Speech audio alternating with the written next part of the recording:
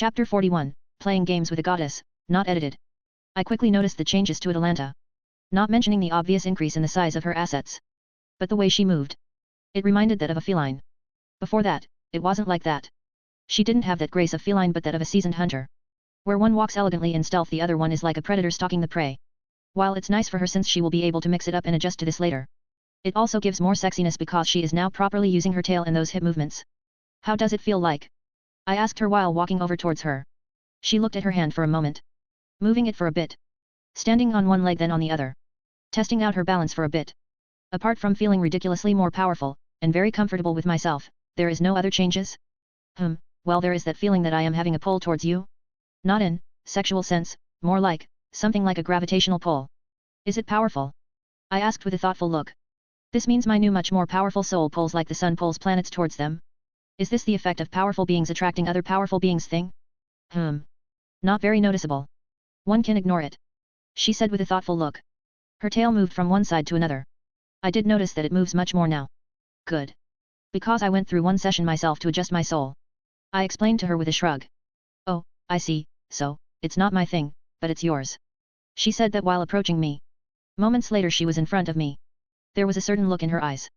Fascinating enough, her pupils were slightly cat-like.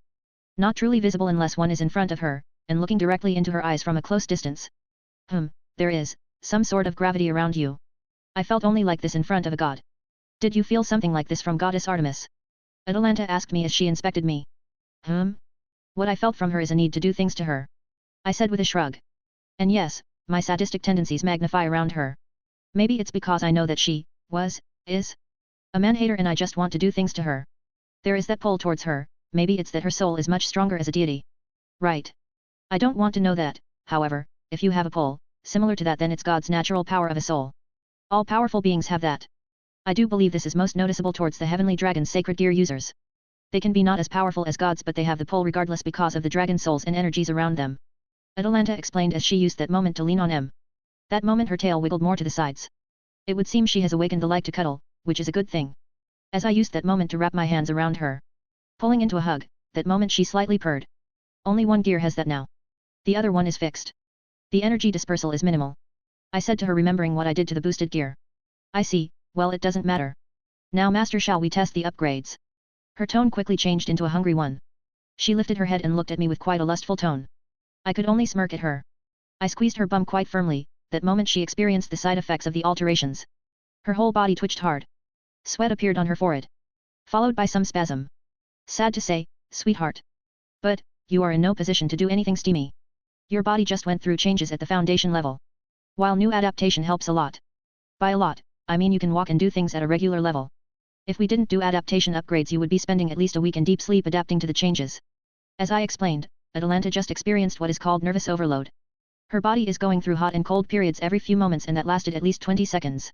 And that was just from me firmly squeezing her incredible ass. Well, do you want to do some steamy stuff? I asked her this time. I was extra gentle with her. And no, maybe, when this is over, I will make sure to do extra hard. She said with haggard breathing. She looked like she just finished the whole marathon run. I will be waiting for that day, however you will have 2 more sessions before the changes are finished. What? 2 more? She asked with disbelief and annoyance. Indeed. Eternal youth and life is not that easy to craft into DNA. We going quite a bit against nature. I explained to her. She simply nodded and resigned to this fate with a sigh. Fine, how does this work? Atalanta asked while leaning into me. 1 week break between sessions. So by mid-October, you will be done with this. She hummed in response. After that, there was no more talk, instead she just behaved like a cat. My actions to her borderline purring was simply stroking her back. Later. When Latia returned to the base she did her rituals, like getting some food, checking out on the maids, catching up with whatever her master is doing. Thankfully or not, the current project he is working on is quite tame. Tuning up the car is quite tame compared to what is to come. This is what is worrying for her. Because he is waiting, it means he is bored. Or should be, turns out he is not bored out of his mind and is finding things to do. The dock's construction, the space station's core are big things, especially the space station and the prelude to the point where Marcus will point the barrel of the gun to the world. Well, it's some time away, and there is a chance to pick sides. Her clan and its allies are with Marcus. From the sheer curiosity to lifting their boredom, they will be on human side for this. She has no idea what to think about this. Well, she doubts there will be another civil war. The Devil Council simply don't want to do anything with him. So, they don't care and Marcus doesn't care, so, they simply can coexist. From what she knows, fallen angels most likely will come to him with friendly terms. This will cause a chain reaction which will most likely lead to a peace treaty. The blonde devil massaged her forehead. This is so weird and is so baffling. All she can do is just be there and make sure she can mitigate if some sort of fallout happens. Honestly, the only fallout she can see is something coming from the Bale clan for mass usage of P.O.D, but there is no proof that it's Bale POD in the first place. No demonic energy is used to create the black destructive force. Marcus' usage in this thing reached the point that it's more of his thing than the Bale clan itself. With another sigh, he just decided not to think about this. It's not her place. There is Satan Leviathan for this. She should just do her thing and be done with it. However, one thing is on her mind. With her current position, she can use it to get the title of Astaroth heiress. That waste of devil blood has been treading on thin ice with his constant abduction of female saints from churches. How has no one connected the dots that he is the one who is messing with the church? Which is the heaven faction in turn. If any exorcist or priest would notice a devil skulking around, it could cause some deep mess with the peace talks. This is quite a good opportunity for her to rise in ranks within her clan. She has the perfect means to do so. SPBA can be deployed with a moment of notice. Even better, so she has some proof that he was abducting those females from the churches. The only thing that is needed is visual proof and a witness who can talk. In the end, Latia decided to wait for the right moment and then ask for some help from Marcus. Before that she can only wait and continue to rack up her brownie points with him. When she arrived at his bedroom, she was of course being smart with this. If there is no girls there, she will do her girlfriend duty and sleep here. If it's something steamy going on, well, it depends on the situation. So, she did not expect to see Marcus just cuddling with the lion girl in bed. There was no steamy session going on. Instead, the huntress was just using his body as a heat source, hugging him, while deeply in sleep. While the teen inventor was napping too. As the moment Latia entered the room, he opened his eyes and looked at her. Moments later she heard his voice in her head. Assuming he is using his powers to talk to her directly, as he didn't want to wake up the girl next to him. Come. My other side is empty. He said to her with quite a lazy tone. The blonde beauty nodded at him and went over to the empty side and sneaked under the blankets to cuddle with him. Isn't it just me, but Atalanta is stronger. Latia whispered to Marcus as she sensed an obvious increase in her power. Indeed. And you can talk in your head. I will hear it. He answered back to her via his telepathy.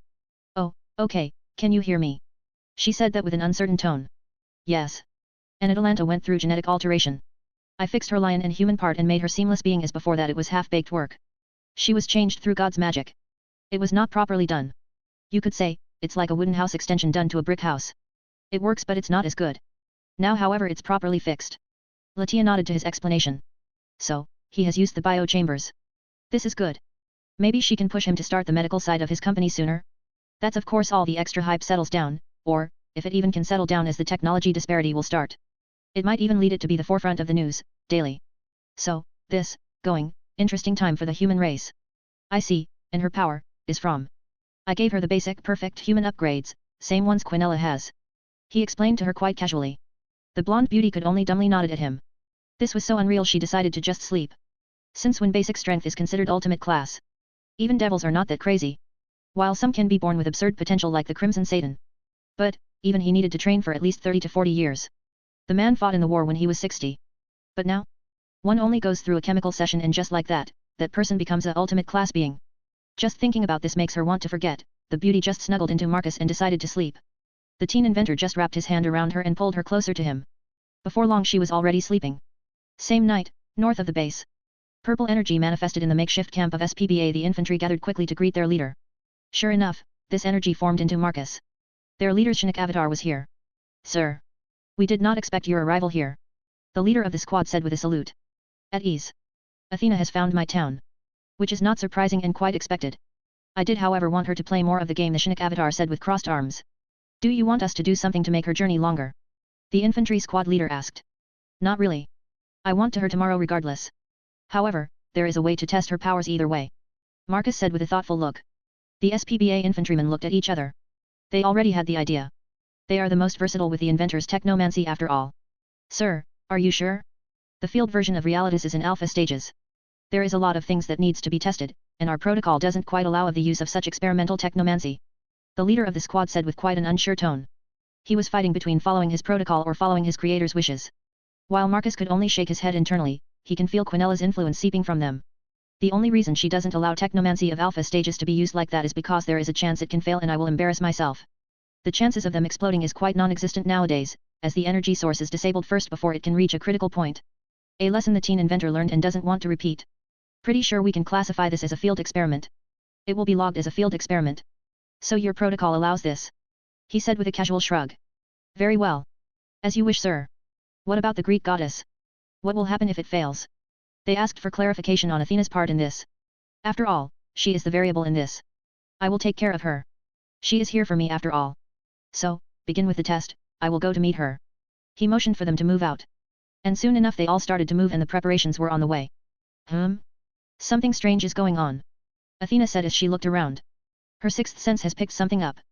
The goddess was in deep thought when she realized that the teen inventor most likely does have means of perpetual energy. The more she thought about it, the more it made sense to her. However, her thinking time was interrupted when out of nowhere it started snowing, in rainbow-like colors. It was surreal. Before long her surroundings morphed, and she was standing in a white plain of sorts. Then, she heard a male voice behind her. Well met, Goddess Athena. She quickly turned around and was met face to face with a male teenager dressed in casual modern clothes and a lab coat. He didn't look like someone who has the means to wipe a faction or a pantheon. That's where one should not judge a book by its cover. Because apart from his clothes he looked handsome, like approaching supernatural levels of it. You are not in person here, are you? I can't sense anything from you. Instead, you are a construct of energy of some sort. The beautiful goddess said while fixing her glasses. A sigh escaped from Marcus' mouth. He already got seen through it. I should have known. Supernaturals don't need glasses but they choose to wear them anyway. I bet that yours sees energy. The teen inventor said with a thoughtful look. He did remember that he was thinking to make HUD contactless for his eyes and the girls. Now that some of them have a SYNOPSIS interface it's even easier. Indeed. All I see is energy from you. This means that you are not here in person. I assume you came here to test me yourself because I already figured out where you live most likely. The goddess of wisdom said that with a self-satisfying nod. This means that she is indeed close to finding where he lives. Indeed. That is a point to you. Since it took longer for Artemis to do what you just did, and she had her small army with her. For a second Athena had a smug look which she hid quickly. In her eyes, hard facts and logic is much better than some gut feeling the hunters rely on constantly. I see, good to know. However, you didn't come here to praise for such simple things. What kind of test do you want to do? She asked him. Simply put, he is going to test her. Which by all means should piss her off that human is doing that to a goddess. While she has that feeling she buried it deep. The man is way too dangerous to be treated like some casual annoyance. No one in history before turned a goddess into a maid. That's why Athena is treating this with as much caution as possible. Using regular means of transportation instead of her power or her chariot. She has no idea what can provoke him. Honestly, it's embarrassing but same time a novel experience. Traveling by bus is quite refreshing, and a reminder that humans achieve quite a bit without supernatural powers. Let's start with something casual. In front of him, a table with 2 chairs appeared. On this table was a set of chess prepared. Athena's eyes widened, for the simple reason that he did this without any sort of energy. Once again she looked around. She could not sense anything or see anything. That moment she remembered the rainbow snow. Impressive, isn't it? What you see is not real. The reality's technomancy which I created is based on biology mixed with a little bit of magic and science. While it can't intercept your sixth sense, the original 5 are very much easy to manipulate. With a casual hand wave, the surroundings morphed and turned into quite familiar surroundings. What she saw landmarks from the city named after her. On the horizon, she could see the Mediterranean Sea. However, she knows this place quite a bit and she can see that while it looks nearly identical, it's not the same. Impressive, very impressive, however, I can still discern the truth from false. She said with matter-of-fact tone. Thought so, after all this is still in alpha state. Not a perfect piece of technomancy. Using it in the field like this is something we testing it now. And you just pointed it out for me, that it's not perfect. He said that with quite a happy tone. Someone pointed out. Finally some feedback. This made the goddess of wisdom sweat drop. She can discern this because it's her city surroundings. And she watched over it for thousands of years. All she can say is that some of the surroundings look fake. Like the current modern image of the surroundings was taken and guessed how it looked thousands of years ago. Only someone who has been there all the time can tell what is fake and what is not. All she can say is that the technomancy is up to par but the historical facts are not. And he is still treating this as alpha stage? What madness is this? This guy is more of a perfectionist than her. I see. I can already feel that my sixth sense is telling me that I am not walking but I am walking. This is confusing. The goddess pointed out the difference here as well. To which Marcus nodded. He is very satisfied with what she pointed out. He already knew this. But having real proof instead of theoretical one is even better. More feedback. This is just great. Yes, thought so. Let's get this game started, shall we? He motioned for her to take a seat while he did the same. Once again Athena followed his request. Moments later they ended up sitting while facing each other. In front of them were the chess set. Any preference? He asked her. No, I don't mind. You can pick it for me. She said simply. Just like he is observing her, she doing the same. Chess will allow her to dig deep into his personality and from there out, she will be able to advance accordingly. Sure enough, he had black pieces and she had white. Moments later they started their game. There was no talking after that. Still, though the goddess was a little bit disappointed that she was started winning quite rapidly. She started taking his pieces out one by one in a matter of moments. However, Marcus then started his counterattack. A smile crept up on the goddess' face. Little by little she started having fun. Much more advanced tactics started to get used by the goddess of warfare. This kind of games are up her alley. While it was fun while it lasted, one had to win and one had to lose. And this time Marcus lost. Another one. He asked her. The teen inventor was not disappointed. More specifically, the game served a higher purpose than just winning or losing. Yes. I mean yes. She said while fixing her glasses. When was the last time she had this much fun? Forgetting even that she just embarrassed herself like a silly girl. Marcus just nodded and they started another game. This time it was intense from the very beginning. The goddess was sweating buckets thinking of a bunch of tactics in advance while the teen inventor just like her was doing the same thing, making up tactics. Honestly, he wasn't that good with tactics, but he is rapidly adapting to her. The second game was much more intense and longer. Going down to a very small amount of pieces left for each. However, once again, Athena won. While she was having fun, she did learn quite a bit about her opponent. The beauty now can safely say that yes. She won't be getting her half-sister back, her pantheon is safe for now and he won't be attacking. Same time, however, she would like to stay more around him. Maybe something like an ambassador from the Greek pantheon. Something to think about in future. One more. He said with an amused tone.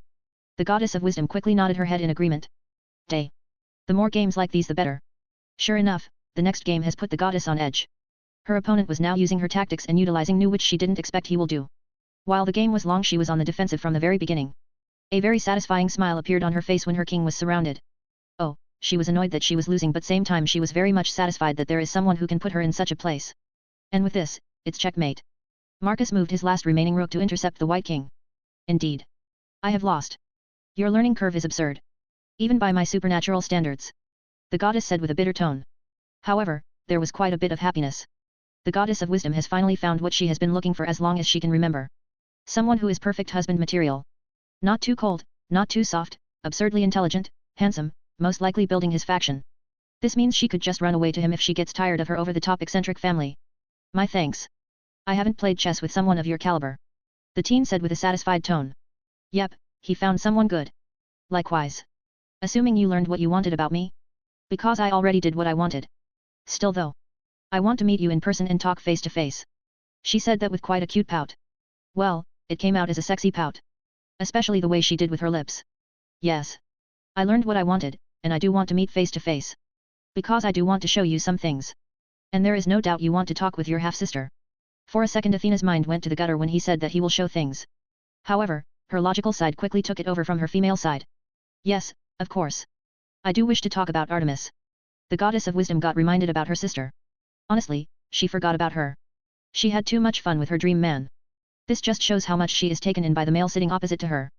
You want to hear my side of things? Marcus asked her. Yes. Then I will ask her side of things as well. What you did is quite absurd. No one in the history of mankind has turned a goddess into a maid. Athena said that those two words should not be said in the same sentence. Goddess and maid should not ever mix. It wasn't like that from the beginning. Nearly a year ago I just finished my first ever scale mail armor. Marcus motioned with his hand, and not far from her, the Mark the First appeared, created through Realitas. It's a pseudo-sacred gear based upon boosted gear and divine dividing scale mails. However, they are much more state-of-the-art and are not purely solidified energy like the originals. Combined with some of my technological as well as magical advancements, this armor could fight ultimate class beings with brute force alone. However, with some of my more nastier techniques, I was able to seal off the energies of Artemis in her hunt. Athena patiently listened how he explained. Just like she expected, he has a lot of passion for his creations. Honestly, she could just listen to him explain and wouldn't get tired of this. Still, though now she understand what happened to her half-sister. You humiliated her and she wanted revenge by any means necessary. Leading her to another humiliation which turned her into your maid. Athena finished this for him. Exactly. Just like you, she entered my lands and was planning to do some questionable things to me. In the end, she wanted a duel of pure skill. This time Athena's eyes widened. Her brain tried to understand how strong he is. If he has beaten Artemis in duel, Artemis is stronger than her in pure physical fight. She is one most powerful gods just below the trinity of Zeus, Poseidon, and Hades. Yet, this man beat the goddess of hunt in pure skill? She knows that Artemis is most experienced in fighting in physical sense as she is always active in the wilds. This is big. Someone of this caliber, and is right under their noses, is worrying, well should be worrying. But she already knows as long as she leave him be he is not that dangerous. She lost and now she is my beautiful maid. He said that quite simply. And is it possible to get her back? Athena asked casually as well. Trying to get into his type of conversation. Nope. She will die if she is to return to her old position. Marcus once again explained with a casual tone, making the goddess of wisdom gulp from nervousness. That casualness is, bit too much even for her. A contract? The brown-haired goddess asked respectfully. Yet. To make sure she never tries something like this again. While I love cat and mouse games, chasing the same mouse can be boring after some time. He explained quite simply to her. However, this doesn't mean you can't speak with her. Tomorrow when you arrive at my hometown you will be able to spend some time with her. She nodded at him. Thankfully she will be able to have a proper image of this situation. Good. Now. Why don't we play a better game? And test the limits of this version of realitas? He asked her with a grin. For some reason, she started to get excited. Is it going to be something big? I am fine by all means. Never played such game. She wasn't able to finish her sentence as she saw her surroundings change into simple plain, but what truly shocked her was sounds of footsteps, a lot of footsteps, armed footsteps. She turned around and saw blue and white armed men. Dressed in classic hoplite armor, she could see their allegiance being to ancient Athens as they have her symbol of owl on their shields. She then looked back and saw men from Sparta dressed in bronze and red armors, and the ancient symbol of Sparta on their shields. This is. Her brain tried to catch up with what she saw. This was like she was transported back to the old days. And this was simply amazing. Most importantly, there were thousands of these soldiers. The Peloponnesian War. Your side is the Athens. My side is Sparta. The way to use it. Marcus brushed his finger down and a holographic window of the battle from Eagle View appeared in front of him. Units have points. Each of us has 4,000 points. We use them to buy troops. Once we send them out we will start our clash. He explained to her before grinning with a silly grin. Ready to play God who leads their mortal men into a war. Hearing that she started laughing silly. Some tears started to fall from her eyes. Goddess, but yes. This is going to be very interesting. Countless times I had the urge to just descend and lead armies myself, now I can do that. Honestly, you just granted one of my old-time desires. She said with quite a bit of heat. Marcus didn't know but he just scored very big in her heart scales. Good to hear. Why don't we start with this? He said that with a grin and she gave her lustful grin back to him. Chapter 42, Battle Simulations and Some Talking, Not Edited. Marcus looked at the army in front of him. It was twice as large as his. Athena has mustered around 4,000 Athenian soldiers. Her corps has around 400 picket hoplites. The elites of ancient Athens, another 800 regular heavy hoplites as well as 200 phalanx heavy armored hoplites. Followed by 200 citizen cavalry, 200 Tarentine cavalry which is the javelin throwing horseback units. While the rest were grunts like slingers, cheap archers and light peltast. Simply put, she has around 2,000 soldiers to annoy his ones. And she is smart knowing that Marcus will most likely plays how Ares plays. And that is heavy units. And she is not wrong. Most of his army are heavy armored hoplites, the elites of the ancient Greek world.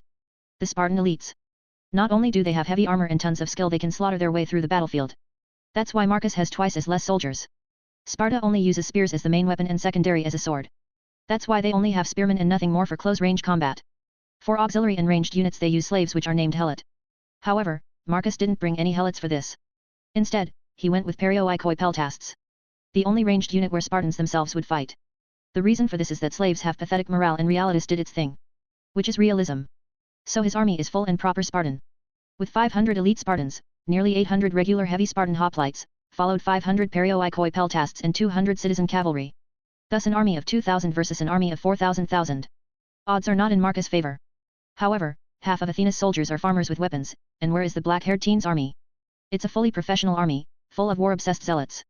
My king. Athenians are approaching, what are your orders? One of the elites asked with a respectful and a battle-hungry tone. Where they have the numbers, half of them are farmers. Our goal is to smash through them and destroy the core of the army. Once it's gone the rest will scatter. Marcus said with crossed arms. He started to think how to get this done. Form a shield wall. Peltasts behind them while the third line is the elites. Cavalry to protect our flanks. The teen quickly orders the Spartan soldiers. By your command. The elite quickly nodded at his leader, then looked at the flag bearer. Sound the horn. And quickly started issuing the commands. Moments later all the Spartans like well-oiled machines started to move and get into positions. Form shield wall. The elite roared the command. The hoplites in the front roared back and all at the same time moved their right leg back while positioning the shield which was on their left hand forward.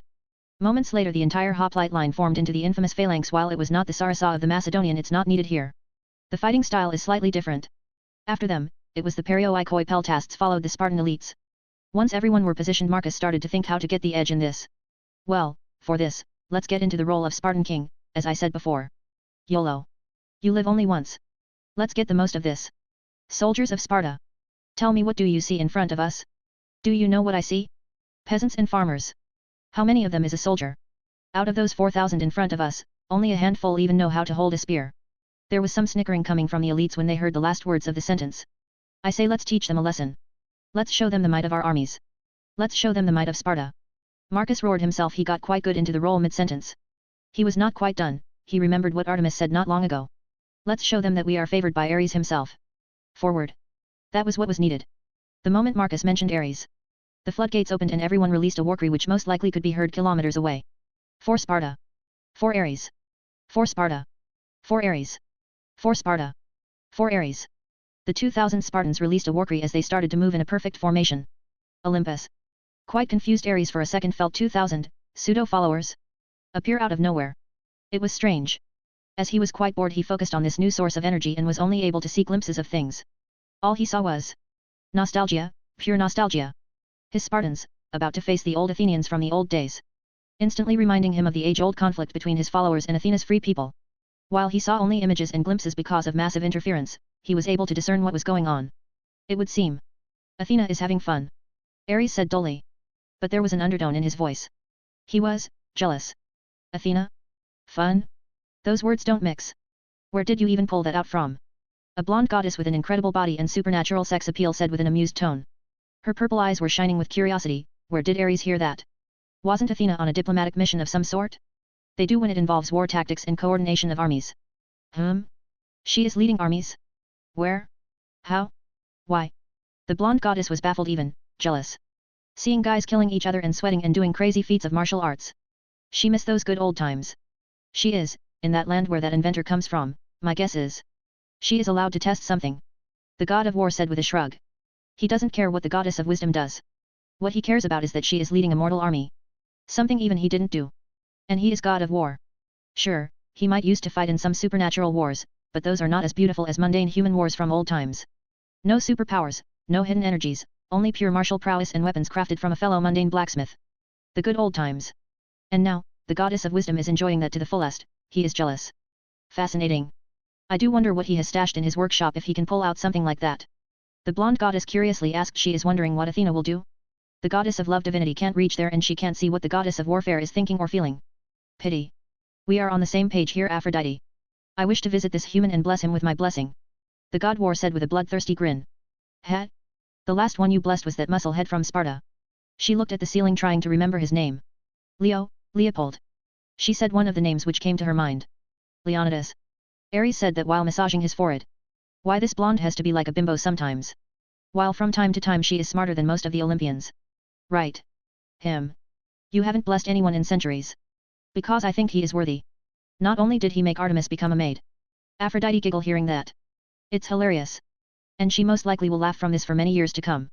He made Mandalorians into reality. He is even leading Spartans into victory as we speak. This guy is more than worthy of my blessing.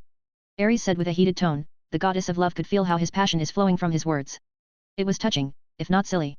The blonde goddess just rolled her eyes. She just realized that her lover just wants some fun and lead some humans into a war. Back to the reality simulation. Goddess.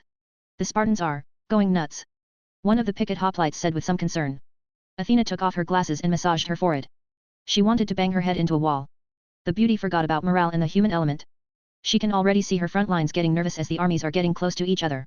Sound the horn. Everyone get into positions. The goddess quickly started ordering her men. Her soldiers quickly got ready to engage. The missile units are good to engage. The picket hoplite said to the goddess. Open fire. She quickly ordered, and the order was relayed. Soon enough the archers, peltast, slingers started shooting at the incoming wall of shields. Order them to shoot higher. Athena quickly ordered, seeing the incompetence of these missile units. She quickly realized that she should have gotten some more experienced units. For a moment she thought about using her Tarentine cavalry, but they are needed to take care of Marcus' cavalry in the flanks. But it was too late as the shield wall opened and hoplites rushed forward starting to slaughter the missile units. One hoplite like a machine started cutting them. It was one-side butchering. The archers quickly switched to their knives but it was pointless. Against heavily armed Spartan hoplite. Send the hoplites. And start flanking. Athena said with a pissed-off tone. This was bad. These peasants should have been harassing and tiring the Spartans. Instead, they were making them warm up. Horns soon sounded and the goddess of warfare hoplites started rushing forward, but then javelins started flying from behind lines of Spartans. And there quite a bit of them. Most of all, they were quite accurate and deadly. Defensive positions. Athena quickly ordered with hiss. This was much different from what she has envisioned. The Spartans fighting with much more heat than she has expected. And her flanking is quite pointless as Marcus' citizen cavalry was engaging her Tarentine cavalry. While her citizen cavalry was engaging, the Spartan elites, it was one-sided slaughter. The elites don't even spare the horses. With a quick thrust of the spears they were down before the soldier can stand up. They were rattled by the shields, and with another quick thrust from the spear the cavalrymen were killed off. Before long her cavalry was dead and Spartan elites started flanking her units. The numerical advantage she had at the beginning was gone in just a few moments. It was absurd. Only a few moments into this her core units were only left. Only her elite picket hoplites had some chance to fight off the mad Spartan elites, which were similar number to her elites. The problem was there were over 400 more of Spartan regular hoplites left, and Marcus still had his cavalry and peltasts. It was a riot on her side as her soldiers started running away. Whatever could, as they were encircled. Well, it would seem it was my victory, Marcus said to her as encirclement opened and the teen inventor walked towards her. Athena was the only one left in the corps of blue and white Athenian soldiers. Yes. I misjudged several factors. The goddess said with a sigh. She forgot about morale. This was not pure hard logic. And numbers on paper. Marcus abused the Spartan morale, put them in a frenzy, and then let the floodgates deal with the rest with minimal commands. The key to his success was that quick charge from the shield wall to her frontliners. Her frontline purpose was harassment. Athena forgot that these people were peasants. She was operating on budget after all. That's why I request a rematch. She said this with a pout. The teen just shook his head at her. He got her hooked on this little game. While I would love to fight you again in this game. It's already 4 in the morning and I should be waking up soon. As he said that, the realities started to get cancelled. The rainbow-colored snow started to be seen again. Athena realized that she didn't even leave the small area she was before. Before long the snowing stopped, leaving only him in front of her. There was no more grassy plains or the Spartans. I see. I do hope we can play this game again. Otherwise, I will haunt you after showing something incredible as this. And then not allowing me to use it again. She said that quite seriously. Marcus just snorted amusingly. He has no intention of not allowing this not to be used. Especially if he can spend time with this beauty. Honestly, he learned a few tricks and tactics from her in progress. Don't worry, we will play again. With a much more realistic system in my home. The teen said with a smile, before deciding to return to his sleeping. Anyway, I will see you in a couple of hours, yes? He asked her.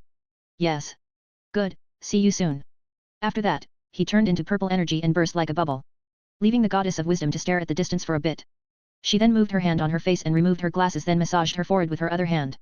There was a blush on her cheeks. The beauty is trying to control her raging emotions. Next morning. I slowly opened my eyes. A yawn escaped from my mouth. Realities can mess with one's perception quite a bit. If my understanding is right, I spend several days in a span of several hours, and on top of that, I only spend several hours sleeping. Now, I am having an internal battle. Should I use my adaptive powers to fix my sleepiness, or I should go with coffee? Yawn. Hearing such a cute yawn, I looked to my side. It was Atalanta, whose tail was moving lazily from one side to another. She was awake, partially, as her eyes were half opened. She stretched out like a proper cat. Dressed in my t-shirt and simple shorts, she looked like a proper cute girl. No one even believed that she is a huntress for a very long time and has countless ways to murder someone. Nope. All there was from her is a cute lion girl who likes cuddling now. As the moment she stretched out, she returned to her snuggling.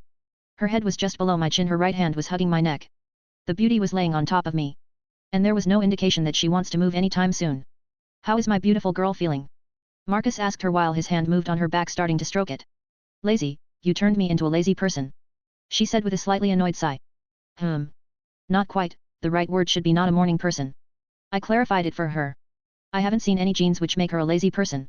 The only thing which comes to my mind is that she got some influence from the lion side. HNNN. I see, well, it doesn't matter since you like this kind of thing anyway. She said while rubbing her cheek into my nape. This beautiful cat girl surely learns quick how to snuggle. Indeed. However, this day is going to be a long one, meeting with Athena and such. I said that with a sigh. A burst of purple energy manifested not far from me. A copy of me appeared dressed in my school uniform. My soul senses were telling me that Athena was already in the town on the other side. With my diamond core heart connection, I found her not far from the largest supermarket. From the looks of it, she just arrived there as the largest bus station is there. It's quite amusing seeing her do it. But, from her facial expression, she doesn't care that she used a bus to come here. From the looks of it, she was in her world and the bus traveling just was a convenient way to get her where she wants while thinking about some things.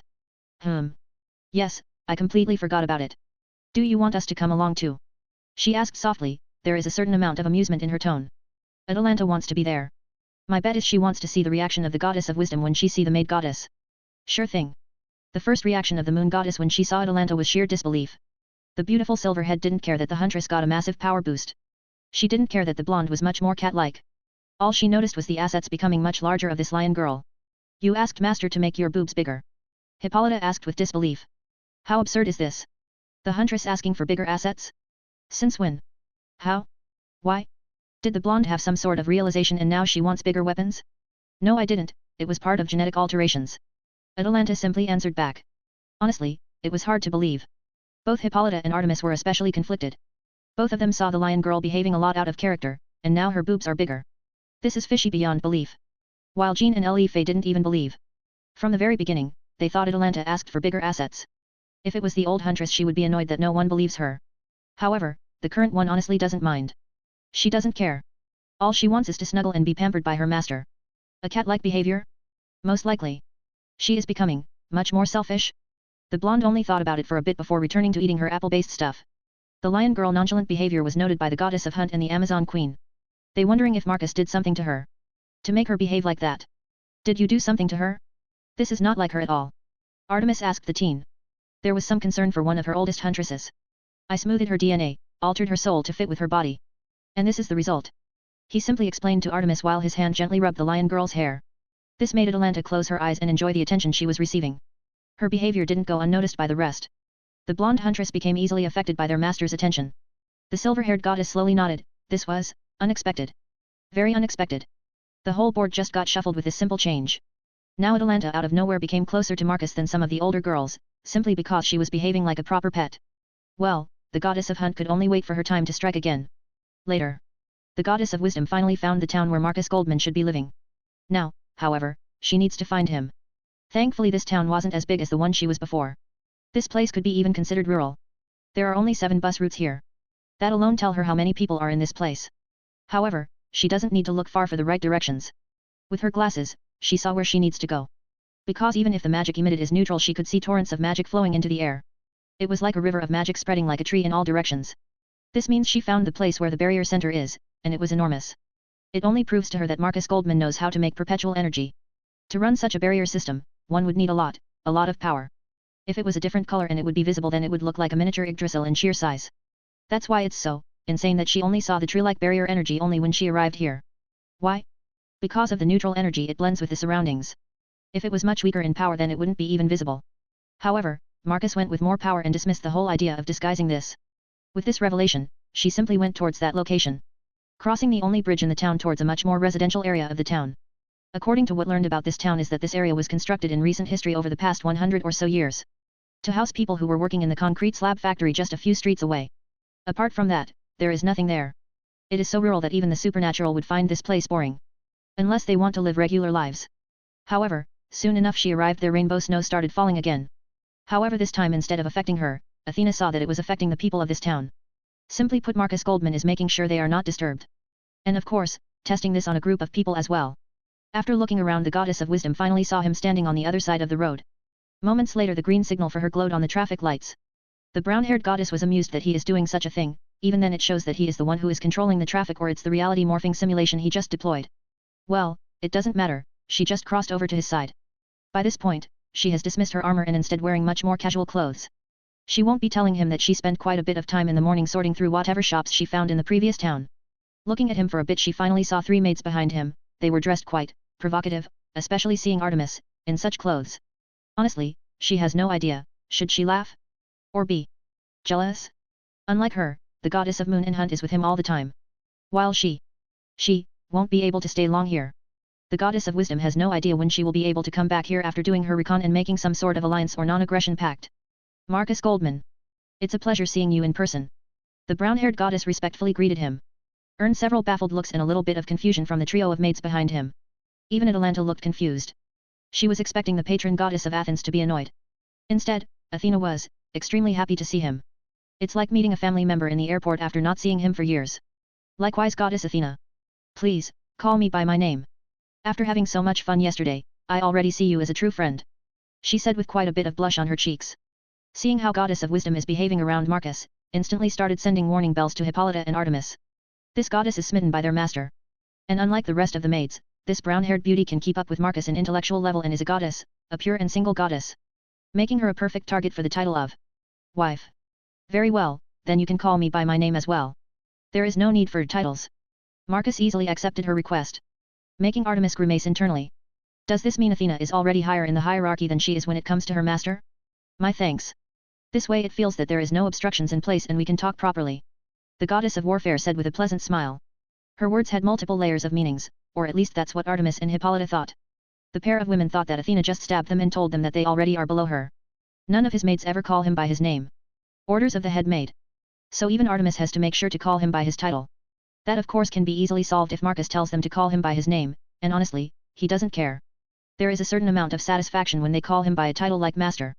Most likely Solomon's influence rubbed off when he summoned his devils and was called Master for a few years by them. Right, now that pleasantries are done, why don't we find a place to talk? Marcus motioned for the beauty to follow him as he offered his elbow. Athena's eyes instantly shined with satisfying glee. She quickly accepted his offer and linked his hand with hers. Now they looked like a couple of intellectuals as Marcus dressed properly this time. Which quite baffled his maids. They even wanted to contact Quinella and ask the meaning of his behavior because they can't understand him anymore. Is he preparing to go on date?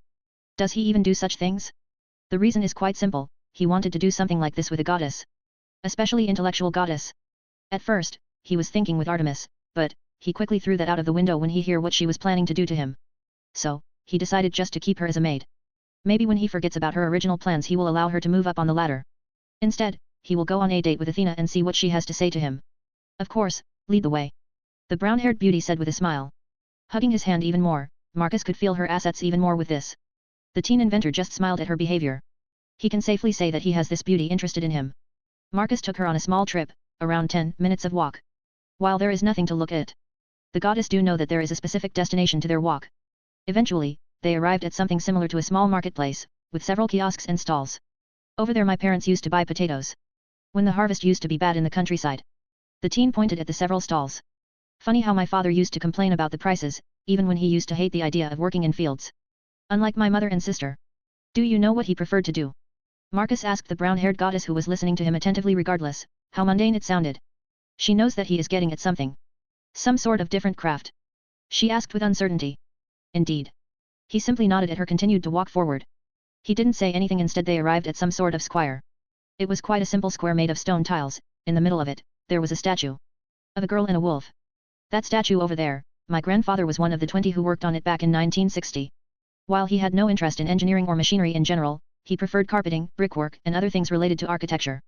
The most absurd thing is that he is the one who built our house. Most of it he built alone, excluding electrical stuff. He did everything himself, from windows, doors, floors with his bare hands. As Marcus said with a nostalgic look as he looked at the statue. The girls simply listened to what he said. They finally realized where his talent for building crazy stuff is coming from. And unlike my grandfather, my father on the other hand prefers machines, lots of machines. He joined the army with open arms so that he could drive tanks, trucks or heavy armored cars and run maintenance for them. Before he was even 20. Once the Soviet Union fell, he left the army because my birth country military sucks. Instead, he joined the first auto service shop he could and continued to work there. Funny thing, he on free time decided to fix a totaled trunk. The black-haired teen said with a smirk. An amused snort escaped from Atalanta, who finally knows where his absurd fascination with cars appeared from. While Artemis just rolled her eyes at this. Even to this day, that trunk is carrying metal junk for smelting. More than 10 years passed since he fixed it. For a second he remembered a blue Mercedes truck with a shitty gearbox on which his father has released his whole vocabulary of swearing words. So, it's a family thing? I have heard of similar things back in the day, blacksmithing families, or any artisan ones. Athena said that with realized look. One of the mysteries have been partially solved about Marcus. Indeed. However, where they liked their work. I, on other hand, was obsessed with this ever since I could remember. When I was 5, there was one of those times when there was no one who could watch over me. Mother was at work, my sister, well, she did her thing, what teenager girls do. Far too complex for me. The female rolled her eyes at him. Grandfather was in the capital doing something related to his craft, leaving me with my father. At that time he was still working on his truck. As you can imagine, he gave me some things to do. Some wooden toys my grandfather made. Funny how I never touched those and instead went to nag my father to the point that he allowed me to assist him. Do you think I remember anything from that time? Nope. Nothing. Only that my father said that I was mesmerized when things just come together. Ever since then I was partially living in the garage. I would always smell of oil or metal, tinkering with things. That lasted till I was 11. Marcus told his tale while looking at the statue. Remember what his gramps used to tell about this statue and how it came to be. After 11th birthday things changed. I learned of the supernatural. It awed me, it truly did. Where ones are afraid of the unknown. I was not. I only thought about things I could make with this knowledge. This is what it leads us to today. The teen stopped looking at the statue and instead turned towards the listening goddess. Let me show you what I crafted. Your arrival is perfect for reveal of something. He grinned at her as he is itching to launch something extraordinary to space. Chapter 43, Ars al-Madal Salomonis, not edited. Master, you never said that you had a sister. Hippolyta said with a somewhat annoyed tone. The The redhead can't believe he never mentioned anything about his family member. What for? She is a regular human being. Doing her thing. She doesn't belong with the supernatural, neither my parents belong there. He said with a shrug. Marcus wants to keep them far away from the other side. Even so. You are about to open your mundane company with Leviathans and that Astaroth help. They are bound to be exposed to some of the things you do. Artemis pointed out the obvious. This new information about Marcus being in contact with more devils made Athena even more curious. So, he is close to Leviathan, and an Astaroth? Who is she? The goddess of wisdom was very much curious about the inventor's life by this point. Oh, yes. She doesn't mind playing the mundane side of things if she can get several important approvals from his family. Indeed. That is why we taking our time to prepare. Latia and Sira are making sure the shock is controlled to a certain extent. Once the company is revealed, my parents will be receiving a portion of the money without even working there. In other words, they will be retiring from any sort of work.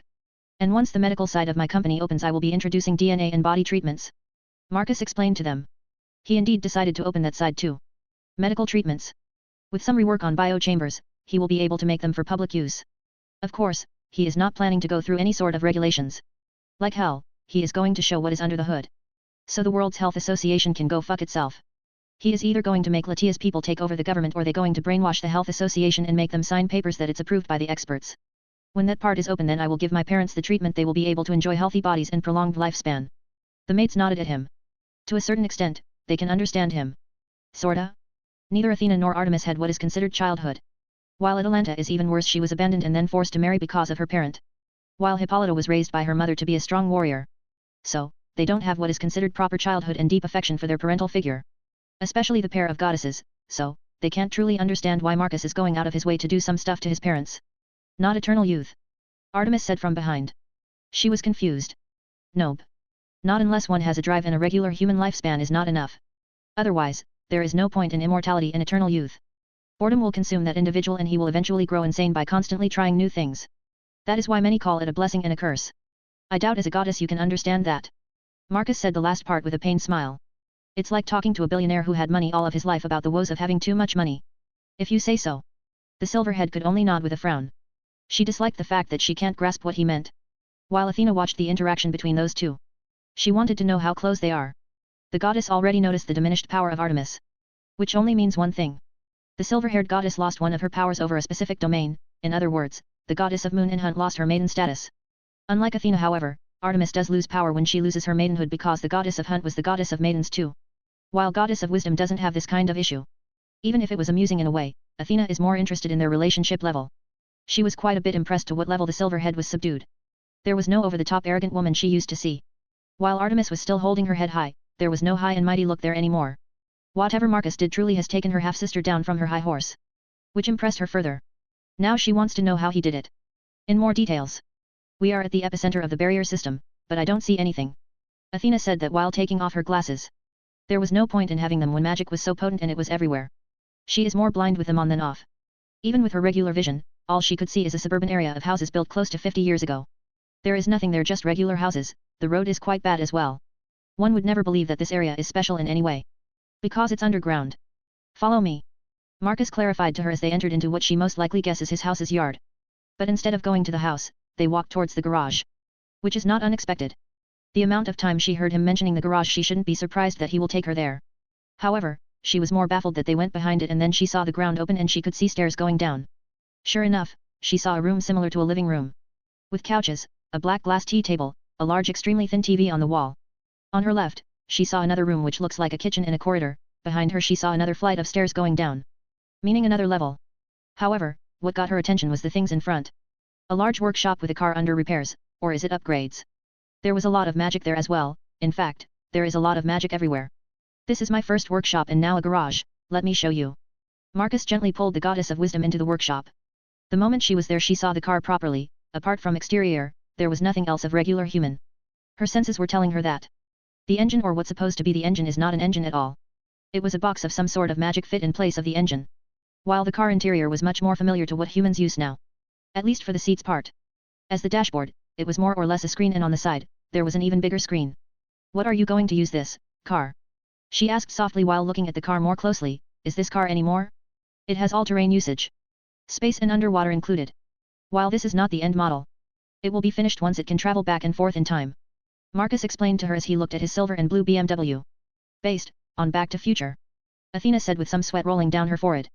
More than anyone she knows how much math one needs to do to time travel properly. Indeed. Still have some kinks to do before it's properly usable. He said that while thinking about what he needed to do. Like summoning certain someone, as well solving a few riddles, then adjusting a few technomancy-based systems. Once those are done his car will be ready. You do know, that even gods of time don't mess with time? Sure they can use it a few minutes into the future and back. Gives them an incredible advantage in battle but nothing like time travel shown in Back to Future. Athena explained quite seriously. There was some sweat rolling down her forehead. She truly does hope that this man knows what he is doing. Oh, I know. Let me explain what I discovered and what kind of calculations I have been doing. He said that while pulling her towards him and gently leading them to the back of the workshop towards where the maglev train is waiting for them. The brown-haired goddess with some satisfaction smile. Seeing his action. The distance between them is shrinking by the minute. She can't wait for it to be even smaller. Like for example sitting on his lap like how that lion girl does. Once the pair went down the stairs the trio of maids looked at them. Atalanta was most relaxed about this. She would be nervous if Marcus had another cat girl of some sort, but Athena is gunning for a different spot. So the blonde lion girl is relaxed. While Hippolyta and Artemis on other hand. Hippolyta feels threatened, double so for Artemis. The silver-haired never thought she will see Athena as a threat. Not only she is a fellow goddess but she has much more in common with him. The goddess of hunt always had that superiority to other girls for being the only goddess around, and Marcus would always look at her with that heated look. Now it has diminished with the arrival of Athena. What should we do? Hippolyta asked the moon goddess. Artemis only shook her head, she has no idea how to progress and counter the goddess of wisdom influence. Nothing. There is no need to do anything. Just because goddess Athena getting along so well with our master it doesn't mean she will be his wife. You two forgot that he can create life and could easily create a perfect wife for himself. He already created Quinella, who by all means fits even better than goddess Athena. Atalanta said with a sigh. She started walking right after those two. The lion girl simply started to think from a different angle and started to think how would Marcus think. Honestly, it's hard to think like him. But as a hunter, she did something similar before. 3,000 years of hunting experience made her quite capable of thinking from the shoes of different beings. Especially from the shoes of her prey. Well, the concept is similar only that she needed to watch and observe him for an extended amount of time. All she came up with doesn't quite make sense. While Marcus is no doubt a genius. Only someone like Big G can compete with his talent. Even so, what she found baffling is that he has too much experience, his recent tale she heard only solidified that Marcus is not a teenager. No amount of talent can cover several decades of life experience. Not even once did she see some sort of teenager naivete from him. And he even speak as if he had a lot of life experience, which should not make any sense because from what she understands he never left his workshop for an extended amount of time. In the end, Atalanta concluded that he is either reincarnation or some sort of big shot. Like Solomon or even original Lucifer because some of his contracts are worthy of a seasoned devil. Seraphal Leviathan herself noted that. Oh, maybe biblical God himself, if rumors of being dead are true. The lion girl frowned for a second. This sounds much more plausible. Because it would make more sense. The biblical God created heaven himself from the scratch. As well as angels and of course, Lucifer. With that thought, the girl descended the stairs after Marcus and Athena leaving Artemis and Hippolyta behind. The redhead thought more about what Atalanta just said. It made a lot of sense. Marcus could easily create a girl of his desires if he would want. So, if he wanted a wife he would create one. She is right. Let's go. You don't want to lose points for being a bad maid. The Queen of Amazons teased her old boss for a bit. It was refreshing. The silver-haired goddess nodded at her words, her eyes were narrowed, she doesn't like this kind of tease one bit. Especially now, when her old hunt members can tease her without any sort of repercussion. When Athena went down those stairs behind the garage never in her very long life expected to end up in some sort of underground system. However, she immediately realized that it made the most sense. The reports with the spies and the Teeps faction reported that the airship was several hundred meters long. It means it needs enormous space for maintenance. Now it made sense that it's underground. With the amount forests and empty fields this nation has one could easily build such facilities without worry. However, where does the manpower come from? My theory so far is that time is similar to space. It started when the Big Bang happened. While it's not quite solid theory a lot of calculations I did come to it. It's like it's ever expanding, moving forward. From there I realized that traveling back in time cost more energy than going to the future. It's like fighting a river current. It's better to flow with it, instead of fighting it. Athena nodded hearing that. It's so fascinating with someone who is not just talking about ego measurement. I came with the same conclusion some time ago. When I said that to fellow Olympians they laughed at me. Telling that it was Kronos who started time. The brown-haired goddess said with a sigh. If it's true, then time should have stopped when Zeus chopped him to bits. Marcus said with raised eyebrow. The goddess of wisdom shrugged her shoulders. According to him, it can't be stopped once it starts flowing. She said that with a deadpan voice. The teen inventor looked back at her with a deadpan look. Then it makes Kronos a time user not a god of time. The black-haired teen said while shaking his head from disappointment. Don't tell that to Zeus' face otherwise he is going to get angry. He doesn't want his achievement of defeating Kronos to be lessened in any way. Athena said with an amused tone. And we'll keep that as ammunition. The goddess giggled for a bit before looking forward, seeing a railway station. You have a railway under your house. Maglev, more specifically, I am thinking of upgrading them to the next level. Adding some firepower. He said that, as bronze and white-colored Maglev arrived just on time. The doors slid to the sides, Marcus motioned for her to enter. Athena happily did so, she likes his gentleman-like behavior with her so far. It's refreshing. No fear, no awe, only friendly attitude which she likes quite a bit. No over-the-top goddess treatment. Honestly, if she showed some animosity by arriving here she most likely would have ended up as his maid. Which she would have loved quite a bit, perfectly honest. No more dull meetings. No more politics, she would only have Marcus to serve, that's about it. Oh, and she would have a proper person to talk to. Delve into interesting things as his research assistant, now that dream life. The problem with that is, her Greek pantheon would most likely cease to exist. This is what she understood from their chess game. In the end, she decided to make the best of both sides to make sure her home is safe from him and same time spend some time with him. Let me guess, you going to make them into some sort of transformers? She asked with an amused tone. She remembered that the man has jet fighters that can transform into robots based on transformers. Sigh. Now that is boring. You got it right from the first try. Marcus said with a fake disappointed tone. I think it was obvious. As the Maglev is already good. So, the most obvious upgrade would be the transformer route. The teen could only nod after hearing such a reasonable answer. True. I suppose. Anyway. We have around 15 minutes to talk.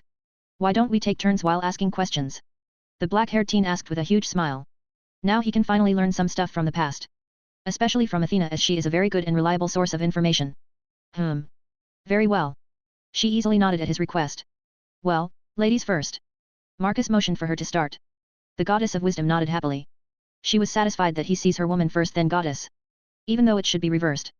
But, she likes this much more. Very well. Let's start with manpower. From where did you get this much manpower to build this much, this quick? She asked with a very curious tone. Robot labor.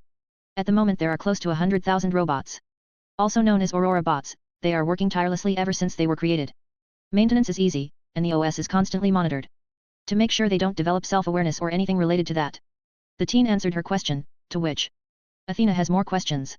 I see, makes sense, you already have robots as fighting force, very well, you may ask me anything you want. She said that with a very serious tone. I will start with an easy one. Trojan War. Was Helen worth it? Her beauty great enough for war? His question earned him a deadpan stare from Athena. You have a goddess sitting next to you and you asking about another woman? Are you sure you are not related to my illustrious father? She asked in turn with a snappy tone, but she controlled herself. No. I checked my genes. Traced them back many generations. I don't even have Greek blood in the first place. Marcus answered with a shrug. Nope. He is not related to Zeus in any way. This was not the answer she was expecting. Still, it amused her greatly. Sigh. Fine, I will answer that. Since we had a deal. The teen got on edge. Honestly, it's a silly question. But, he wants to learn the truth. Back in the day, Ares had a little project going on. Sparta. I know. Artemis told me about it. Athena smiled for a bit. It's so nice that she doesn't need to explain everything. Yes, so, as you may know, Aphrodite and Ares have a thing going on for centuries. So to help with his little project as a good lover, she is Aphrodite found a beautiful woman and blessed her with beauty, making this girl even more beautiful. Simply put, she was an 8.5 out of 10, and with the blessing of the goddess of beauty and sex, Helen became 10 out of 10. The Spartan king was so mesmerized by her that he immediately took her as his wife. Aphrodite's goal was to make sure that the next Spartan rulers have extra beauty to their martial prowess. To put it in simple perspective. Helen was very beautiful. Was she worth the war? No. Not to me. Apart from being beautiful, she didn't have any other talents above average. She was just a beautiful girl Aphrodite selected for her lover's project. But since she is easily swayed, she got pulled in that little argument we had. And to make sure she would win, she offered to the teenager Paris her little girl Helen, regardless of the consequences. As you can guess, when a teenager teen sees a hot girl, well, you know the rest. Athena explained with a shrug. Marcus nodded several times as he heard about it. Yes, this sounds like classic gods playing with human stuff. Well, more like a family playing their games only on the scale of gods. Since the Greek pantheon in the end is a family. And when they bicker it affects regular people. Even when they do not bicker, instead have a simple argument, even then it will involve humans living under them. Thought so. Now it's your turn. The teen motioned for her to ask her a question. Honestly, the pair by this point forgot that they were not alone. Space Center. Once they arrived at the center, the goddess of wisdom mouth slightly opened in shock. She quickly hid it. It's hard to accept that less than an hour ago they were in some borderline rural town talking in front of a simple statue and now they were here. Sure, she could accept this from another pantheon where few gods working on something big and divine energy pouring without restraint. But this was a pure human thing, done in less than a decade. Even here the amount of magic is overflowing. Yet, it's not used, instead, the robots are using their in-build magic to construct this large thing. Wasteful, so much magic just wasted. You, don't care that this place has this much magic is in the air? You could do something with it.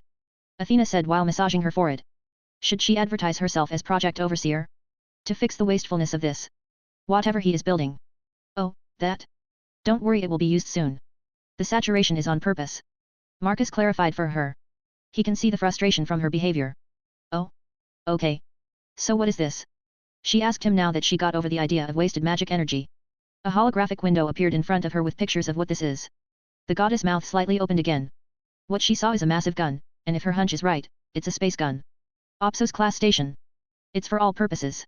From assault to healing, to general observation to simple deterrent against other nations, pantheons. This is only the core and it will be launched, now. As he said that the ceiling started to open, the magic in the air started rushing, to form huge magic circles above the core of the future space station. Have you ever seen someone launch a 100-meter-long object into space? I didn't, today I will rectify that. He said with some giddiness. As Marcus said that, his body got surrounded by purple energy.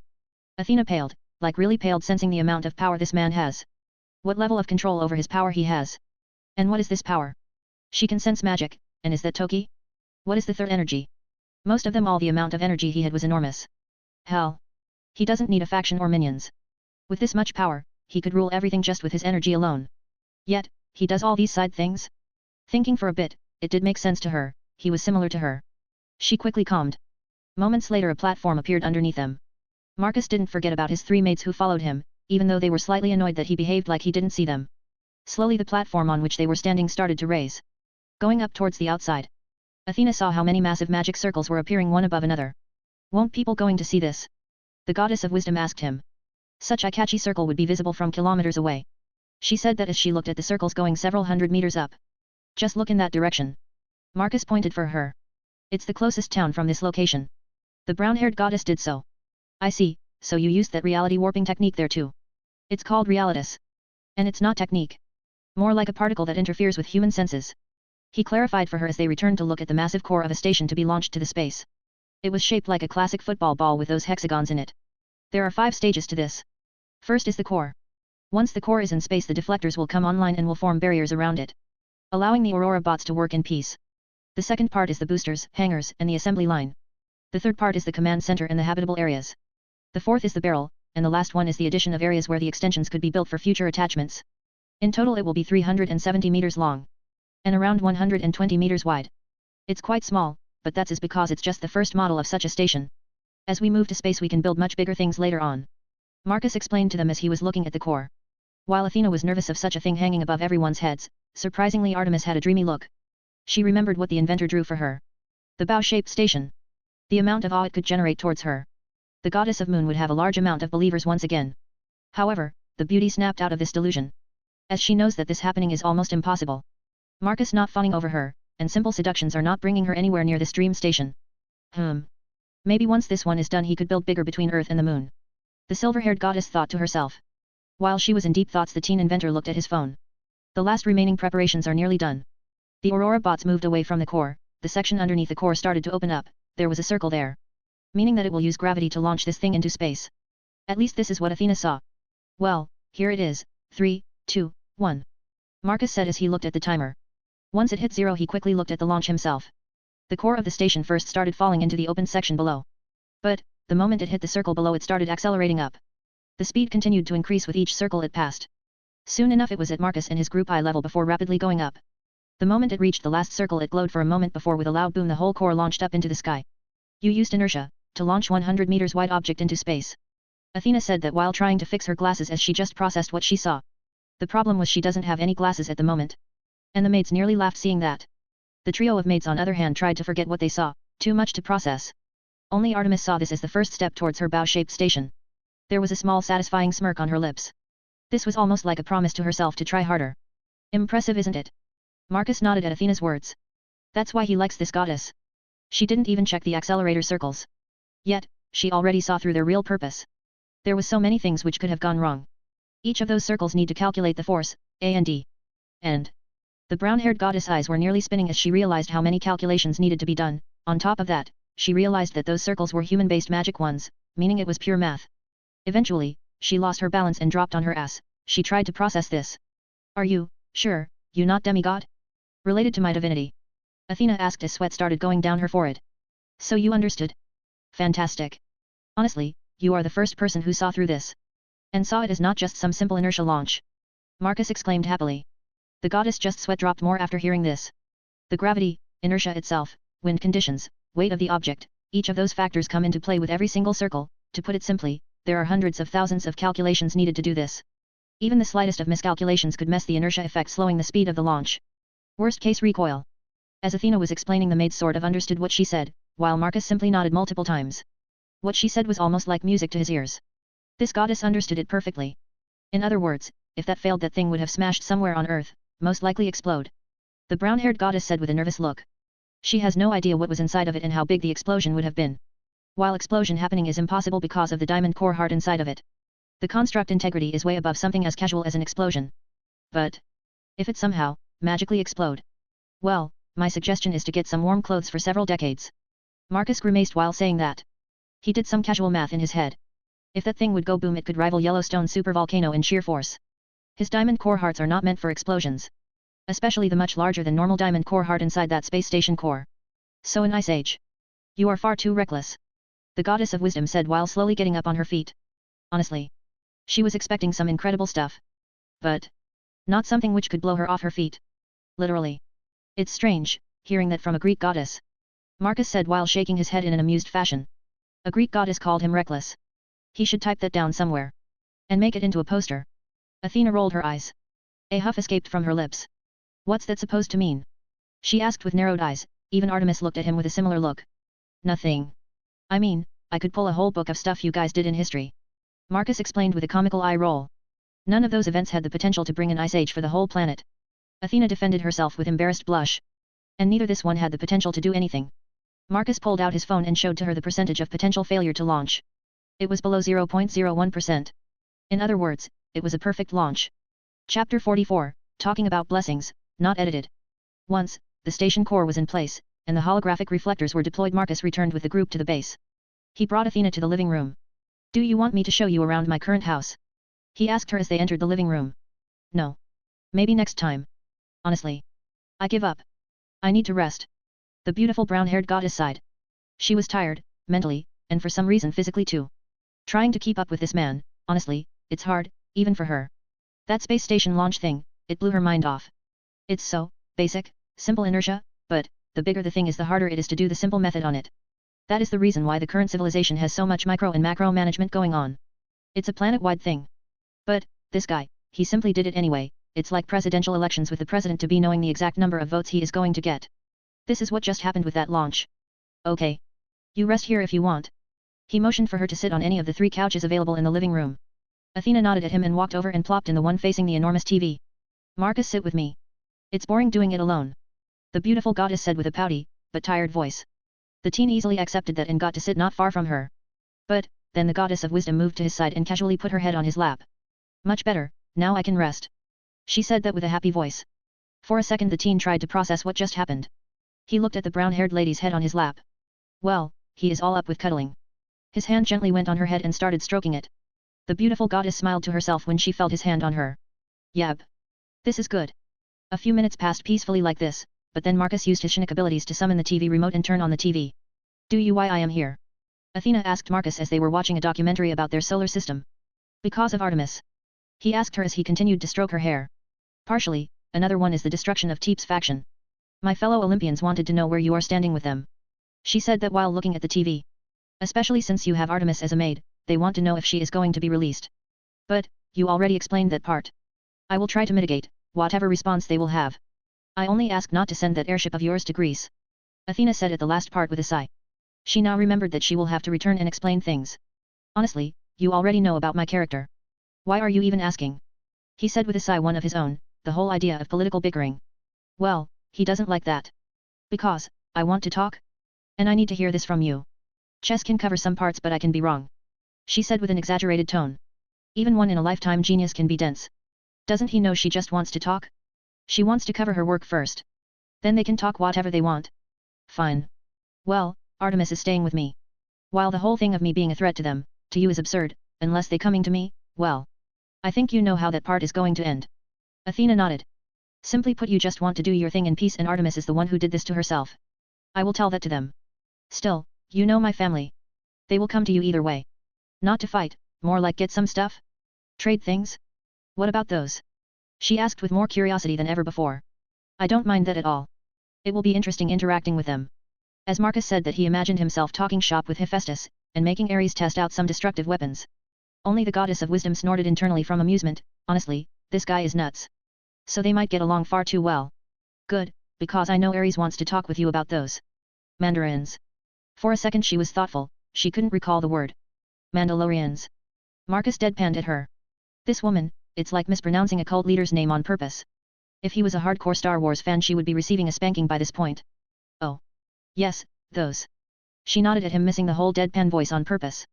Oh, the goddess noticed his dissatisfaction with her messing with the word. But, it's just too amusing. He wants to meet you and talk about them. According to him, he wants to bless you. Which is quite something else, he didn't do that for centuries. She said that with quite an amused tone. And what does this blessing do? Marcus asked curiously. He does wonder what blessing from a god could do to one. His last blessed person was Leonidas. And if you know Spartan history, then you know what he accomplished with just the blessing. For a second the teen eyes widened. He recalled what the Spartan king did. So it's true? He stopped the whole Persian army, around 1 million with 300 Spartans. He asked that with raised eyebrow. Indeed.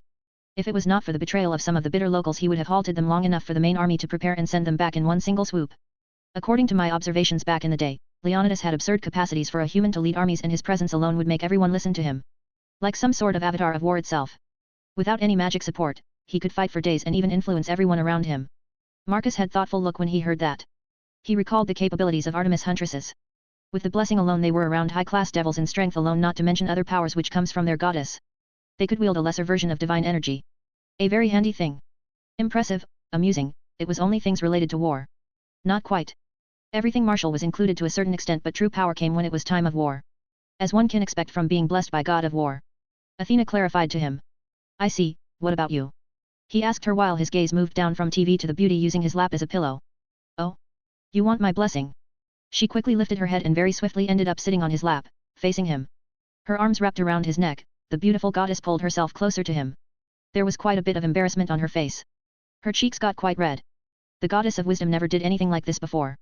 It was awkward, however she saw this as the perfect opportunity to proceed forward. Marcus was a little bit baffled by her abrupt actions. However, this was very good for him, since the goddess herself took the next step and not him. His hands went quickly towards her incredible rear and squeezed it. Feeling the form of it. Here is the deal. I will give you my blessing for a kiss, not just any kiss. A perfect one. The more perfect it is, the more inclined I will be to give the blessing. What do you say? She said that with a whispering tone, like she is telling a secret of some sort. But, that can be explained by the fact that she finds this whole thing embarrassing. The teen just smiled with an amused look. Shouldn't this be reversed? A guy asking for a kiss? Well, whatever. It's a double win for him. A blessing to study and a goddess to kiss. So without wasting any more time he leaned forwards and claimed the expecting goddess lips. Her eyes slightly gleamed from excitement. This was it. Quickly enough the simple kiss accelerated into a make-out session. Their tongues were dueling. Well, more like Marcus was teaching the very green goddess how to kiss. Surely enough the goddess of wisdom started to get hot and bothered. However, this was not the time to proceed to the next stage. So, she quickly channeled her divine energy, and at that moment she blessed Marcus with her blessing. At that exact moment, Marcus' Shinnick energy reacted. It's like it received a supercharge in its ability. His eyes slightly widened because he could feel the range of his sensing ability going up. All the way to Japan and beyond, like it could circle the globe if he was trying to. Athena's blessing has extremely impacted his Shinnick capacities. The beautiful brown-haired goddess pulled back from the kiss. Oh, she wouldn't mind going all the way, but it's far too early in her eyes, and she doesn't want to be known as some sort of cheap goddess like Aphrodite, who would have the man doing things to her on their first date. What do you think? She asked hotly, forcing herself to rein in. Impressive, it has increased the potency of my Shinnick powers. Marcus said with slightly widened eyes. He wasn't expecting to get some sort of power-up. Honestly, he wasn't expecting any sort of power-up. He is already one of the most powerful beings on this planet. While Athena's blessing didn't give him more power, it increased his potency. Well, more like increased his brain faculty, which in turn made his Shinnick capacities greater. Oh? Shinnick? So that's what it is. The beautiful goddess of wisdom was excited to hear about this. Mental powers? Even she doesn't have it. I wonder, could I unlock something like this? She thought to herself. There is no doubt she could use Shinnick energy. It's related to brain activity. And she is the smartest one from her pantheon. Indeed. While kissing for blessing is great and all, I think it would be more fitting that I would teach you how to access Shinic powers. He said that while squeezing her bum with his hands. Oh? I can accept that. She said that quite hotly. The beauty could feel positive shivers going through her body from his actions. Marcus slightly nodded. One of his hands moved away from her incredible rear and ended up on her forehead. Now. For this to work. I will stimulate certain parts of your brain. While this normally wouldn't work on regular humans unless they are gifted in mental faculties. But, we are not here to discuss that. Focus on the stimulated part to manifest this energy. Marcus said seriously the last part and Athena quickly nodded, trying to get serious instead of more turned on. The teen then sent some of his purple energy and Athena felt part of her head getting warm and, she could feel something. For a second she tried to pull it. A couple of times, before getting annoyed. SHHH, just relax, it won't going to manifest that easily because you trying to pull it. As Marcus said that his other hand went on her back, he stroked it up and down. Trying to help her relax. The brown-haired goddess slowly nodded. She leaned into him. And closed her eyes, focusing on this stimulation and trying to grasp this new type of energy. Well, are you going to laugh at me? Artemis said at her half-sister. As she got comfortable in her seat. Across from her was her fellow Olympian. Finally, Athena was away from Marcus.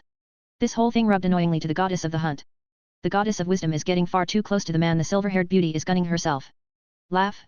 I am jealous. Athena said that while frowning. One could see jealousy and a sour look on her face. Jealous, what, are you talking about? The goddess turned maid asked. With a deeply confused look, this had whatever fire she had blown away. You no longer have to attend those boring meetings or any other responsibilities. Hell. You don't even need to worry about your hunt. Even then the best part is that you can spend day in and day out with Marcus. Tell me, why I shouldn't be jealous. Athena ran slowly got more and more heat as by the time she was done she was breathing heavily. Artemis had a dumbfounded look on her face. It finally hit her that the goddess of wisdom was in truth, infatuated with Marcus Goldman, not for his inventions or abilities to make gears, but in the purest of sense. Hell, the brown-haired woman in front of her was wanting to be a maid. It took several moments for the fellow Olympian to process this outburst. I see, so, what is that Olympus will do? Don't tell they are organizing to move on, my master. The goddess of hunt almost slipped there and called Marcus by his name. Like hell, she is going to lose her points. Athena noticed that but decided not to comment on it. She would rather use this as a question for Marcus on their second date. No. They are not. I am here as recon. And no, I will tell them not to move. It's suicidal no matter how one look at this. Marcus alone could destroy Olympus with one hand behind his back. Even if Hades would pull everything he could from the underworld. The goddess of wisdom said with a sigh. Good, there is no need for pointless death. What are you going to tell the council about me? Artemis asked Athena, she was somewhat nervous about this. First tell me your part how you ended up as a maid. The brown-haired goddess asked sharply. A sigh escaped from Artemis as she started telling from her side of the whole humiliation. However, she skipped the part around his threats, since it's embarrassing. Her explanation was very simple and straight to the point. I see, it's identical to what Marcus said to me. I am going to report just that. Won't, father take offense to this. The goddess of the moon said with a nervous tone. To what? That you lost in proper duel where you waged yourself. Athena said that with raised eyebrow. That I was turned into maid instead his wife. You did say that you will do whatever he asked, and Marcus did say that he wanted you as his maid. The brown-haired beauty said with an eye roll. The answer made Artemis frown for a bit. She wanted to argue with her half-sister but, at this point her new master had too much power, and her family couldn't make him change his mind. In the end, you dig your own grave as they say. And Olympus can't help you with this. I will make sure to tell them that, this is purely your fault and that Marcus was simply defending himself. Athena explained simply. The goddess of hunt sighed internally.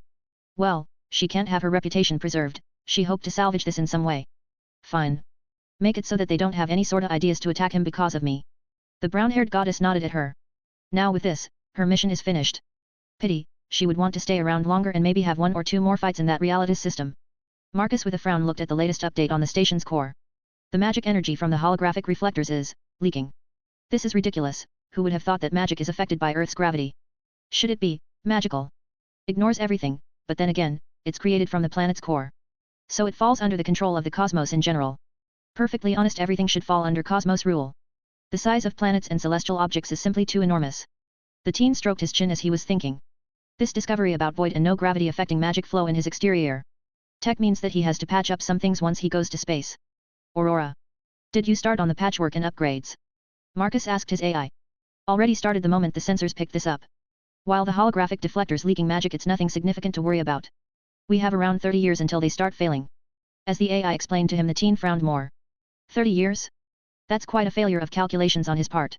Sir, by that point Ars Al-Madal Solomonis will be finished and the holographic deflectors will no longer be needed.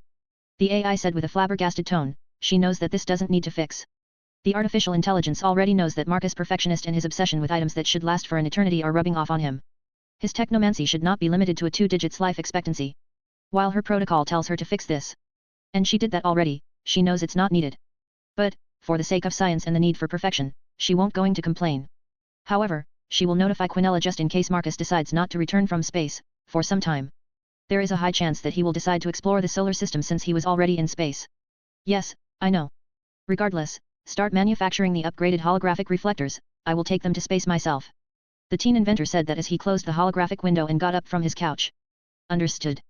Beginning the manufacturing process according to the new data. As the AI started to manufacturing process, Marcus' mind started to wonder about the idea of exploring the space. Just like the AI predicted. Quinella's upgrades already showing their colors. Artificial intelligence can predict its master quite a bit. However, she still has records of him behaving out of the predicted path. This energy is quite fascinating, Athena said to Marcus as she made items float with simple hand motion. This energy is far more flexible than her divine energy. I'm glad you find it interesting, but you didn't explain what your blessing does apart from making my Shinic energy more potent. The teen inventor asked the goddess. The beauty in question had a smug look on her face. Well, I could just leave you like this so that you could find out yourself, she said with a teasing tone. The teen slightly furrowed his eyebrows. This woman, she is being naughty. He quickly appeared in front of her and his hands wrapped around her waist, pulling her closer to himself. Or, I could get those answers myself, all I needs is the right method, as he said that his hands went lower to her perfect rear. Starting to squeeze it. I will answer it. She quickly snapped out from this pleasurable thing. The beauty realized that she is going to be carried away by pleasure and most likely going to end up in his bed. This is far too soon for that. This made her quickly pull away from him. And take a deep breath. Right. So, the blessing is based on my domains. Like wisdom, warfare, handcraft, affinity towards smart animals. Especially the owls, dolphins, primates, whales, you get the picture. I have no idea how much the other ones will help since you already have a lot of talent for handcraft things. But, wisdom and warfare should be of some use. She said that with a hopeful voice. Yes. Wisdom already has helped me quite a bit. Marcus said with a nod. He inspected his hand. For a second, purple aura surrounded him. His power felt much more potent than before. However, he has no idea about warfare, maybe he should try some combat strategy games? Good. Good to hear. Now, however, you need to tell me some things about my power as well. She said that as a similar aura to Marcus, only blue surrounded her. Showing her Shinic powers. The teen could feel that with her awakening this power. She most likely went up in the hierarchy of Olympian gods. Sure, let me explain, he said as he pulled her into his hug. Once more they ended up sitting on the couch. The goddess of wisdom quickly started to realize that she might end up getting eaten soon. This means she has to run away as soon as possible. Later, same day. After spending some more time with the inventor, the goddess decided to run away. Let me take you home, Marcus said to the goddess as she was preparing to teleport back to Olympus. Her details were added to the diamond core heart so she can now visit him anytime she wants. Now it's only on the Olympus side that she needs an excuse to come here. Athena smiled hearing the proposition. Oh, yes. This sounds good. Okay, she offered her hand and Marcus took it. He took her to the teleportation point. Moments later his golden and white circle appeared underneath their foot. He activated his teleportation circle. Olympus. One teleportation later Marcus and Athena appeared at the entrance of the marble-decorated village in the mountain. It was picturesque. Temples were everywhere from white marble, and it looked like it was built just above the cloud level. I do not want to know how can you bypass the boundaries between world like this. The beauty said that as she realized that Marcus can just simply appear in her home. One part of her wonders if he will kidnap her and do things. Internally she just shook her head. Her mind started to get into the gutter far too much for the past couple of days. Understanding of space. I have been studying space phenomenon alongside time in more detail recently. He casually explained to her as he took a picture of Olympus with his phone. Now he is feeling like a tourist. I see, you do have dimension lost after all. She said that with a nod. The goddess of wisdom remembered that he does have that gear. Not bad. You guys have good recon teams if you know about the stuff I have in my showcase vault. Marcus said that with some surprise. How did they pick up that he has dimension lost? Showcase vault? Sigh now, I am annoyed with myself that I didn't accept your invitation to check your house.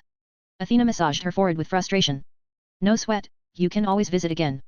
He said that with a smile, making the goddess smile as well. Is that an invitation I hear? She said that with a smug voice. This sounds like what regular people say about having a satisfactory first date and already inviting to the second one. Why yes. You can't escape now that I found you. Marcus said with quite a self-assured tone. The goddess of wisdom slowly nodded with a satisfied nod. Yep, even though she is amateur in the whole art of relationships. She was able to make this man interested in her to this point. Internally she is quite smug about this. Because she is already better than Aphrodite. That woman can't have a proper relationship even when a good male specimen drops in front of her. Honestly, she might be biased but, at the moment Athena doesn't care. She was successful in her hunt and all that matters. I am not planning to escape. However, you need to go as, well, you are here without permission and, kind of. Well. The goddess was feeling quite self-conscious. If her father finds out that Marcus is here, well, she is feeling like a teenage girl who is hiding her boyfriend from her parents as it's not the right time to reveal him. I understand, no worries, one day I will visit you. Maybe we will have dinner aboard the station. Being the first people who have romantic dinner in space. He said the last part with a thoughtful look as he realized that no one before did anything like that. For a second Athena's eyes widened. Hell, that sounds amazing. Yes, that sounds good. She said that with a dreamy tone. Moments later she took a couple of steps forward and kissed him on the cheek before quickly taking some steps back. I will speak with you later Marcus, she said while waving her hand for a bit and then starting to walk toward the interior of the Olympus. The black-haired teen touched his cheek. Honestly, it's an interesting experience to date a goddess. Especially someone who can keep up with him. Anyone close to this comes as Latia who Marcus has soft spot for. The blonde beauty is quite the wife material. Hold it. I want to speak with you. Marcus snapped out of his thoughts as he heard a male voice. It sounded like someone from their mid-20s. It's an adult voice but, it's not as gruff as males have in later ages. Plus the aura, it was, soaked in blood, and war? Ares. For a second Marcus thought, as he finally saw a man dressed in red and bronze armor. Black hair and golden eyes similar to Hippolytus. Definitely, Ares. Ha. The man took a deep breath as he finally arrived in front of Marcus. Man, thanks for the wait. I can finally meet the one who conquered the high and mighty, bitchy Artemis. Man. Your power is off the charts. The man said with a whistle as he saw through the teen.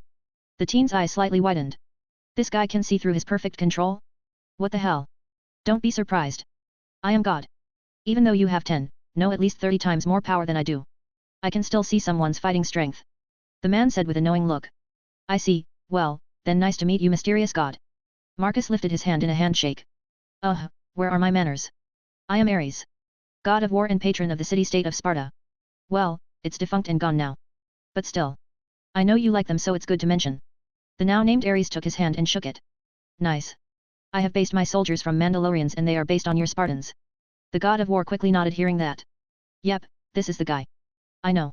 This is why I wanted to meet you. I want to talk about your soldiers. N. Ares turned around and looked at baffled Athena who was staring at her half-brother. The battle you two had. I want to participate in that. The black-haired man said with some heat and bloodlust. You sense it? Athena asked with some disbelief. How Ares sensed battle in such a heavily magic-disturbed place. Marcus had thoughtful look for a second. He remembered the chant. You, picked up when Spartans were shouting your name. The teen said with wide eyes. Damn, he never thought that realities can do reality warping to this level. Even gods can pick up on the simulation as if it was real. Hell yeah. When Spartan shouts my name I will always hear it. It was strange when out of nowhere around 2,000 people started to believe in me somewhere in Europe. Way out of Olympus-controlled lands. Ares explained with a slightly confused look. I see, makes sense, so you want to participate in those kinds of battles. Marcus said with a thoughtful look. This is a great opportunity to study a god of war. Of course. Alright, it's not going to be for free as I will need to set up equipment for you. No sweat. If you want I can give Aphrodite to you if you want. The god of war said with a shrug. War is more important than some sex goddess. Athena's and Marcus' eyes widened to a massive degree hearing how Ares wants to just hand over another goddess. No. The goddess of wisdom stomped over to the black-haired god and was about to pull him away by the neck. I will have to decline. She sounds far too big of trouble. Sigh. I wanted to get rid of her. Fine, there are other ways. I Ares, god of war. Hereby bless Marcus Goldman as avatar of war. The living embodiment of war. As Ares said that crimson blood like aura surrounded the teen inventor who felt another energy rush through his very being. Impressive, this time, HOH. It reacts to Athena's blessing. Marcus thought to himself as he felt divine energies easily bonding into one. HOH? Athena, you blessed him too? Interesting. This is the first time warfare and war were blessed in the same person. The god of war had fascinating look as he observed Marcus. This is going to be interesting. I did. It would be silly not to bless someone of his caliber. Snort. Is it hard to say that you did it because you want him as your boyfriend? Ares teased her with a knowing look. Making the goddess blush. This time Athena grabbed his ear. You better stay out of my business. She said that with a hiss as she pulled his ear. Ow. Okay. Release me, you feral woman. Moments later Athena released his ear and sighed from frustration. Why are they figuring out her love life so quick? Well, this will suffice. Tell me Ares, do you have a villa or manse somewhere in Greece? So that I could install my realities system. For a second Ares had a thoughtful look. I do have some land in old times. I need to speak with Hephaestus to rebuild it. But, yes, I have some land where Sparta used to be. Marcus had fascinating look for a second. Hell yeah, installing realities and checking out ancient city? Now that sounds like a great weekend. Chapter 45, Space and Finding Enterprise, not edited. Great. Then I will come to visit your place, this weekend. Marcus said with a thoughtful look. Sweat. I gonna prepare some stuff for this kind of event. Ares said with a giddy look before returning into a thoughtful one. Still, I need to check up on some things. Do you have some sort of means to keep in touch? The god of war asked the teen. The black-haired teen thought for a moment before snapping his fingers. Now that you reminded me. On his left-hand index finger, a ring appeared. Moments later he pulled out two futuristic-looking phones with hand stroke. Is that a storage ring? Ares asked with disbelief. Oh? Do you know of them? Marcus asked with a shock. Ha. So it is one. Holy shit man. You even turning Xianxia stuff into reality? Can you make flying swords? The god of war asked with a giddy look. Hold for a moment. You know of Xianxia? The teen asked with a baffled look. Day. It's a Chinese fantasy. They have shit ton of martial arts, massive wars, and power scaling is whack. Ares said with an eye roll the last part. Even gods don't have that kind of firepower those wacky humans write in their novels. Marcus that moment wanted to facepalm. Of course, gods are weebs and otakus. Sirafal is an obvious weeb. So why not divinities of his world? Can't you just make your weapons fly on your own? Wait. Can't you just fly on your own? The teen asked with a confused look. Can't just gods fly themselves? Sigh. Marcus, there is a reason why we use chariots to travel large distances. Not only our chariots are much faster but we conserve a lot of energy. Athena said with a sigh. What my sis said is true. There is a reason why my old man is the chief god and god king of Olympus even though he is the youngest of his generation. Ares nodded at his half-sister before explaining more. God of the sky. Marcus said with raised eyebrow. Indeed. Back in the day when Auranos was still around. According to my old man who heard it from Kronos himself, Auranos was in the upper echelons of the top 10 world's strongest beings. Alongside the true dragon and dragon god and the Hindu god Shiva. Whoa, he had around as much as strength as I have. Marcus who knows his destructive power could tell just how much power this primordial had. Most likely, anyway, back to the tale. Authority over the sky is very powerful because it's extremely related to humans' beliefs. The teen finally understood why Zeus is powerful and Auranos was a beast.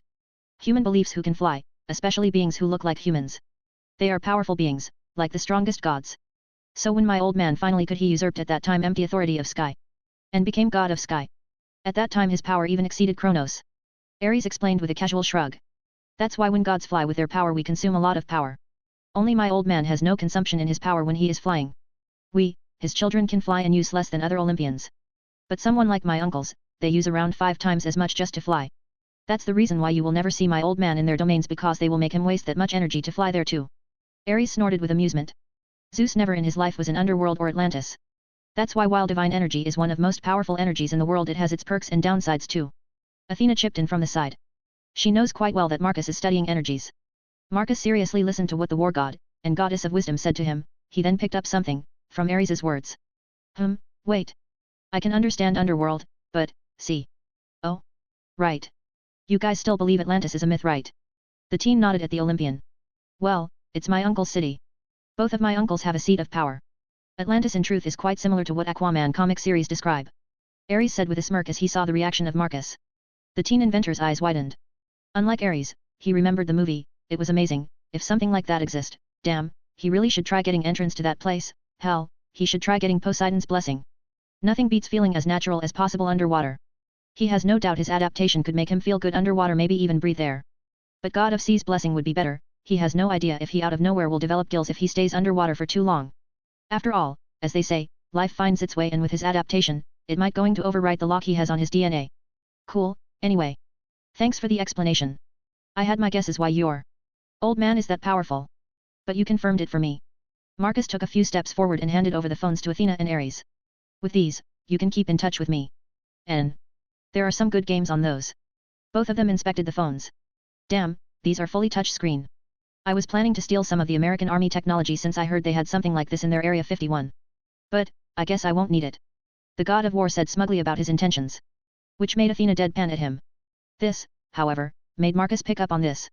Area 51, hat. Yet. Much more than the stuff you heard about in Area 51. According to the current technology level. It's around from 2040 to 2050 in capacities. This however is with the current projected curve of the technology. Marcus explained to the pair as they were checking out the phones. And batteries? Ares asked him as he saw off there is no battery percentage on the screen. It runs on perpetual energy, which means that these phones could be even considered from 2100 or even above that. It's true sci-fi. Athena said sharply. Marcus was underestimating his inventions. The energy part is yes, but the capacities. Anyway, I can sense your family is on move. So. The teen appeared in front of Athena. Neither the pair of gods could even see him move. And kissed her on the lips, before disappearing.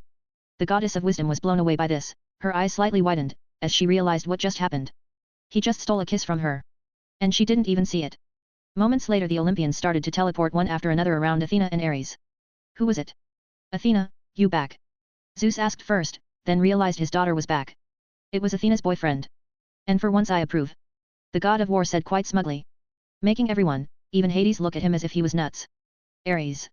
I am going to kill you. Athena roared with a pissed off tone. This bastard. Why he revealed it now? It's too early. What? Who? Zeus just like Athena roared with a pissed off tone. Showing that apple doest fall far from the tree. Should be obvious old man. It's the same guy who has Artemis as maid. That brat. I will kill him. The god of thunder summoned his master bolt. Then you will die. He is at least 30 times more powerful than me. Ares said that simply. Impossible, Hades said with disbelief. No human has reached such heights of power, Hephaestus said very plainly. He doesn't believe. I used my god of war authority to discern his fighting power. As I couldn't sense any type of energy from him. The only thing I could see is his fighting prowess. As baffling as it sounds, he would turn me into minced meat. Ares plainly said as well. The war god words made everyone try to process what they just heard. Is it true? Athena? What did you learn? His power, is it what Ares said? Zeus asked with a sigh. What the world is turning into. Now they have humans more powerful than gods? What Ares said is his combat capacities, and on top of that Marcus is building a faction. And it's run on perpetual energy. How? How such a thing is possible? Hephaestus asked with a baffled look. Perpetual energy is closely associated with the Dyson sphere. A sci-fi stuff when humans can fully turn their sun into a battery. But that is. Well, pure sci-fi stuff from a novel written around 1960. I never had a chance to ask such things. My goal was to discern his threat level and find out the truth about Artemis's situation. Athena explained sharply. And fall in love in process. Aphrodite said casually from the side. As she can sense what happened with Athena, oh she is very curious and even sort of jealous. The blonde goddess has not sensed such love from fellow gods for quite some time. The brown-haired goddess growled at Aphrodite for a second. I think Marcus should have accepted that offer, Ares. At least he would have another blonde maid and this place would be more peaceful. The goddess of wisdom said sharply. What are you talking about? The blonde goddess of love said with a small frown, she doesn't like being out of the loop like this. Ares offered you in exchange for an extremely advanced realism entertainment system. Athena very simply explained to her, as if discussing the weather. Hearing that the blonde snapped at Ares, who simply shrugged at her. War is far more important than her. Son. You can't offer fellow Olympian god for the simple entertainment system. Zeus said sagely to his son. Even if it gives borderline true realism and it can even boost power for a bit. Athena over here enjoyed a true battle from Peloponnesian War. The god of war said that with a jealous huff. He is a god of war and he can't play war games? What madness is this? This doesn't sound like a recon mission to me, Aphrodite said with a frown. Now she was jealous. Can this system reenact some of the greatest events in the world? Some of the parties she had no chance to check herself out? It was. I learned everything I wanted to learn about him. Athena defended herself. The blonde bimbo is no match in words games when she is not prepared, and at the moment the blonde certainly is not. Let's discuss this in the throne room. Zeus motioned for them to return to their thrones. Everyone was very quiet after hearing the report from Athena. Frontal assault sounds very much suicidal if what the goddess of wisdom has described. Same with getting Artemis back, well this is a pickle they were in. For one, Olympus can't just do nothing, it will make them look weak in front of other pantheons. But, war is not an option, the man is very much prepared for them. And if what Athena said is true, then it would be a pointless war, they can't win because that man does have one of the most basic things called attrition. With endless energy, this human inventor could just produce an endless amount of robots to fight for him. Not to mention these Mandalorians and whatever tools he can pull out. Hell, Athena didn't even mention the massive space gun he is building. I propose an alliance. Poseidon started talking first. He took Artemis as a maid and bound her to himself, Apollo said with a pissed-off tone. The twin of Artemis pointed out the obvious. As much as I dislike the fact that my niece is a maid, Apollo. She did that to herself. Marcus Goldman was defending himself. Even then she chased him down through the whole of Eastern Europe. While I understand the need for revenge, she should have notified the council before doing anything rash. The god of seas explained his reasoning. The god of sun just snorted and looked away. Clarify what kind of alliance you propose. Zeus asked with a thoughtful look. He doesn't like the idea of negotiating from a weaker point of view. No one does. Let Marcus Goldman marry Athena. It will solve the majority of issues. Poseidon said with a casual shrug. The ruler of Atlantis already saw the infatuation Athena has. This solution will solve a lot of issues. His words made the whole council room silent like a graveyard. Athena was blushing a storm, Ares barely controlling himself not to start laughing. Hera sagely nodded, it was about time the girl is married off. Aphrodite didn't know how to feel about this. This sounds like a marriage she would want for herself. The rest were. Zeus was baffled, Hades, well, no one could rid him. Hephaestus, Demeter were neutral and Dionysus was more interested in his wine. Only for Apollo looked like his uncle was nuts. This is. I agree with Poseidon, Hera said with a nod. It's about time Athena is married off, not only that she sees a lot of benefits to this. The boy is incredibly talented. Not every day someone just builds his faction like that and is strong enough not to get destroyed by other supernatural factions. But, he is a human. Zeus said with a frown. Hell. His wife is on Poseidon's side for this. This is nuts. She was always on his side. Really? Father? Human? If I was a betting man and had to bet between Shiva and Marcus, I would bet on Marcus 10 out of 10 times. Ares said with a smirk. He recalled the reading of the teen's fighting prowess. He has never seen such power and ability to adapt, it was beyond supernatural. While he does not doubt that Shiva has more destructive power at the moment, Marcus could just adapt. That's him not counting the ability the teen has to negate divine power. Sigh. I am talking about limited lifespan. Zeus clarified with his issue here. You do realize that he invented perpetual energy which on its own can be considered more difficult than prolonged or eternal life, Athena explained with raised eyebrow. The beauty does not doubt that Marcus is no longer someone who will die just because he gets old. I see, well, then, let's vote on this, who is up for Athena to get married to Marcus Goldman? Raise your hands. As Zeus said that he didn't raise his hand. But Ares, Hera, Hermes, Poseidon, Demeter, Hephaestus, Dionysus, Aphrodite, Athena herself, was up. The ones which were not were, only Hades, Zeus, Apollo. With Artemis's seat being empty, well, it was overwhelming that Athena is to get married to Marcus, well, at least the council agrees with this. However, now the difficulty is to approach the teen with this proposal. Now we need to discuss how we going to approach him with this, Athena said with a smile. Honestly, no one can remember the goddess of wisdom being this happy. For a second Aphrodite regretted that she voted yes for this. For a second that is, as the blonde already started to think how to seduce this man after he married Athena. After all, this kind of relationship is much more forbidden, steamy. As goddess of love and sex, she knows it far too well. Marcus. The teen had no clue that Olympians already planning to marry Athena off to him. Simply put, such an idea never crossed his mind. All he ever expected from this is that he will get more visitors and will be able to have couple more dates with the goddess of wisdom. After all, he would never see Zeus legitimately marrying off his daughter to him, that's like, absurd. Then again, he never cares about politics. Instead, he decided to push the issues about the Greek gods aside for now and focused on things he needs to do. Once he was back in his base, he started to walk quickly to his armory. Aurora, prepare Mark the 4th. Understood. Once there, he quickly suited up his final version of Freedom Scale Mail. Walked over to the recently finished holographic reflectors. They looked like hexagon mirrors with unique-looking dull glass. There was quite a bit of them. Marcus stored them in the storage ring. With preparations done, he quickly left the base and started rushing up towards the space. The journey to space wasn't that long. Even locating the place where the core is wasn't long either. However, this was the first time the teen had been in space, which is not a reality simulation. He was quite satisfied that his body had not even reacted to the rapid change of temperature and void of space. Even though the temperature is not existent in space normally speaking. Since there is no atmospheric pressure in the void of space. There was no reaction from his body even in such change. While the temperature was one of the things he checked out. The teen was more interested in the picturesque look of Earth. After taking several pictures and taking in the blue world below him as well as looking at the curve of the world as well, making sure no one saw him.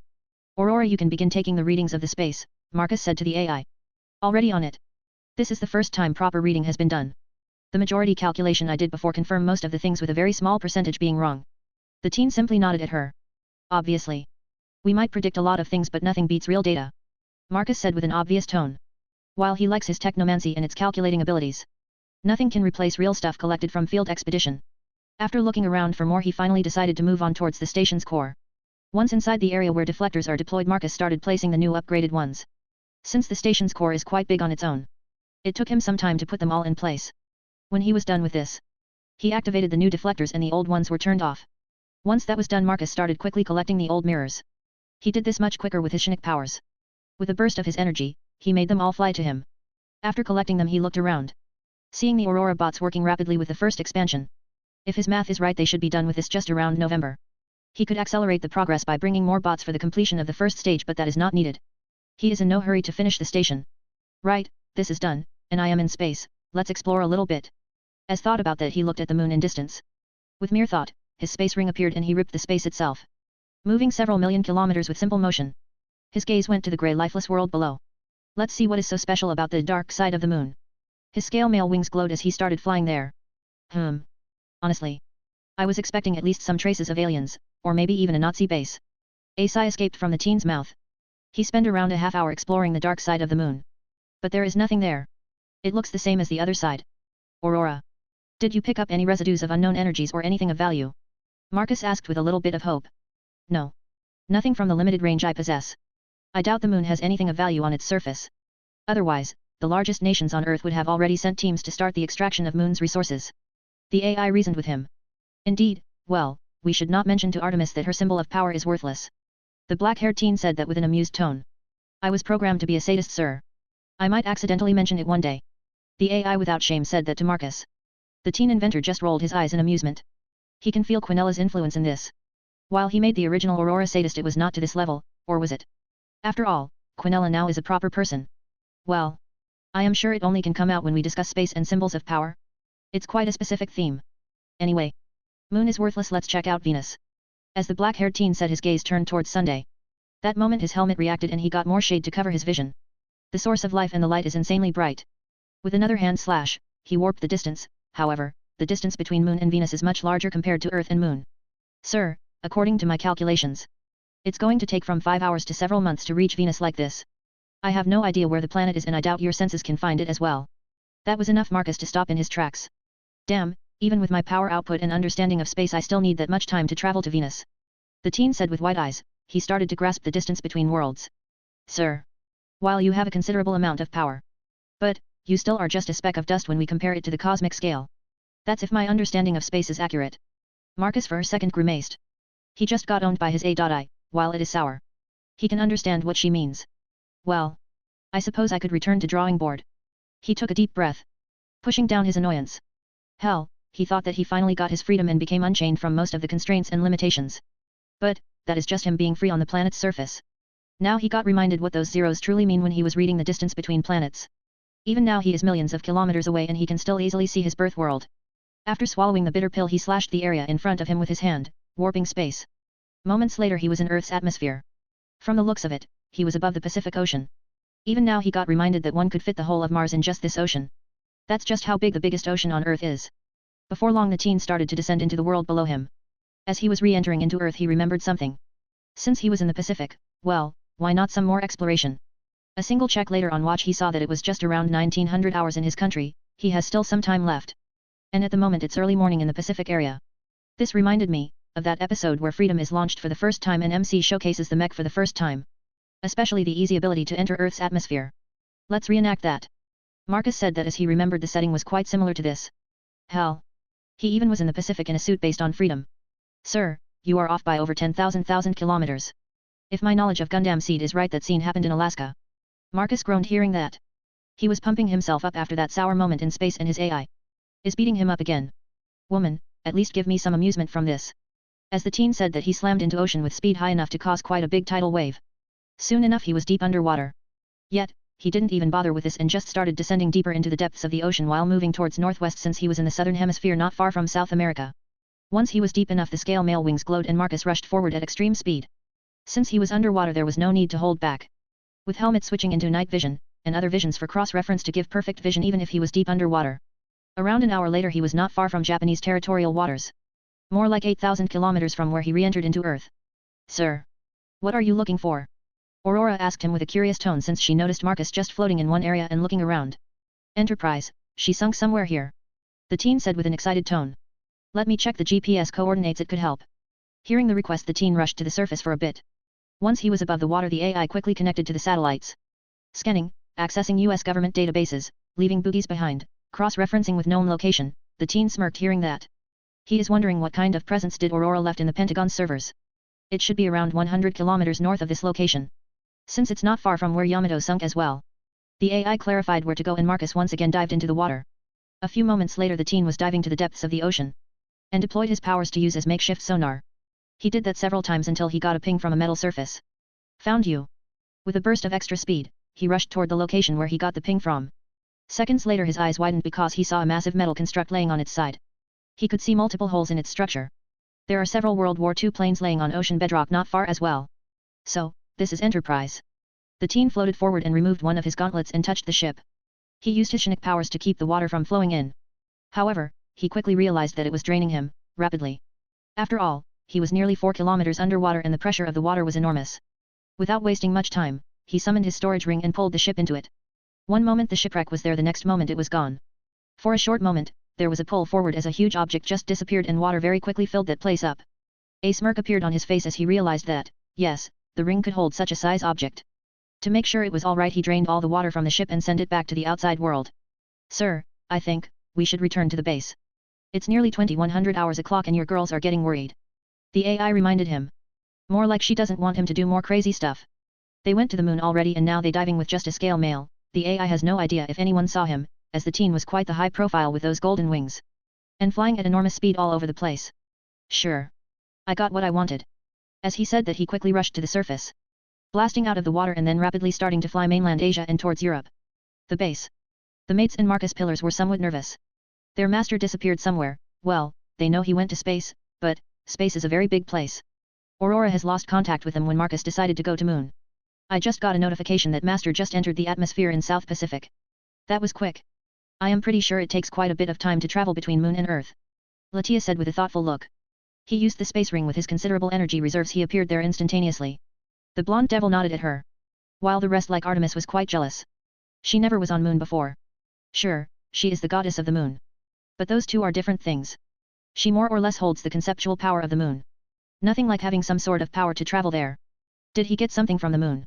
The silver-haired goddess asked her. I don't know. I didn't get much of updates as he submerged himself in the Pacific Ocean. I don't have a direct connection to the scale mail when it's underwater. A groan escaped from Artemis's lips. This is quite an annoying tease. At least he is back on Earth. Jean said with a smile. She was simply telling to the goddess to look at the bright side. Isn't Pacific quite big? Li Fei said with raised eyebrow. One could spend months there. Very, almost half of the Earth's surface in the Pacific Ocean. And on top of that, there is barely any islands. Thankfully, he is one of the most powerful beings around. So, we should worry too much. Latia said with uncertainty. The rest could only sigh and wait for his return. Around few hours later Marcus finally returned. They didn't expect him to be depressed sortish. He walked over and took a seat on the couch facing the TV. He quickly pulled Atalanta to his lap and started stroking her long hair. The girl looked at each other trying to understand what the hell is going on. Girls, did you know that we have a concept of time because the sun is fat? He said that while looking at something, he looked like he was spacing out. Fat? How does it make any sense? The goddess asked with confusion. The rest just shrugged at her. They didn't know what to say. Simply put, sun's weight, it's what allows planets to spin around it, creating time. For example, 1 year on Earth is 365 days, while 1 year on Mars is 687 Earth days. As Mars spins differently around its axis too. In other words, we are completely and utterly dependent on the big and fat ball of fire in the center of our solar system. Chapter 46, Gene Altered Maids, not edited. Quinella sighed. Marcus is on loose. She knew better than anyone to let him without any sort of supervision. Well, supervision is the wrong word for this. Since one can't supervise someone who can easily overpower the supervisor. That's why distraction is a much better word. If the silver-haired assistant was there, she could have used herself as a distraction and made sure he came back after replacing the holographic deflectors. However, that didn't happen. She is around 3,000 kilometers away supervising the upgrades for the vampire nation. Well, at least he will be busy for a considerable amount of time. Quinella thought to herself as she played with her long hair. The assistant just finished checking the report Aurora filed for her. He has his ship, then the car upgrades, followed by girls' genetic alterations he is planning. This should be enough time for me to return and make sure he doesn't do anything too reckless. The beauty sighed to herself. Being away from him after coming to life is quite big punishment. From her calculations, this is the price she has to pay for her haste. Well, whatever. She huffed before looking back at the map of Balkan countries. The first upgrades to the villages are almost done, Carmilla said to the fellow Silverhead as she entered the bridge of Confiscator. I see, how is the list menu for the stores? The assistant asked the vampire queen. It went through several changes. Even now we having some debates about the prices and how many items one could get. A sigh escaped from the XA.I when she heard that. This is why absolutism is the best form of government. Debates are only for beings who have nothing else to do and just talk. The beauty thought to herself with a frown. I see. You can tell them that if they can't decide I will do it myself. Quinella said straight to the point. I know. We are still some time away from the deadline. I am thinking to let them feel that they are part of it. The Queen of Vampires said with a knowing look. The assistant thought for a moment. She instantly understood what the vampire woman meant. Another form of control. Let them have an illusion that they are part of something bigger. Fine. Let them know that they have a deadline on which they have to decide. Quinella said sharply. I will. Good.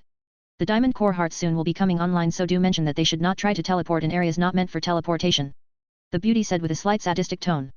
Just imagining splashing them into a wall, and flying back several kilometers makes her smile. Don't worry, they will know. Is there anything else I should know? I still have my duties as Queen of Vampires. The other silver-haired beauty said to Quinella. Nothing you should worry about. You can return to your duties. I still have my things to attend to. The assistant motioned for her to leave.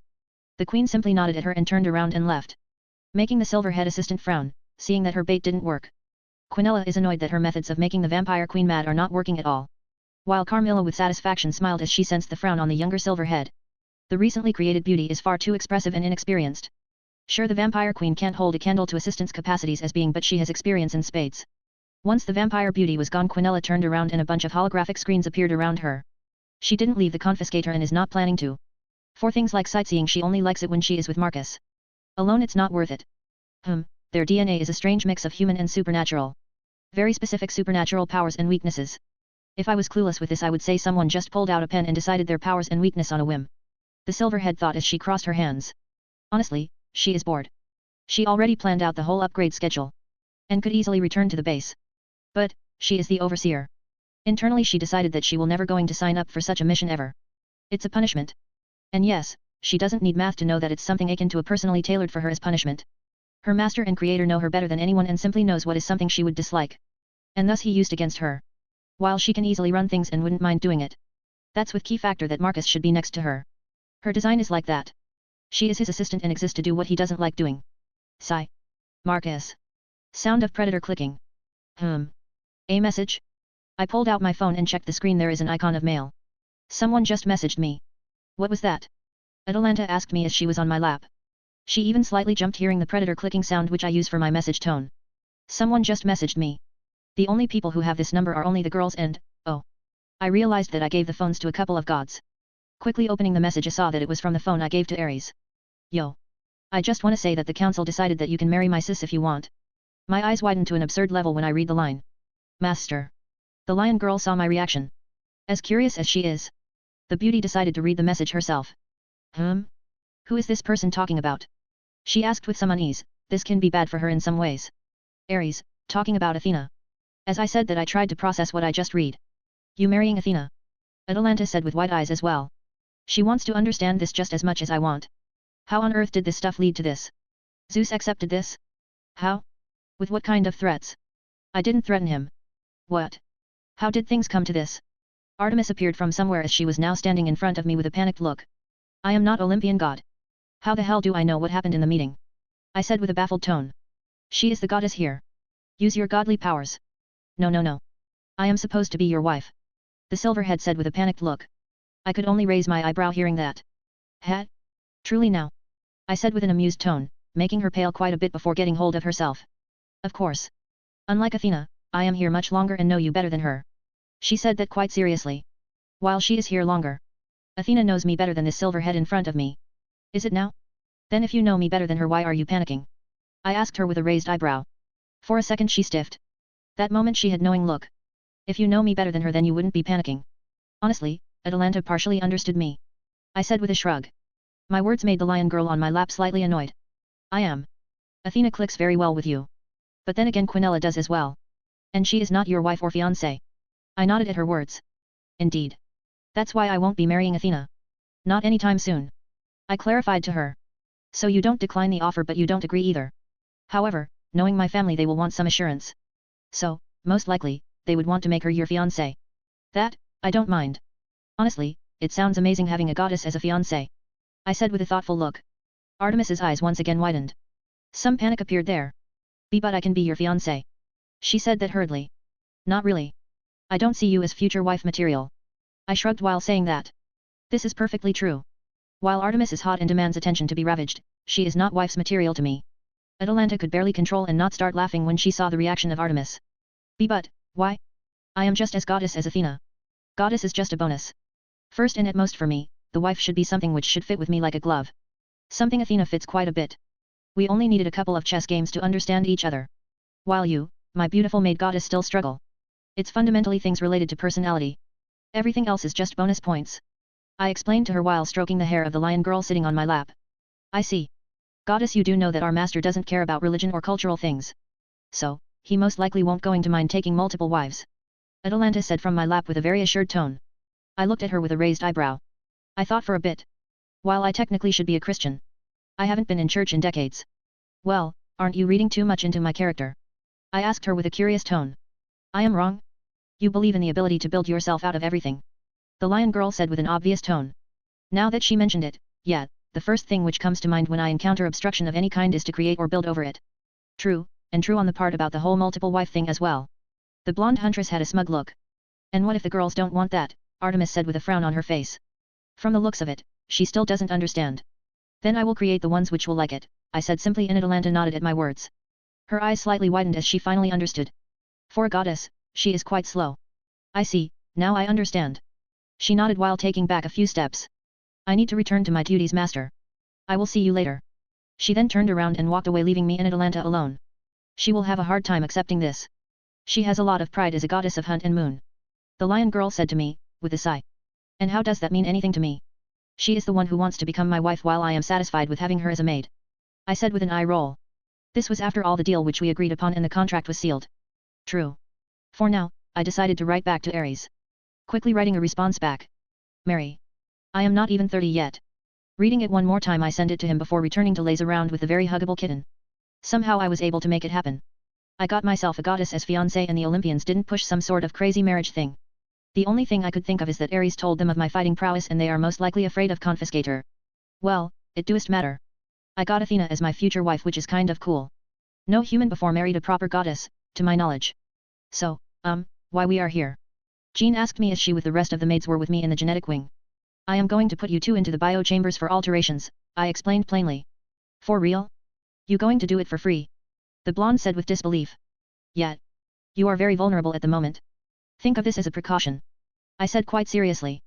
For a second she was confused before getting flustered, and slightly annoyed. Besides, after getting all that extra information on souls, both of you are quite interesting in that regard. We are. Li Fei asked him. Indeed. Simply put, your souls don't quite match with the bodies. So, in a sense that inconsistency is halting your progress in strength. I explained to them. I see, because I am Joan of Arc Spirit Holder and Li Fei is some way related to Morgana. Jean said with some realization. Indeed, in some way. Most likely that you are the reincarnation of Joan and Li Fei could be the reincarnation of Morgan or Morgana. We, could? Do you think that their souls went through some sort of circle? Like Buddhism? I thought those who believe in biblical religion go to heaven and that's it. Li Fei was sort of confused here. Indeed, normally. That would be the case with regulars, but sacred gears go through a circle. Some of them are more unique than others, like Jean's gear is special as it was the very same gear wielded by one of the saints. While I no doubt that the original Joan of Arc is in heaven as we speak. The gear has her spirit or will of hers, while you. I have no idea what kind of magic Morgana or Morgan did to herself which most likely impacted her whole descendants line. So it's not normal reincarnation you speak in. Li Fei said with a thoughtful look. Who knows? We can discuss this once I have more data. I looked at the bio chambers with the rest of the maids. I was expecting that Sirafal or Latia will be here or Grafia, but the girls are busy. Honestly, I never expected my single move will give them so much work. Well, in my blonde girlfriend's case it was the mundane business to take care of. Not much time is left until my company opens its doors. So, she is busy, however the rest, like the trio of my huntresses, they are all here with me. Observing Artemis is especially interesting after that conversation we had. While there was no true changes, there is still that look on her face. Something akin to internal battle. Is it about her pride? This is quite interesting because I thought I already dealt with it when I defeated her in our duel. But, then again, she is a goddess and a female, even studying genetics in detail and biology I still lack a crucial understanding of their species. Even when I created Quinella her behavior still had some anomalies. Well, one day for sure I will grasp it. As I was thinking about the mysteries of life, the genetic alteration to match their soul was underway. Fascinating enough, Aurora patched up some of the issues they had with their souls. It was more like cleansing of some sort, like polishing and taking off the rust. Well, what do we have here? I looked at the reading I got from Li Fei. Her soul age is way above what it should be. So she is, the Morgan Li Fei, instead of dying she simply made it so that she would go from generation to generation in her bloodline. This explains her talent in magic sorta? If my memory is right, she contracted Fenrir and some sort of golem from Dimension Gap? Well, her talent is impressive, which turns out is not genetic but soul since she is Morgan. While Jean, her overall magic signature went up. And has some tint of holy? Interesting, her connection with Blade Blacksmith should be much stronger now. I thought curiously while watching this on the screen. Li Fei. The blonde witch was seeing images, locations, and was feeling like a passenger watching some of these events which she is trying to understand. But father, I am the eldest. Just because he is a man it doesn't mean he has the right to be the king. Li Fei realized that these words came from her mouth. She sounded much more cold and, slightly older. In her 20s? It didn't make sense to her. He is born with an affinity towards holy energy, he will unite the lands with the holy sword. She heard a male voice saying it to her. His words only make her much more angrier and even furious. My magic is more than enough to do it. She snapped back at the man. You know more than enough that people frown upon usage of magic in open. You will be branded as a witch. She got angrier even more. And holy energy is not? What bias is this? You can make miracles happen regardless. She snapped back again. Enough. We discussed this before. The succession will remain as it is, Morgan. Li Fei felt an enormous amount of anger wash her over, followed by hate. These memories, they are my ancestors? How? Is it as Master said? I am the reincarnation of Morgan? Did this session somehow reawaken those memories? The blonde witch thought to herself. How dare he? I am a far better choice to be the queen. My magic is far superior to some pathetic ability to wield some silly toy made by a foreign god. Once again Li Fei was plagued by an angry voice that sounded very much like her. I will get what I want one way or another. Gasp. Li Fei's eyes snapped open, some cold sweat went down her forehead. She could hear the familiar yet same time not familiar voice of Aurora. It's like she know this voice yet same time she is hearing it for the first time. It was strange. First out of 3 genetic altering sessions is over. The girl slowly got into a sitting position in her specifically prepared medical bed. She immediately noticed a slight increase in her height. It wasn't by much but it was there enough for her to notice the difference. Another thing was her hair. It got longer and slightly more paler than before. Most importantly she was slightly confused with herself. Li Fei, are you alright? She heard her master's voice which made her have a weird feeling, like she doesn't like calling him master anymore. No, she wants to call him by his name, and study him, and learn all his secrets, and do other things, which makes her blush hard, just imagining it. What the hell is this? Where are these ideas coming from? Control yourself. I am like an ant in front of his power. Li Fei reasoned. She was horrified by these weird ambitions popping in her head. It's like she is not afraid anymore and that she doesn't mind being risky with her situation. Thinking for a bit she realized that difference between Jean and her is that the holder of the saint spirit is bolder than her. Which she could change. Honestly, the blonde witch knows she can be more useful.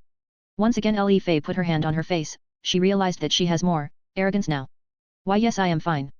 The blonde witch quickly got on her feet and walked out of the bio chamber. She immediately saw Jean who came out before her. She could see some changes in this girl too. Her aura is slightly different. Less tomboyish, and more friendly. Saintly of some sort? Part of Li Fei finds it annoying and even repulsive for some reason. As a witch, she finds the whole saint thing distasteful. Those are saber faces?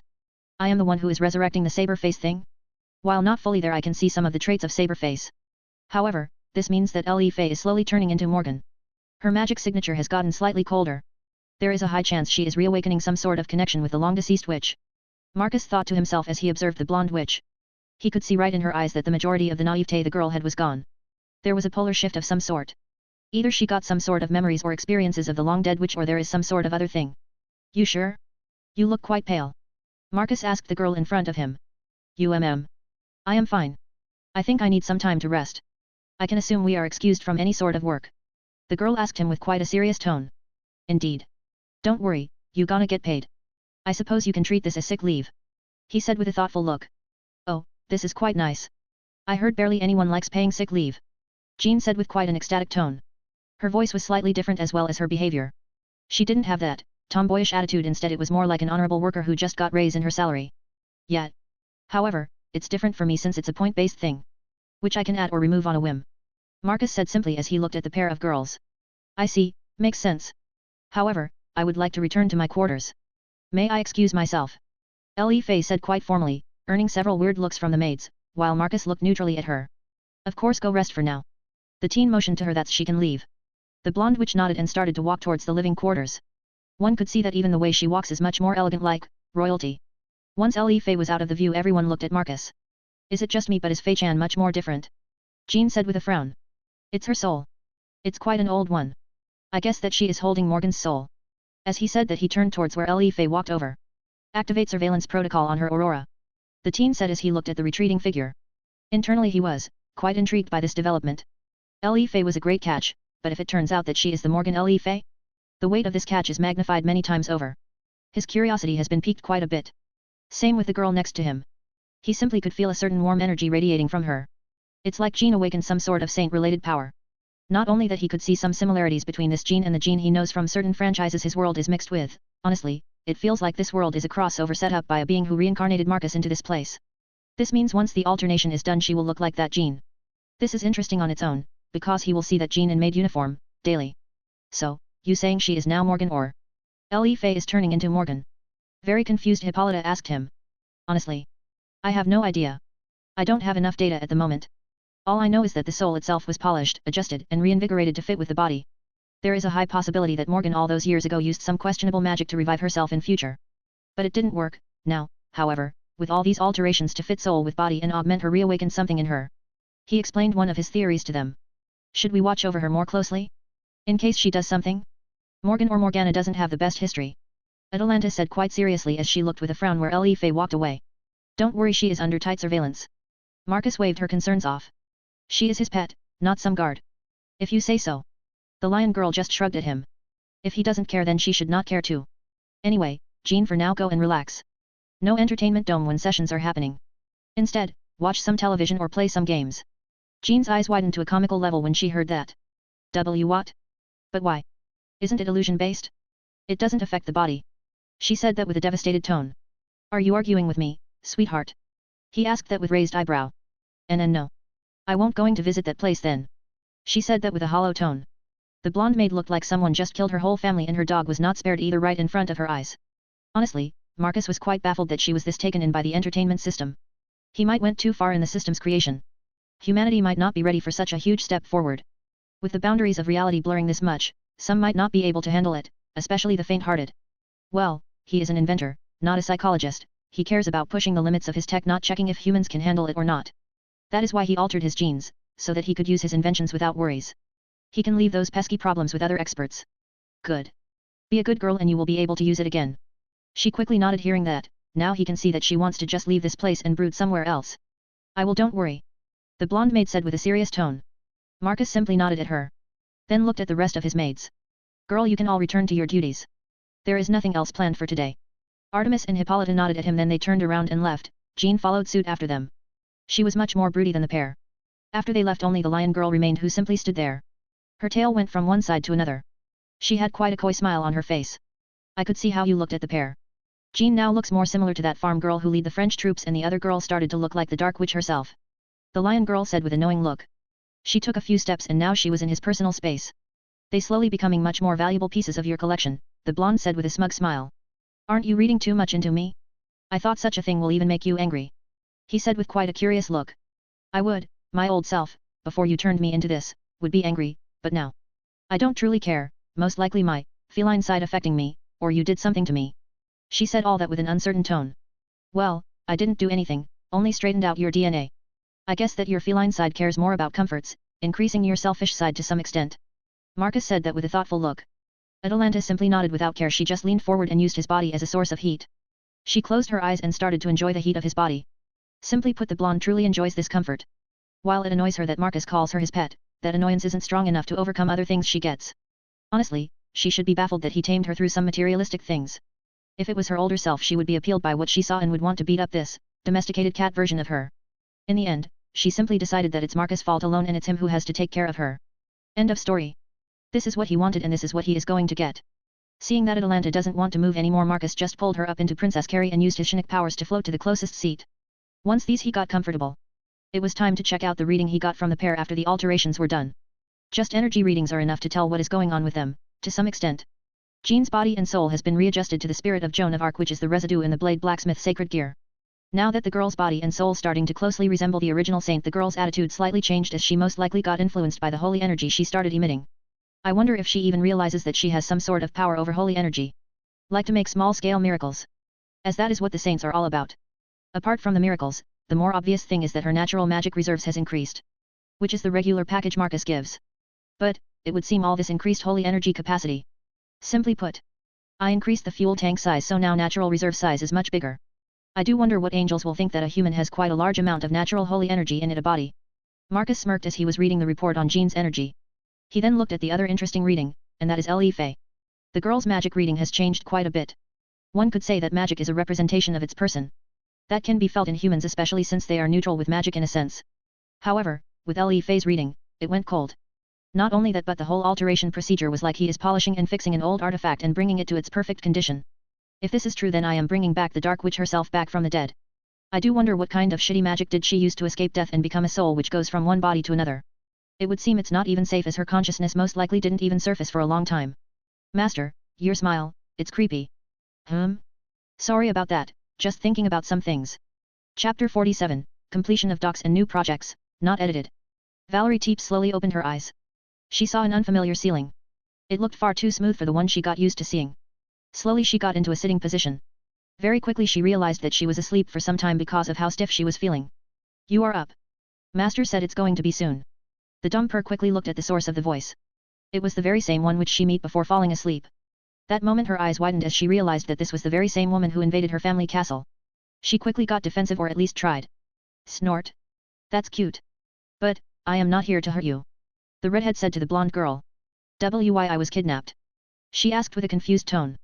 But, then she realized, her sacred gear. From looks of it, you already concluded yourself. Your gear is powerful and my master needed it to continue his research towards life and souls. For your safety's sake, the gear has been removed. The Sephiroth Graal make you exposed to the natures of life and death, something not recommended even for a powerful being. The redhead explained to the girl. Oh, I see, so, what now? Since the gear is taken, there is no use of me. The blonde dumper said with realized look. The redhead smiled, seeing how quickly she realized her uses. The girl is quite sharp.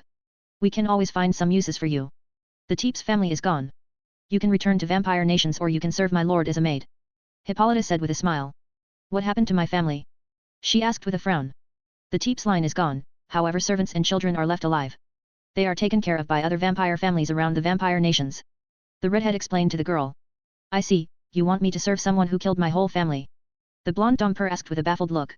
They've been mistreating you, and you would have ended as drooling husk from overusing the Graal. Not only did my master save you from that fate, he even healed your soul which was damaged from its usage. And as I said before, you can just return to the Balkans. Carmilla faction can take care of you. It's up to you. The redhead maid once again reminded that. I need time to think. Very well. If you need anything, just ask Aurora, she will get anything you want. The Amazon Queen said as she turned around and started to walk towards the doors. Wait. You didn't say who you were. I can sense that you are, powerful being, yet, you are a maid. The dumper asked as she felt, quite a bit of power flowing from this maid. Now that she mentioned it, the whole place reeks of magic. Oh. My apologies. I forgot the basic manners. It seems my master's character is rubbing off on me. I am Hippolyta, I was queen of Amazons once upon a time. Valerie's eyes widened. She put those two quickly together. But, how are you alive? I thought. I was dead? I was, and then I was brought back. Things like that happen when you live under the Greek pantheon. However, after a certain event the previous summer, me and Artemis, followed by her hunt, are serving Marcus Goldman now. He is an inventor. The redhead very plainly explained to the girl. The blonde girl nodded to her explanation. It was sounding very simple until she understood the scale. Greek goddess is serving someone? Then this guy, he should be very good. Artemis, is serving someone. Valerie needed confirmation here. For a second she believed that she misheard what the Amazon Queen just said to her. Indeed. You didn't hear this from me, but she got her ass whipped, and now she is dressed in this uniform, just like me, and is trying to find ways to seduce Marcus. Far cry from what she used to be. It's very amusing in a sense. Hippolyta explained with an amused smirk. The beauty is enjoying her time here. Even though her success in becoming the wife of the inventor is as bad as goddess of hunt. I see, this is, well, strange. Valerie was more than baffled. Artemis is a maiden goddess, but now she is a maid. Does this mean she is not maiden anymore? This is quite groundbreaking. Gods don't change that much. Since they are not as active as they used to be. There hasn't been any modern changes for the past 2000 years. So, it's strange to hear how much Artemis, of all, the goddess has changed. It's amusing. Anyway, just ask for Aurora if you need anything. Hippolyta said that as she left the blonde dumper alone. Aurora? Who is she? Valerie asked with a confused look on her face. Who is the one redhead was talking about? Me, I am artificial intelligence of this place. Ebe. The blonde nearly jumped out of the bed when she heard a female voice coming from the walls. Marcus. Beautiful, isn't it? I asked the girls which were with me. We were standing in just recently finished docks. The place, just like the majority of my facilities, was underground. At the moment the water is being filled up by a massive opening in the ceiling.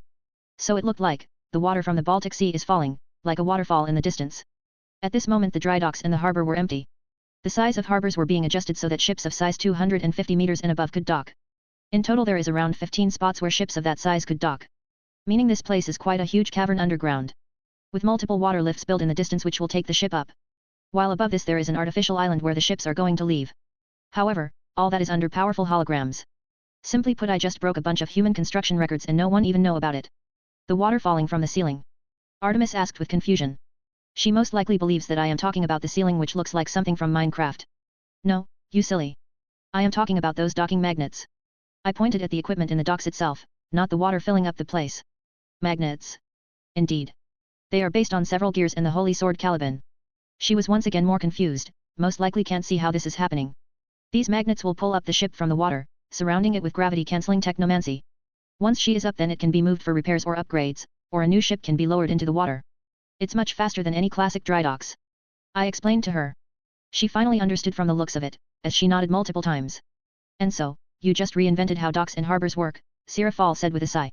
Latia next to her nodded as she was looking at the magnet cranes with a discerning eye. From the looks of it, she was looking at the value of the new technomancy. Indeed.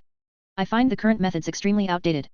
The way ships are launched remained the same since ancient times, only warships have the privilege of dry docks. I said that while remembering some YouTube videos about catastrophic first ships launches. Honestly, fail videos are the best reminders that some things need reinventions. That's because of the size of the ships, tankers, and any other large ships are simply too big, Latia said with a thoughtful look. Indeed, the size is always the issue. That's why these magnets create barriers with space-based technomancy which are based on dimension lost in Caliban. They nullify gravity in general, in this specific area, allowing to pull out ships that normally weigh more than 20,000 tons without any issues. I explained in more detail.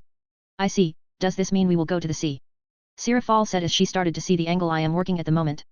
Underwater, and treasure hunting more precisely. Oh, now that is going to be interesting. The black-haired devil clapped her hands happily. I could feel an alternative motive here. But, that's is most likely another of her schemes to advance in the invisible hierarchy of my harem? Well, I guess Solomon rubbed more on me than I thought. Indeed. I have already the schematics for the ship we will be using. With my hand motion, I showed the design of the submarine. Scavenger. Attila-class underwater command center. Except for Sirafal, everyone looked at the schematics with wide eyes. It's 325 meters long submarine, powered by 6 diamond core hearts. 6 hearts. The girls interrupted me with a loud exclaim.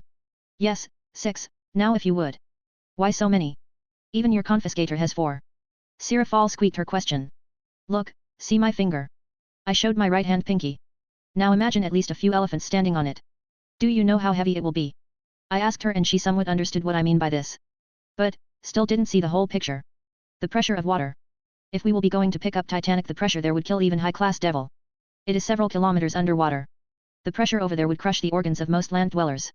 Latia explained to the clueless Leviathan. Strange how Sirafal doesn't know about the pressure of water. Especially since she is holding a title related to the evil sea being. Even Sirafal will die there, as the ship is around 5 kilometers underwater. I would? No way. There is somewhere on Earth that I could die. She asked in disbelief. Of course. The deep sea is even more dangerous than some space elements. By that depth, not even regular submarines go.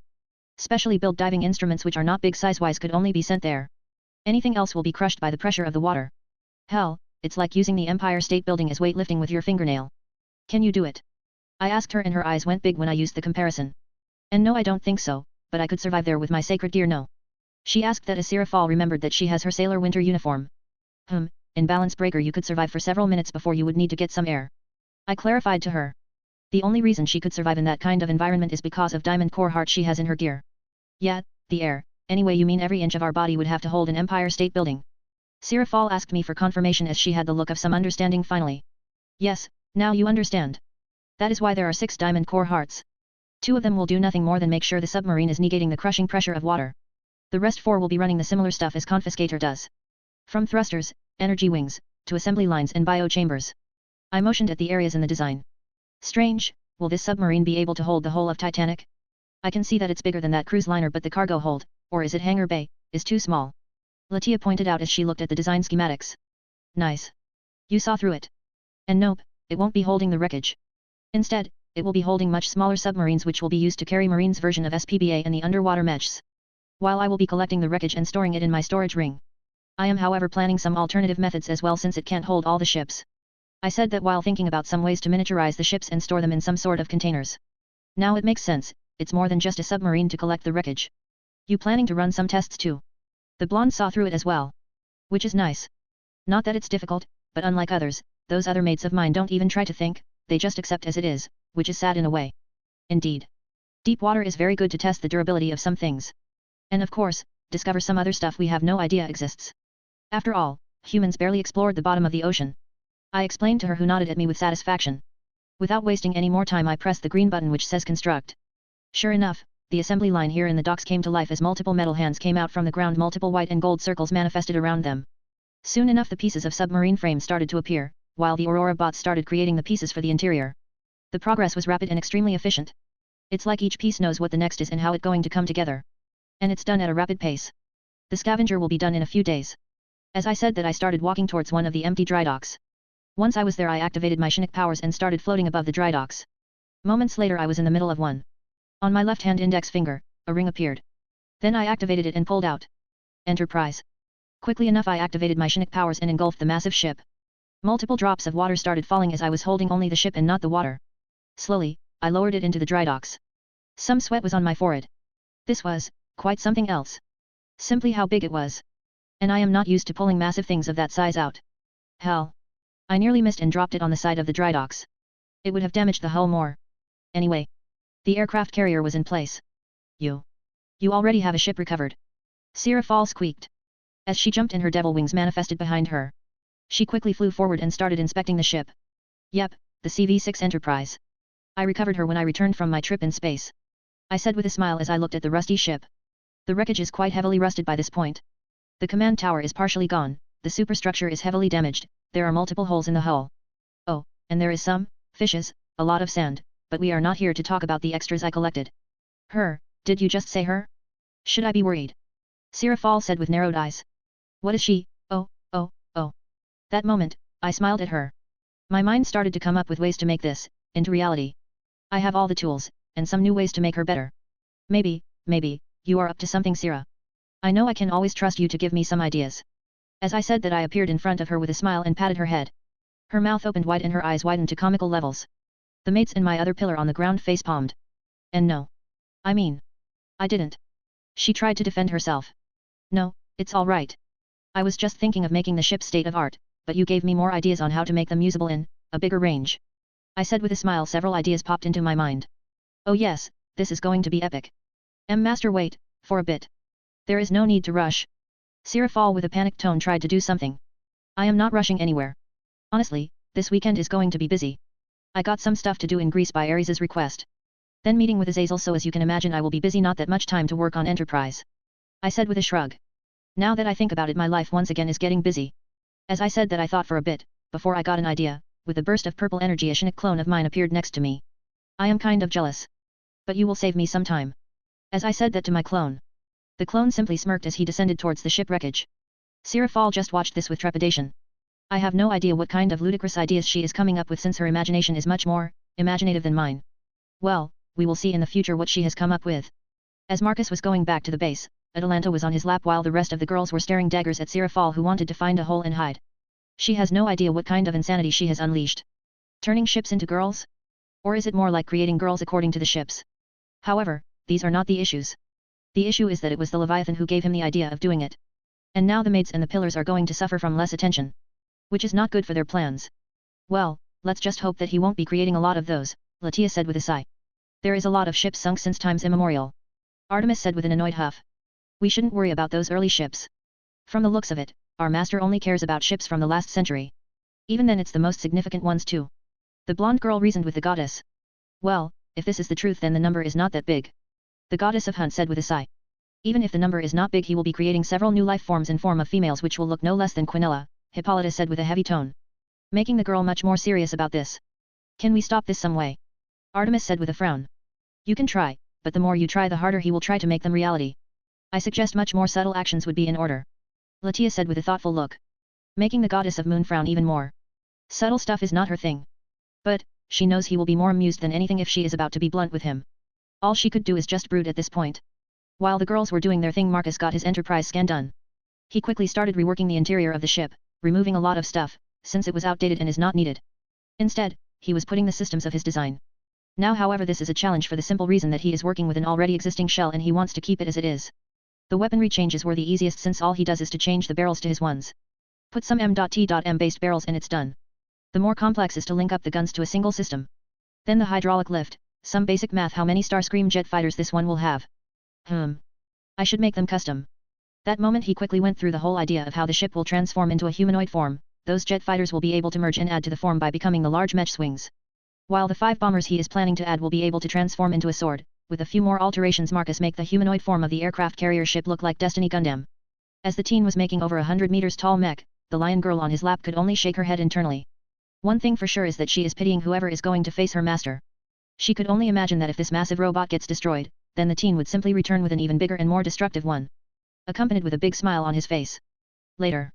After coming back to the base, certain someone was already waiting for him in the living room. So, you are the one who is called Marcus Goldman? The nervous and shy blonde dumper asked him. The teen looked at the blonde girl. She was beautiful. Short blonde hair, quite developed body, a supernatural kind of attraction. Not in the goddess type of way but more towards that of a vampire attraction.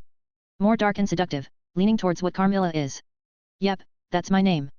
If you are here then it means you have decided what you want to do. The black-haired teen inventor asked her curiously. Yes. I have.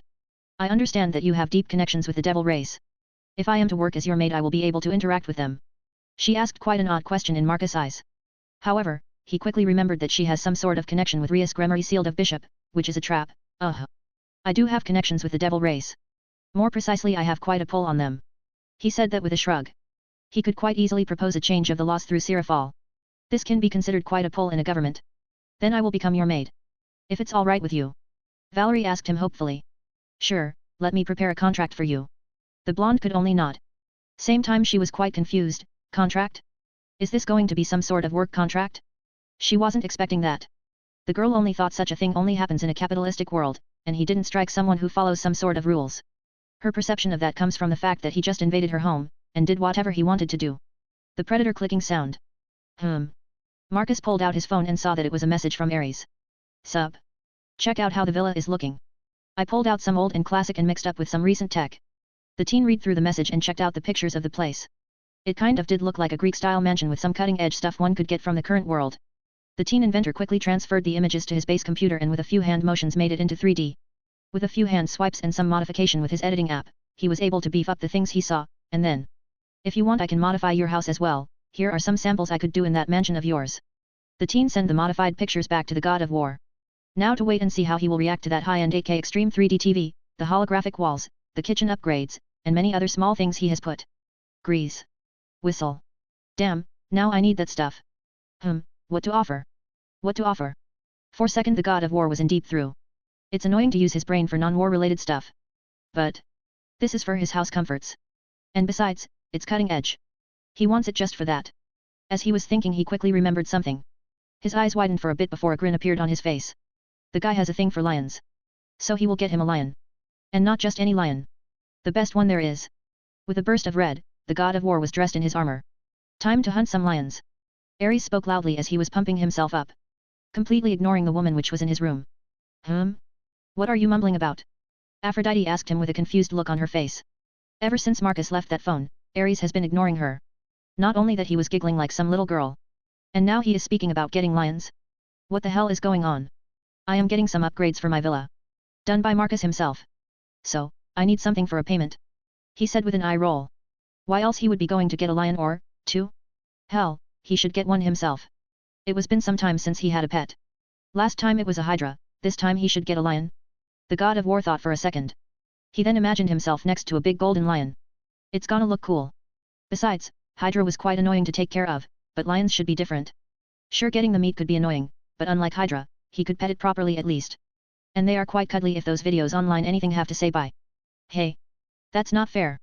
I want him to upgrade one of my mansions in Paris. Aphrodite got his attention back to her. She had a pouty look. Woman. The lion most likely only going to be enough for one house. If you want to tune up your own house then you need to pay him as well. The God of War said with a shrug. Hell, he is not sure if a lion will be enough in the first place. While it's quite powerful and was quite difficult for his half-bro to take down an adult one. It should be enough for a simple home upgrade, right? The blonde goddess huffed for a second, she crossed her arms under her breasts. Fine. I could just offer myself. Ares just shrugged at her. Don't know about it. I already offered you before. He said you are quite a handful. The God of War quite simply as if he was discussing something casual. You, sigh. The blonde goddess was out of words. Anyway. I have to find a couple of lion cubs. I will see you later. As Ares said that his circle appeared underneath him. It was in red and bronze, in the middle of it was the symbol of Sparta. Back to Marcus. The teen was relaxing in his chair back in his workshop. The back of his right hand was holding his chin. He looked like he was in quite deep thought as in front of him were a pair of DNA strands, they were spinning slowly. They were extremely barren looking compared to human ones, and a lot of pieces were missing. Marcus' left hand moved towards a hologram on his left as he picked a small ball-looking hologram and added to one of the DNAs. The next moment the whole thing shook and disintegrated. Impossible combination resulting in critical failure. So it would lead to this. Cross-species are quite a difficult branch of DNA, sir. What you are planning is not possible for the simple reason that we do not have enough data. What you making is not quite human and is connected to a machine. At least to understand some of it we would need some sort of reference. Aurora explained to him. For a second Marcus sighed as he brushed aside the shattered DNA and made a holographic image of a silver-haired beauty appear in front of him. This was Enterprise, the official name of her is biological battle model, Enterprise. The inventor's idea is to bind the ship like it's something akin to a noble phantasm from fate. But there are several issues and riddles he needs to fix. First is to store the ship in a place where Enterprise could access it, and another one is to make it so that she could control it seamlessly. This means a connection so deep that it's embedded in DNA. However, he never did something similar to a cross-species like creation before. Hell, Quinella is a human with special powers linked to his technomancy. It's quite different at a fundamental level. Thinking for a bit he brushed aside the image of Enterprise and went to another DNA. He started to work. I suppose I could finish this and then work on Enterprise. Dragon and perfect human crossbreed. Indeed. We could use this as reference to see how it works, before progressing forward towards the ship girls. Ship girls? As in several of them. The AI asked with quite a baffled tone. Indeed. A navy of legendary ships from a bygone era. Which are controlled by girls with simple thought. Now that is man's romance. I am maybe an AI, sir, but I don't think romance works that way. That's because you are a girl. Females and males don't truly understand each other. He said with a shrug. He has been studying genetics for some time now, even now he can understand certain anomalies. If you say so. My programming tells me that I should not pursue this any further. Indeed. You should not. Quinella did impressive work with her patches. Marcus nodded with an approving nod. He quickly started drawing how his dragoness is going to look once she is all grown up. As dragons, one way or another have to go through a growing period. This might going to help him in his ship girl's creation. Especially since DNA grows just as much as the dragon. Marcus smirked seeing what he has drawn. He didn't go far from Enterprise design. It's another silver-haired beauty with purple eyes. And yet, she will be just as hot as his beautiful ship girl. The predator clicking sound. Response from Ares? Well, he took his time. Marcus pulled out his phone and checked the response from the God of War. I want those upgrades, bro. In return, I will give you one of these. As Marcus read through the text he saw the picture which was attached at the end of the message. Is that a Nemean lion? He is planning to give me a Nemean lion, cub? Damn. Damn. I can't say no to that. The teen said with wide eyes. The God of War just got himself an upgrade he wanted. Chapter 48, Visiting Greece, not edited. Li Fei was sitting in the leisure room with multiple holograms windows surrounding her. Her facial expression was that of neutral, if anyone tried to read what she is thinking it would be difficult. Her blue eyes were on the holographic screen in front of her. It was information Aurora has given her about her master. What she was studying about him is very simple. It's his birthday, year of birth, the place where he was born. Those are key details on something she will do soon, and that is astrology. Since ancient times, even before her, star reading connected to a person is one of the easiest and straight-to-the-point way to get a reading on someone's character. Especially weaknesses. All she needs is the date of birth, location of birth, and time of birth. And thanks to Aurora who is obsessed with perfection, she even has time recorded of his birth. Talking about obsession, she nearly rivaled the level of Morgan had on Arthur. Li Fei internally rolled her eyes before focusing on the readings she got from this. Fear of being forgotten? Well, that explains his obsession with making his technomancy this long-lasting. Distaste for rules which are not his own. This could lead to World War III. Thinking about this from a different angle and at the world stage, this could truly lead to World War III. He has quite the obsession with materialistic things, which makes him a collector. This is something I already knew, but this just proves how deep it runs. Then his strength and talent is concentrated in his hands. Which is something I don't need to check, his inventions speak for themselves.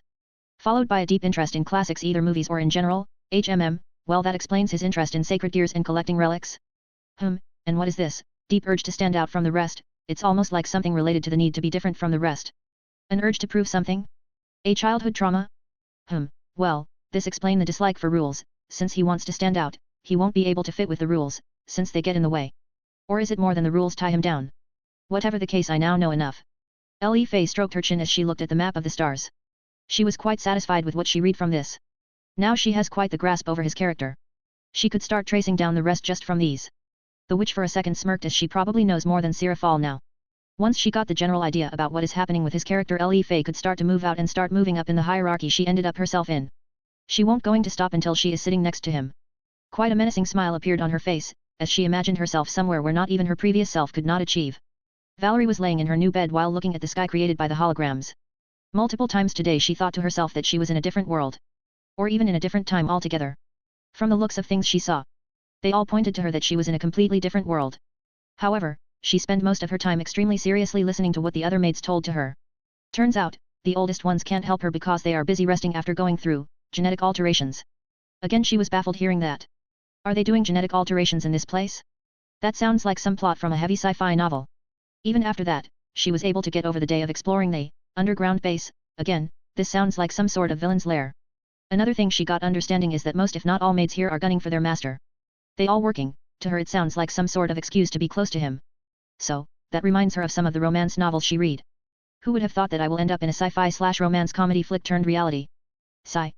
Now I only need to find a way to get in touch with the devil kind. How could I get him to help me to find Gasper?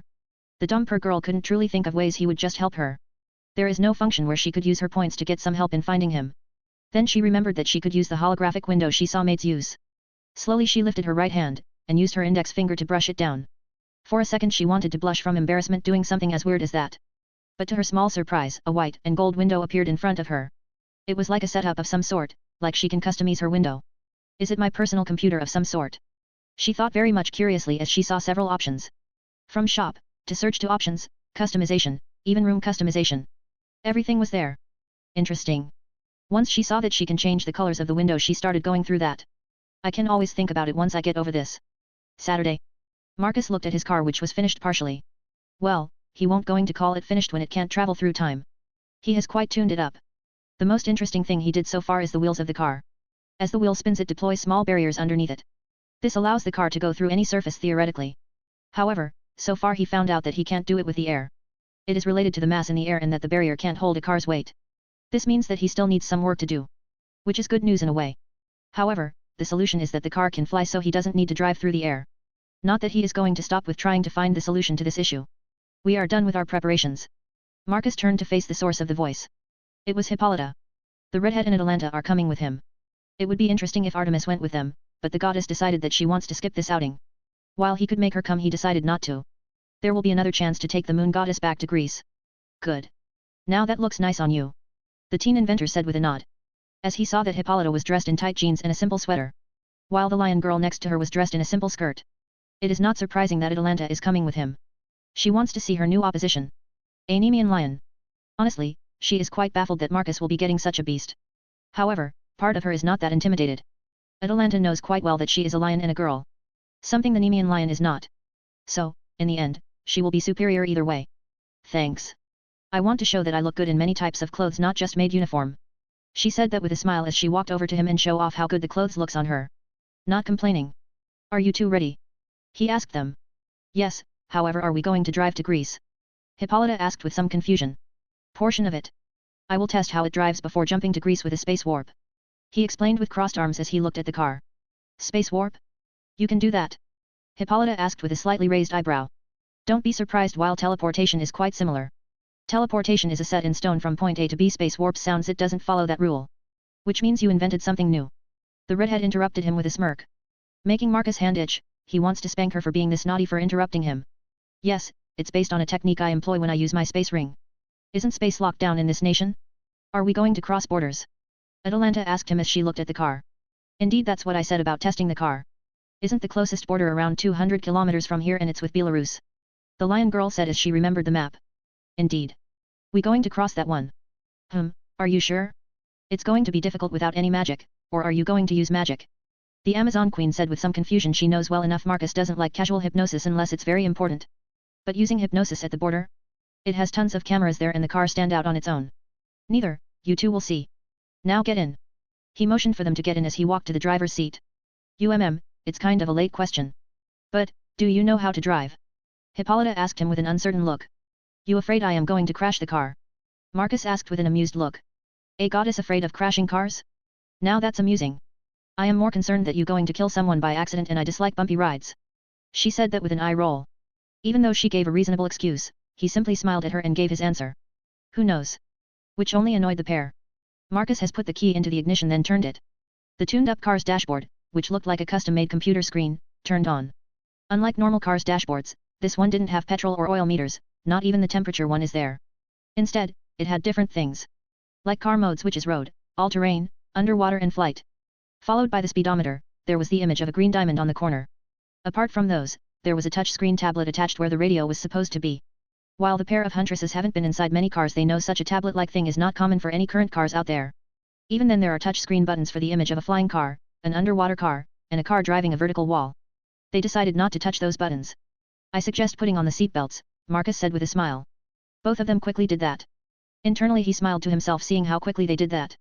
He does love messing with them. Good, now let's go. As he said that, he turned the engine on.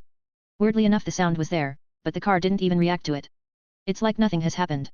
Moments later the ceiling lowered itself and Marcus could finally leave. However, before he did that, he pressed a few things on the tablet, activating something. Once that was done, he started driving.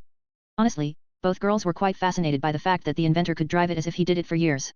This didn't go unnoticed by the lion girl. Her theory that Marcus has the experience of someone much older just got confirmed by what she saw.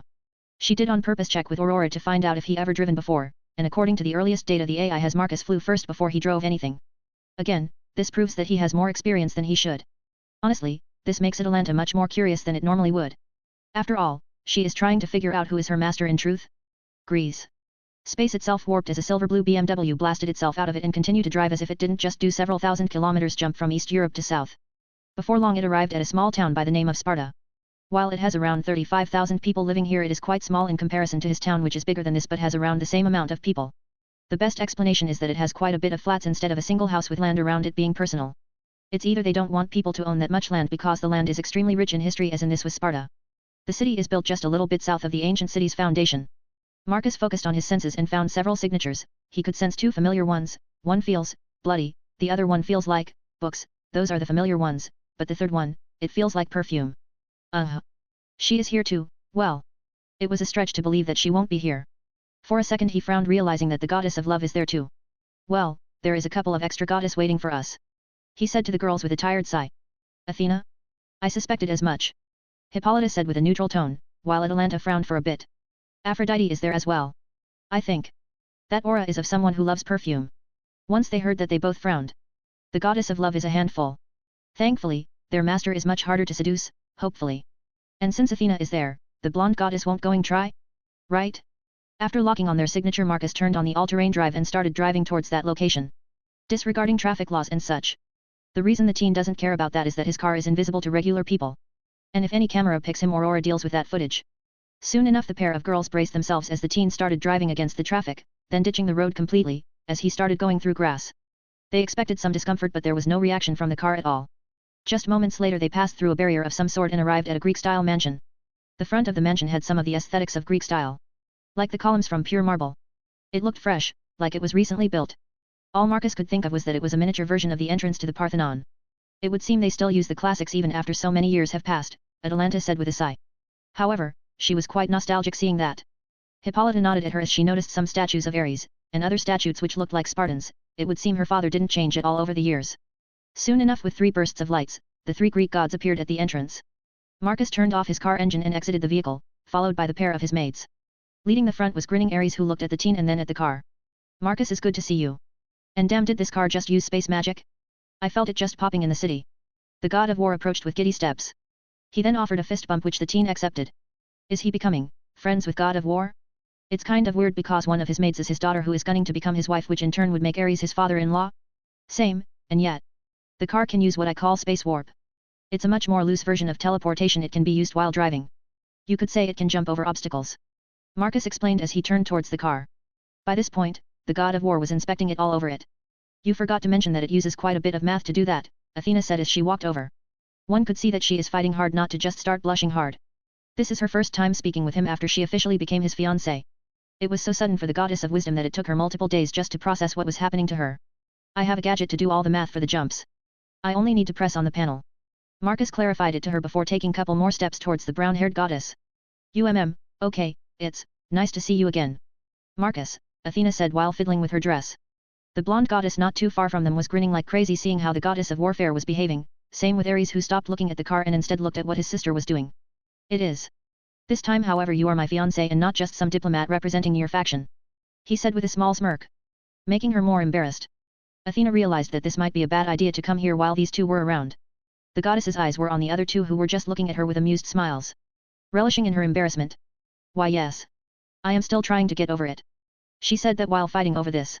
She was imagining stabbing those two with her spear. It helps quite a bit. Good. Now show me the manner. The teen turned around and looked at the god of war. Marcus realized that he should stop embarrassing his future wife. Ares nodded at him and started to walk towards the manor. Marcus followed him. After him was Athena and the teen's maids who were quiet the whole time. Leaving Aphrodite, who realized that she was ignored. A huff escaped from her mouth. Damn. I will show him. How dare he ignore me like this? The blonde stomped with one of her feet. It's a classic 2-floor building with 1 floor underground. It was built for me some time ago when gods still mingled with humans. For a time I forgot that I had it. So it has fallen to disrepair. With Hephaestus's help, I patched it up. The ground floor has a big kitchen, living room, indoor swimming pool, a study. I don't know why there is one. Anyway, a bunch of rooms for guests. Second floor has bedrooms, large bathroom, a library. I think. Haven't checked it all, so yeah, it's a classic mansion. The god of war casually explained to Marcus as they entered the spacious-looking mansion. He could feel divine energy in the place, meaning quite a bit of it was used to fix this place. So, how are you going to do it? Do you have the stuff stashed up in the storage ring? He asked the teen inventor. Yeah. I have everything I need in my ring. As he said that, several bursts of purple light happened around him and his Shinnok clones manifested. I am going to start. While you can give the lion cub to one of the clones. As Marcus said that, he started walking towards the first room he saw. Cool, you can make clones of yourself. I haven't seen that ability before. Ares for a second was shocked before getting over it very quickly. Shinnok clones. Anyway. Can I see it? One of the clones said with an excited tone. The god of war smirked, seeing the reaction of the teen. Yep, he was right. And he can't fault the inventor, the lions are awesome. Sure, follow me. I thought that there was only one Nemean lion. Marcus curiously asked the Greek god as he looked at pair of golden lion cubs sleeping in separate cages. It was. The original Nemean lion was raised by my mother and later was sent down to terrorize Nemea countryside since they pissed her off. Some time later, quite a bit of time earning quite a bit of fame, my bro was sent to slay it in one of his labors. We later learned that my bro labor's quests got some fame. Mother decided to use that to make more of the lions. Her excuse was that she missed the golden furs. But, I guess that she just want to show off that she was part of something extremely famous. The teen just rolled his eyes. Even gods want that camera spotlight. And so magical species of lions came to be. Marcus finished for the god of war. Indeed. And I stole a couple of those. Anyway, we shouldn't worry if my mother going to get furious. She doesn't follow the numbers of lions living in her enclave. I think. The Greek god said with an uncertain tone. You sure it's fine? I shouldn't worry about getting a visit from her. Marcus questioned with a raised eyebrow. Hell, the one goddess he want to stay away from is Hera. He likes hot and evil girls. One of the reasons Quinella is here. But, Hera is something else entirely. She is not evil, just a bitter woman lashing out at anything remotely annoying. While yet, he is more powerful, but now he is engaged to Athena. If she does come, I could just knock her out and send it back in a package to Zeus, but, how would he react to that? Or just message Ares to pick her up? That sounds much more plausible. Nah. It's cool. Don't mix her up with stuff she did more than 2,000 years ago. Over the years she has reigned in my father. After that, she stopped most of her scheming. The only person who still does any sort of scheming is Aphrodite. Even those are just to have some fun in Las Vegas and Paris. The god of war said with a shrug. If that's the case, then it's fine. I doubt I will be showing the lion to the public anytime soon. Ares grinned at him when he heard that. By that point, you can come up with a whole list of excuses where you got a Greek mythical beast. The Greek god said with a smirk. Marcus could only sweat drop. This god is reckless, even more than he is. The teen inventor at least does his math before doing anything remotely reckless. If you say so. Honestly, he can't say no to this lion cub. Stolen or not. After all, it's Nemean lion. A fully grown one is Longinus gear worthy. Marcus walked over and picked up the cage with the lion. He won't be opening it in his Shinnok avatar form. How long will these upgrades going to last? The god of war asked him. They will be done by tonight. I have a meeting with the fallen angels leader tomorrow. Marcus explained while looking at the golden lion cub. Oh, they start to move on you? It was only a matter of time before other factions will find you. It is. I have a bunch of contingency plans in case of anything weird happening. The teen said quite seriously. There won't going to be any war. As avatar of war yourself, you can sense any possible war happening. That power should be even more powerful for you since you have my sis's blessing as well. Ares explained about his blessing. It's like a sixth sense, for war. Marcus asked with quite a baffled tone. How does this work? Indeed. Since you have an incredible amount of magic energy, it should help you sense possible fights. The teen nodded slowly hearing that. He should test it.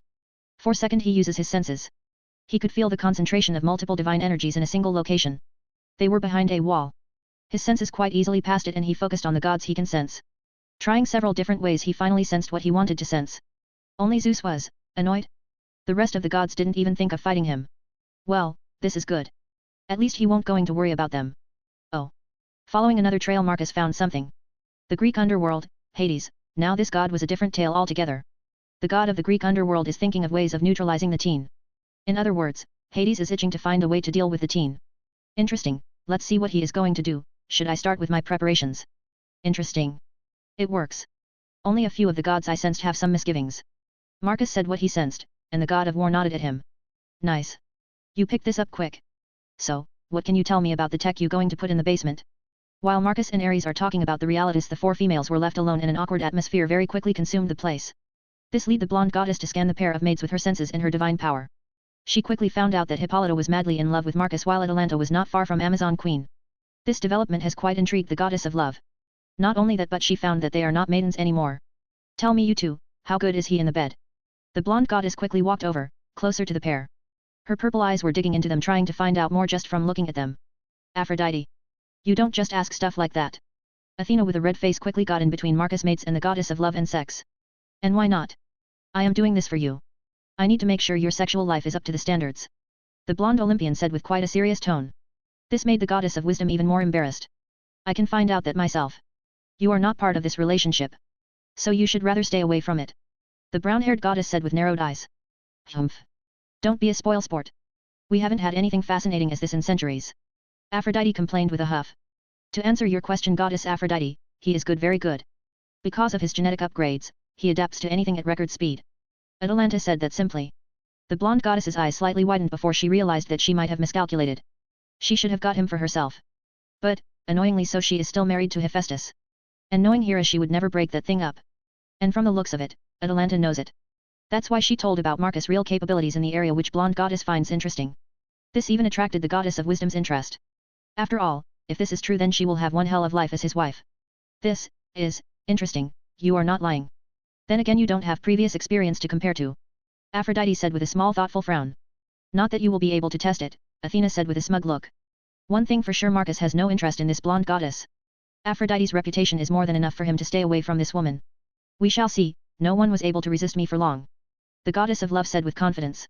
You never tried to seduce someone much stronger than you. The brown-haired beauty said with a confident tone. Which made the blonde frown. Athena just hit the bullseye, and that is the truth. Her powers won't be able to influence someone much stronger than her. Not now. Maybe in future, once he gets tired of you. I will be there for him.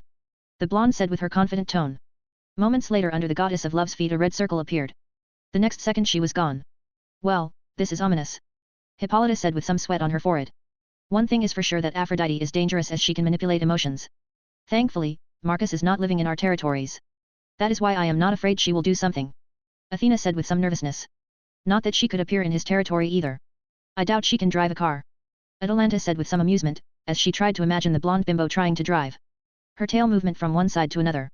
Showing that she found it greatly amusing, even though there is only a small smile on her face. True to that. After saying that, the situation once again got awkward.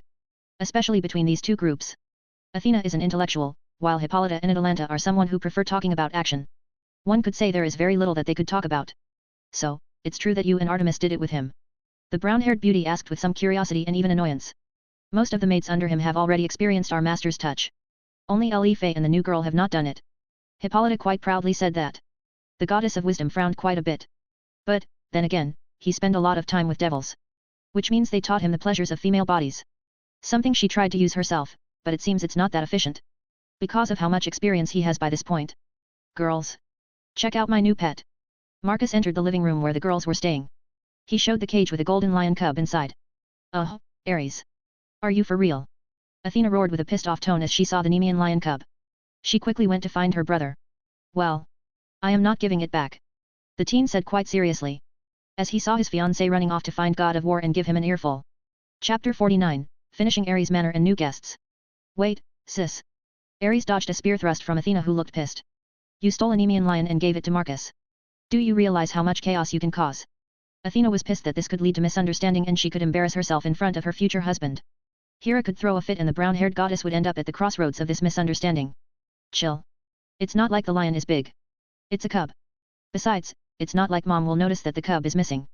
The god of war reasoned with her as he continued to dodge the goddess of wisdom spear thrusts. Do you want to bet on it?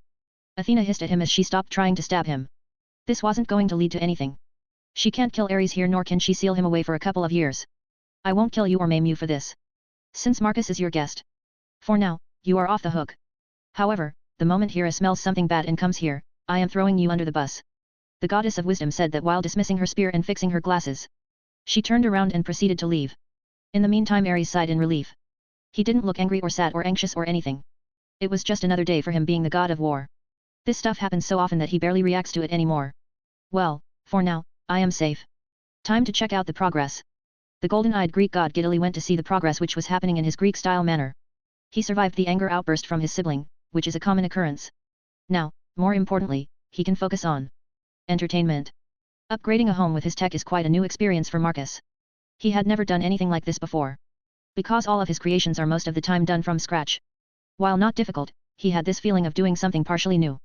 One Chinook clone would add cables to the walls, and the second would follow with Realitas projectors. Setting the basic holographic system was smooth and quick progress. What needed more of his attention was the power itself, a small diamond core heart. The heart was the only means to power the entertainment dome. If Ares were to connect to the power grid he would bankrupt the country. The output would depend on the simulation, so if he is to fight massive armies he would fry the grid. Just to be clear. You can't fight supernatural opponents. Your basement would not hold it. If you want that I would need to come back here again and upgrade the main structure of this place. Marcus explained to Ares as they looked at Diamond Core Heart and the computer panel. I don't care about that stuff. Bro, I want war. Not a fight if you catch my drift. Ares said with a hard look. Fighting one-on-one is boring. I had enough of those fights. What I want is a battlefield. Blood. Hundreds of men slaughtering each other. I want to experience the times when we slaughtered each other with simple bronze and iron weapons. With discipline harder than steel. The more Ares spoke the more he got passionate. Bloodlust started to roll from him. Showing that this guy was the god of war. The ugly side of it. Nothing that he felt from Athena when they were having their strategic fight inside the simulation. I see. Well, it's a good thing that I am prepared. I have an AI prepared for you. Artificial intelligence. Yab. He will help you run simulations and assist with running the manor for you. As Marcus said that he proceeded to demonstrate. Strategus, are you up? Ready and waiting, sir. A male voice said from the walls. It sounded quite serious.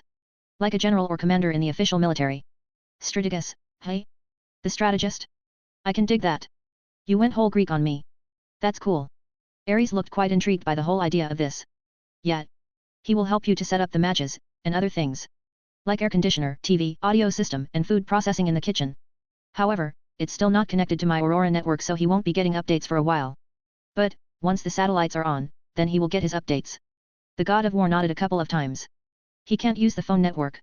Marcus grimaced upon hearing that. Yeah, about that. I don't think you want to break it, do you? The compatibility and the size of data would melt the phone network. That's why I am saying satellites.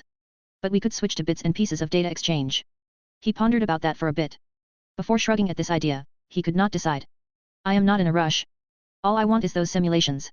Ares didn't care either. Fair enough. Let me show you how this works. A grin appeared on God of War's face when he heard that. Marcus took him to a room adjacent to the Diamond Heart Core. It was a simple and empty room.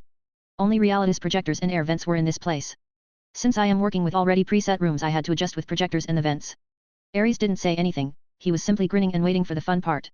Seeing that he was in a different dimension, the inventor decided not to bother with explanations. Instead he decided to start the show. Strategus, start the entertainment dome. Certainly, sir. Dispersing Realitas particles. Activating light prism. Adjusting temperature. Soon enough the room shifted, the rainbow particles reacted to the light prism, and distortion of surroundings started. It shifted to grasslands stretching in all directions. Amazing. If not for my battle sense, I could easily pass this as reality. Ares snapped out and looked around, marveling at the technomancy. That's the idea. What you see is what the particles want you to see. This stuff can't work without AI. In place. How did you even come up with this? Gundam Seed. An anime. Yab. Mirage Colloid, a technology they created in that place. I copied the idea. Think of it like small glass pieces which reflect colors from a prism. Add some sprinkles of magic and you make anything you want. Marcus explained to him as he lifted his hand and made a flower bloom, then it turned into a squirrel. The squirrel jumped off his hand and turned into a 3-meter-tall squirrel monster with a huge amount of drool before it shattered like glass. Not bad, I like JoJo's as well. Ares saw through the reference the teen just made. The teen snorted with amusement when he heard that. Who doesn't like the weirdness of JoJo's? Who doesn't? Anyway, since we are here, why don't we test out the system? Ares grinned from ear to ear when he heard that. Let's do it. As a suggestion, I want to face those Persian fuckers. It's an old festered wound. With pleasure. I did come here prepared. I got all the relevant ancient history installed in Strategos. Sweet. The surroundings shifted into a mountainous area.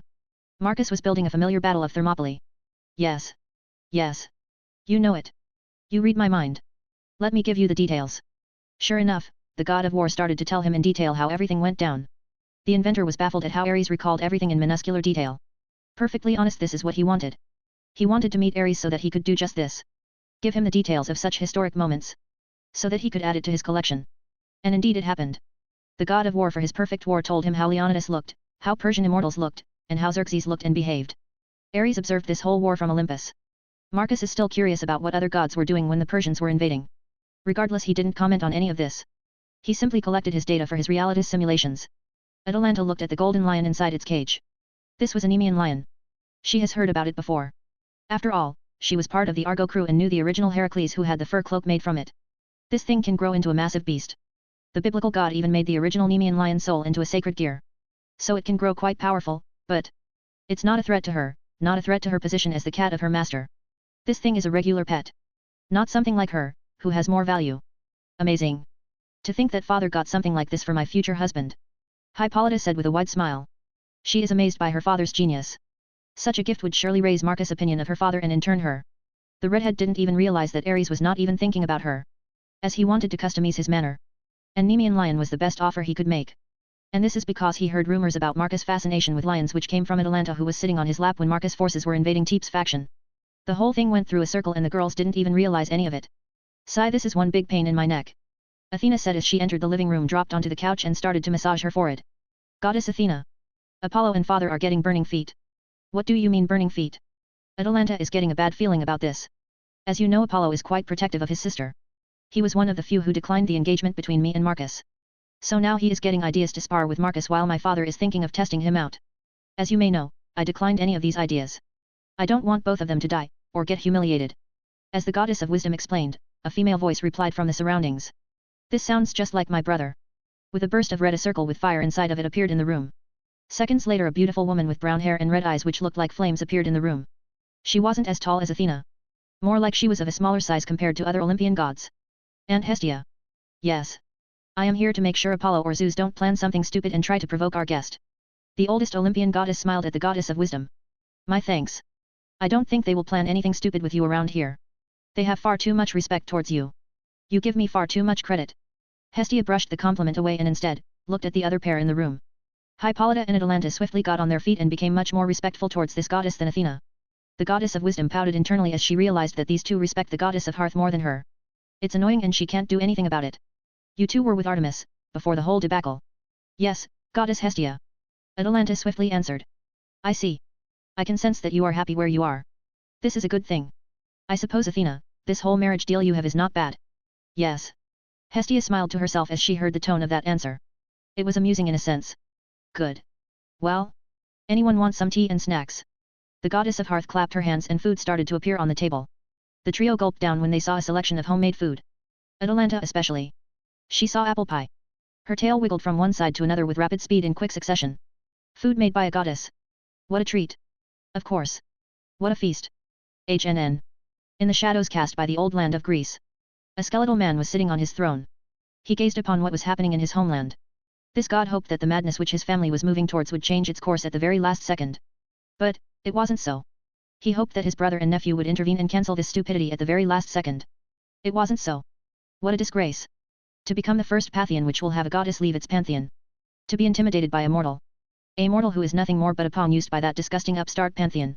Even if he is not a pawn, he is still helping those upstarts in banding together. Such a thing simply can't be allowed. Skeletal God said with a bitter and angry voice. It has been over 2,000 years since he was given a job he had no interest in. It may have given him more power. But just like always he has been treated the same, nothing has changed. Well, it has changed for the worse. And he is tired of this. Call Nyx. There is something we have to discuss. It's time for us to cleanse them once and for all. Blue flames started to burn in the skeletal god's eyes. He will deal with them on his own.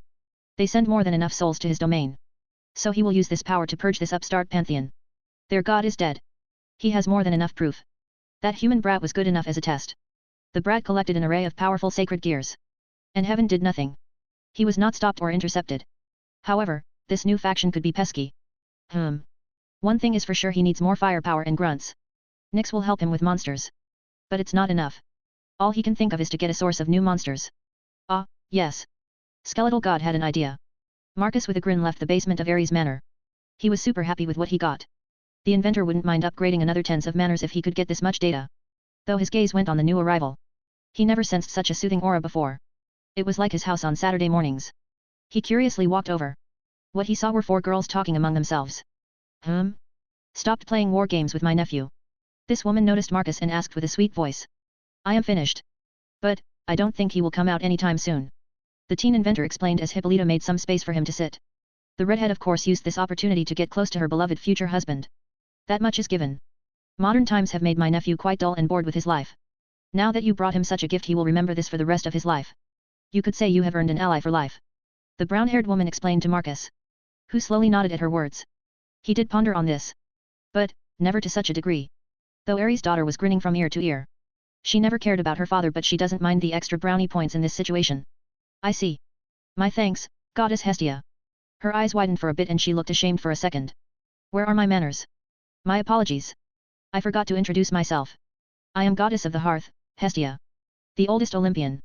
My pleasure. I am Marcus Goldman. An inventor and engineer. She smiled with some amusement when she heard his introduction. You didn't mention your other titles. Hestia somewhat teased him for a bit. This was quite an opportunity for her. She will be his aunt-in-law after all. I mention those when I fight enemies. Oh, I see. So you act humble around your people but flaunt around your enemies. She pretended to think while looking at the ceiling. One of her fingers was on her chin. Indeed. Infuriating enemies is one of the basic tactics one can employ on a battlefield. Athena smiled when she heard that. What he said is true, and she approves of such tactics. I see. How curious. No wonder Athena is so in love. You have similar traits to hers. Hestia proceeded to tease Athena when she realized this. Aunt Hestia. Don't tease me in front of my future husband. The goddess of wisdom went on total defense. This was embarrassing. One of the reasons she never found herself a husband before was because she would be teased very daylight by her family. That reminds me. I do need to get something for you. Marcus casually interrupted the whole tease. What do you mean? I mean an engagement ring or something. The inventor clarified. This made the goddess blush quite a bit. Hestia smirked as she gently elbowed her knees. Did you hear that? Dear Marcus wants to get something nice for you, what you should say. The goddess continued to tease the poor goddess. It was obvious that this was a new thing for her. Aunt Hestia. I know. Okay. Athena exclaimed as she pushed her glasses up. Trying to hide her embarrassment behind her glasses in hand. This was not the end as Hestia continued with more tease. The tease switched to whispering, which only made the goddess of wisdom blush even more. As this was happening, Atalanta and Hippolyta were enjoying this. Finally, the annoying goddess is getting back. Karma is a bitch. This continued for a couple more hours until Marcus heard Aurora's voice. It was getting late and Ares didn't leave the basement. Ladies, it appears we won't be able to explore the ruins. Our guide is stuck in the basement and we are running out of time. The conversations have ended. Hestia and Athena sighed in disappointment. Apologies for my brother's actions. No worries. I just have more excuses to visit Greece. Marcus smiled at Athena, who smiled back with a thin blush. Then next we should visit Athens. If Ares is not available. The goddess suggested to her future husband. Good idea. We can do that. Next day. Is there a reason why we took a plane? These things are absurdly slow. It took us 15 hours to arrive here. A white-haired teen dressed like a punk said with an annoyed tone. Now. We can't teleport into this country and flying is just asking to provoke the whole faction.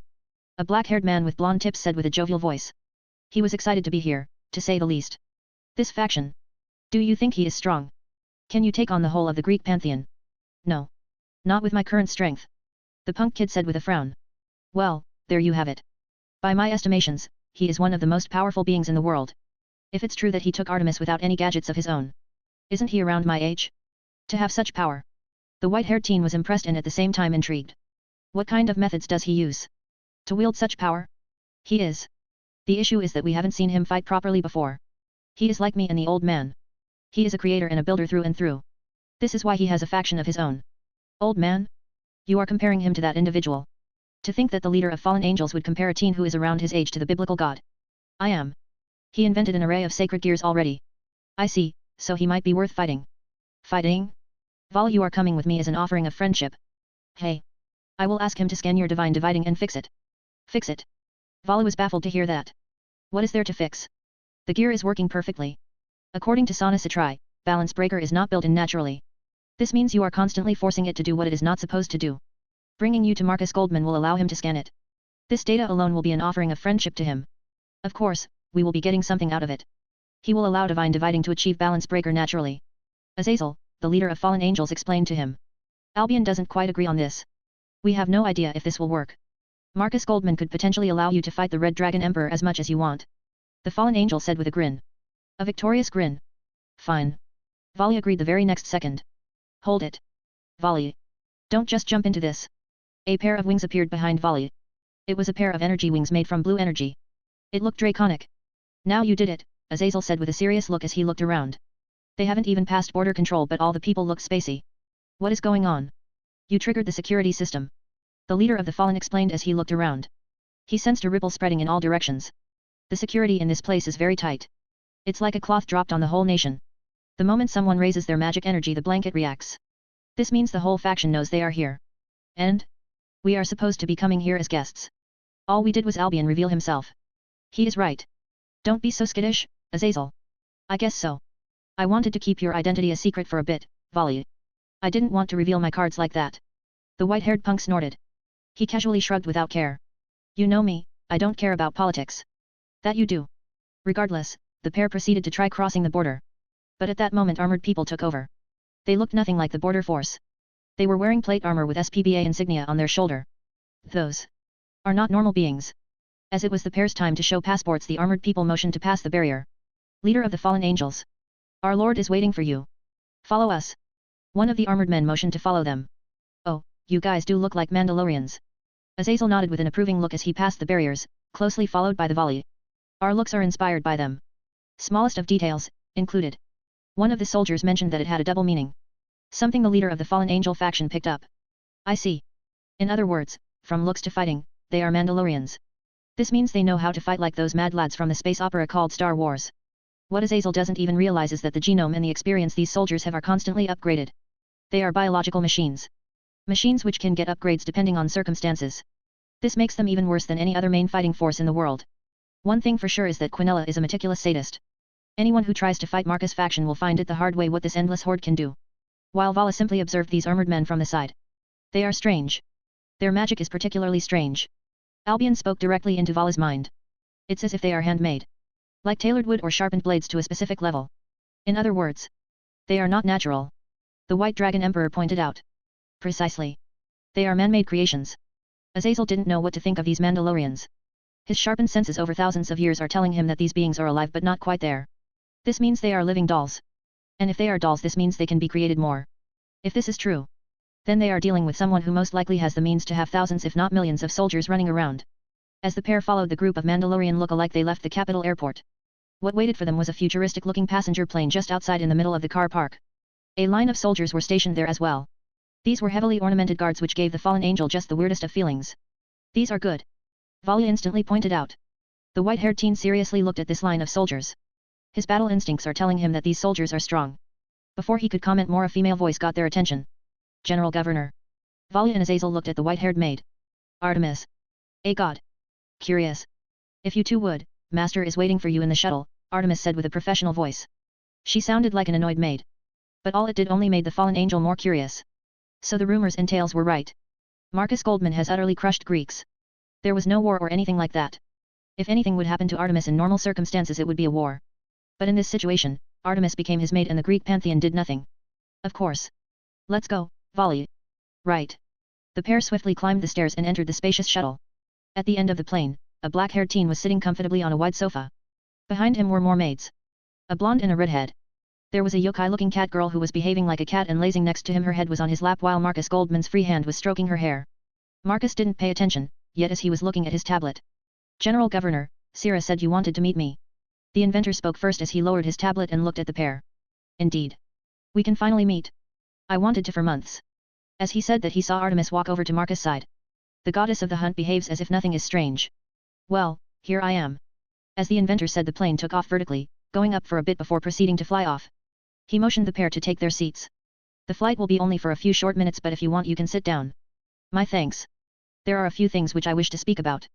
The leader of fallen angels walked over and took his seat opposite Marcus. The shuttle was more like a private jet as it had seats arranged like a living room with a coffee table and all those fancy little things, like carpets and a small fridge with drinks. A very advanced private jet. Azazel has a few questions about how things work in this plane, but for now, business first, hobbies later. I assume you want to learn a few things about sacred gears. Of course. But, those can wait. Oh. Marcus was surprised that the geek in front of him wanted to talk about something else. I wish you to use your influence and persuade devils to open peace talks between 3 factions. I see, you want to use my connection with Seraphal to propose such a thing. Indeed. If one Satan of foreign affairs does such a thing, then I will second it, and fallen angels and devils will enter peace talks. Angels will have no choice but to enter the talks as well. Azazel explained his plan. And what do I get from this? I am glad you asked. I have 3 Vritra sacred gears. Do you want it? The fallen angel leader proposed with a smile. This, you are one evil man. Playing one's greed like that. Marcus joked with amusement. All his mates looked at the inventor with deadpan eyes. Look who's talking. Lucifer complaining about other people imitating Lucifer's techniques. It's for the greater good after all. Dumbledore would be pleased with your dedication. The teen joked for a second. Before getting somewhat serious. Ha ha ha. No doubt he would. Azazel understood the reference. No doubt that old wizard would agree with him. Both of them love peace after all. Fine. I don't see any reason why I shouldn't do such a small favor, knowing devils they will be delighted about this peace talk you are planning. Marcus doesn't mind, either way, these 3 factions don't have anything of imminent interest for him. Fantastic. Before talks can continue, the plane has landed in an open and wide cavern. By this point, Vala was already looking through the window, as he hadn't sat down in the first place. What piqued his curiosity was the amount of things this place has. There are rows and rows of these soldiers, planes which look like fighters, several types of those. Most likely some of them are carrier planes meant for army transport. Is that a spider robot? His gaze went to the far side where tall metal things with large barrels were walking. They were like spider tanks or something like that. Most likely that barrel is impressive. If it shoots power of destruction like they say this faction can. Albion commented on things he was seeing through volley as well. As the shuttle landed, the group proceeded to leave it. As they got outside, they were able to see the scale of this place. We are fully underground. There are no support pillars. I assume you use alchemy to make the weight of the ceiling hold as it is. The fallen angel commented the moment he saw the expanse around him. What stuck for him was the lack of support pillars. Partially correct. Oh. I see. I can sense mana flowing through the walls. Azazel quickly started to figure it out. But, at the same time, the more he figured out, the more questions popped into his mind. Indeed. Now follow me. We can talk in peace when we arrive at my home. Chapter 50, Red and White Emperors. After arriving at the airfield, which is part of the barracks, the inventor took his guests to the maglev station and proceeded to board it. His guests curiously looked around, but the pair did take their seats this time around. I thought that the 3 factions were already negotiating peace, Marcus commented on what he heard from Seraphal some time ago. Wasn't his mission to obtain the cups from vampires cause them to get all skittish and start working on that peace? We are and we are not, Azazel said with a sigh. Devils, us and angels want peace. But we all have elements from the past. I have some cotters who don't want peace, devils have their old Satan faction who want to fight, their king faction is full of bureaucrats, and angels are a cautious bunch. Your presence made them feel pressure to start wishing for peace above everything else. I see, sounds bothersome. You don't even know half of it. The Governor-General sighed even more as he leaned into the seat. These are comfortable. The fallen angel commented on the seats before returning to the mission ahead. As I was saying. You have an enormous pull on Seraphal, you know, being her boyfriend and all that. You could ask her to push through and put peace to a vote once and for all. Marcus nodded as he had a pondering look. And I will get those Vritra gear you have. Yes. Hearing such an instantaneous reply made the inventor pull out his phone. Very well. My message to Seraphal will be very simple. Azazel wants peace. But other factions don't agree. So I will ally with him to put some pressure on devils and angels. I am sure when my soldiers walk on underworld soil they will think of peace as only the solution. Azazel's eyes widened to a large degree when he heard that. This kid is hardcore. While Vala grinned when he heard that. This guy is his kind of guy. Hold it. There is no need to go overboard like this. This is not going overboard. It's a slap of realization when someone can't decide whether to slap him or her to get a grip. This is just that, a slap. Azazel slowly nodded to the explanation. The moment Marcus sent the message his phone started to buzz. The teen put his phone on the loudspeaker. Marcus, what do you mean you ally yourself with Azazel? You can't do that. I can and I will. Tell your old coats to draw a peace plan ASAP. Otherwise, I will build an outpost in the underworld and feed fallen angels with limitless resources. Gah. You are the worst. You can't just throw around your weight in politics like that. Just do what your boyfriend says. Otherwise, there won't be any cuddling for a couple of months. Satan's damn it all. Just like that, she hung up her phone. There you have it. Marcus pocketed his phone and looked at the baffled fallen angel. Impressive. I will be waiting for a response. Once fallen and devilkind strike a peace, angels will follow. The Governor-General was certain of that. Angels have the lowest numbers of all three factions. They wouldn't want to face the other two. One could say he is satisfied with this development. Finally, after so many years they are moving somewhere. I will be waiting for those Vritra sacred gears. No need. I have them with me. Azazel pulled out a neat-looking box and opened it. There were 3 orbs inside of it. I have 3 out of 4 Vritra gears. The last one had eluded me for a while, but my sources say that Sonasatri Peerage has the last one. Indeed, I have the data from that gear, and I could remake it. With this Vritra will be complete and I will have a full-fledged Dragon King. Marcus commented as he looked at the orbs. This is just perfect. He has Dragon Vritra now. Oh, I have the cups. I could get all the evil dragons, The inventor started to get all giddy.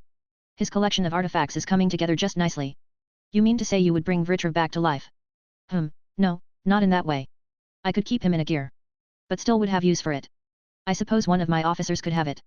After all, Vritra is a powerful Dragon King with an array of unique powers. Oh, I see. He would make one of his puppets wield Vritra gear, making it loyal to him. It's terrifying how he could make all of the gears he collected useful to him. And if he could replicate them, that would be even more horrifying. It's a good thing I don't want to pick a fight with him. Azazel nervously thought that to himself as he looked at Vala sitting next to him. I guess it's time to become friends.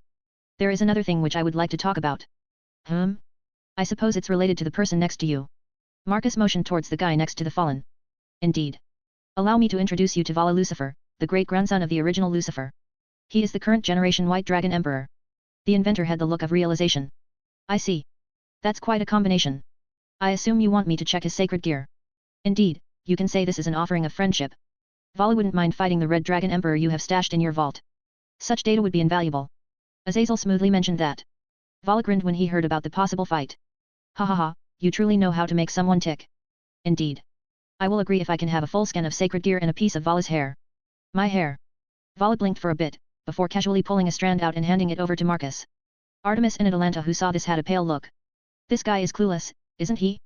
Giving a hair to a scientist like him. Even Azazel had a look of shock as he knew what this meant. He was even about to negotiate something else, but the strand was already engulfed in purple energy and floated over to Marcus' side. The inventor swiftly stored the hair away. This was perfect for him. A proper hybrid. Between Lucifer and a human. Another piece of the puzzle with the name Life. Many thanks. I will make sure I will use it properly and to the full extent. Azazel and the other 2 maids stiffly nodded. While Vala simply shrugged at him. Sure, whatever. So when can we fight? The current generation White Dragon Emperor didn't think much about this at all. His goal is simple, and that is to fight the Red Dragon Emperor. After the scans are done. So, I would say, less than 30 minutes from now. Fantastic. Marcus simply smiled seeing how easy it is to sway this guy. There is no doubt that he wouldn't mind becoming his test subject. While Azazel could only sigh. It appears the inventor in front of him realized how easy it is to sway Vala if he has a chance to fight a powerful opponent. The maglev arrived at Marcus' home, and the inventor led them through the corridors and arrived at an elevator. This will take us to my workshop. We are underground, aren't we? I suppose we are going even deeper. Azazel quickly noticed that there were no windows, only fish swimming above them. Yes. Ground is the best place to build, no one even realizes that. People could easily build buildings, even cities above us, and no one even realized that there was a supernatural faction right under their feet. Marcus explained with a small smirk. That's an interesting way to put it. The inventor nodded before the lift doors opened in front of them. The trio entered it. Before the doors closed he pulled Atalanta into his hands. While the other girls pouted at him. The rest of you can go back to your duties. My Linus is more than enough to keep the company. The maids sighed in resignation, they nodded and returned to their jobs. Once it was clear Marcus called his AI. Aurora takes us to the workshop floor. Certainly sir. An AI. That explains a lot of things. This single clue was enough for Azazel to uncover a lot of things.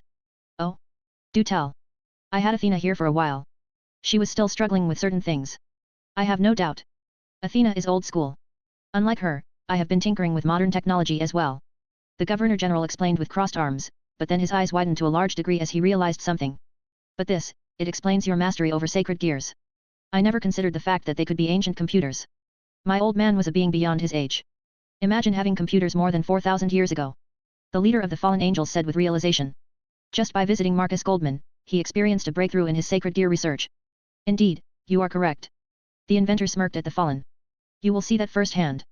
He said that the lift stopped at the workshop floor and the group entered the restroom, passed it and entered the wide workshop. What greeted them was Jupiter and all of its moons lazily spinning around. Impressive. Holograms. Yep. It's a technology I call realitas, a form of hard light holograms which can hurt. Even kill, if utilized properly. It's shards of small glass mixed with magic. It can interfere with humanoid beings' perception of what they see or smell, the same with a feeling of touch. It can replicate human body heat. It's a technology I am still developing and researching. Fascinating. Before Azazel could comment more, Vala took a step forward. This means you could face any opponent you want, depending on the amount of energy it's given. Correct. This is who you will be facing. With hand motion, a menu appeared and Marcus went through a couple of settings. Moments later, polygons gathered and a red armored being was standing next to the inventor. Red Dragon Emperor. Precisely. I have fully scanned booster gear. This model here knows all about boost and balance breaker. You can use several different difficulties depending on what you want. The more White Dragon Emperor heard about this, the bigger his smile was. Then what are we waiting for? His enthusiasm made Azazel shake his head. Atalanta just looked at the silver-haired teen with a deadpan look. This guy was feeding from her master's hand like a big boy. Sure. Aurora, I need a sacred gear scanner set, if you would. One moment. The floor opened up in front of them and a pedestal with several cables came out. Summon your gear. With a burst of white light, divine dividing popped out from Vala's back. Marcus proceeded to put the readers on his wings, on the part where energy is being held together. Don't resist the energy. It will wash you over. This will take a moment. Right. The White Dragon Emperor nodded as he looked at the red armored being standing not far from them. It had his arms crossed and was waiting for things to happen. This only made Lucifer's grin get bigger and bigger. Aurora, you can proceed. Starting gear scanning. A floating window screen appeared in front of Marcus and Azazel. The pair were looking at this.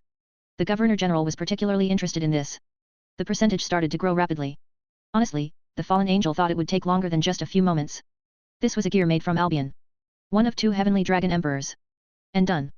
The scan is complete. Marcus proceeded to check the data. Well. It has the same issues as others I have acquired. The cache storage is full. This causes errors in the system. The reason why it has a balance breaker and other forms. Curious, it appears you have achieved Juggernaut Drive. Vala for a second was surprised. He hasn't told anyone except Azazel that he can use Juggernaut Drive. Yet? I can achieve it in a couple of minutes tops. Before negative emotions overwhelm me. The Lucifer explained to the inventor. Fascinating. We could use that. Use what? The Juggernaut Drive. I will clean the cache and adjust your divine dividing. I will add the balance breaker as a natural evolution of the gear. Then you will spar with the red one. We will gather the data, cross-reference it with the data I have acquired and then add Juggernaut Drive. Meaning that you will have 2 natural forms. What do you think? Marcus looked at Vala when he said that. That's a deal. I have no idea what you said. But if this allows me to have Juggernaut Drive under full control, I am in. Fantastic. Let's get this going then. First we erase all the cache. Then run the maintenance. With a swipe of his fingers, Marcus proceeded to fix the gear. Azazel looked at this from the side. There was a perplexed look on his face. He might have overlooked the fact that he just unleashed something horrifying on the world. Bringing Vala might have been a mistake. But he needed to make sure divine dividing went through this maintenance. The moment he heard about maintenance on sacred gears, the moment he realized that it was the truth. The Juggernaut Drive was proof of how bad they can end up. The Governor General might have done this himself, but he had no idea where to start. But now, he realized that Marcus Goldman didn't just know how to make gears, he even knew how everything was run. As if he knows how Heaven's system even works, it's like he truly is an old man's reincarnation, or. The fallen angel's eyes widened as he turned stiff and then paled. He slowly undid his crossed arms. Or he is the reincarnation of Solomon. In his mind, he started swiftly connecting dots. How submissive is Seraphal, how he summoned her years ago. All of that falling into place. His means of understanding the gears, his power over devils, his supremacy over energies. By my old man, this is utterly terrifying. If Devilkind figures this out, there will be a civil war, paranoia will be all-time high. But for him to operate in the open like this and for everyone not to realize what is going on, this is just. Azazel realized that it was too late. Solomon has created a faction and no one even knows how to stop him. And this time around, the reincarnator won't die from old age. With tech like this, he will be a being similar if not superior to gods. And he helped him with that. He brought Vali. The moment the reincarnation of Solomon figures out Juggernaut Drive, all of his gears will have something similar. I will just pretend I have no idea what is going on. Azazel thought to himself as he cleaned off his sweaty forehead. Yep, it will be for the best. For now, he watched how Marcus proceeded to adjust the very gear from the very core. Adding new lines with the runes of several pantheons. This was extreme, to say the least.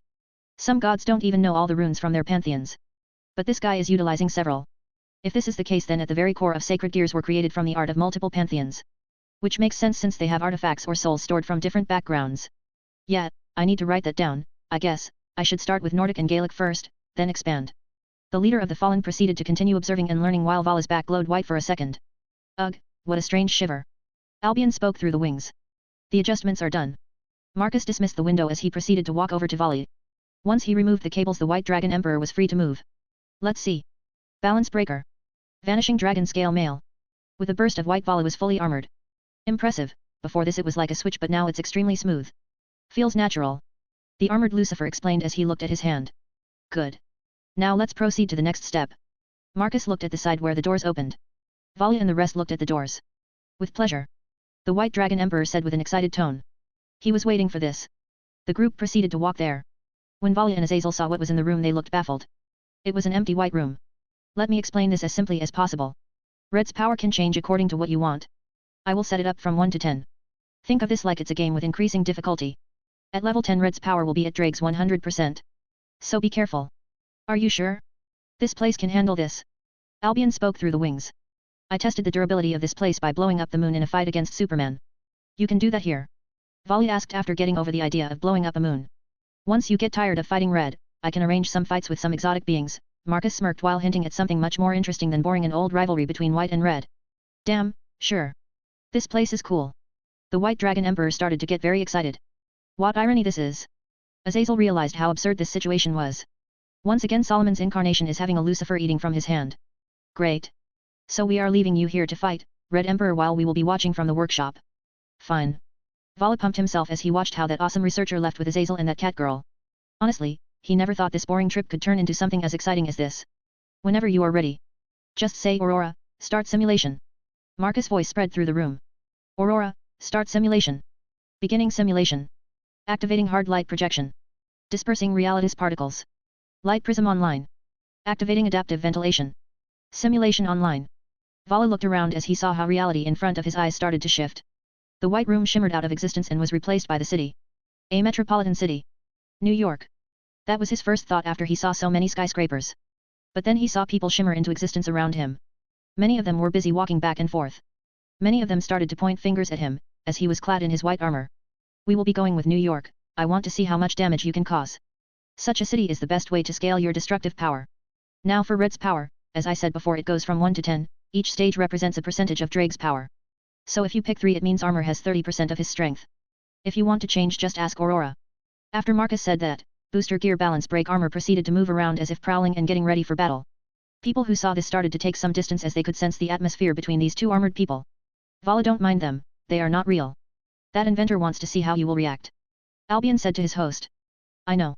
The young Lucifer expanded his wings which hummed with power. Then he kicked out, shattering asphalt under his feet and proceeded to lunge into Red Dragon Emperor Scale Male. White armor fist collided with a red fist. Divide. Boost. The exchange was short as Vala swiftly overpowered the armor. This is not good. Aurora set his power at level 4. The White Dragon Emperor exclaimed as he sensed how weak was that armor. Very well. Wait. That's nearly half his power. Sure enough, red aura erupted from the Drake Scale Male. The red being blasted into Vala, who tried to block the incoming punch. But ended up being pushed into a skyscraper. The glass shattered into thousands of pieces as people started to scream. Drake Scale Male blasted Vala through the office floor, going through tables, computers, bookshelves, and other things, eventually slamming into concrete support pillars. Yet. That's more like it. Divide. Divide. Divide. The red aura shrunk considerably, but it quickly recovered as the Red Dragon Emperor used its signature ability. Boost. Boost. Boost. Then its green eyes glowed as its other fist went into Vala's gut. Pierce. The Teen Lucifer coughed blood as his armor shattered into thousands of pieces. Cough. What the hell was that? For a second his vision started to get dark.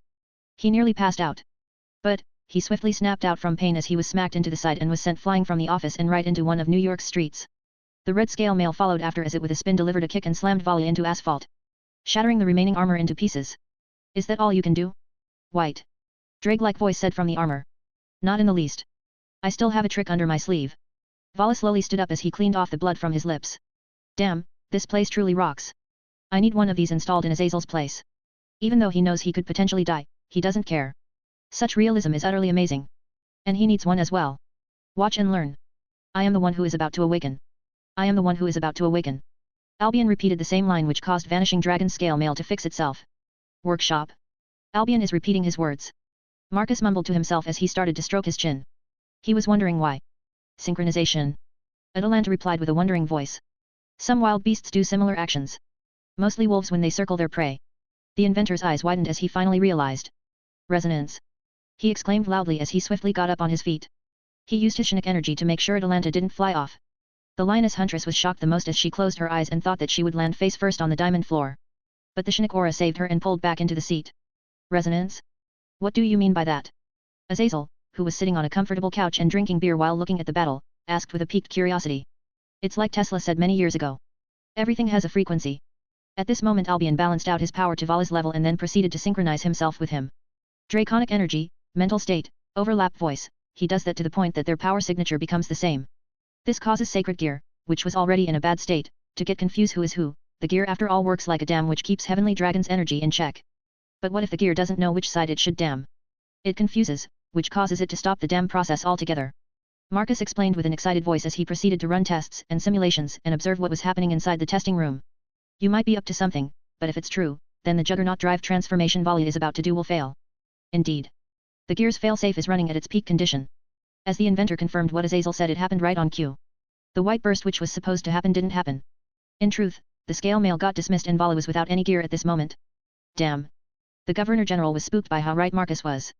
It happened right in front of his eyes. Aurora, terminate the simulation. I got what I wanted. As you wish. The simulated New York shattered like a piece of glass. It only made Vala more confused. As he realized that he was in a simulation all along. It was so real that he forgot that for a moment. Can someone tell me what is going on?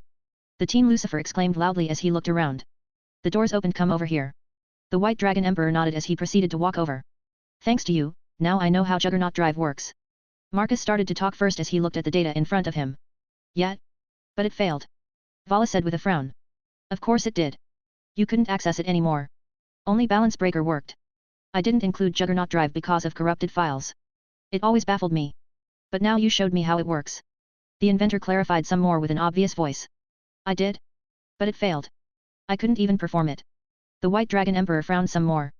It's the method, not the transformation itself, Volley, Azazel said from the side as he was looking at the data as well. Honestly, on this trip alone he learned more than he did in the past 500 years researching on his own. Ancient computers, and Juggernaut Drive. These two things will allow him to have a breakthrough in sacred gear on his own. Maybe if he sticks around some more Marcus will explain to him how he interpreted Balance Breaker as well. That would be just grand. Method. The resonance you have with Albion, bypassing the security of sacred gear to tap into full power. Vala blinked a couple of times before thinking for a moment. I guess it just clicks. I see. Since Albion is attached to you at the soul level it happens naturally. The second coming of Solomon said with a thoughtful look. Anyway, I am going to add this sequence to the gear. Come over. The White Dragon Emperor nodded as he walked over and once again Marcus proceeded to attach cables to the divine dividing. The moment he was connected he swiftly checked over the logs. A small smile appeared on his lips as he saw the log which was recorded over the failsafe. For a second the sacred gear felt that there were two Albions. This forced an emergency shutdown as it was logged as a critical error. Just as I suspected, look. Marcus pointed at the screen, and Azazel nodded as well as he saw this on the screen. He was still learning the language used to code these gears. He barely understands several letters. So, one could say he is playing along. Yes, it appears so. The inventor smirked as he proceeded to remove the log and started to add another sequence to the gear. Just like with Balance Breaker, this sequence only goes to work when resonance is reached, and instead of turning off Vala will be able to access all of Albion's power. Just to keep this clear. You may die if you are to use this power. Having limiters removed you will be exposed to 100% of Albion's power. That's the point of Juggernaut Drive. Vala rolled his eyes when he said that. Technically it's less than that. The gear only holds a portion of Albion's soul. Azazel commented from the side. Old Man was only able to store some of it. The rest was destroyed through the fight. The pair of dragons entered an outrage. There were not that many means to stop them. Does it mean you have been there? But of course. It's an experience I don't want to relive.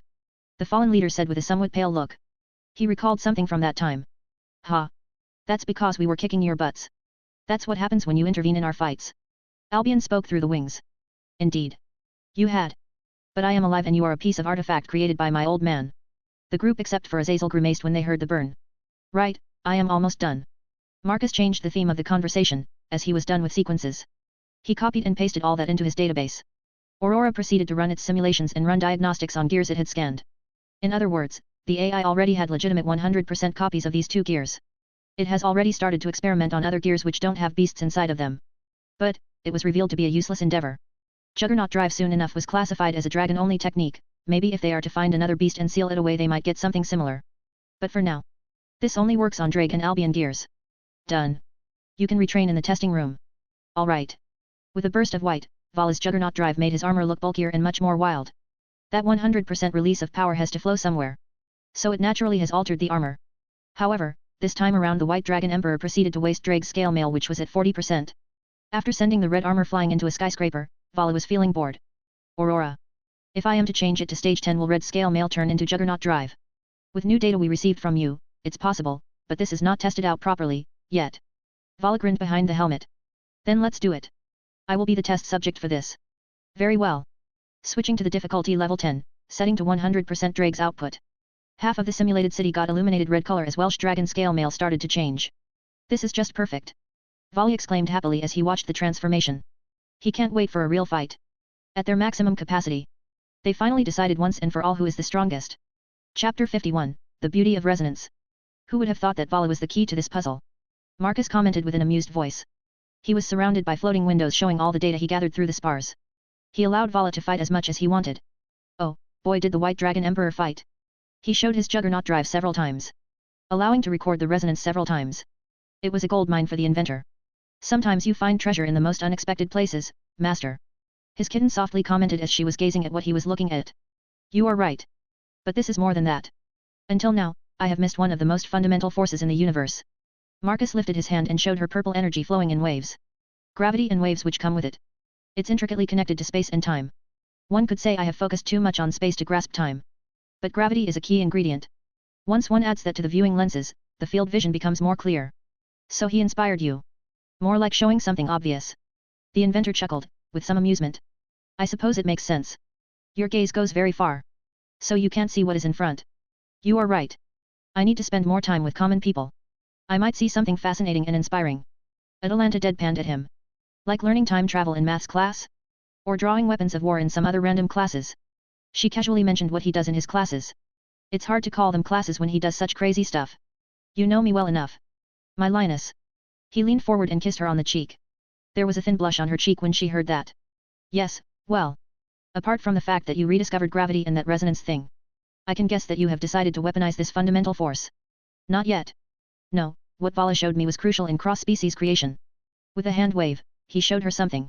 Atalanta's eyes widened as she saw. Biological combat model, Enterprise. Development possibility, 90.7%. Aurora already has run 3 million simulations. Synchronizing the frequency of the carrier ship with the biological body. It's not the easiest thing. However, we came up with a medium. Another resonance. With another hand wave, he showed another project. What is this? My version of the heaven system. Her eyes bulged out, and for a moment her mind went blank. Quinella proposed something a few days after realizing that there is a roof for how well we can prepare our SPBA. Synthetic memories can only carry so far. So why not create reincarnation for my soldiers? In other words, once they fall in battle, their experiences and souls enter this heaven, they get recycled in a specific manner and then sent into a new body. This way they keep their memories and adjust to new enemies. Atalanta paled as she realized not only he is going to have endless soldiers but they will have a cycle of reincarnation. But won't that impact conditions and their programming? No, in truth it will improve it. People on many occasions rely on a higher being, purpose, or directive. This is what the system is. It gives a certain superiority to other beings. Even when they die, they don't truly die. Just follow me, you can't die and live forever. The lioness gulped down for a bit. Before wondering how this is related to ships and these biological models? And how does this come to play with your ship and the girl? She asked after realizing that they had derailed from the original purpose. It's the middle ground. For one to access ship at any time anywhere you have to have some sort of space power. The ships will be stored in a special dimension, they will have special privileges to access these vessels. In a sense, it's an alternative version of Sacred Gear's circle. The base principle is the same. They circulate in the system and specific souls can access specific gears. Marcus explained to her that in front of them, a computer window showed the schematic of how this would work. These ship girls will have direct links with their ships all the time. As the system will be able to reach them anywhere where space itself exists. That's one crazy thing you are building. Are you sure you don't have anything else to do? Atalanta asked him with wide eyes. She knows well enough how dangerous those massive ships will be with all the technomancy pumped into them. The worst part is that these girls could access them anywhere, anytime. You sound like it's a bad thing. I am building because I want to. Just like how you go to hunt, I build. He explained with an assumed tone. His lioness looked quite spooked. Marcus saw it, that's where his amusement was coming from. It's quite obvious why he is making these girls, apart from personal reasons, he is giving his faction a specific taste. Just like any faction has its unique monsters, tales, and so on. He will have something uniquely to his. Easy as that. And besides he remembered these girls from his previous life when he was playing those gacha games. He doubts they will appear on this earth. The splashes he is making would make it hard to do, no doubt his virtual reality technology will overpower phone games before they can truly settle in. Or, they will make something unique. One can only watch how this will develop. Whatever you say, Master. Atalanta had no idea how to answer that. That reminds me. Tomorrow is the day when your shop is opening. His lioness reminded him. True. Tomorrow is Monday. What an interesting weekend it was. Marcus reflected on what he did in these couple of days. He helped Ares with his manor. Then he spent the whole day collecting data from Volley. He made a breakthrough, without even working on it. Days like that are the best ones. Interesting. That's a strange word you use. What would you use? Monumental. You spent Saturday with Greek gods, and Sunday you struck a deal which will reshape the political landscape of the supernatural world. The lion girl reminded him what he had done just several hours ago. Honestly, Marcus almost forgot that he arranged something with Sirafal. Well, whatever. I guess. I am not big with politics. He shrugged without care before snuggling some more. Anyway, tomorrow I will be going to school, so let's go. As he said that, he picked up his kitten and proceeded to walk towards the lift. Atalanta just rolled her eyes and wrapped herself around him properly. Sirafal. Bam. Searchan. Sirafal blasted into Sertsk's office. Her forehead was sweaty as she was running the whole time and not using her teleportation spell. Whatever the reason was, it was urgent. It's as if she forgot she could do that. Most likely she got used to not using such spells because of her boyfriend. What is it? You don't just barge in like that. The Crimson Lucifer said with a sigh. That's not important. Listen. Azazel went to see Marcus. Whatever happened, he threatened me that he would join Fallen's side if Devilkind didn't agree with the terms of peace. Sertsk dropped his pen as he looked at her with wide eyes. I see. Well, this is concerning. The current Lucifer started to think. Behind him, Graphia had a curious and somewhat perplexed look. You don't say. We need to call a meeting as soon as possible. Knowing Marcus, he could already start working on something big. Sirafal exclaimed with a seriously nervous look. Meantime, with Marcus. In his room, the teen was hugging his lion girl. He was stroking her chin and marveling at how beautiful she was. What's with this abundance of attention? Atalanta asked with a curious look. Not that she minded the attention. More like she was basking in it. Nothing, I feel like extra cuddling with you, think of it as compensation for almost dropping you on the ground before. Ah. I see, in that case, I want to be hugged some more, and my back stroked. The lioness started to demand more attention. Back with devils. Call the council. We will reach that peace. Sertsk stood up from his seat while saying that. The aura in the room turned extremely heavy. There is no way in hell he will allow another war. Already did it. Good. Then let's go to the council room. The Crimson Satan proceeded to walk, followed by Sirafal and Graphia. Damn it. Damn you, Azazel. I knew it. I need to stop any sort of meeting between science geeks like him and Marcus. They just bring chaos among normal people. The current Leviathan was brooding over this development. She has no doubt Azazel offered some sweet toys to her boyfriend and he caved in like a little boy. He might be one of the strongest beings in the world, but deep inside he is just a teen who likes his expensive toys. Damn it all. While Sirafal was brooding, Sertsk was nervous, Marcus and Azazel joining forces. That's something he never thought about. A few minutes later, representatives from political factions proceeded to gather. Ajilka appeared as well. I expect a proper explanation for this meeting. The hour is unholy. Some nobles from the Great King faction complained as they looked sleepy. Marcus Goldman just threatened to join the Fallen Angel faction and supply them with limitless resources. This means airship, transformers and his S.P.B.A troopers. Maybe even an array of Neo Gears. Cough cough cough. Some of the nobles choked in their saliva when they heard that. What? Where did this come from? One of them exclaimed with pure shock and horror. They thought they were safe from his clutches. Azazel. Who else? Sirafal slammed her hand into the throne chair, shattering it in the process. This was the second or third armrest she blew up from her turbulent emotions. Why do we have to suffer for her failed romance? Some of the devils started to believe that Sirafal was unwinding by screaming at them and destroying public property. That crow most likely collected an array of sacred gears and offered it to Marcus. Getting in his good graces. Now he is using my Marcus to push a peace deal. This is what we are going to do. Draw a peace treaty as quickly as possible. Or Marcus will build an outpost in the underworld.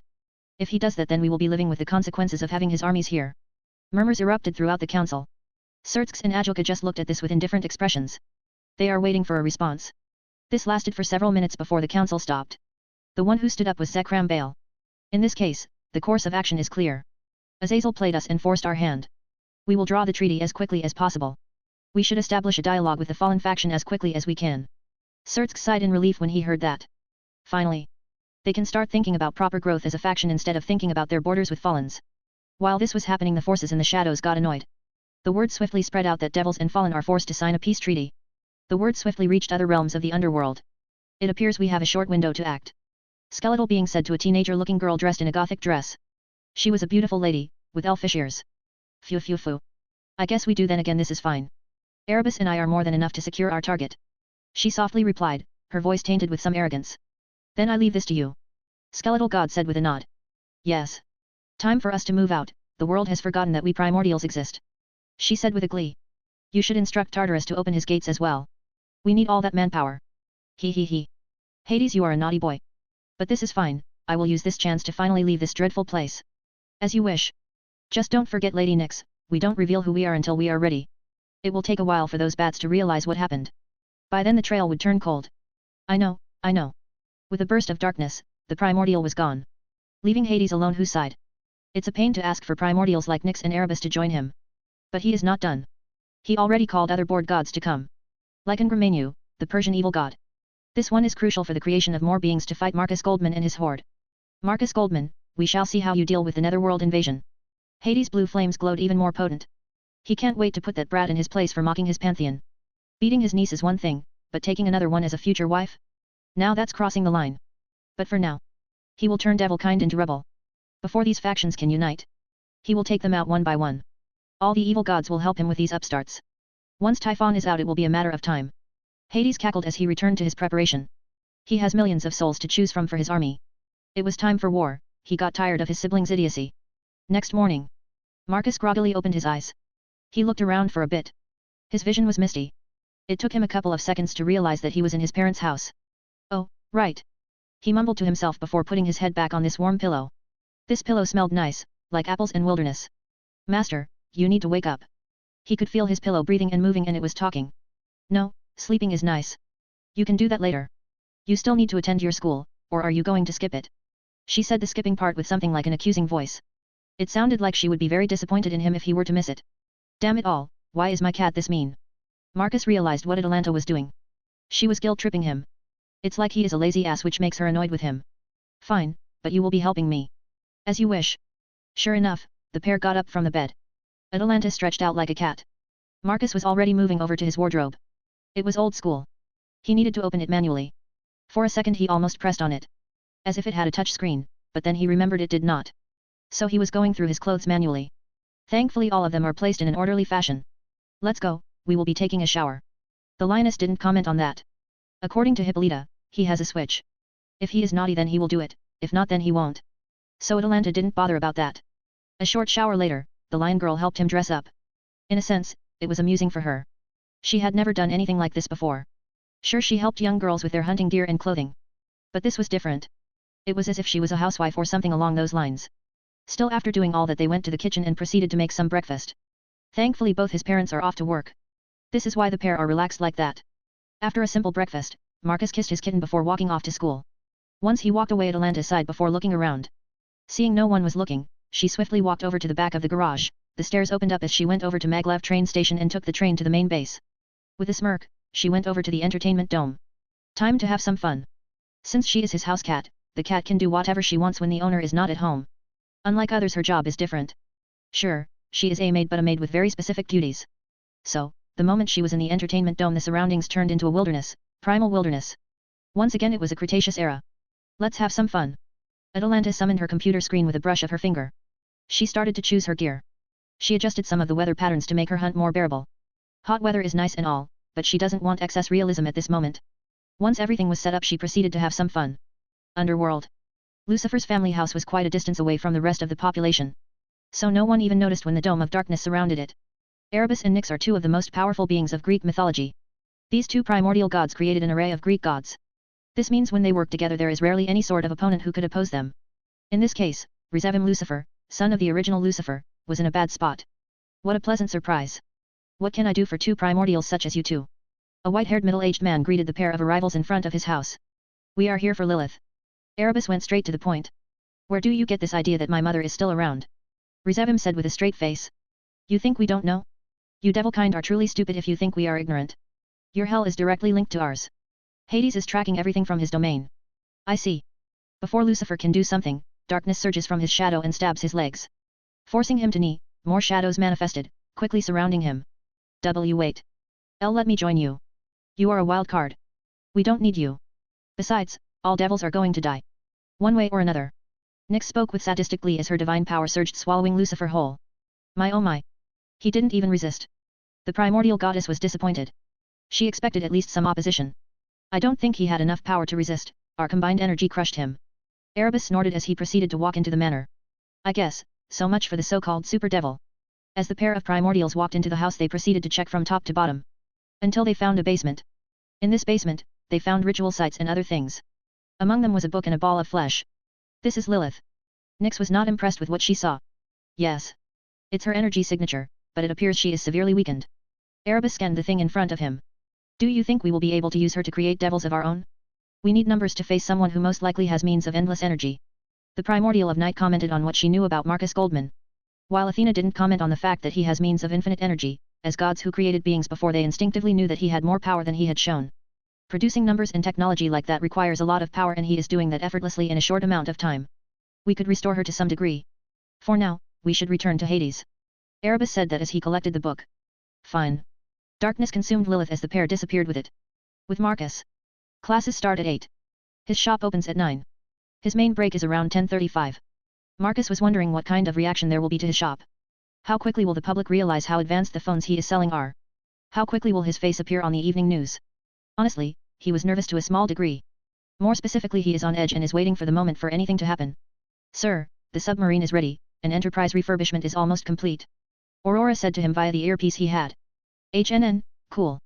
Marcus casually responded as he was lazing around on the rooftop of his school. His gaze stayed on the lazy clouds. I should have brought something to eat. This is getting boring. He commented on the fact that he had nothing to eat. Then it's a good thing I am prepared, Sierra Fall said from the side. Oh, Sierra. Oh. Oh. Oh. You nearly put the whole devil kind on the highest order of preparation. And oh is the only thing you can say. She hissed at him, it was the angriest she could be at him. Good enough, I suppose. Having some sort of pressure is always good. Otherwise, your devil kind will become lazy bums. He still sounded as lazy as one could get. Sigh. Whatever. She realized that it was pointless. He doesn't care that much about devil kind in the first place, so getting angry at him like this is pointless. As she walked over to his side, she pulled out sandwiches she had prepared. The pair proceeded to eat. After eating several of them, Sirafal decided to ask. So what did he give you? Who? Azazel. Yes. Vritra's sacred gears.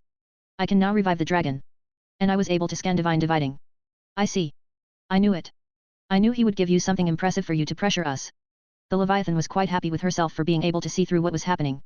Please. I only called you once and you did everything yourself. He rolled his eyes at her. He got 3 gears for a simple call. That's what he calls a bargain. That is what is called to be an influential figure. Even if we don't want to agree. Your phone call forced us to start working on this piece in earnest. After saying that, she got somewhat serious. In truth. Something more is happening. More.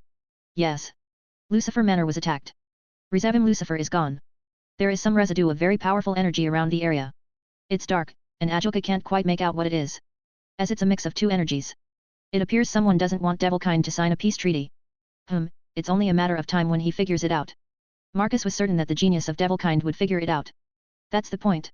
It takes time. Who knows what will happen in that time? Sirafal is more worried that this is not a one-time thing. I see, they may not want to hide forever but are just stalling for time. Precisely. Good. I hope Sertsk can deal with this. Marcus got over it very quickly, as he grabbed another sandwich. If this becomes a big thing, we might be going to ask for your help. The Satan Leviathan said with a worried tone. Rezevim may be an ass. But he is still one of the 3 super devils of the underworld. That depends on certain conditions. My assistance is not cheap, and having my armies march in the underworld is something your kin won't accept lightly. Yes, I know, but, just in case. We shall see. Depending on who the opponent is. If it is an interesting specimen, I might do it for free. Same time, if it's boring and you need help, I might as well pull my pillars from underworld altogether once I crush this opponent. Everything depends on who your kin is dealing with. He explained to her as he was wondering which enemy it was. Attacking Rezevim directly, why? What would they want? Oh. I see. Book of Lucifer and Lilith. He pondered before having a knowing look. Hades. Oh, I see. I can sense a desire for war from him, and it's growing. Having Blessing of War allows Marcus to see war on the horizon, and this one is a big one. It appears the plot has shifted. Who needs Kokabeel when you have all the evil gods gather and form an alliance against him? The young inventor was flattered that several evil gods were gathering forces just to face him. But, he knows that there is more to this. They might attack Devilkind with full force. Once they have established themselves in the underworld, they could begin the proper siege of Earth. Oh, I see, they could use the entirety of European plains as their gathering grounds before moving towards me. There is barely any sort of supernatural there. Master. Seraphal's voice got him out of his thoughts. You have a look of realization. Indeed. Your kin should be prepared. This attack could be from several pantheons. Your people have quite a bit of enemies. Marcus mentioned that casually. You know. I have been blessed by Ares. I can sense when war is coming, and it's close for your people. Her eyes widened as she swiftly got up on her feet. May I request permission to leave? Do so. I will be waiting for your call and choice of your people. Sirafal even paled for a bit before she left with a summoning circle. Once she was gone, Marcus started to ponder. Now I know how Romans feel. They would always go to war to help their friends. But as they say, when two are fighting the third one profits. He remembered how the Romans created their massive empire by proxy going to help their allies. This was a similar situation. At this moment he has two people who are in high positions in Devil Society.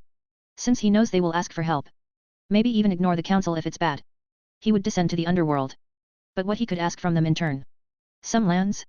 Possibly, who wouldn't want to own a piece of the underworld? Maybe get direct access to Greek hell? They have some interesting beings stashed there. Well, for now, he will wait curiously and watch how things escalate in Devil Underworld. Truthfully, after this Marcus has forgotten about the shop when Sirafal starts to talk about possible war in the underworld. So around the time classes were over his phone started to ring. Yes. Marcus, why are you on TV? Cough cough cough. The teen choked on his saliva, but he quickly got over it. Oh, and did you fall out with Sirafal? This new girl is beautiful as well. His father is casually commenting about Latia, who was most likely on TV at this moment. Ugh, let me return home first. Sure. But I want one of those new phones your girlfriend is selling. Marcus rolled his eyes. Knowing his dad, he just wants cutting-edge stuff, just shit, and giggles. Yeah. After hanging the call, the inventor proceeded to walk home. He was wondering what to say. How much to reveal? Maybe just tell everything? Hell, there is no need for him to beat around the bush. Well, as long as they were in his area of influence, no one could do anything. As he walked into his street, he could see vans in the distance. Those were the news vans. Tisk. Bugs. Aurora deploys Realitas, and sends them on a wild goose chase. He said that while pressing a button on his earpiece. As you wish. Sure enough, the vans drove away. They were most likely seeing something interesting. Marcus can't wait to see the news tomorrow. As he saw them drive away, the inventor entered his house and took his shoes off. He then walked over to the living room. He saw his father already watching something else. That's it. I thought my face would be on TV for longer. He was quite disappointed with the lack of exposure. It was on some morning news. I suppose you will be mentioned on evening one again, once they have more to speak about. His father replied with a knowing look. That's the usual modus operandi of the news agencies in their country. This is not the UK or USA where news channels run 24/7, 365 days. I guess. So. Who is this girl? And when you started selling cutting-edge technology? It looks far too advanced. Current phones hold no candle against what you are selling. Yet, he can't get around his father that easily. He might be a car geek, but he knows his technology. Well, you see. For a moment he didn't say anything, but then he lifted his hand and a purple aura surrounded him. One could say his look slightly changed as he brushed his hair back for a bit. Several years ago, I was chosen to inherit the power of Solomon. In history, he is known as the second king of Israel, and the king of magic. That's not what I expected. What did you expect? Marcus asked his father, who got over surprisingly fast. You got visited by aliens or your future self, so simply time travel. His father plainly said with crossed arms. That is an interesting theory. But incorrect. Simply put, mythologies are real, and I inherited magic from Solomon. Solomon, hey, I guess that is something you inherited from your mother. Her grandmother was Jewish. True. Now that you mentioned. I did see that in my DNA. Marcus casually mentioned his DNA, he did research it extensively. So who is that blonde girl? She is a devil. As Solomon, I can form contracts with 72 pillars of devil kind. She is my Astaroth pillar and Sirafal is my Satri pillar. He explained to his father. Damn. Chapter 52, An apple doesn't fall far from the tree. So Solomon, hey, interesting. How did it all start? Marcus' father, Roland, pondered what his son just said. One afternoon his grimoire just appeared out of nowhere. With hand motion, the white golden book appeared in Solomon's successor's hands. It bonded with me, and no one else can touch it. Marcus tried to hand it over, but the book went through his father's hand. That's... Yes, I know. A quick way to tell that it is supernatural. Curious, anyway, so what have you been doing since you know all of this? Roland motioned at his son. He can see the obvious changes. Slowly dominating the supernatural world. The teen alchemist somewhat nervously mentioned that. In what sense? All. Sai, what are we going to tell your mother? She should be happy. In what regard? Her son terrified Greek gods so much that Olympus decided to marry Athena to him. Excuse me. Yab. On Saturday, I was in Greece and helped Ares with renovations. Before that Athena went to see me, and stuff happened. In simple terms, there were some small conflicts, and yet Athena is now my fiancée. That's... For a moment Roland leaned into the couch. His brain was catching up. How should I respond to that? I don't think there is a manual on this. Nope, as far as I know, there is not. Sigh. Let's backtrack this. How did this start? I made an Iron Man-like suit and was doing some tests in Siberia. One thing led to another and I ended up fighting Artemis and her huntresses. I won, she didn't like that. So a few months later she found where I live. She challenged me to spar with no tricks. I won again, this time it was for keeps and as you know gods like her don't go against their word so. She ended up as my maid. I have so many questions. The more he heard from his son the more absurd it sounded. He has a goddess as a maid? And is engaged to another? I assume this is happening somewhere else? Because I haven't heard anything? If you had a battle with a goddess there should be some sort of indication of it. That's, because you know how I used to watch Dexter's Laboratory as a kid. Marcus derailed for a bit. No way. Yes. I have built my faction underground. Resigned sigh. A multitude of complex emotions flashed through his father's face. Eventually, curiosity triumphed through everything. Like father, like son. You know what? I don't care about the details. Can you show me? Roland jumped on his feet and turned off the TV. Then he dropped the remote on the couch and proceeded to rub his hands, wanting to see his son's lab. Sure. Let's go. As the pair exited the house, Marcus pressed his index finger on the earpiece. He commanded Aurora to deploy Realities around the area. He doesn't want anyone lucky enough to see their driveway lowering down. Here it is. The moment the younger Goldman said that the moment the driveway proceeded to lower. Nice. As the driveway fully lowered the pair proceeded to enter. The first thing Roland saw there was the parked BMW in a brightly lit whitish room. So you have finished repairing it? Very recently. I was busy with robotics, genetics, programming and other things. That's quite a spread out. It is. Mostly because of Solomon. Solomon's book taught me the basics of runemancy and alchemy. Mixing with my curiosity towards machinery I blend those into something curious. Marcus motioned towards his car. Transform for me BMW. The car's front lights glowed. The iconic transformer sound spread through the garage. The car proceeded to transform into robot mode and stood up. Holy. I know right? The moment I realized how joints work and the alloy composition I went right for the transformers. The teen with an excited voice told his father.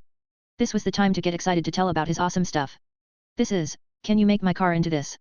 Roland had the look of a small child awakening in his consciousness. How could he not love Transformers? He grew up with the OG series. Who wouldn't want to have a space robot for a car? Sure. I can do that. Fantastic. The older Goldman was nearly dancing about this. By the way, what are we going to say to your mother? Then out of nowhere, he started to panic. Should we stock up her wine? I mean, she will flip. One of the reasons why I never wanted to reveal all my things. Marcus sighed tiredly. True, she will flip. She doesn't like our excess interest in hobbies. However, your mother does love you when you are thinking about your well-being and future. Then she shouldn't worry. I mean, I have a super faction full of robots, Mandalorians, and stuff. His father turned towards him and looked curiously. Mandalorians. Official name is Scientifically Prepared Biological Army or SPBA. They are biologically created artificial soldiers, dressed in armor and wield futuristic weapons which shoot beams of energy which destroy bonds between molecules. In other words, you have a science fiction army which is so powerful that even Greek gods are afraid. Roland started to see the big picture. Which made him have complex emotions. Yes. Do you want to see it? Another sigh escaped from the older Goldman. Fine, but we need to find a way to make sure your mother doesn't find out the fact that her son is a supervillain with a supervillain lair right under her house. That's funny. Jean said the very same thing. Jean. She is a reincarnation of Joan of Arc, the famous saint from France. Let me guess she is a maid. Yab. Roland groaned hearing that. It appears his son has a very big hidden life. How long has he been working on this? Did all the time he said he was working on a car in truth he was building a secret hidden base and working in the supernatural side of the world? How ridiculous does that sound? Working on a hidden base under the garage? What is this? Sci-fi comedy flick? Like some James Bond or Austin Powers? Maybe not Austin Powers, that is too much. Roland's sweet dropped remembering that over-the-top parody of James Bond. Then let's go. BMW returned to car mode.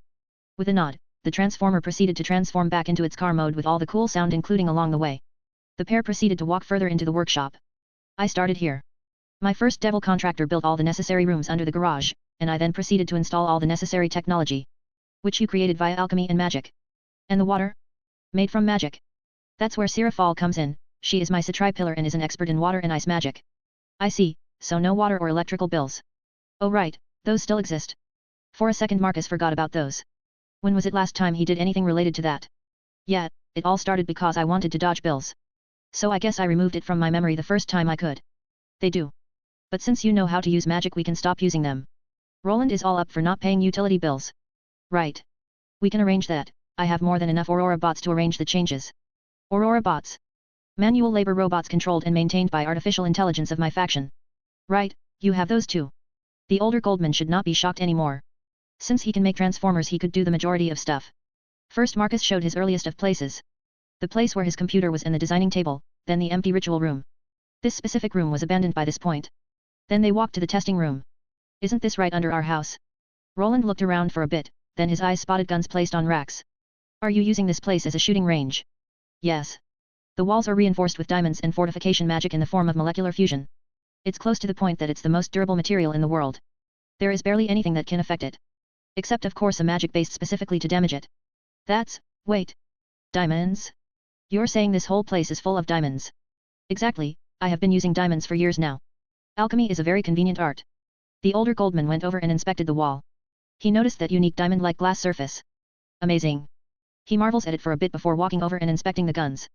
You know, your mother will flip when she sees that you are making weapons. For a second Marcus grimaced, yeah, about that. He looked at the ceiling. If only he knew. About the massive space station being built in the shape of a gun. Yet, he is going to keep silent about that. Can't be helped. Supernatural is dangerous. Gods have their egos, the same could be said for other beings. For a mere human to resist is something they can't accept easily. I suppose you are right. Even though he replied seriously to his son's answer, he had a grin on his face as he wanted to try the weapon out. So how do I use it? Just point the weapon and shoot. No safety trigger. Nope. All the technomancy as I call it is created for my use, with few exceptions. I see. The older Goldman pointed the gun at the wall in the distance and pressed the trigger. A bolt of mana slammed into the wall at the far end. Impressive. It was like laser technology from Star Wars. Star Wars? I have a few Mundlorian-based weapons, but for those you need to dress in armor, as they don't work otherwise. Then what are we waiting for? Roland had a similar grin to his sons. Apple doesn't fall far from the tree. Hungry. It appears everything is running smoothly, Carmilla said with crossed arms as she observed the human village just outside their vampire castles. There are very few changes. What we need to look for is long-term consequences. Water and electricity don't cost anything and the new money system just started. It will take months to years for some changes to happen. This is more of a generational thing than anything. Quinella said that while her fingers were playing with strands of her platinum hair. I understand. But we still need to see how male-dominant side in Romania will act around the integration and the implementation of our master's technomancy. Snort. That's for you to do. I have finished my assignments. Your faction is fully modernized and is ready to follow what my creator and master want. I see. So you are leaving. Indeed. I leave you with orders to watch how this will progress and report to us if anything fascinating pops up. She is such a Girl Scout. Tough front, but she is all gooey the moment her master is mentioned. Carmilla was able to abuse that little trait. While Quinella is no doubt powerful, she is by no means extremely keen on certain things. Raw power and talent have blinded this assistant. Still, the Vampire Queen was able to get a few perks from this transition. Like healing chambers, DNA treatment, and diamond core heart just for their castle. It's sad to hear. I thought we would be friends. Scoff. If you are finished you may leave. The confiscator will be flying home soon. Unless you want to see the master. Quinella asked with a small grin. She still remembers in what kind of state she found the Vampire Queen for the first time. I might visit him on a different date, Carmilla said with a small blush. Ha. Suit yourself. Quinella walked over and ended up sitting in the captain's seat. The Vampire Queen saw that it was time for her to leave and proceeded to walk out. Send our master my best regards. The assistant didn't even react as she was looking at something with wide eyes. For a moment the pale woman wondered what it was, but she ignored it and proceeded to walk out. We fly back at top speed the moment that Vampire leaves the ship. Yes, mistress. I can't believe what an opportunity. Master decided to reveal his secret to his parents. This, I can't miss it. The beauty knows well enough what she is supposed to do. She needs to tell everyone how close she is to her master and creator. The best way to get brownie points is to get close to his parents and make them value her highly. Those bed warmers will have no chance. The moment Carmilla left the confiscator, its Nova thrusters ignited and the massive flagship proceeded to fly. Realitas particle dispersal started soon.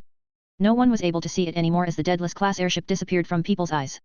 Roland is trying to grasp how far advanced is his son's faction. At first, he thought it was around 10 to 20 years old when he saw the phones. Then, when he saw a transformer, it switched from 20 to a question mark.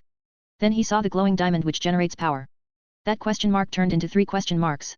Then he saw Maglev and his son's home away from home, holograms all over the place which only increased the vibes of sci-fi. Oh, and a golden lion cub. This is what Ares gifted me when I retrofitted his house. It's an Nemean lion cub you might know from Heracles' 12 Labors. What a beautiful creature. The fur looks like it's made from gold. The older Goldman observed from a distance as the lion looked as friendly as one would like it to be. Marcus is thinking of taming it properly once he has some time. At this moment the mythical creature is still in a large cage. Yes. Anyway, let's continue with exploration. The alchemist proceeded to lead his father deeper into his base. They still have a bunch of things to check. While the pair of Goldmen are walking around. The mates are in a full-on scramble. This event has the potential of being a chessboard piece rearrangement. Marcus' parents are learning about his supernatural side. The mates are on the move. Artemis and Hippolyta especially are eager to meet his parents and show them how good wife material they are. So the moment they arrived at the main living room where the massive TV is located, the maids lined up and looked as professional as they could be. Welcome back, master. Marcus for a second had a dull look. He knew what these girls were doing. While Roland tried to come up with something. What could he say? Praise his son? He should, but what if these girls rat him out by accident and tell it to his wife? I suppose, good day. Father, the one with silver hair is Artemis, the redhead is Hippolyta, the girl with cat ears is Atalanta, and the pair of blondes are Jean and La Fay. After introductions, the older Goldman looked at Artemis. This was a goddess. Same goddess, they show in movies. Had temples been built all those years ago? He even learned about her in school all those years ago? It's hard to place the one he is seeing in front of him and the one he learned from these sources. It's hard to place a literal deity in a maid uniform. Are you real, Artemis? Correct. The silverhead nodded. She then looked at Marcus. May I? Sure. With casual motion, she summoned her silver bow. And a thin layer of silver energy manifested around her. Godly pressure showed its fangs, for a short moment. It was enough for Roland to know that this maid was the real deal. As you can see, Dad, she is the real deal. Why yet? But I am still trying to understand what has happened. For a second older Goldman stuttered, he never sensed anything like this before. It felt that this woman could crush his very being just by existing. This, well, I was arrogant, and it cost me. Master played me very easily into a corner. Which led me to this situation. Artemis explained herself, but it was very hard for her to do it. One could say she was trying to learn her lesson. I see. Dad, you know Artemis is not the only one who is of renown. Hippolyta is the war goddess and queen of Amazons, and Atalanta is the greatest huntress of Greece. I already told you about Jean, and of course, La Fay is a descendant of the world-famous King Arthur. Yes. I realized you have quite a selection of maids. However, son, how are you going to approach this subject with your mother? Ah, well. His maids started to smile when they heard that. Seeing Marcus' reaction to this made them realize something. They found his weakness. His mother. As long as Marcus respects his parents, no matter how powerful he becomes, he will always listen to them. Of course, they can't abuse that, but using it is fine. Well. I mean, as long as I am successful it should be fine. No. The alchemist scratched the back of his head as he looked at his father. Successful? Yes. But you ended up engaged to literal goddess. How are you going to approach that? Same way I approached you? Just tell it. The younger Goldman suggested that. Possible, but again. She might pass out. Roland said with a sigh. Ugh. You know what? Marcus pulled out his phone and proceeded to type to someone. I am going to leave this with Athena. Since she is my future wife, she will deal with that. When his father heard that, he instantly nodded. Good choice. Such tasks require specific types of tools. The pair proceeded to nod at each other. By primordials. These two are from the same cloth. The Greek trio's sweat dropped seeing the pair act like that. I know, Dad. Athena is intellectual, so she will have some means to explain to her properly. By this point, Marcus is brushing this issue aside and leaving this mess for Athena to deal with. However, just a few short minutes everyone heard a voice. Marcus. What do you mean I have to speak with your mother? An anxious Athena blasted into the living room. Her brown hair was all messy and she had a hard time keeping her glasses in place. Oh, Athena. You are quick. Marcus was impressed by how quickly his fiancée was acting on this. Dad, this is your future daughter-in-law. Dad. Athena squeaked like a small girl as she saw a man who looked similar to Marcus sitting next to her future husband. One could be surprised how a goddess is acting. But Athena is a perfectionist, and at this moment nothing is going according to her plan. And that is making her panic. Impressive. But is it just me, or have you found someone close to your mother in character? Roland pondered. By mother character you mean smart and strict.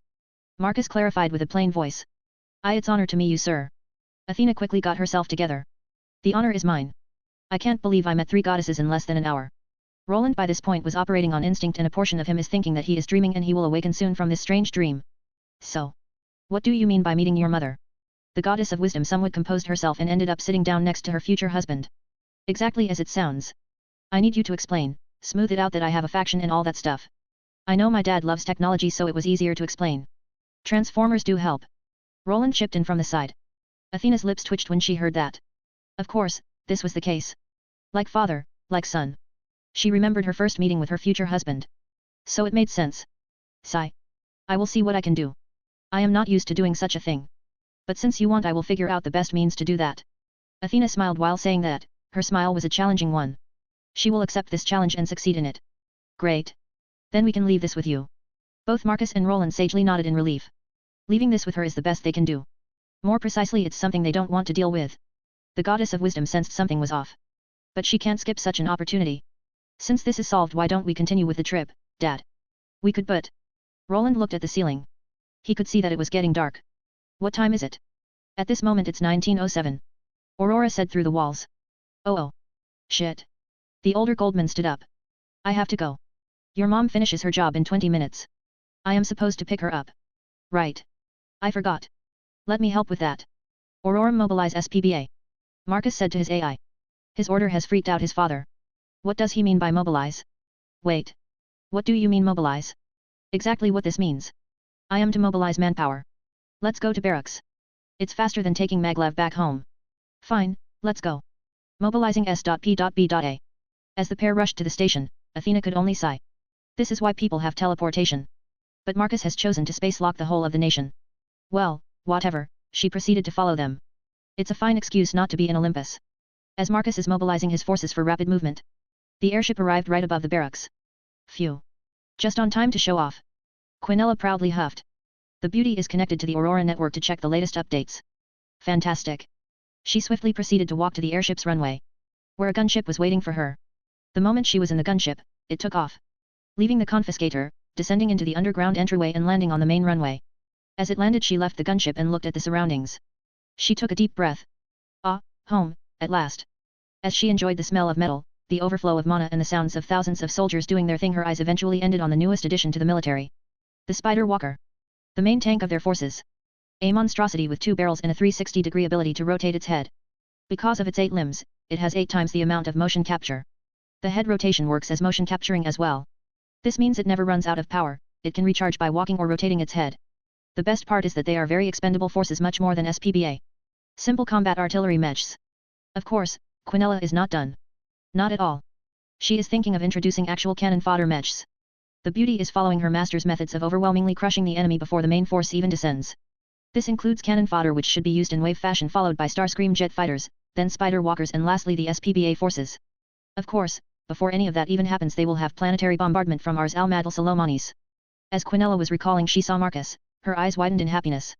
Finally, after days of not seeing him. But then she saw Athena, which made her scoff, and lastly, she saw Master's father, which made her straighten herself up. First impressions are extra important. Quinella, you are back. Quite early if I do say so. Marcus said that as he approached her. He didn't stop as he continued to walk towards the gunship. The beauty followed right after him. I finished with infrastructure early, now what is left is observed. Great, we can talk about this after we are done with the current objective. Of course. His assistant eagerly nodded her head as she looked at the curious father of her master. Son, you can explain later. We need to hurry. Right. Underworld. In the depths of what is considered hell, a huge amount of movement has been happening behind the scenes. Hades, the Greek god of the underworld, has been gathering allies to face devils and in turn to face Marcus Goldman. His plan is very simple: crush the devil in turn, crush Fallen, and then proceed to lay siege to Marcus Goldman. The reason he believes this will work is that Marcus Goldman is a researcher. A researcher who is obsessed with sacred gears. None of his men or allies have those despicable things. This is why he can casually gather his followers after he is done with devils and Fallen. They have no alliance, devil nobles never agreed on an alliance with a human. This is why he can attack. From his spies, he knows that Seraphal wants him in as an ally or even a devil, but none of that happened. As long as I don't kill Seraphal or any other devil related to Marcus Goldman, he won't move against us and we will be able to gather more forces. As Hades was pondering on this, he walked over to where Ingram Mania was creating monsters. How is it going? The skeletal god asked the phantom being. I already have created clones of Drake and Albion. It will take a few days for them to mature. However, they will only be good for basic assignments. Their minds have not developed yet. That's fine. I assume you have your original creation recreated. Yes, Azadahaka will be ready for the main battle as we speak. Fantastic. I am finishing settling a deal with Loki as well. He will join us with his followers as well. Oh? Fenrir. Precisely, and ice giants. Hades said with a small amount of glee. With ice giants and new beings created by Nyx and Erebus, his forces will be the greatest this world has ever seen. Of course, this was not all. Lilith is already being treated by his men. It will take time, but the Devil Mother will return and she will help him with the creation of new devils. With upgrades from primordials, these devils will be far superior to anything original Lucifer has created. However, for now, he needs to wait, preparations need to be made. While in the depths of the underworld, gods are preparing for war. In Marcus' hometown, the pair of Goldmans are rushing to make sure Marcus' mother is not pissed because Roland is late to pick her up. Thankfully, with Realitas deployed, no one saw how a gunship landed in the car park of a supermarket. While this was a wild ride. I still need a car to pick up your mother. Roland said that while getting out of the gunship. The sounds of the engines remind him of that futuristic sound from Star Wars gunships which they were based on. No worries. With casual hand motion, he took control of Realitas particles and a window screen appeared showing another transport gunship carrying his family car. In about 2 minutes the car will arrive here. That's convenient.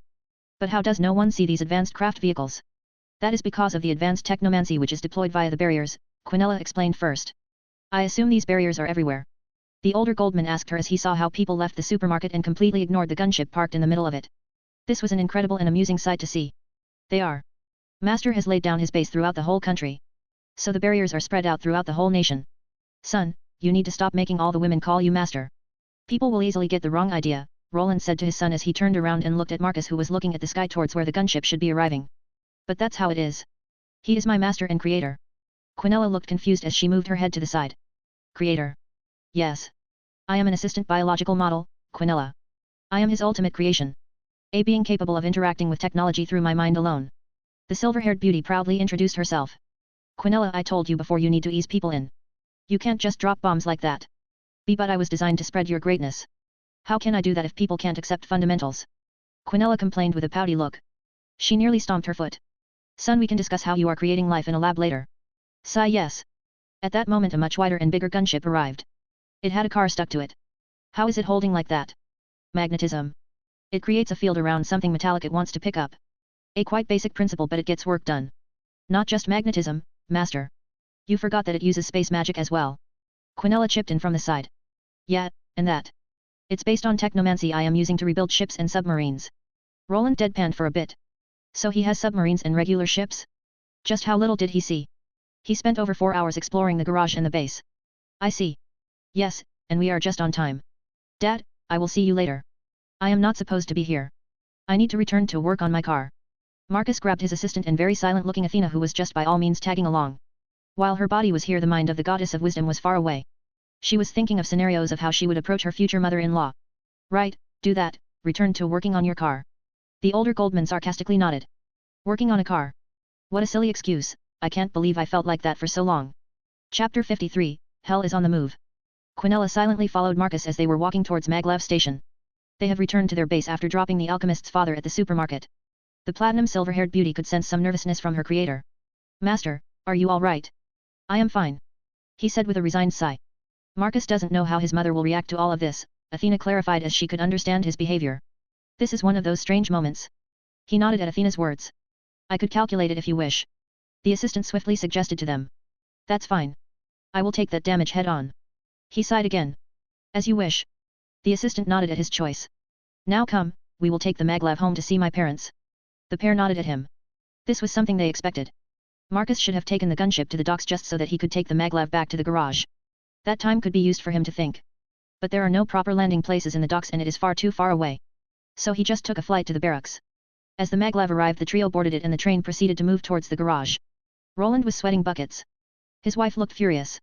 The reason for this was that he didn't take his phone and she called him 54 times. The reason for this was that he was with Marcus and he didn't take his phone with him. I was worried sick. I called you 54 times. I tried to call Mark but he didn't pick up either. I thought you got taken by the police or something. Why would we be taken by the police? What do you mean why? I heard over the radio that Marcus is selling advanced technology. Oh right. I don't doubt that NATO and other countries will want that tech, but how little do they know? After seeing the barracks and the technology used there, Roland felt pity towards the nation's military. Don't worry about it. If he knew he would be in trouble he wouldn't have started selling. His answer didn't help her to relax. And who is that woman? His manager? I never heard about it. She said she was his girlfriend. I thought Sierra Fall was his girlfriend. Roland proceeded to grimace. That was the issue. He has more than one girlfriend and even a fiancé. That's Latia Astaroth. Oh? You know her. I heard about her from Marcus. And the whole thing is extremely complex. I can tell more once we are at home. Fine. It took longer for Marcus to return than it took for his father. So by the time Marcus entered his home, his mother was already in the kitchen heating her lunch. Mark. Explain yourself. Rose, Marcus' mother asked with narrowed eyes. She knew it was him who entered the house. She turned around and looked at a pair of beautiful women who followed after her son. And these ladies? Related to my shop. Well, more like related to the whole thing. Your father said it was something more complex. She looked towards the living room. His father already washed himself off from all of this. Yes, well, the phones I am selling in that store are much more advanced than anything in this world. That's because I will have been studying supernatural magic. Supernatural? Like your sister who was learning the occult all those years ago? She has been playing with those cards for days. Athena looked at Marcus, who looked back at her. Tarot cards. She is good at reading energies from people. You know, feeling positive and negative energies. The alchemist explained smoothly to the goddess of wisdom. Yes. But much more than that. You see. A book appeared in Marcus' hands. I was chosen to inherit Solomon's magic. Which is alchemy and inscriptions, more precisely like magical letters. This allowed me to rapidly develop the technology. Athena trembled when she heard that. He was the inheritor of Solomon's magic? That's... makes so much sense. No wonder he could beat Artemis so easily. And develop all of that. He had foundations left to him by the king of magic. How did that book? Athena, can you show something more fancy? As you wish. The Greek goddess lifted her hand and a white owl appeared in her hand. The owl flew over and landed on Athena's shoulder. This is Athena, also known as the goddess of wisdom and warfare. Goddess? What would a goddess want with us? The pair of girls looked at Marcus for a bit. That's complicated. No doubt. Did you do something? Quite a bit. Solomon's successor didn't even know where to start. Mark. Spit it out. Well, simply put, I started to make waves in the supernatural world. I can see that. His mother looked at the literal goddess standing in her kitchen. Yes.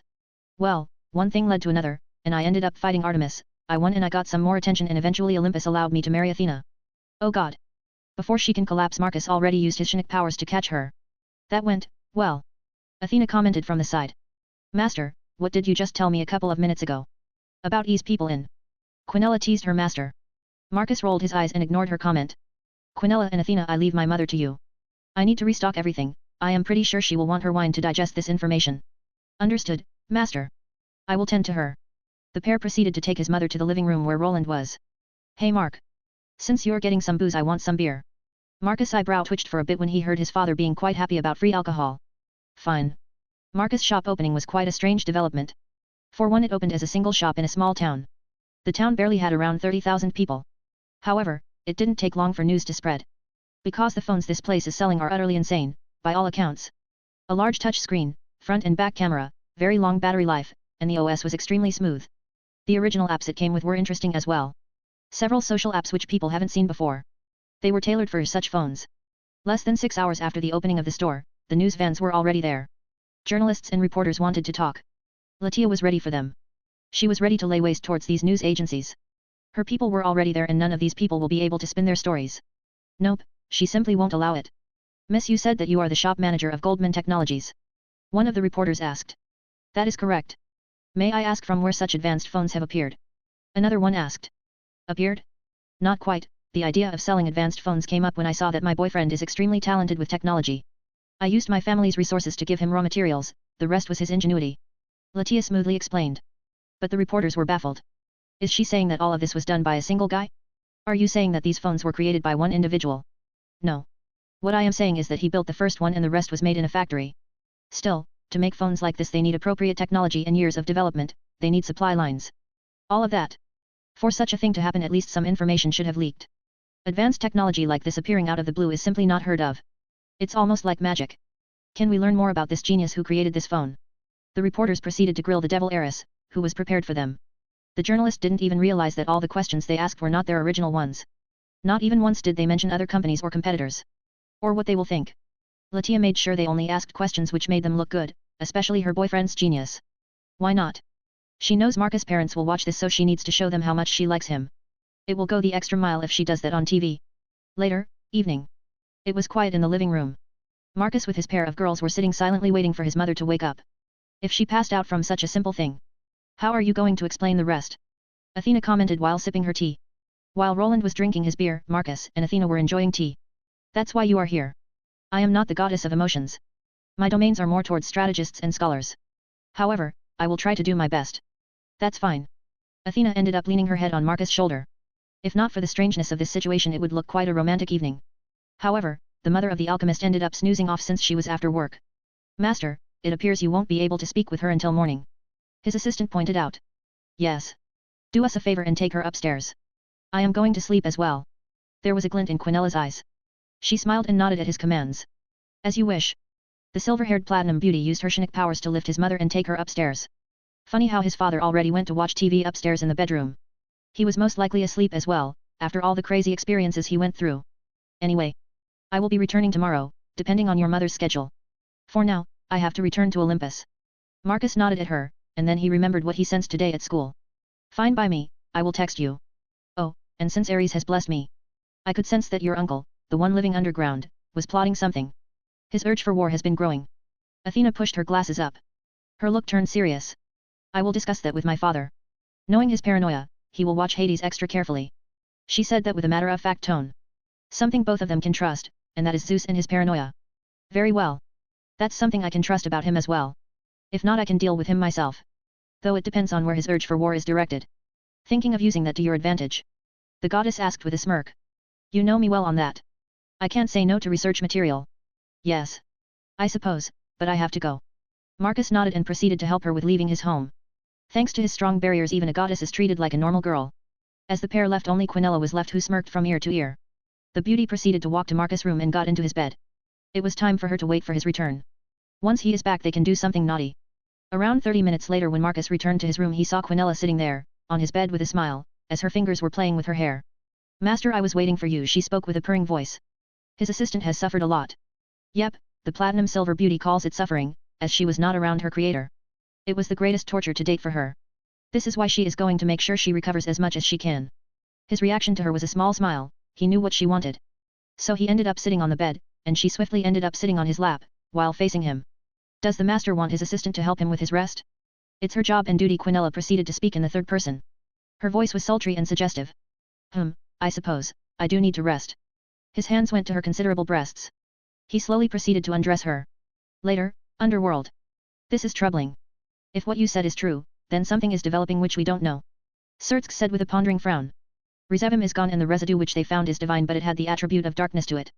So a dark god of some sort attacked him, or ambushed, and now Sirafal is telling him that Marcus has predicted an attack on the devil kind. Yes. Marcus did say that something is on the horizon. Sirafal explained some more with a frown of her own. Right on time when we are planning a peace treaty. How, classic. The Crimson Satan with a forced smile joked as he looked through his office window. It's not time to joke about this, Sertsk, Grafia said with a frown of her own. I know. We need to mobilize and be ready for anything. I am going to see Ajilka and see if he has anything. After saying that, Sertsk left the office, leaving Grafia and Sirafal behind. What is going on? I haven't seen Master for a while. The maid whispered to Sirafal after walking over. He was blessed by Ares to feel when war is coming, and he just saw that. I see, this is troubling. It is. I have an ominous feeling about this. The Queen of Lucifer slowly nodded. Something big is coming and they have no idea what it is. A black-haired woman dressed in a black dress was looking down on a castle. This was the old Satan faction's headquarters. They thought they were smart. But this is the underworld. We have been here far longer than they have been. A girl dressed in gothic clothes said with a grin to the other black-dressed woman. Absurd black energy radiates from the gothic-dressed girl with elfish ears. She lifted her hand and darkness consumed the whole area, turning the place into a pitch darkness akin to the night itself. Let's go. The pair of women descended to the castle. As they arrived, the devil forces were mobilized already. What is the meaning of this? Who are you? The brown-haired woman asked with an arrogant voice. Leviathan. The woman with a black dress said with a monotonous voice. That is correct. That weakling is a descendant of Leviathan. Oh, how mighty has fallen. The gothic girl said with a mocking grin. Who are you two? The brown-haired woman, who can be identified as a descendant of Leviathan, snapped angrily. Calm yourself, Kateria, that girl is a god. The man next to Kateria said with a nervous look. Ha ha ha, me? A god? You have a death wish, little bat. If you can't recognize a primordial, then why should you be alive? Primordial? Why you are Nyx. Ha ha ha, what a reaction. However, we are not here to discuss my greatness. Do you see this woman next to me? Nyx pointed at the spacey woman who was dressed in a black dress and lush black hair reaching her waist. She had no shoes or anything, only a dress, but the power this woman was radiating was massive. This is Lilith. Your ancestor, and she is here to collect what is hers. Nyx enjoyed the pure shock of these devils. Lilith. She is still alive. What do you mean collect what is hers? Kateria and the other man, Shalba Beelzebub, looked with concern. They felt dread. Lilith. Proceed. Nyx motioned to do it. Leviathan, Beelzebub, Asmodeus. Lilith with a monotonous voice pointed her hand palm at the devils. A black aura surged from her as a beam of black water rushed towards the devils. The group of devils' eyes widened as they tried to dodge, but Nyx grinned with a sadistic glee as her darkness pinned all the devils with minimal effort. Then this black water swallowed all the devils, melting them away, turning them into energy and water. Once that was done, the water returned to Lilith and merged with her. As this has happened, Lilith's eyes had more life now. How is it? You feel stronger now? Nyx asked curiously. I am. I can use their powers now. Lilith said that with an indifferent voice as she showed how she could control black water now. Perfect, ha ha ha. You can now give traits of original Satans. Nyx almost danced seeing this. Now their forces are even stronger. Ha ha ha, this is getting exciting. Let's see how well you fare against this, Marcus Goldman. Now let's collect the stranglers. Maybe we will find someone interesting. The Gothic girl with a grin looked at the castle. Lilith nodded as the pair proceeded to descend towards the ground. It was time to clean the stranglers. That is Azel. How stupid is he? I can't believe he is planning peace. A man dressed like a nobleman threw items from his table on the ground from sheer anger. This was Kokabeel, one of the Qadr fallen angels. He was one of the highest-ranking people in the fallen angel faction. This fallen never got over the fact that war had halted before any of the enemy factions could have been destroyed. That moment on the table in a flash of blue flames a letter appeared. That signature. Kokabeel for a second forgot his anger and walked over and took the letter. He proceeded to read through it. Ha ha ha, if we won't wage war then there is no need for me to be here. The fallen angel proceeded to laugh as he finally found people who were willing to fight his common enemies. Very well. In that case. A sickly yellow circle appeared underneath his feet as he was teleported away. Second, he appeared in front of the entrance to a large cave. This was the entrance into the depths of the underworld. The true hell. As he walked deeper a portal opened for him. Kokabeel grinned for a second as he passed through it. Where he appeared was the depths of hell. In front of him was a castle. It was menacing, built from the darkest of material, something akin to obsidian. Once he entered the castle, the fallen walked to the throne room where he found Hades waiting for him. Kokabeel. Lord Hades, I wasn't expecting a letter from you, of all beings. The fallen angel was shocked, to say the least, that a Greek god like Hades would want to meet him like this. Especially the content of that letter. The circumstances are special. I want to ask you this. Do you want to wage war on devilkind? A feral grin appeared on Kokabeel's face. I am. Then are you willing to join my forces? I can promise you soldiers, resources and much more. All I ask is to cause confusion and shatter whatever alliance the fallen angels and devils are building. Hades smoothly proposed. Ha ha ha. Fine. I didn't want that alliance either. Neither did I. However, there is one thing you must be aware of, do not engage anyone in the human world, that is my only requirement. If you wish to fight devils you have to do it in the underworld. That is fine. The fastest way to start the war is to attack Rias Gremory and Sana Citri. True. But this would involve a third faction. Oh, of course. Marcus Goldman. I have heard some crazy rumors about him. Kokabeel nearly laughed when he said that. He remembered that Greeks were involved with Marcus Goldman. If that human has Artemis as a maid, then he has some serious firepower. You are not wrong.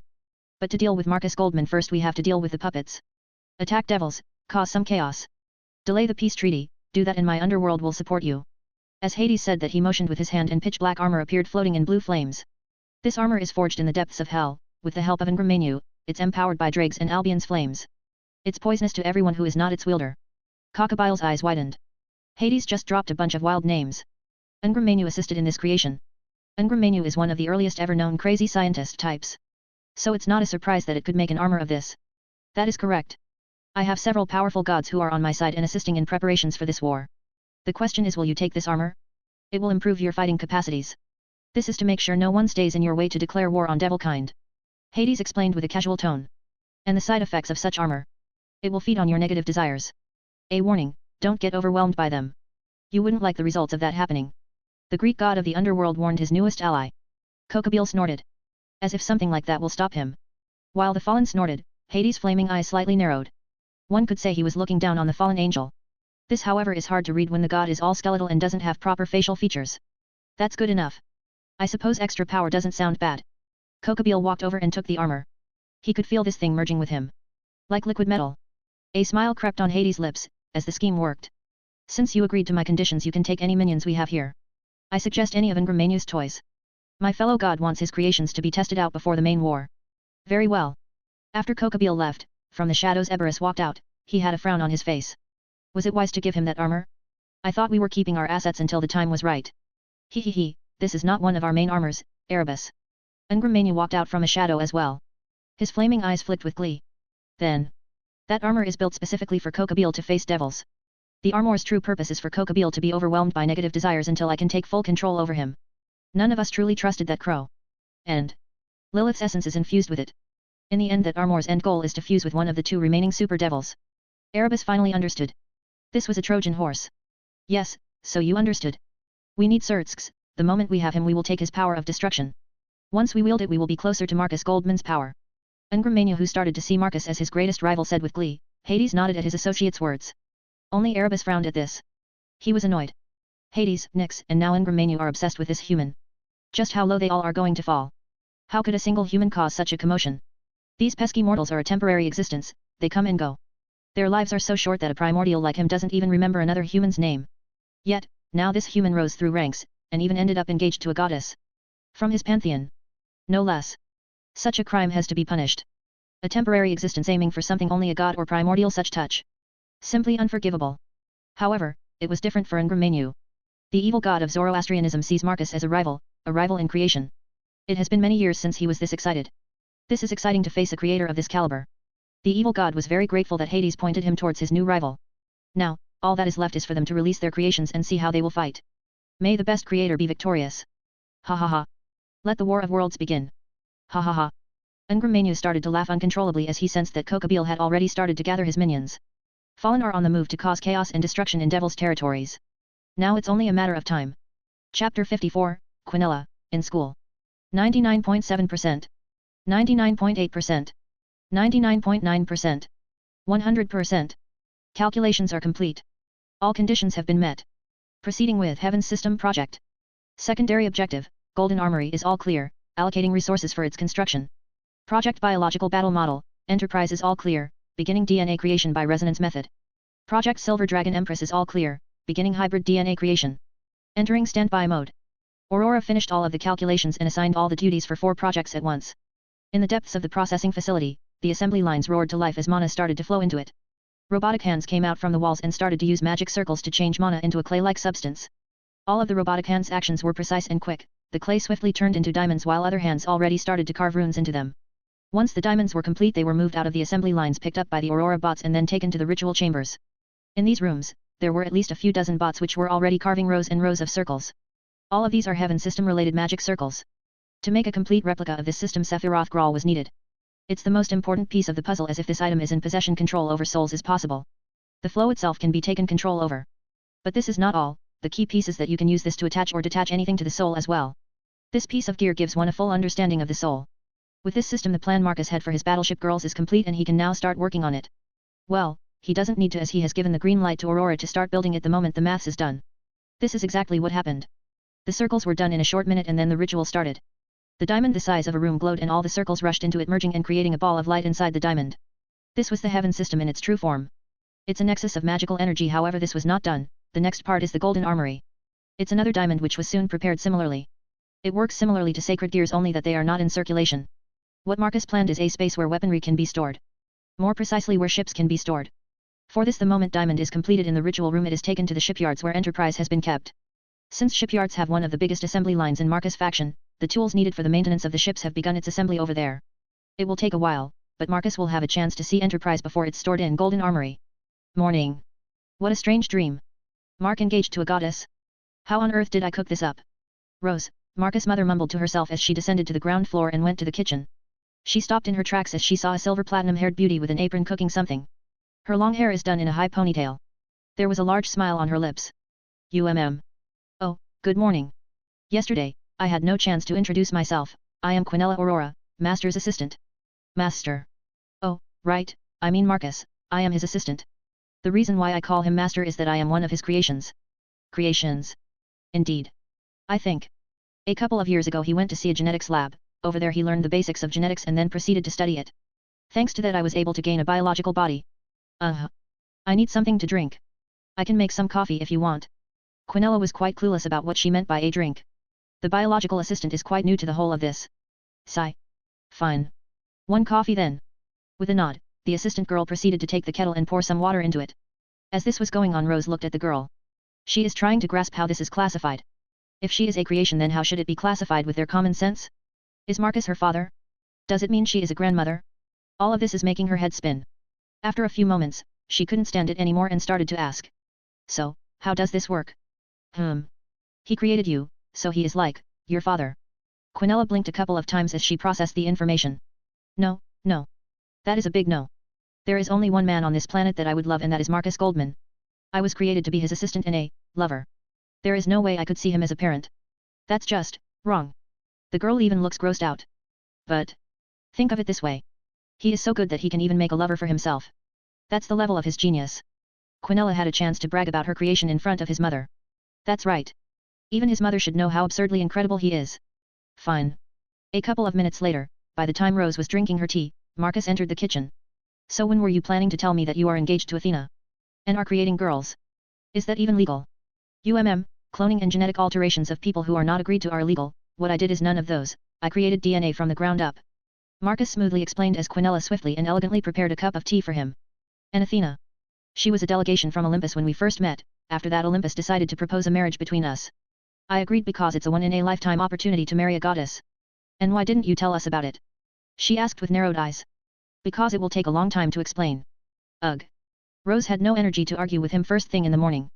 By this point, it's too late to change anything, and from the looks of it, he is rooted in all of this far too much. Knowing her son, this is exactly why he revealed all of this at this point. So that she couldn't do anything.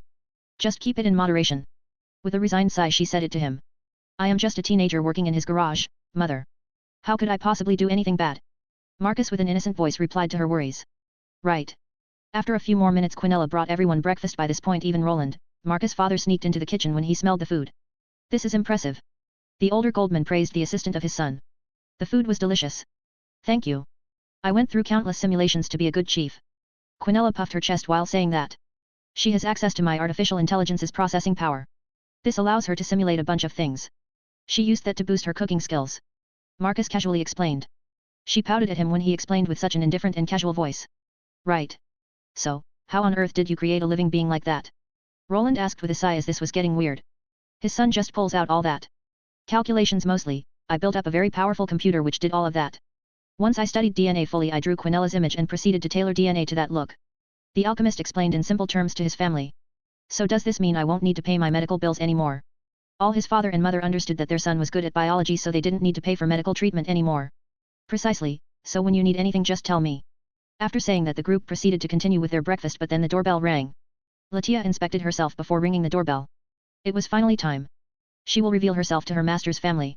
She had presents and other things ready. So when doors opened up it was Quinella, which made Latia straighten her back.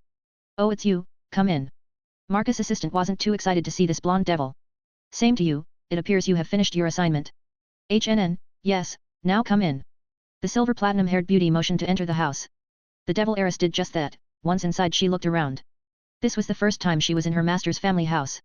As she got in, after taking her shoes off and putting on slippers she walked to the kitchen with a pair of bags. Good morning, let me formally introduce myself, I am Latia Astaroth. The blonde elegantly introduced herself. Good morning. Morning. Morning, take a seat. Marcus motioned for her to sit next to him. I hope the whole shop thing went smoothly. The younger Goldman asked curiously. With all the preparation done, there is very little which could have gone wrong. As she said that she pulled out one of the bags and placed it on the table. Inside there are a set of phones. Since they all belong to Marcus, I thought you should give them to all of your family members. As Latia said, she pulled out the phone boxes and handed them over to his parents. What a crafty woman.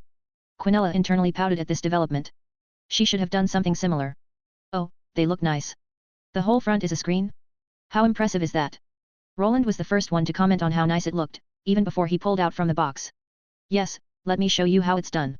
The blonde devil proceeded to show everything. While Marcus looked curiously from the side the whole process. His gaze then went to the side. He noticed the time. Mom, I think you are going to be late. Rose's gaze snapped to the side. There were only a few minutes left. Oh. The woman swiftly got on her feet and proceeded to rush. I can help. My car and driver are still here. We can take you to your workplace. Oh, that's fantastic, dear. After Latia and Rose left, Marcus, Roland and Quinella were left behind in the house. You didn't tell her that Latia was a devil. I kinda forgot about that. But is she? Well, I guess her looks are supernatural. His father even forgot about the fact of devils. They have goddesses, an artificial intelligence with a biological body, hypertech, in the middle of it. He forgot that the blonde was a devil.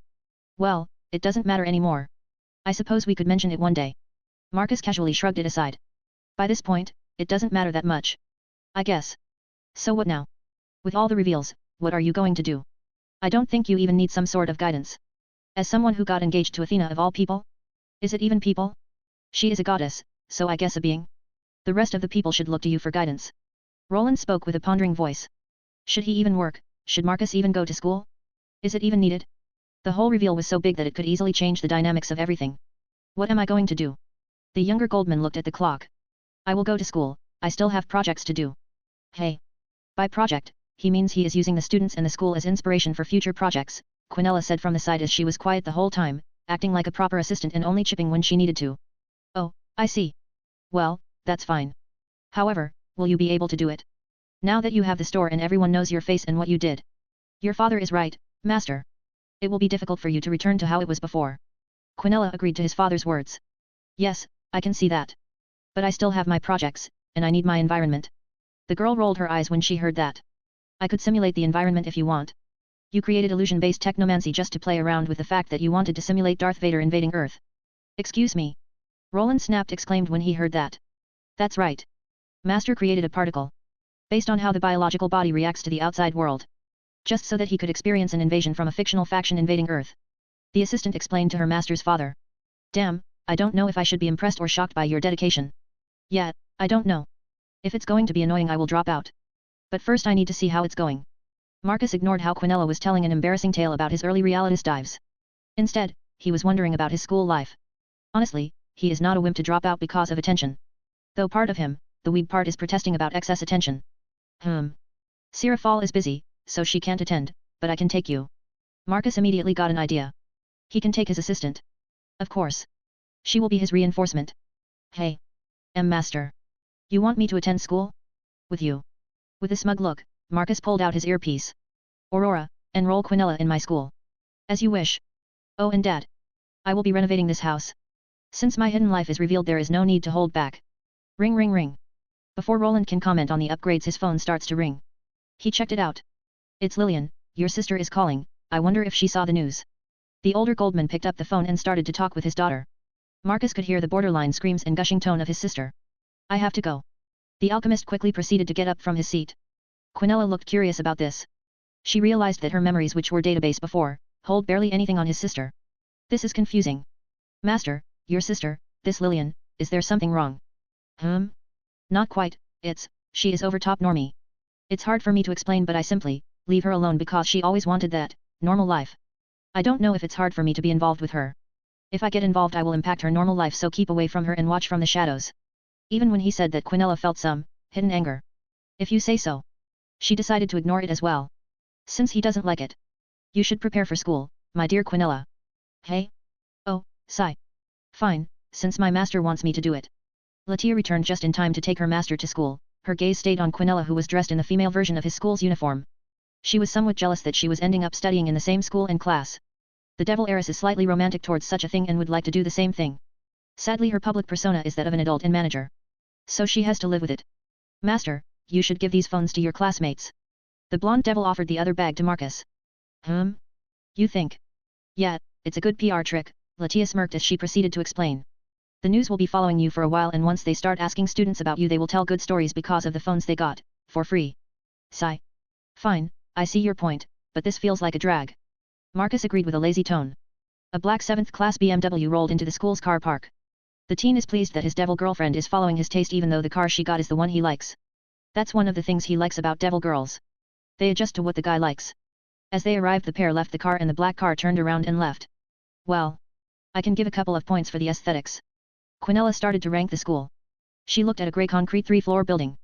One could say it was built like Lego, but instead of plastic blocks, it's concrete blocks. Don't think too much. This was built with efficiency in mind.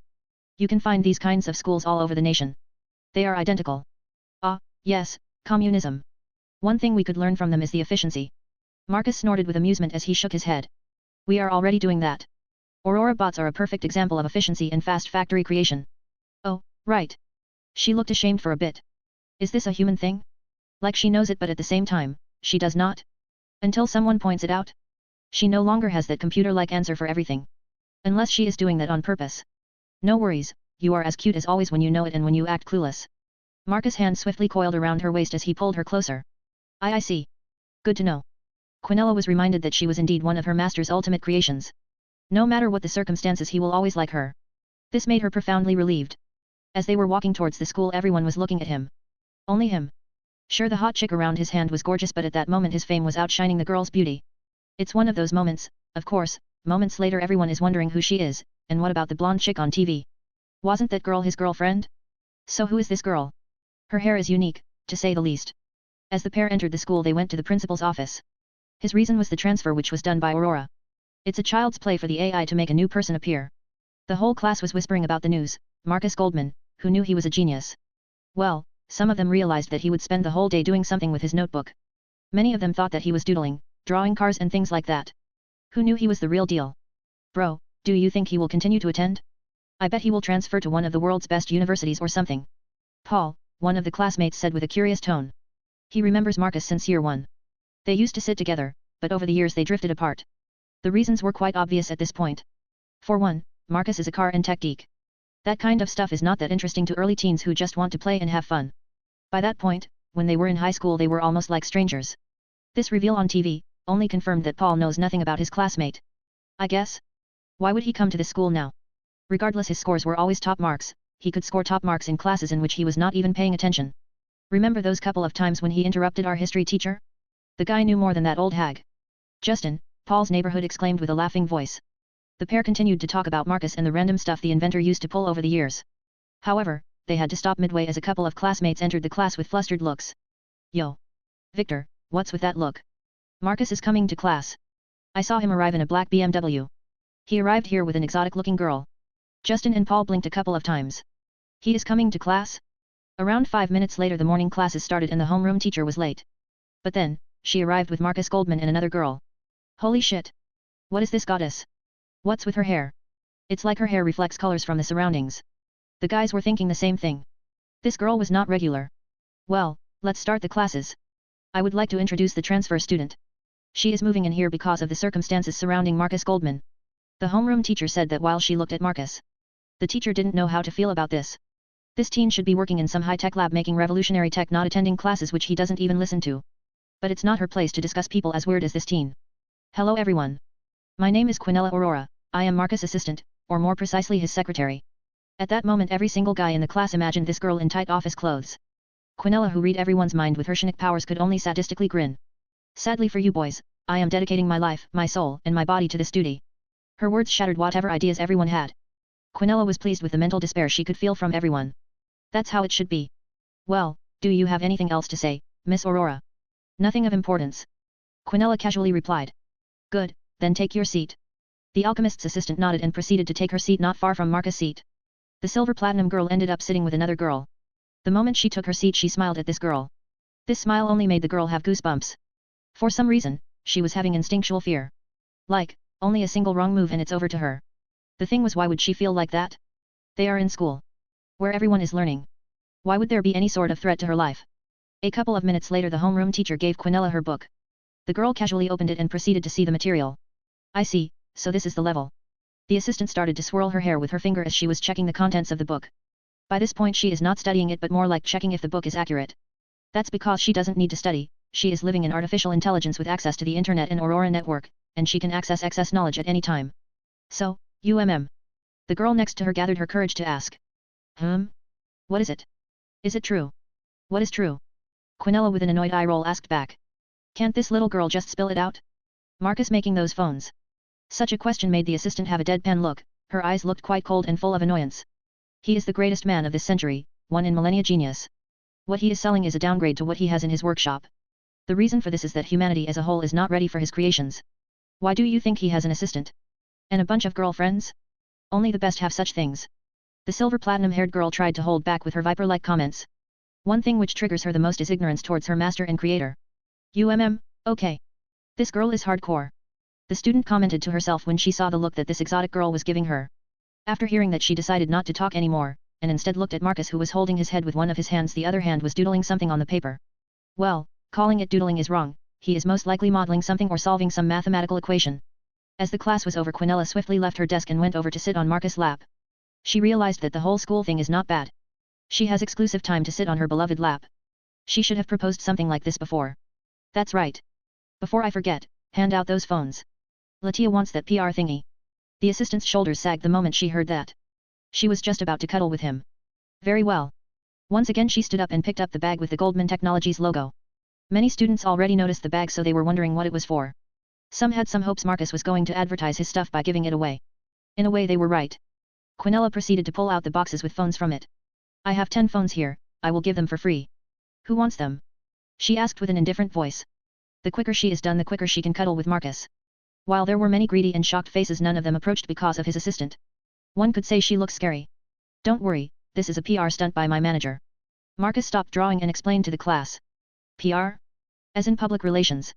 Correct. My company is telling everyone that my phones do work, and we can even give them for free to show that they are legit. After the inventor explained, the hesitation was gone and everyone rushed to check them out. I see. Then I'll take one. Yeah, me too. It was like moths towards the fire. In the meantime, Quinella slipped off and swiftly ended up once again sitting on her master's lap and started her cuddling.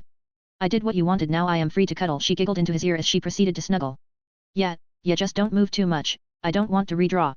Marcus didn't mind the cuddle, the only issue is that she shouldn't move that much. Okay.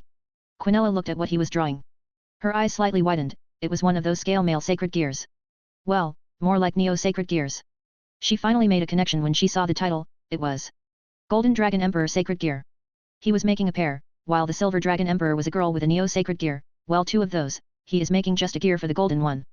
Well, this one is going to be interesting, who will be using this gear? For a second Quinella pondered, to her knowledge there is no one he is planning to give a gear. So it's for himself?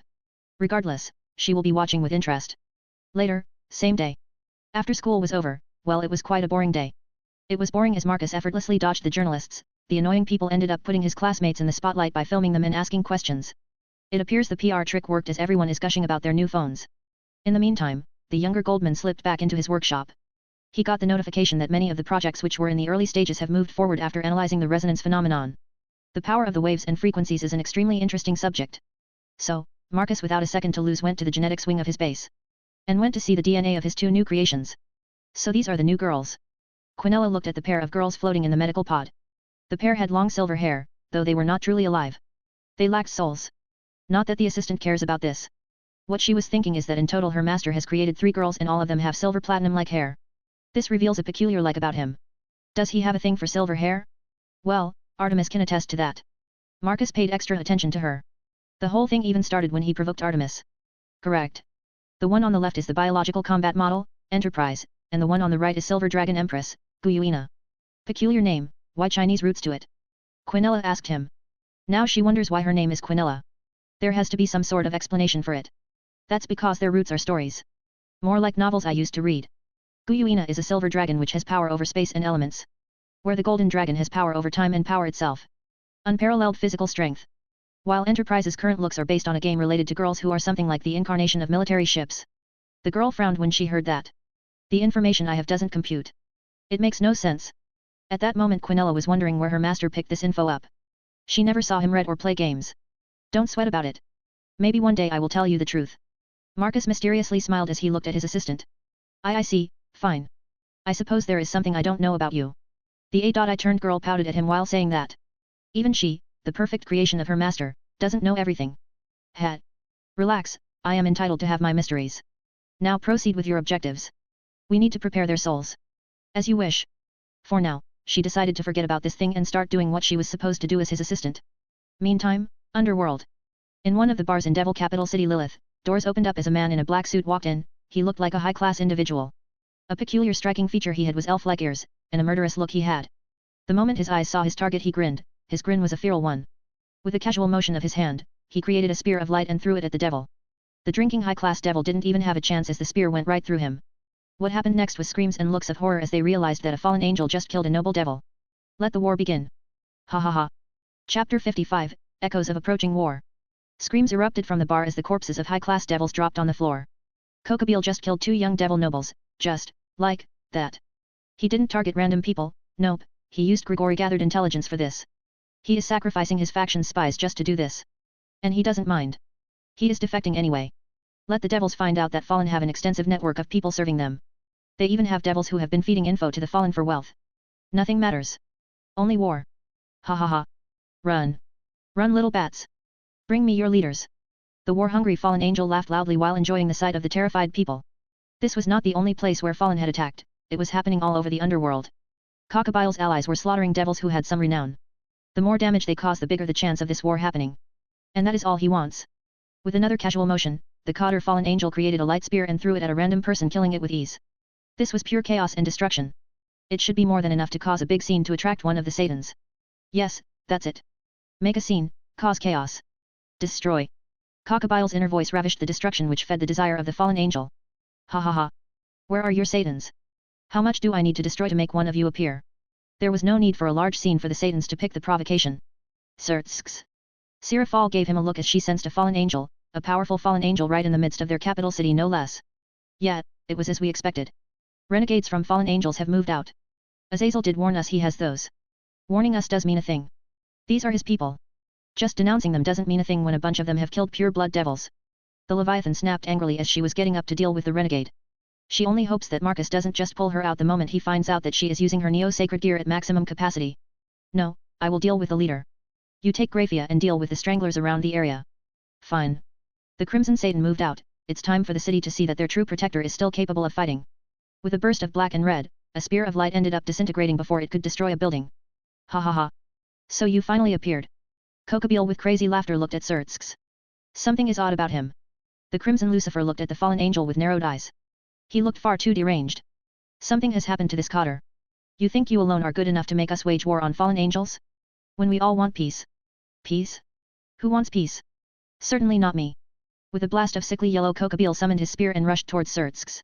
You are not qualified enough to make me go serious. With a burst of black and red, power of destruction orbs rushed towards the fallen. But before they can hit Cockabille they end up being disrupted. Like something is interfering with the structure of the power. They burst into pure energy and simply cease to exist. Certsks swiftly dodged the attack to the side as he tried again to attack the fallen angel. But once again his power of destruction got negated without any sort of issue. I used a different amount of power and density, it ended up the same. This time around, the Certsks were shocked enough to let Cockabille get close. At that moment the fallen angel's eyes started to burn like he was a completely different being. I got you. The possessed fallen grabbed the Crimson Lucifer.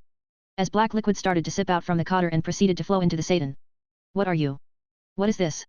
The most powerful devil to date tried to struggle but something was wrong with his powers. Struggle all you want, but this liquid is made from Lilith's essence, the very same essence which gave birth to your kind. Can you resist the very power which created you? You. Certsks' eyes turned white as horror started to settle in. He watched how this black liquid flowed into him and proceeded to merge with his body. The moment the fusion was done, Cockabille released his hold and started to fall to the ground. He looked like a husk as his life essence and power were completely drained. It was used to fuel the very armor which has fused with Certsks. What is this? The Crimson Satan tried to struggle but he had no idea how to struggle. He could feel the darkness of some sort starting to cloud his vision, his thoughts starting to get dull and slow. Little by little his limbs started to not listen to him. Something is possessing him. Damn it. Lucifer's magic circle appeared under him as his body summoned it, but it wasn't him who did it. The very next second he was gone, and by that point, Cockabille's body had turned into dust. However, one wonders, what happened to his soul? Welcome Crimson Satan. A smooth voice greeted Certsks. The current Lucifer looked around, only one of his eyes could see what was going on. Hades. Indeed. Welcome to Cocytus. We have prepared a special place just for you. As the Greek god said, next to him a phantom being appeared as well. He had flaming eyes. The Crimson Lucifer wondered who this guy was. He can sense an extreme amount of evil and its power is off the charts. Ungram Manu has some uses for you. We will require your power of destruction to fight the greatest threat to the current supernatural world. Ungra Manu. Certsks' eyes bulged out. This was the incarnation of evil itself. The Greek god is working with this being? You, what is the purpose of all of this? Who is this threat you speak of? Your kind. Your kind who made contact with that man. If it wasn't for your kind constantly interfering with mortals, Marcus Goldman would have never found out about supernatural. He would have lived his mundane life and died of old age. Yet, because of your kind he now is engaged to my niece, his existence mocks every supernatural faction. Engaged to his niece? Artemis? No, she is his maid, Athena? There is no news about this. Regardless, for now he needs to get out of here. He tried to summon his massive reserves of mana but all of this energy was diverted to the black armor he was wearing. Resist all you want, but this armor was created precisely for you. Now Crimson Lucifer, it's time for you to give your power of destruction. Ungram Manu lifted his hand and pointed at the armor. That moment excruciating pain surged through the whole body of the Crimson Satan. Ah! Something is wrong. Where is Certsks? Sirafal returned after dealing with a bunch of average fallen angels. Her senses which cover large swathes of land can't pick up the current Lucifer. I don't know. My connection with him is. That moment Graphia's queen piece just popped out from her. What the? The pair of devil girls looked very concerned. The thing is, Graphia can't just go to Ajoka. Because of the Ars Goetia which her body has. Did something happen to Certsks? Could be, and if he got weakened the Ars Goetia variant has removed the evil piece the moment it felt it could, Sirafal speculated while picking up the queen's evil piece. Yes, possibly. You should go and return to Marcus' side. I will tell everyone that you went to look for Certsks, and never returned. I understand. This is for the best. Graphia took the piece and disappeared with her magic circle. She looked very eager to do that. While she was gone, Sirafal bit her lower lips. She was feeling jealous. And, worried of course. But mostly jealous of this development. I guess, I need to start organizing things. The current Leviathan went to look for Ajilka and Falbium. The aftermath of the renegade fallen angel attack was horrific. At least 10 high-class devils died, and Surtsks and Grafia went missing. The rest of Surtsk's peerage proceeded to help Sirafal, who was now covering Lucifer's position for a while. She was now loaded with extra work so much that she was going crazy. While Ajilka proceeded to look for ways to find Crimson Satan.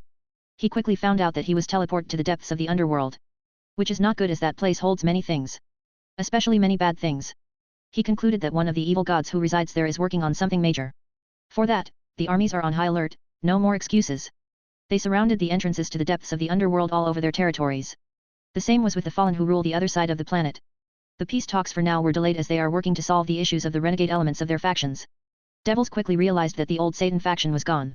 In the most literal sense. None of their members are around, their castles are empty, and they have remnant residues of evil, or more precisely dark gods.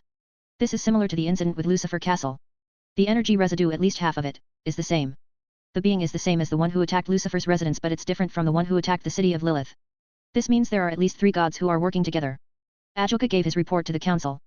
Any idea who they are? One of the councilmen angrily asked. By this point, it's clear that it's not the fallen but someone worse working behind the scenes. Sadly, we don't have records of evil or dark gods' magical signatures. Many of them were sealed or exiled before we even started gathering such information. The current Beelzebub said with a resigned sigh. Sadly, they don't have allies who could give them some tips. What we can do is prepare for war. A defensive war. They are targeting us. They took Surtsks from us in broad daylight. Sirafal said with an angry voice of her own. Very well. Then prepare defenses. Already on it.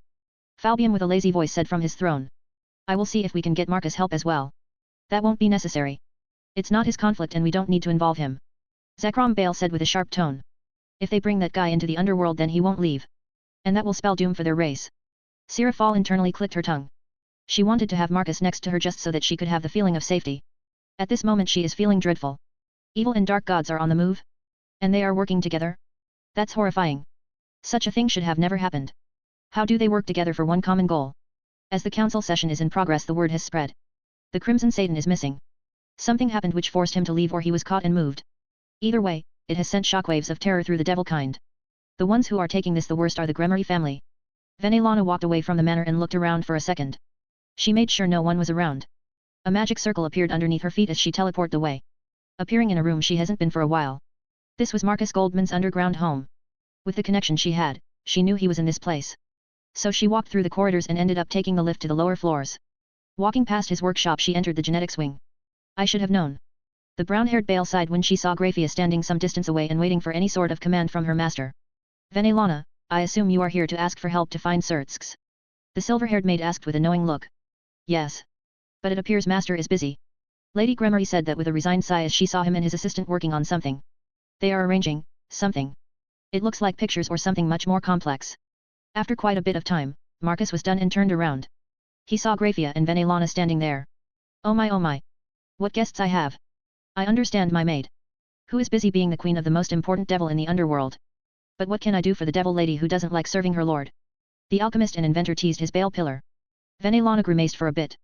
She is in quite a difficult position. Master. I have returned to your side. This time permanently. Grafia proceeded to speak as she saw that Venelana had nothing to say. His headmaid showed him the queen piece. It has been removed. He took it from her while asking with a curious tone. This was something he didn't expect. Yes. On its own. I assume something has happened to Surtsks. Grafia proposed a possibility. Yes. My senses are telling me that the piece doesn't have any power anymore. Marcus with a nod confirmed it. But, even if Surtsks is dead, the pieces would still function. Venelana exclaimed with worry from the side. Did something happen to her son which is worse than death?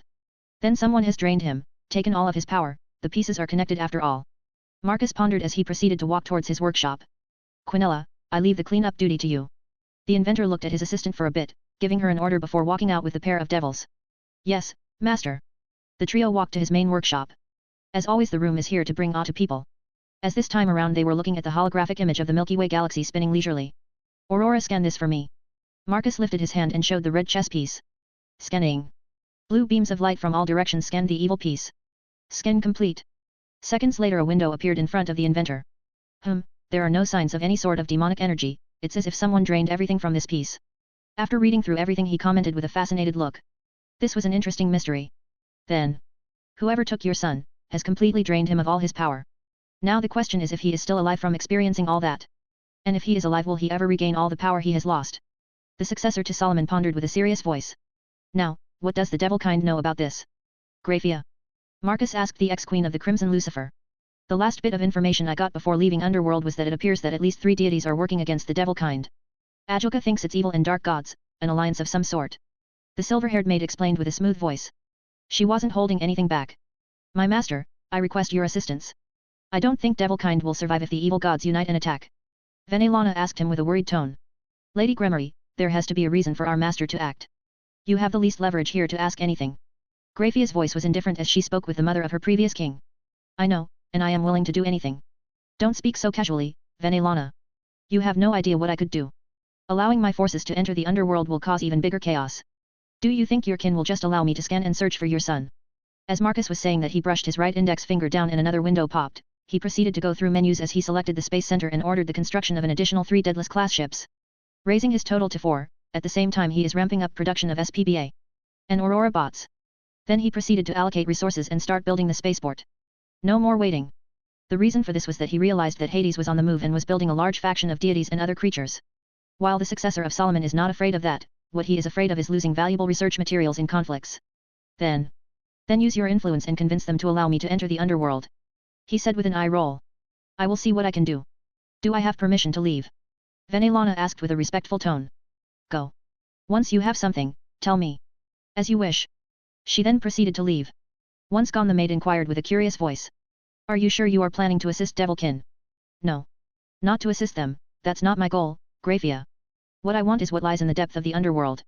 Having the possibility of scanning and researching deities from multiple pantheons is the greatest gold mine of them all. And Hades, who is behind this, is doing it nicely. He is creating a mine like no other. Hades, the Greek god of the underworld, is behind this. Graphia exclaimed with a shocked voice. She lost her composure for a second. Precisely, my dear Graphia. The god is petty for my engagement to Athena. I can sense his desire for war. My senses penetrate the barriers between realms when I am using all my might. He can't hide his desire for conflict from me. Marcus said that as he returned to the control panel. He went to his space station and rearranged the construction priorities. Finishing the main cannon is now priority number 1. The assembly lines on the station are finished, so changing the focus of construction is very easy. I see. The silver-haired maid gulped down with some nervousness. Then why is Hades attacking devils? Her eyes widened as she realized something. Hades doesn't care at all. Devils for him are stepping stones for whatever he needs, the excess ground staging grounds for his armies. Maybe that. Then, you are going to wait. I am already increasing the production of my soldiers as well. We are entering yellow condition. As he said that, he brushed his finger down on another window. This window has 3 colors. Green, yellow, and red. Though no one was speaking in the barracks, S.P.B.A started to scramble into position as cloning vats roared to life. The creation of soldiers started. Cocytus, Underworld. A large black lake was bubbling with energy as souls from the underworld were flowing into this lake. On one side they are flowing in, from another pitch-black armored being with glowing eyes are walking out. Their armor is a mix of Norse, Greek, and Persian hieroglyphs. The dark aura they emit is similar to that of devils, Greeks, with some mix of pure evil. These are the new foot soldiers created at the hands of Ingramenu, Lilith, and with some help from Loki, who was assisting with the magic of his pantheon. What a glorious sight! This is our answer to Marcus Goldman's artificial army. An army which cannot die. Ingramenu with a crazed voice exclaimed with pure happiness. Next to him were beings like Hades, Erebus, Nyx, Loki, Tartarus, Hypno, Lilith, and Thanatos. They were standing at the edge of a cliff overlooking a valley. In this valley thousands if not hundreds of thousands of souls were being converted to whatever creatures these deities were making. Combined with Grim Reapers, Nyx, and Erebus creations, and Loki's giants, we have a very flexible army. Hades said with a pleased mod. Clap clap clap. What a sight this is! How many years has it been when I saw something like this? The gods and primordials looked at the newest arrival. Indra, so you did accept my invitation? Hades said with a surprised tone. Indra. The other gods looked surprised as well. Don't mind me. I have my reasons. Oh? Do tell. As you can see, we have an alliance, and our resources are quite deep. I can see that. You have quite a bit of firepower, and I could add some of mine. Ingramenu looked quite shocked to hear that. Indra. The Heaven Emperor, the one who hates evil, is thinking of joining them? I have 2 requests. If you agree to them, then I will throw myself into your group. Speak. I want CAO's soul. And I will join you if you prove yourself. Defeat devils and fallen, and my forces join yours against Marcus Goldman. The aloha jacket-wearing god with sunglasses said while showing 2 fingers. His 2 requests. That is my final offer. You saying Devis will march to war with us? Hades asked with disbelief. Indra joining and Indra's forces joining are two different things. That is correct.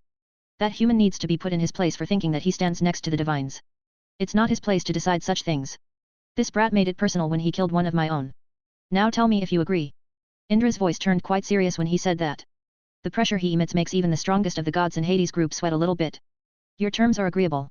The god of the underworld summoned his staff and tapped the ground with it. Moments later a soul arrives in front of Hades. It formed into a man in his early 20s. This was Cao. Lord Hades. The man looked around, his eyes looked around. He somewhat looked nervous seeing so many gods. So many evil-looking gods, especially Ngramania which looks like a living shadow. Oh, and there were flying eyes in the shadows as well, which emits a divine aura. Cao tried to ignore this one, it feels far too diabolical. Go, your god is waiting for you. My god. The man looked confused for a bit. So he turned around and saw Indra standing there. Lord Indra. Come over. The Indian god motioned to walk over. The moment Cao was next to Indra, the Heaven Emperor reminded the group about his promise. Remember Hades.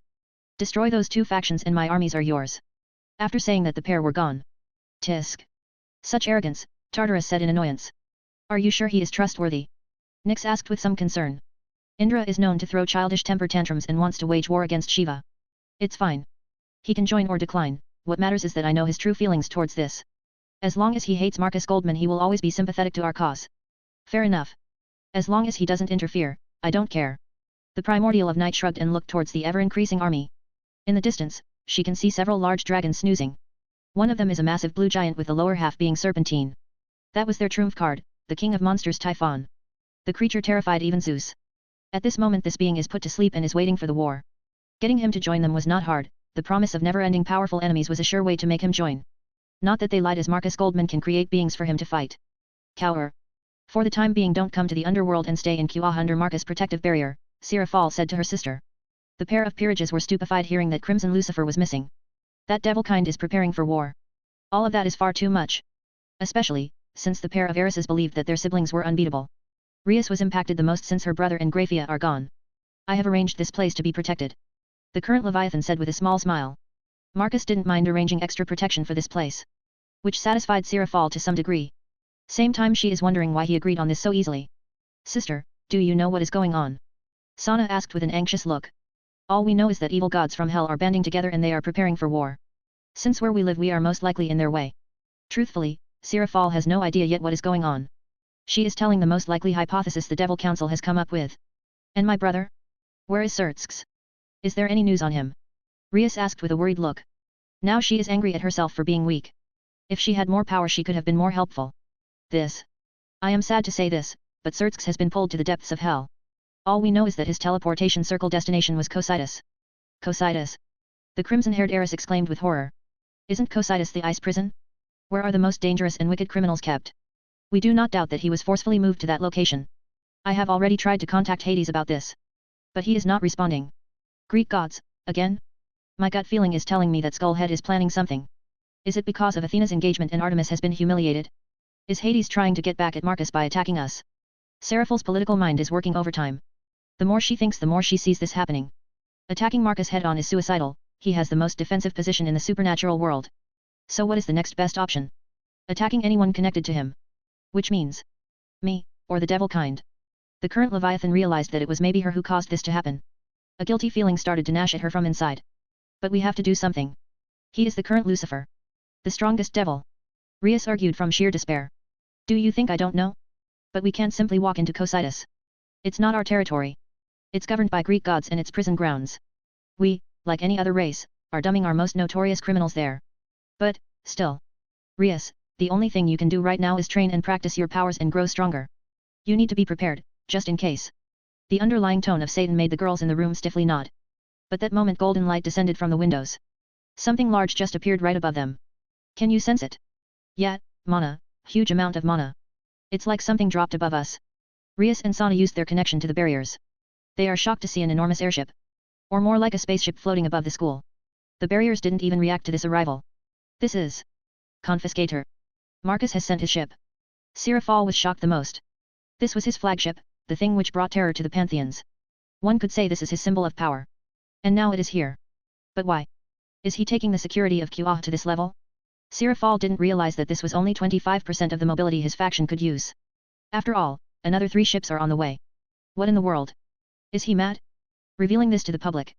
Sana, while severely impressed by the sheer presence of this ship, was horrified if regular people would see it.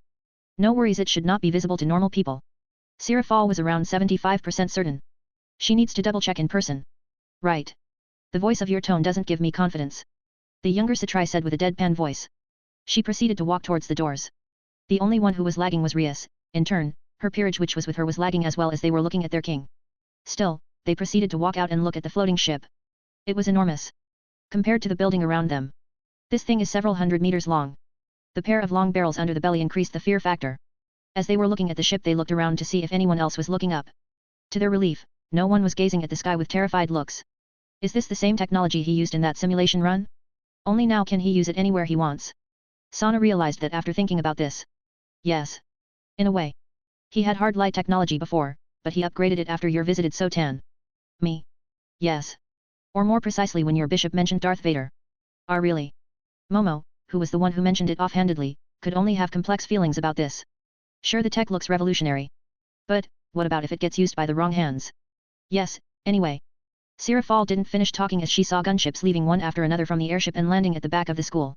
Let's go. I want to see what kind of orders these S.P.B.A have. The current Leviathan motioned for them to walk with her. Alright.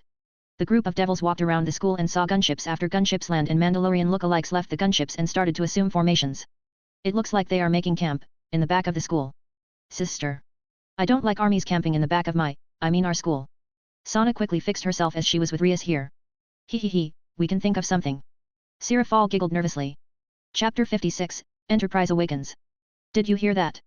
One of the devil soldiers asked his fellow soldier. Hear what? I just heard a screech. The soldiers shivered as they looked at him with annoyance. Really? Do you have to mess with us when we are guarding doors to the literal hell itself? The whole battalion of soldiers was guarding one of the entrances to the depths of the underworld. It was a massive cavern, so saying that something was screeching from it in the middle of the night made all of the men experience goosebumps. Asterisk screech. Asterisk.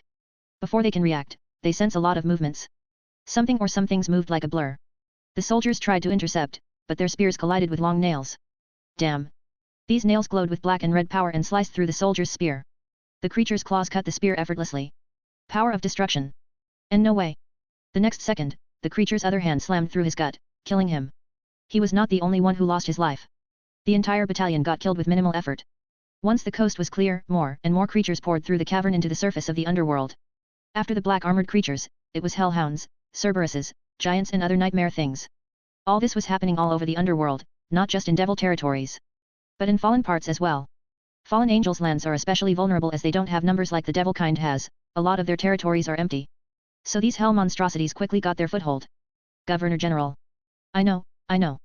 The current situation is bad, and there are far too many of these things. Not only that, they don't die. Azazel stabbed one of the black armored creatures. The thing collapsed but swiftly reformed and once again was rushing at him. Old man. What? The moment I get close, my demonic energy stops responding. And these things wield power of destruction and some other devil bloodline powers. Vali exclaimed as he was already fully armored in his balance breaker. That energy. I sense Ngramenu and some other things from it. Albion said through his wings. Ngramenu? The incarnation of evil. Yes, that god of evil. Damn it. Azazel pondered for a bit. But he decided that the best way to stop this is to eliminate the source. Vali, let's go. We are going for the source. Verikil. You take the command. The head crow commanded his forces. If they have any chance, only Vali and he could do that. No one else has enough power to face someone like Zoroastrianism's evil god. Very well. The pair proceeded to fly towards the cave entrance. They passed all the black soldiers who rushed from the caverns. There is no end of these things. Vala was shocked to see so many of these things coming from the depths of hell. That's because these are souls, all those who did not go to heaven. There are many of them, far too many, hard to count such amount. Ha ha ha. What do I see? The head crow and his pet little bat. A female voice giggled through the area. Extremely dense and terrifying energy surged in front of them. The pair stopped in their tracks and looked at the enemy before them. It was a female with pitch black hair and elvish ears. Her gothic clothes fit her dark aura. You are?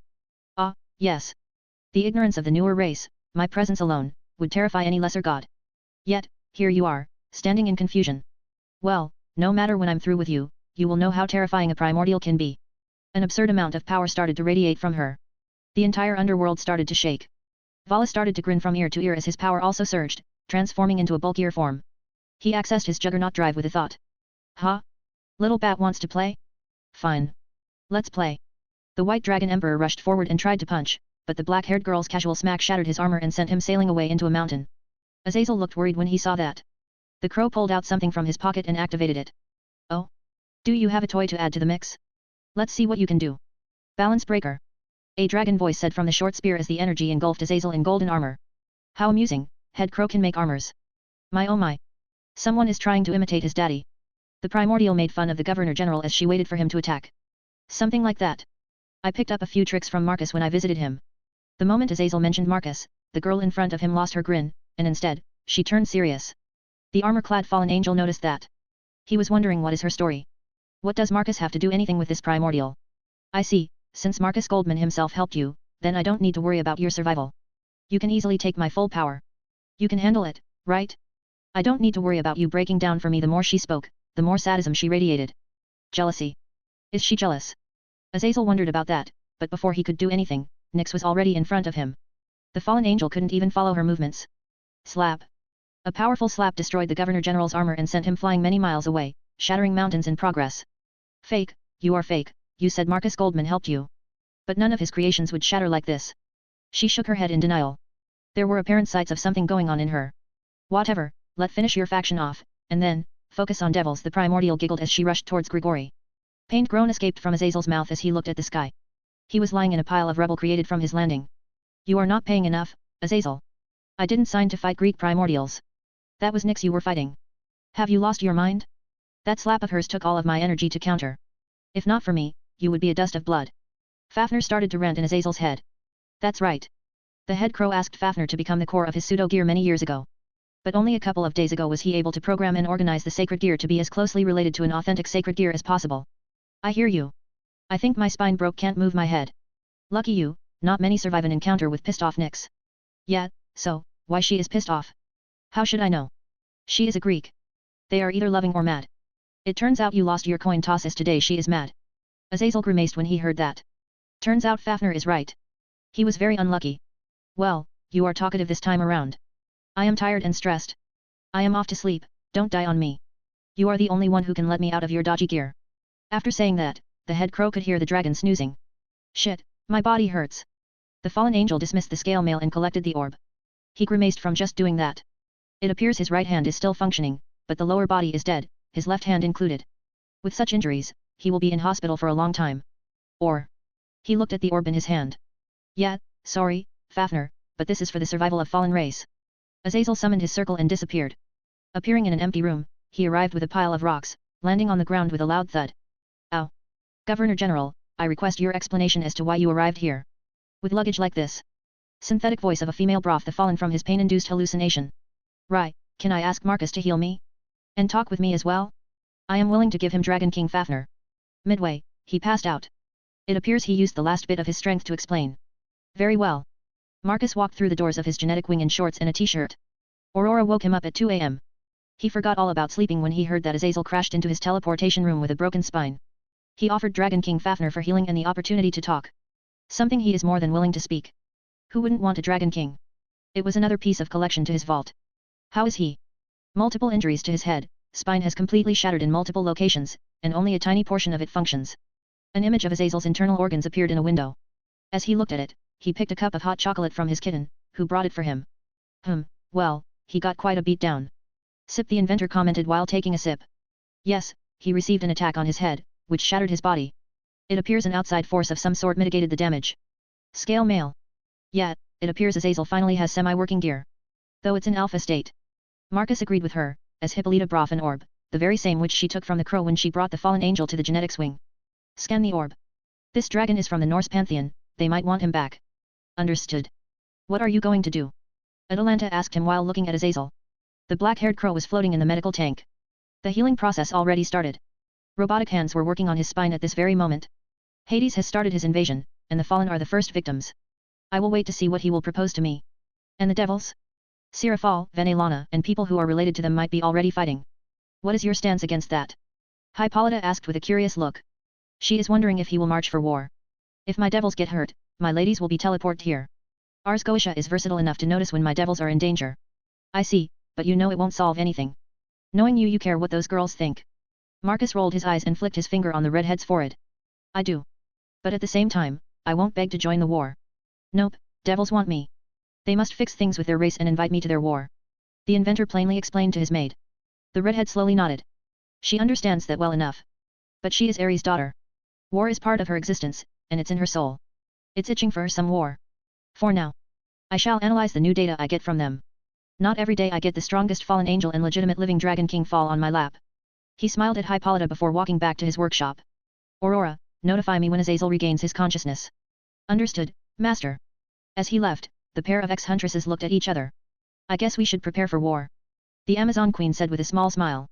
She checked the amount of points she had. The war goddess realized that she had accumulated enough to buy herself a neo-sword berth. You thinking we will be able to enter the front lines?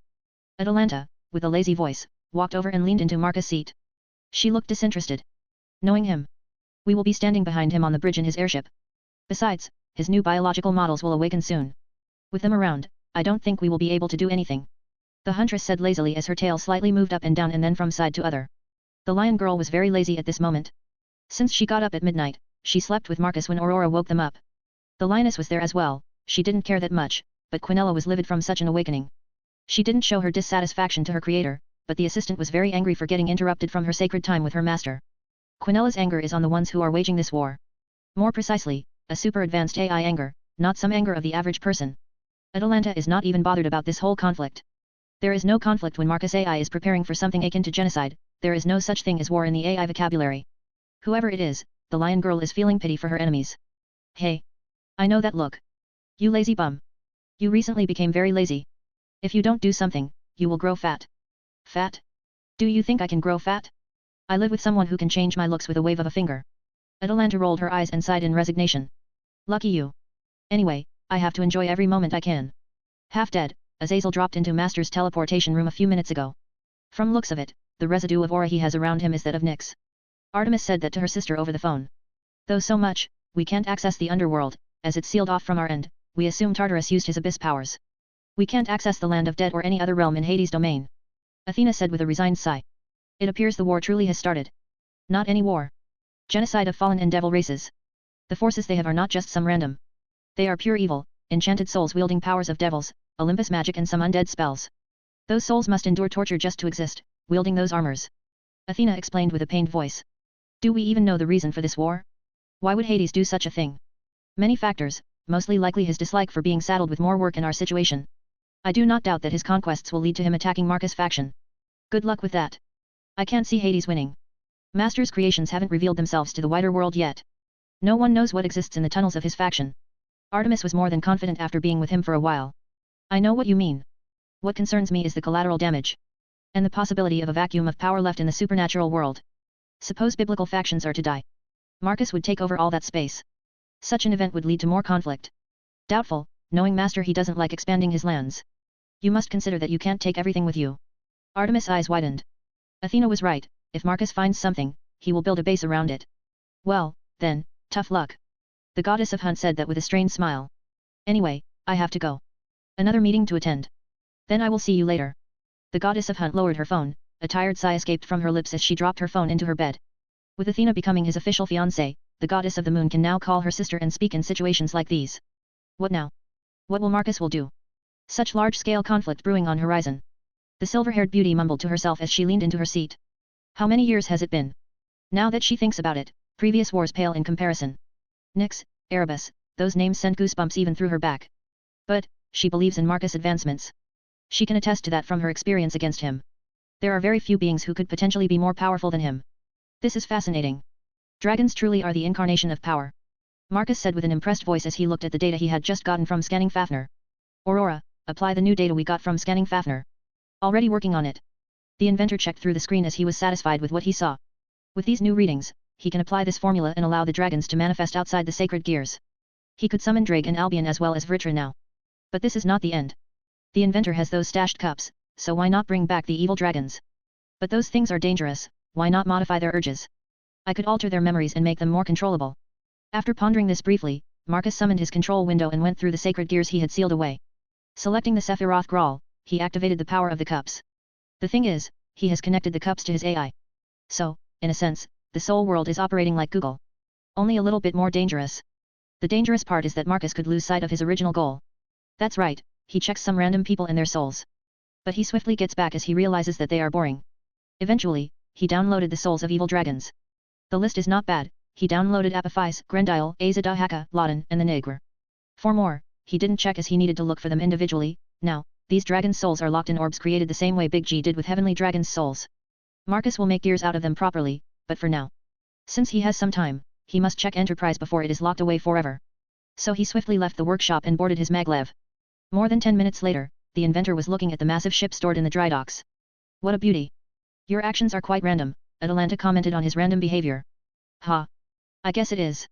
I remembered that I did not have much time. Enterprise will awake soon, and the carrier ship needs to be ready for action. The teen explained to his lioness as he touched the ship's hull. I am certain that you are the one who decides everything. The girl will wake up when you think it's right. The huntress said that with a confident voice. I guess it is. Aren't you becoming a cheeky girl? He teased her as he realized that Atalanta was becoming outspoken, just as when they first met, when she tried to break his neck and turn his body into a pincushion. Good times. Am I? I don't know. I guess I am learning more about you the more I spend time with you. The lioness plainly explained to him. He chuckled upon hearing that. Even now, the lioness knows she can say whatever things pop into his kitten's head. Not many things could happen to her. All Marcus could do to her was push her into bed and do things.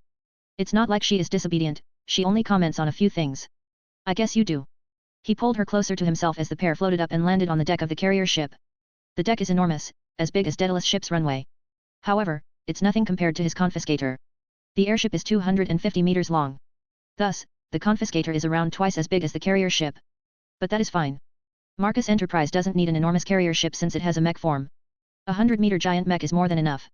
As the pair explored the ship, they went to check the turrets, which will shoot hyper-compressed power of destruction, an experimental tech, followed by missile pods, which, again, is experimental tech. The missile uses wave theory, which is, in simple terms, called graviton or gravity missiles. It's very destructive stuff, according to preliminary calculations.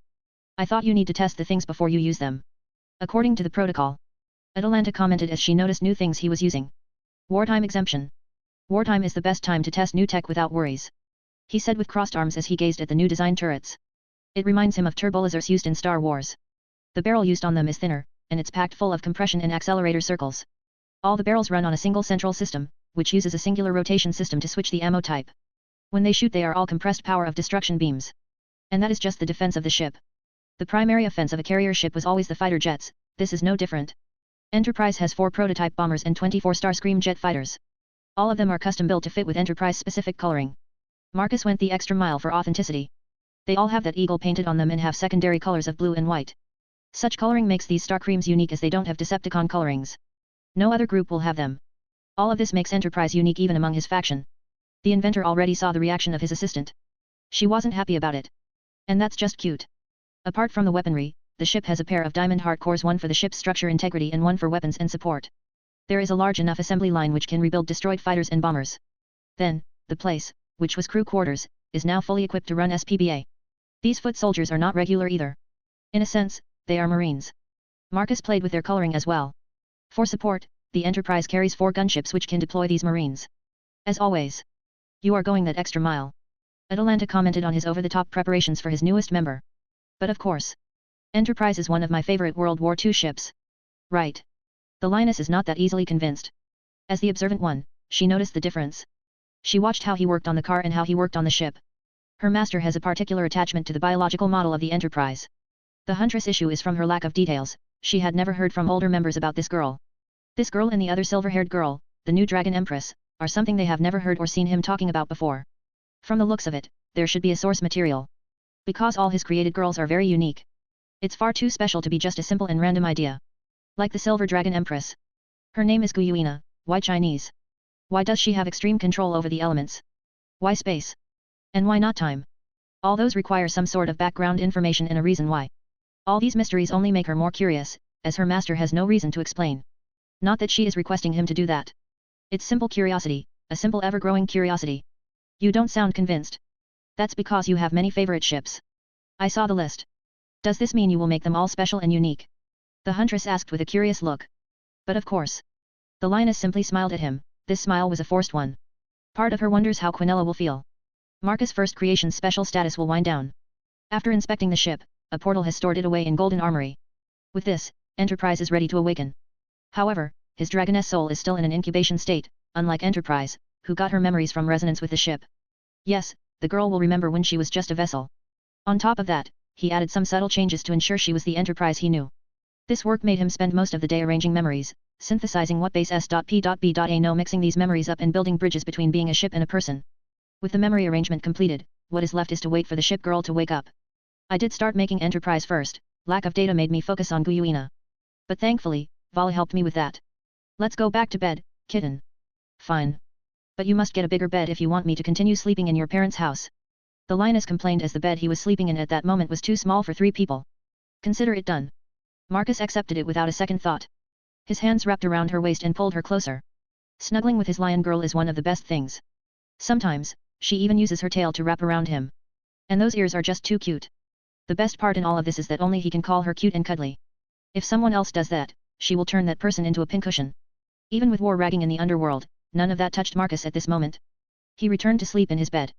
With lioness in his hands, he quickly snoozes off. By the time the alarm clock rang, the teen inventor decided to skip school. He needs to prepare for war and wait for Azazel to wake up. So he sent out a clone of his with the help of Realitas particles.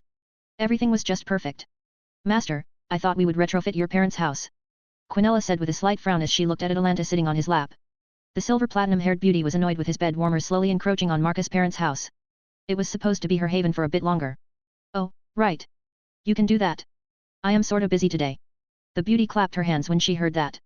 This is fantastic. Leave it to me. If you want. Oh, and don't forget to install a bigger bed. Marcus reminded her what Atalanta said last night. Of course. Good, now let's eat. With a nod, his assistant proceeded to eat. She started to hum from happiness. The reason for her happiness is that she will be able to demonstrate to his parents how dependable she is.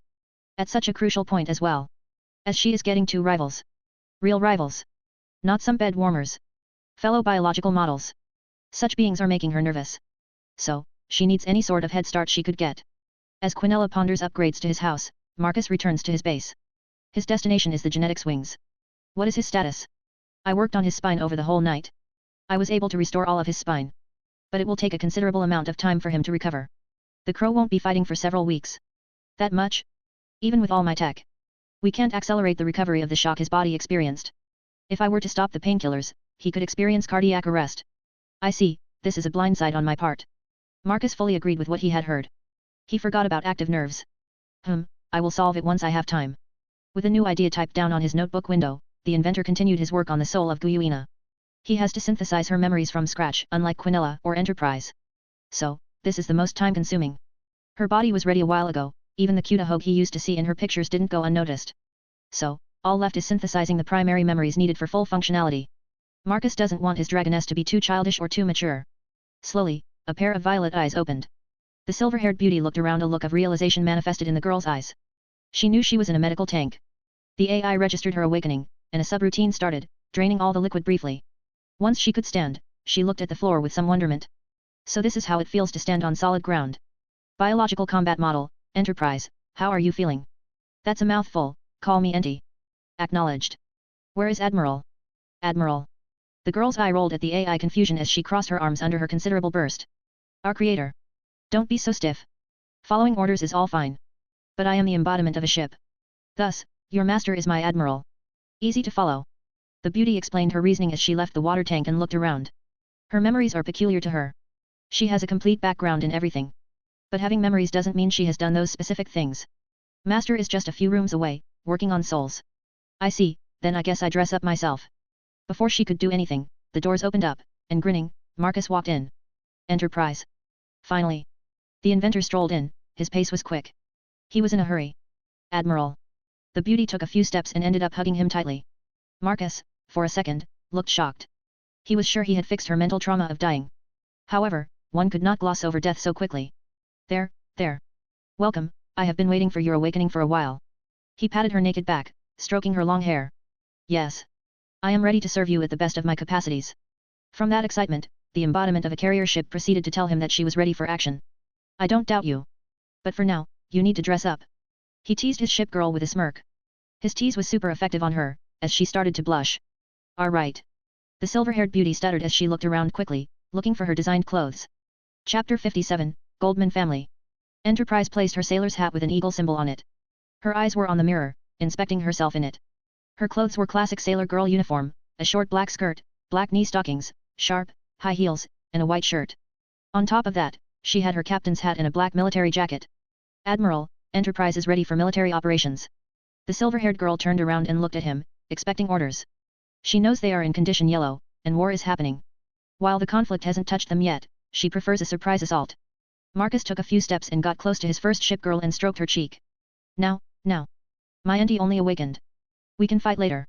For now, you need to reach your 100%. Blush crept to her cheeks as she looked away from his gaze. I understand. My mana reserves are around 70%, it will take a few days to reach total capacity. Good girl. For now, take it easy, your admiral's orders. Yes, as you wish. She nodded respectfully, trying to keep her eyes looking at his. It was challenging for the incarnation of a carrier ship who had never done anything like this before. Marcus smiled, seeing her behaving professionally and cutely at the same time. While he had a straight face with a small smile when talking with Enterprise, internally, he was gushing and barely controlling himself. His reason is that he finally has one of his wives. He went through memory lane when he was designing Enterprise's biological model. His memories were initially vague from the teenage period, but he quickly recovered them courtesy of his Shinnick powers and Athena's blessing. Now, he remembers that period quite well. Marcus remembers that Enterprise, the ship girl, not the ship, was one of an array of wives he had in the phone game. It was a gacha game where one needs to collect ship girls to fight some alien monsters. Cliché, yes, but it did its trick. Enterprise was the game's face, same with Kiana Kislana. For a second, he stopped in his tracks. His train of thought abruptly stopped. Wait a moment. The inventor, out of nowhere, brushed his finger down and, mentally, went through commands, opened the notebook app, and started to type down. Imaginary space is a space where anything can happen. The Hairskers use crystals to access this space to wield their law. He typed it all down in a single breath before using his other hand to stroke his chin. He did a checklist mentally. Well, by my philandering ancestor. It appears I have everything needed to create Honkai and its powers. Admiral? Are you okay? He turned around and saw Enterprise looking at him with worry. Instead of saying anything, he dismissed the window, and his hand went to her cheek and stroked it gently, making the girl's blush return with force. Of course I am fine. I have my auntie here. Her blush turned atomic as she started to panic. What? It's okay. Why don't you join me for a cup of tea? He offered her his hand. Why yes. It would be my pleasure. The ship girl forgot her blush and swiftly accepted his hand without hesitation. As the pair left, they ignored the maids in the room. They were there the whole time. Atalanta wasn't even bothered with such action from her master since she knew that for a few days, he would be hyper-obsessed with his new creation. The lioness is one of the exceptional girls as his other maids, like Artemis, started brooding. The moon goddess is, after all, goddess, and she still has those echoes of pride. She saw the ship girl as another rival. Unlike Atalanta, who understands the pyramid of hierarchy in this place, the silver-haired goddess does not. The pyramid still eludes her. Do we know any details about this new woman? Artemis asked with crossed arms. She had that infamous frown on her pristine face. Artemis, you do realize that we have access to logs? Everyone does. S.P.B.A already has a complete profile on her. We are part of a scientifically and magically hyper-advanced faction. Profiles do exist. Li Fei said while massaging her forehead. Why does she have to be part of this group of inept people? Oh? Show me. The witch swore under her breath about annoying Greeks. With a finger stroke, she summoned her window. Panic appeared on her face as she quickly dismissed the pop-up window. It was a gallery with over 3,000 pictures of Marcus Goldman. Atalanta and Hippolyta, who saw this, grinned like a pair of cats. They can't wait to tease this cold witch. As I was saying, just go to projects and press on to check the logs. Li Fei ignored the looks the pair were giving to her. The list is here. As you can see, there is a whole list of things. The Pendragon girl pointed to the logs, her eyes noticed something interesting. Oh, wow. Master ordered 3 new airships, expanded the S.P.B.A by 300% and rearranged the space station building queue. The blonde witch sounded intrigued by the new information. So he is preparing for war. Hippolyta was pleased by this news. The question is if we are going to fight. Jean chipped in from the side. The reincarnation of the saint wants to know if she can prove herself in this conflict. More spending points are always good in her books. Depends on the enemies. Atalanta pondered as well. Depending on how big the war will be, if the front lines are broad, they could be sent out. But, after seeing the pair of silver-haired beings made and almost entirely ready for war in just a week, there is a chance they won't have a chance to fight. Depending on how he produces them, Marcus could mass-produce super beings en masse and overrun any battlefield. All of that depends on his whims. That doesn't matter. Artemis snapped the maids out of their thoughts. Now, show me information about this girl. Sheesh. Relax. Li Fei grimaced, seeing the infamous Greek goddess outburst. With a finger motion, the witch pressed on the newest entry. All the maids gathered around her, they wanted to learn about the ship girl. They saw a picture of Enterprise's face on the left, while the right side had biometrics and statistics. Full name, Enterprise CV6. ID number, MGOC, 02. Classification, Biological Combat Model, Ship. Type of Energies, Toki, Magic, Shinik. S.P.B.A Rank, Commander, Separate Brigade. Combat Strength, Pantheon Tier. Armaments, Neo-Sacred Gear Freedom Call, Bow Type. Enterprise CV6, Golden Armament. Linkage to Golden Armory, yes. Linkage to Neo-Heaven System, yes. Protocol Overwrite, no. Flagship, Enterprise CV6, MGTS Class, Experimental/Wartime Exception. Additional traits, built-in Aurora Network HUD Experimental/Wartime Exception. She is classified as Pantheon Tier? Even Quinella isn't at that tier. Faye got spooked by the details, her eyes with curiosity looked at the new additions to the list that were not there. I don't know how to feel about that. I mean, how does he know it has enough power to level a Pantheon? Artemis questioned with a huff. Sure, he might have defeated her, but her Pantheon has some crazy beings. That's because of the ship. Atalanta, who saw Enterprise in person, pointed it out. She can summon an enormous ship with the firepower to level many things, including a Pantheon. Show me Quinella's page. I want to see what she is packing. Atalanta asked the witch, there was a curious glint in the lioness' eyes. Sure, 1 second. Faye went through a few windows, entering the central database and selecting the assistant's profile page. Full name, Quinella Aurora. ID number, MGOC, 01. Classification, Biological Assistant Model, AI.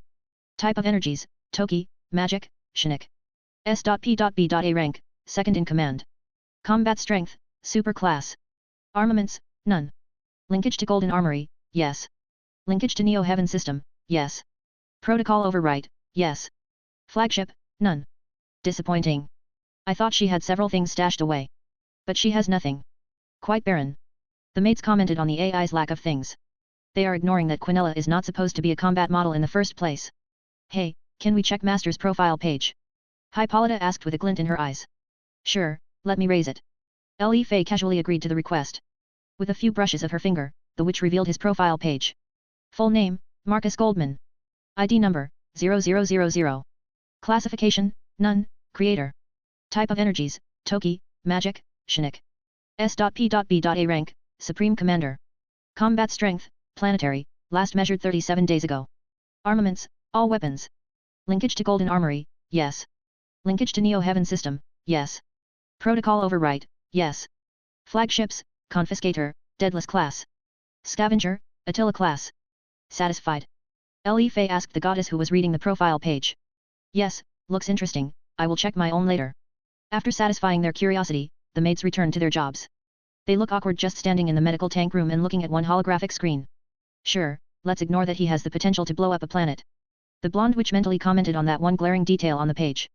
She returned to Enterprise's page and looked at the new experimental stuff he used in the new ship girl creation. The longer this continues, the more evident it is that Marcus is making a Pantheon whether he wants it. It's happening on its own. What is it? Do I have to meet your parents? Enterprise asked with a nervous look. Yes. You have to. I need to show one of my greatest creations. The ship girl slowly nodded her head. Her admiral's enthusiasm makes her nervousness buffered down quite a bit. It doesn't change the fact that it's embarrassing. She had no time to gather herself. Seeing such important people means that she needs to prepare. Mentally, at least. She was ready for war because of the yellow condition, yet she must endure this. As the driveway lowered down, the pair walked out of the underground garage. The silver-haired girl looked around and took a deep breath. So this is land, feels nice. The ship girl slowly looked around. As a ship, her memories come from sailing the waters and fighting. Then, transitioning into a biological model excited her to experience the other side. Peaceful, isn't it? One of the reasons why I like this place this much is the quiet. Reminds me of the ocean. Enterprise agreed before adding some more. I mean the journey itself, battles can be loud. Indeed. Now let's go, Dad should be at home by now. Yes. As the pair entered the house, Marcus could see 3 Aurora bots doing some manual labor. His assistant's get-up was that of a manager with glasses and a high ponytail. Does she have a cosplay fetish? Her seriousness for specific tasks transcends work and touches her clothes as well. For a moment, he wondered if it was his doing. Has his hidden anime geekiness touched his creations? The inventor looked at his ship girl in her 100% authentic clothes. Yes, I guess it is my influence. Master. You are back. Quinella, like a butterfly, glided over to his side and hugged his arm as if not seeing him for several hours was a big deal. Eventually, she noticed the other girl standing on his right side since the assistant hugged his left hand. Enterprise. Yes. Assistant Quinella. It is a pleasure. The silver-haired girl greeted the fellow platinum-haired girl. There was a weird sort of tension between those two. But Enterprise is an incarnation of a ship, not a proper human. So, it annoys her more that her admiral uses other ships instead of her. But there is still a tension between these two, being his creations. One can't escape biology, they want to impress him. Likewise. Quinella nodded and then looked at Marcus, who was watching them interact. The pair won't bicker in front of him, nope, that's a one-way ticket to seeing the disappointed face of their creator, and that is something they don't want. Master, check out all the things I have upgraded. She started to pull him deeper into the house. Enterprise followed the pair. The ship girl has a built-in HUD, which helps her to adjust to this new life. Everything of interest is highlighted and explained to her. They went to the living room. The room felt enlarged as Aurora Bots had removed the useless furniture and used that material to create a wall-sized TV. Did you ask my dad if he wanted this? Before Quinella can answer, his father walks into the room from the kitchen. Mark. These robots. Can I keep one for myself? They make just the best sandwiches. Roland said holding a half-eaten sandwich in his hand. The older Goldman then noticed a new girl standing just behind Marcus. New creation. The inventor's father had a gut feeling. He noticed that his son's creations have this peculiar style in dressing up. What gave it away? Marcus asked his father. Instead of answering, he raised his eyebrow as if asking, really? Fine, yes, she is. She is a ship girl. The inventor swiftly got behind Enterprise and placed his hands on her shoulders. She is a living embodiment of a carrier ship Enterprise CV-6. I recovered from the Pacific Ocean. After doing all the fixing and retrofits, I decided to use the ship in some fashion. So, with the discovery of resonance, I created an embodiment of a vessel which can control the ship like her own limbs. So, she is the soul of a warship? That's... The man pondered for a bit before sighing in resignation. I know your mother will kill me, but that's amazing. Don't worry, I have a solution. Why don't I bring the Titanic from the Atlantic Ocean and give it to her? She always cries when she sees that movie. Marcus suggested that as he was still holding Enterprise's shoulders and slightly leaning into her. Silverhead's face was straight the whole time, but internally, she barely held herself from blushing. It's a cruise liner, where would you keep it? And where is the carrier ship? Roland massaged his forehead from the sheer absurdity of his son's suggestion. NT's ship is in a different space, and we could have Titanic in the docks. It's not like it's that big. Marcus rolled his eyes. He is confident in the dock space he has built. Ugh, fine, to keep her from freaking out, we need to distract her. Admiral, I could recover Titanic if you wish. It would be an adequate testing mission. The beauty suggested to her creator. Admiral, hey. It appears you are flying through ranks, son. Roland joked as it was the only thing he could do after that whole strange theme of conversation. It's natural for me to call him like that. As regular humans say, it's a gut feeling. So how does it work? After getting the weirdness digested, more like overwhelmed by curiosity, Marcus' father wanted to understand what this girl was, for real. Works what? Enterprise asked with confusion, but before they could progress, Marcus started to pull her to the couch. Why don't we take a seat first? Okay. Once they were seated, the conversation continued. At the same time, Quinella looked at this with inflated cheeks. It's only for a while, it's only for a while. She is a battle model. Not an assistant one, just a battle model. The assistant chanted to calm her annoyance and get her jealousy under a grip. It would be very embarrassing if she were to snap. Fine, I will finish with retrofits first. Then I can steal the spotlight. Underworld, fallen territory. Retreat. I hold them off. Baruchiel exclaimed with a commanding tone. Don't be ridiculous. They are going to kill you. Shemhazai exclaimed with annoyed anger. Then what do you suggest we do? If I don't hold them off, we will be overwhelmed, and fallen angels as a species will die off. The remaining cotters stopped for a bit and looked around. Those dark creatures, evil versions of heavenly dragons and Greek primordials, have butchered off the majority of them, with a small amount of them remaining. Fine. I will make sure we escape properly. Shemhazai thoughtfully nodded as he had a hardened look. Good, if you see my daughter, tell her I am sorry. Baruchiel flew away after saying that. He called forth his mana and made himself into a beacon to attract attention. Hordes of creatures and the pair of primordials noticed him, roars of evil dragons followed. Let's go. We don't have much time. The fallen angel motioned for his comrades to move. The rest looked where Baruchiel went for a second before rushing after Shemhazai. The fallen angels will not forget Baruchiel's sacrifice. They will return with allies to beat these invaders. With devils. Sirafal, with the other two Satans, Ajoka and Falbium, looked at the map on the table. So far, we figured out that they are Greek, Norse, and Persian in origin. I have already contacted those pantheons and asked for clarification. Norse answered the first as they promised to send Thor and Baldur to deal with Loki and his giants assisting these primordials. Greeks told me that Hades has sealed his realm of the dead, and they can't enter it through their side. And? What else do they say? Well, Zeus didn't offer anything. He told us it's our fault for living so close to the dumping grounds of the pantheons. Nyx and Erebus don't answer to Olympus. Hell, Zeus is afraid of primordials. So it is not a surprise he won't offer anything. Just great. since we can't ask the Greeks for help to deal with them, why not send Marcus Goldman to widen his collection? Sirafal suggested to the pair. You think Marcus will come to our aid? He is to be married to Athena, so by extension, Greeks are related to him. Agilcus and Falbium's eyes bulged out when they heard that. A human marrying a goddess? What in the world has happened? If this is the case, then we can invite him. I will deal with the council myself. Agilca quickly caved in. At first, he was reluctant because he was unsure what the man would want. But if it's a family thing. Don't get me wrong. Marcus wants research materials, and it just turns out there are many of these materials running around in the underworld. Being engaged to Athena is just a good excuse. I see, it's an excellent point to point out. I will remember this in future reference when I ask for Marcus' assistance. Agilca nodded as his gaze returned to the map. Apart from that, they are not attacking us yet. That's because they are securing areas which we haven't taken control over. There are many mountains and other sites with little to no access. They will prove perfect for them to use as forward bases. Falbium explained with a serious voice. It's only a matter of time, once they are all set, we will be in trouble. From scouts who witnessed the fall of fallen angels, they have 3 dragons, evil versions of Drake, Albion, and Azadahaka itself. They are monsters who only get stronger and more developed as we speak. The current Asmodeus responsible for military affairs explained about the dragons under the control of the gods of hell. This is just great. We have to face heavenly dragons as well. Sirafal sarcastically complained. Many of these combatants are above our fighting strength. Falbium reminded her. Yeah, we need Marcus Tech to fight off those black armored beings. We need cannon fodder just like these gods have. Meantime, with hell forces. Pity, the little crows escaped our wrath. Nyx, with sadistic glee, commented on the escape of fallen angels. Doesn't matter, sister. We have their lands, and Ingramanio can proceed with his ritual. We have more than enough space. I guess, but it saddens me that they escaped even if they were much weaker. They won't run away for long. Once we seal off the underworld, they won't have a place to run, hide, or retreat. We will take them out one by one if need be. Erebus smoothly explained how they would exterminate the remaining fallen angels. As the pair continued the conversation, the other gods arrived. Tartarus, with Ingramanio, proceeded to begin the ritual to seal off the underworld and turn it into their backyard, where they could play as much as they wanted. Nyx's and Erebus creations, Hypnos and Oreinos, joined the ritual as they started to add magic related to dreams and sleep. Their powers are an excellent addition to this ritual, as the weaklings will fall asleep, and the hell forces can take them down in their sleep and add them to their ranks as undead wraiths. A nice garden. As the 4 gods started to work on the ritual, Loki and Hel arrived to see the primordials. Odin is sending Thor and Baldur. My daughter just notified me of their imminent departure. The god of mischief and a frost giant said with a frown. Erebus and Nyx noticed the newest addition to their cause, Hel, the goddess of the Norse underworld. Problematic but not unexpected, we have prepared for such a possibility. Erebus pulled something from his shadow and threw it at the Norse god, who caught it casually.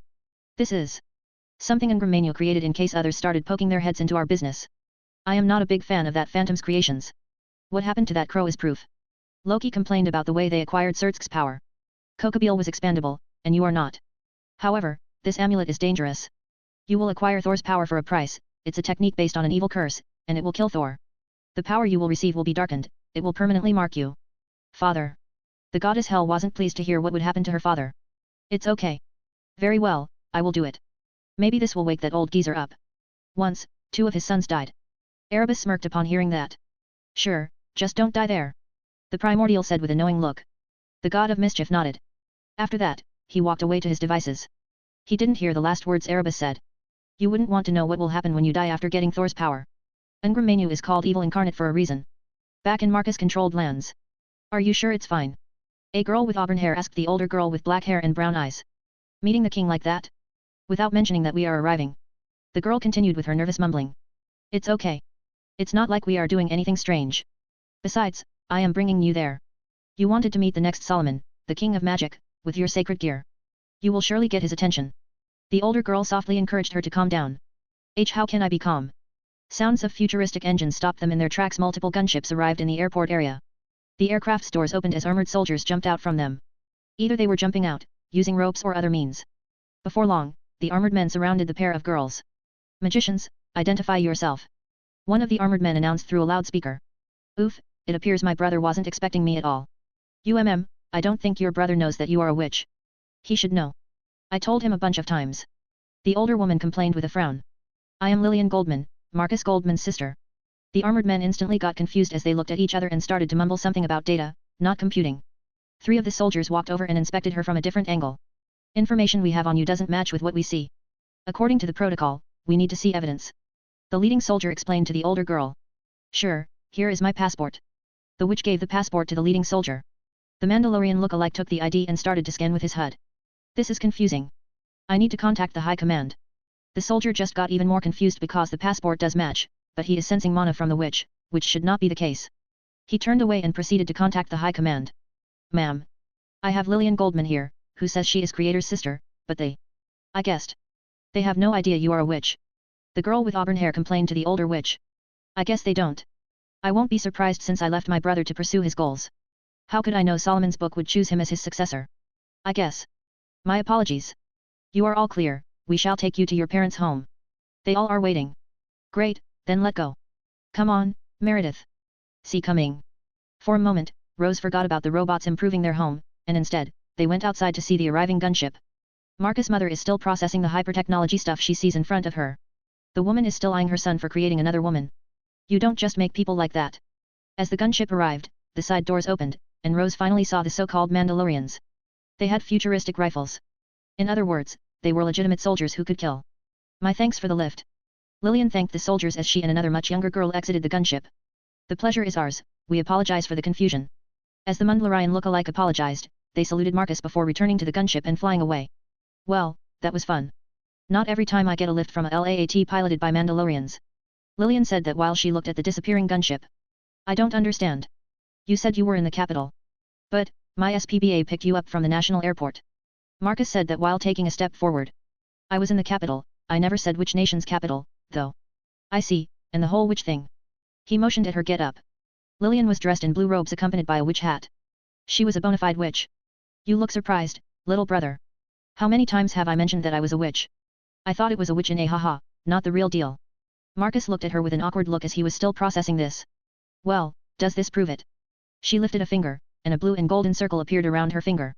Marcus' head leaned forward and then back, he massaged his forehead, he needed to recharge, so he leaned into his ship girl's shoulder.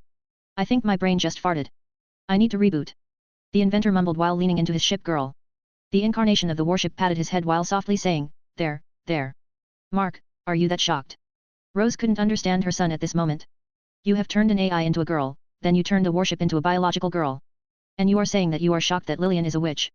The older Goldman lady looked at her daughter. By the way, we will talk about you hiding that too. Of course I am. It's monumental, Mom. It's not like it's hard to solve equations. You won't find it hard when someone gives you 10 euros, and you give 2 euros back in exchange.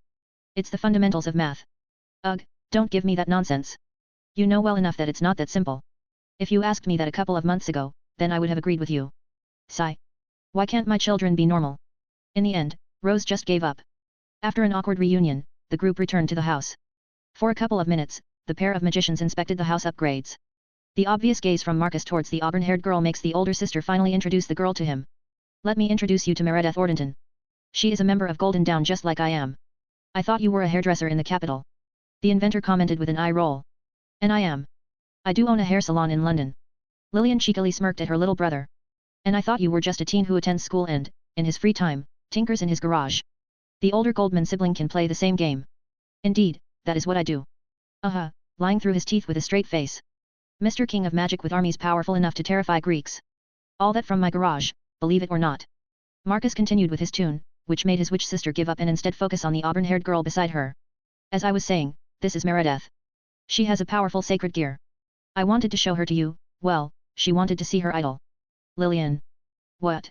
It's the truth. Idol. Marcus interrupted the pair. Yes. You are the king of magic if you haven't realized. I know that, how do you know?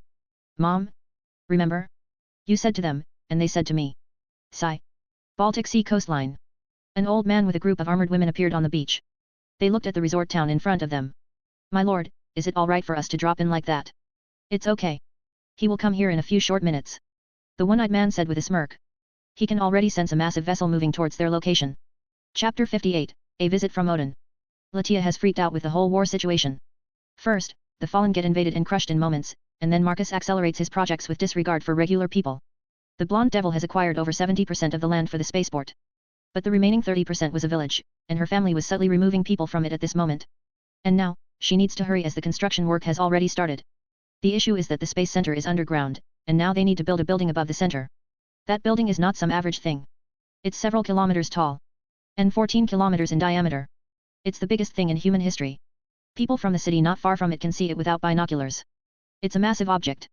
Realitas would work briefly, but the particles don't work in rainy situations. The moment it starts raining, the building will be visible. However, for a moment, she needed to forget about this, as when she was at the site, someone activated the nationwide barrier alert system. Great, what now?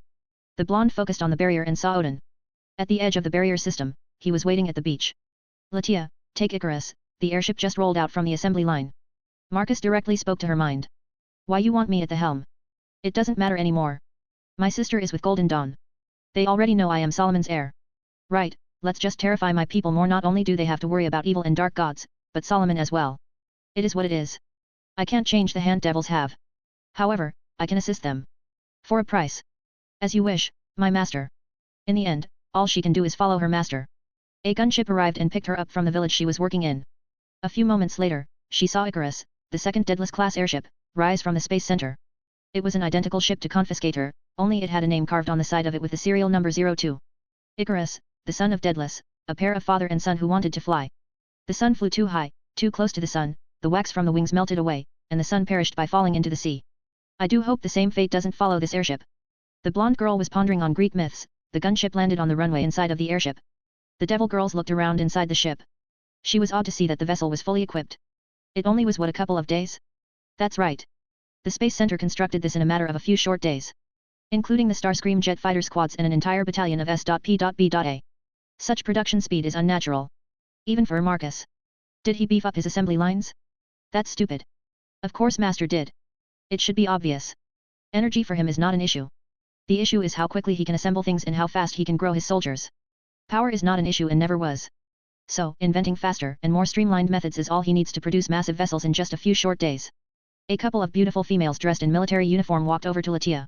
Mistress Latia, the airship Icarus is ready for its maiden voyage. Shall we set course to the Baltic Sea coastline? Yes. Do so. We can't make Odin wait for long. Otherwise, we will look unprofessional. Of course. Master sent word that he will catch up with us soon. According to him, he can't waste this opportunity to speak with a chief god. I see. That's a relief. Latia was relieved at the same time. She realized that it was true, Marcus had never spoken with a head of a pantheon before. The vampires don't count, as they are a lesser faction. The blonde followed the officers towards the bridge. The devil girl had never been in one of these airships before. As silly as it sounds, she wanted to see the interior. My lord. One of the Valkyries squeaked, seeing a massive airship arrive to greet them, its turrets pointed at them as the front opened, and jet fighters proceeded to leave the vessel and circle the area. Relax, they won't shoot us. The young man is very interested in us. Odin lifted his hand, motioning for his Valkyries to calm down. Right. The warrior girls gulped down seeing all the mech and gunships leaving the airship and dropping soldiers off, which, in the process, the soldiers started to surround them. My, what a spectacle. So professional. The old chief god slowly nodded to himself while seeing everything before him. Swoosh. The sound of energy cutting air spread through the area as an armored man descended from the sky. The armored being slowly floated down, the helmet retracted, revealing a teenage male. I wasn't expecting guests. It's already past midnight. May I ask what brings you to my little country? Ah, Marcus Goldman, we come in peace. My name is Odin, and I am the chief god of the Norse. You might have heard about me. The old man introduced himself while stroking his beard in a relaxed fashion. There was no sign of alertness from the ancient god. It was as if he was on a holiday trip. Odin, you say? Well, what a guest. Why don't we take this on my new airship? It just rolled out from the assembly line. Fine by me. A few moments later, a gunship landed in front of Odin. The chief god walked inside of it with leisure in his steps. While his Valkyries were the opposite, they were all skittish. As the gunship went up, another ship floated over next to Icarus. It was a carrier ship. Enterprise, being the Girl Scout, went after her admiral as she received no orders to stand down or mobilize, nothing. So, being a good girl, she went right after her creator. When she arrived next to Icarus, she floated to the airship and landed in the hangar bay side entrance. Her vessel shimmered into golden particles and ceased to exist. It has returned to the armory. Admiral. Enti. Marcus looked at his ship girl, who walked over to his side. He was at the armory, robotic hands were taking off his armor. As the robotic hands stored the armor, he walked over to her side. What are you doing here? You are about to meet a strong god. I thought I should be by your side at such an event. She seriously explained to him. His reply was a smile as he lifted his hand and stroked her chin. My auntie is so cute when she is this thoughtful. Her cheeks turned red when she heard that. Admiral, not now. We are having important guests. She exclaimed with mock anger. Right. He stopped teasing her and, instead, turned around and took his lab coat from a soldier who brought it over for him. Let's meet the chief Norse god. Marcus put on his coat while motioning his ship girl to follow him. Yes. As the gunship landed, the side doors opened, Odin walked out and looked around. The hangar bay was full of soldiers and advanced technology. Just how advanced is this Marcus Goldman? Silver-haired Valkyrie looked terrified and awed. Her voice could barely hide the panic she was feeling. Advanced enough to assist us. The chief god simply replied to her. Right. Now follow me, I want him to see what we can offer. The ruler of Asgard said with a smile. His words have somewhat confused the Valkyries. What does he mean? They didn't realize that Odin planned to sell his Valkyries to form an alliance. And why not? He has too many of them as it is. As the group from Asgard walked over, they saw Marcus Goldman dressed in flip-flops, casual slacks meant for running, a simple t-shirt and a lab coat. His clothes were a telltale of laziness, something he pulled out randomly from his wardrobe. I apologize for my clothes. I was sleeping when you decided to drop in. No worries. I would have chosen a better time, but as we speak, something big is happening in the underworld which requires me to come to see you. Odin went straight to the point. He even ignored the massive source of mana next to Marcus, unlike his Valkyries, who were staring with disbelief and growing horror. That girl was as strong as God. Oh? What do you have to do with the underworld? Normally nothing. Norse has its own 9 realms. We have no connection to that place. However, Loki has joined the side of the gods of hell and is pulling my pantheon's reputation through the dirt. I have already sent Thor and Baldur to assist the devils, I would request you to join. And I am willing to pay you handsomely. Interesting. Come, let's get some tea. I don't get visits from chief gods that often. Marcus motioned for them to follow. They walked towards the main lift, which could take them to the bridge, but the bridge was not their destination. Tell the bridge to set course towards Scandinavia.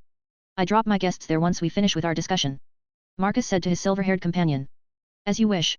Now, back to your request. I assume there is something big going on that you need my assistance. Thor and Baldur are not weaklings. The teen inventor returned to the conversation with the chief god. My sons are powerful, but they are at a disadvantage. Loki took his ice giants and Fenrir, if my sources are correct, then Hel has joined him as well. Fenrir, that's a god's lair. Precisely, I don't want my sons to die before my time. And worse of all, if Fenrir gets on the loose, he will destroy the devil kind. I am not even mentioning what those dark gods have with them. And here you are offering me to go there. I assume you have something good to offer for me to join that battle. Marcus asked him as they arrived on their floor. The lift doors opened as they walked towards a meeting room. I have some offers. Not that I need much to persuade. You have a relationship with the devil kind, being the next Solomon. One of the devils is in this airship as we speak. Odin smiled while saying that. Enterprise, who was behind Marcus for a second, stiffed. She knew it was supposed to be a secret that her creator was the successor. So the news came that far. The teen ignored Enterprise's stiffness. Nope, I did my investigation.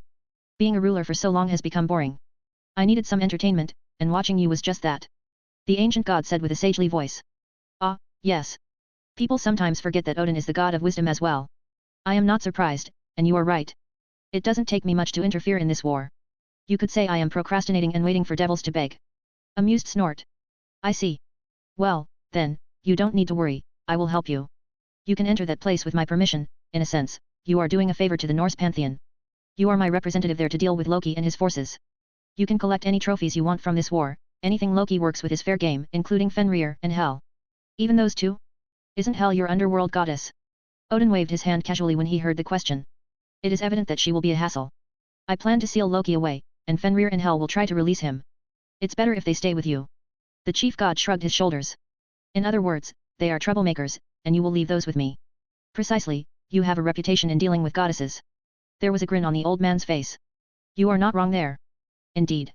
As I said, you can collect everything you want from that war. Greeks have washed themselves from this. Devils have no power, and fallen angels have ceased to exist as a faction. That leaves only your faction. Precisely, and I am inviting you to do your thing. To make it more interesting, I am even offering an alliance. Marcus blinked a couple of times. You didn't misheard me. As you said, I am a god of wisdom, and my eye sees more than others can see. This, are you sure? I am someone who does as I please. Being in cohorts with me is a first-class ticket to trouble. I do know that you have a close relationship with Greeks, how close I don't know. But I am a betting man. I know you are becoming a superpower like no other. That is something I want to see. I see you want a front row seat. Indeed. Honestly, you are the first leader of a pantheon who approached me like this. Fine, I agree. What is this alliance you speak of? Marcus is willing to agree just from the simple fact that Odin doesn't have a pole in his ass like other pantheon leaders. Nothing major, simple non-aggression pact. I am even willing to offer you a gift, or more like gifts. Gifts. Yep. I have brought the best Valkyries my Asgard has produced. Pick any two you like. They will be yours. All the armored girls' eyes bulged out. This bribery was what their god was planning? He is going to give them away? You came prepared. Marcus was more amused than shocked. He should have known the old fox could pull something like that from his ass. Of course. Youngster. You should know that I take pride in my preparations. I know you are a collector. You collect sacred gears, you collect females. He then looked at Enterprise. You even turn warships into females. You are just like me, a man of culture. Men, like us, should stick together. PFFFF ha ha ha ha. You are right. I never expected to hear this from a chief god. But this is refreshing. The teen inventor laughed out loud when he heard that. While the successor of Solomon was enjoying this conversation, unlike the Valkyries, the warrior maidens were blushing and looking away in shame. They can't believe their god would speak like this. It's a good thing we are on the same page. Odin snapped his fingers, and a scroll appeared on the table. He then used magic to make the scroll reveal its content. This is the non-aggression treaty, read through it. The one-eyed god motioned for the scroll to fly to Marcus' side. The inventor grabbed it and read through the content. He read through the whole thing in a few short moments. Looks good enough. It has all the basics one would have for such a treaty. With hand motion, a pen appeared, and he started to write on it as Odin had already signed his part. Once Marcus finished signing, the one-eyed god motioned with his hand, and a copy of the scroll appeared and floated over to his side. With this, the paperwork is done. Now, why don't you tell me which Valkyries you want to keep? The old god grinned while making the scroll disappear. Lord Odin, it's not appropriate. One of the Valkyries finally spoke up. Please. None of you have boyfriends. I am doing you a favor. The chief god waved his hand in dismissal before looking at Marcus. Young man. I have issues with the current generation of Valkyries. They don't have boyfriends and are constantly nagging me as if it's my fault. We don't nag you for that. Don't make it up. The blue-haired Valkyrie huffed with some anger. See? They are getting angry at me for their shortcomings. That's the reason why I am thinking of shrinking their ranks. Which one do you want? That blue-haired one is currently Brynhildr, the one with red eyes and blonde hair is Thrud, maybe you want that with silver hair? She is Ross Weiss, exceptionally talented in overall magic. Odin smoothly suggested, making the three girls blush even harder. I thought Brynhildr is your daughter. She was the original one, I mean, but that was a long time ago. I have made her name into a title. The leader Valkyrie gets the title of Brynhildr. I see, in that case, you can keep your Brynhildr since she is the leader. I can take the other two you offered. Marcus looked at the blonde Valkyrie. She looked just like Thrud from Fate Grand Order, the only difference was she didn't have those two tiny wings which operated like antennas on her head. Fantastic. The chief god looked ecstatic before looking at the Valkyries. You two will be serving Marcus. He will offer better working deals than your current job, that much I am certain. You have quite the confidence in my employment options. The inventor was somewhat shocked by what he heard from Odin. Please, no need to sugarcoat it. You have means of infinite energy generation. Otherwise, you wouldn't have been stuck in such a small area. Your war machine is rapidly growing, but your territory is not. And no, your vampire conquest doesn't count towards your governed territory. You haven't touched those areas. Marcus slightly frowned from hearing that. Odin was like that old CEO who knew what the new CEO was doing like the back of his hand. It was impressive and a little bit concerning, these gods of wisdom can be a pain in the butt. You are right. The teen simply agreed. There is no need to hide something that is obvious. He then used his link with Latia. He decided to leave the Valkyries for the blonde devil.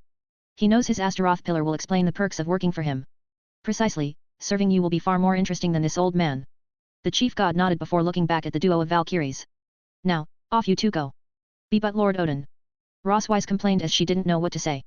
Don't embarrass me further, I am trying to solidify the relationship between our two factions. Your job is to follow my orders. So do that, or should I dismiss you?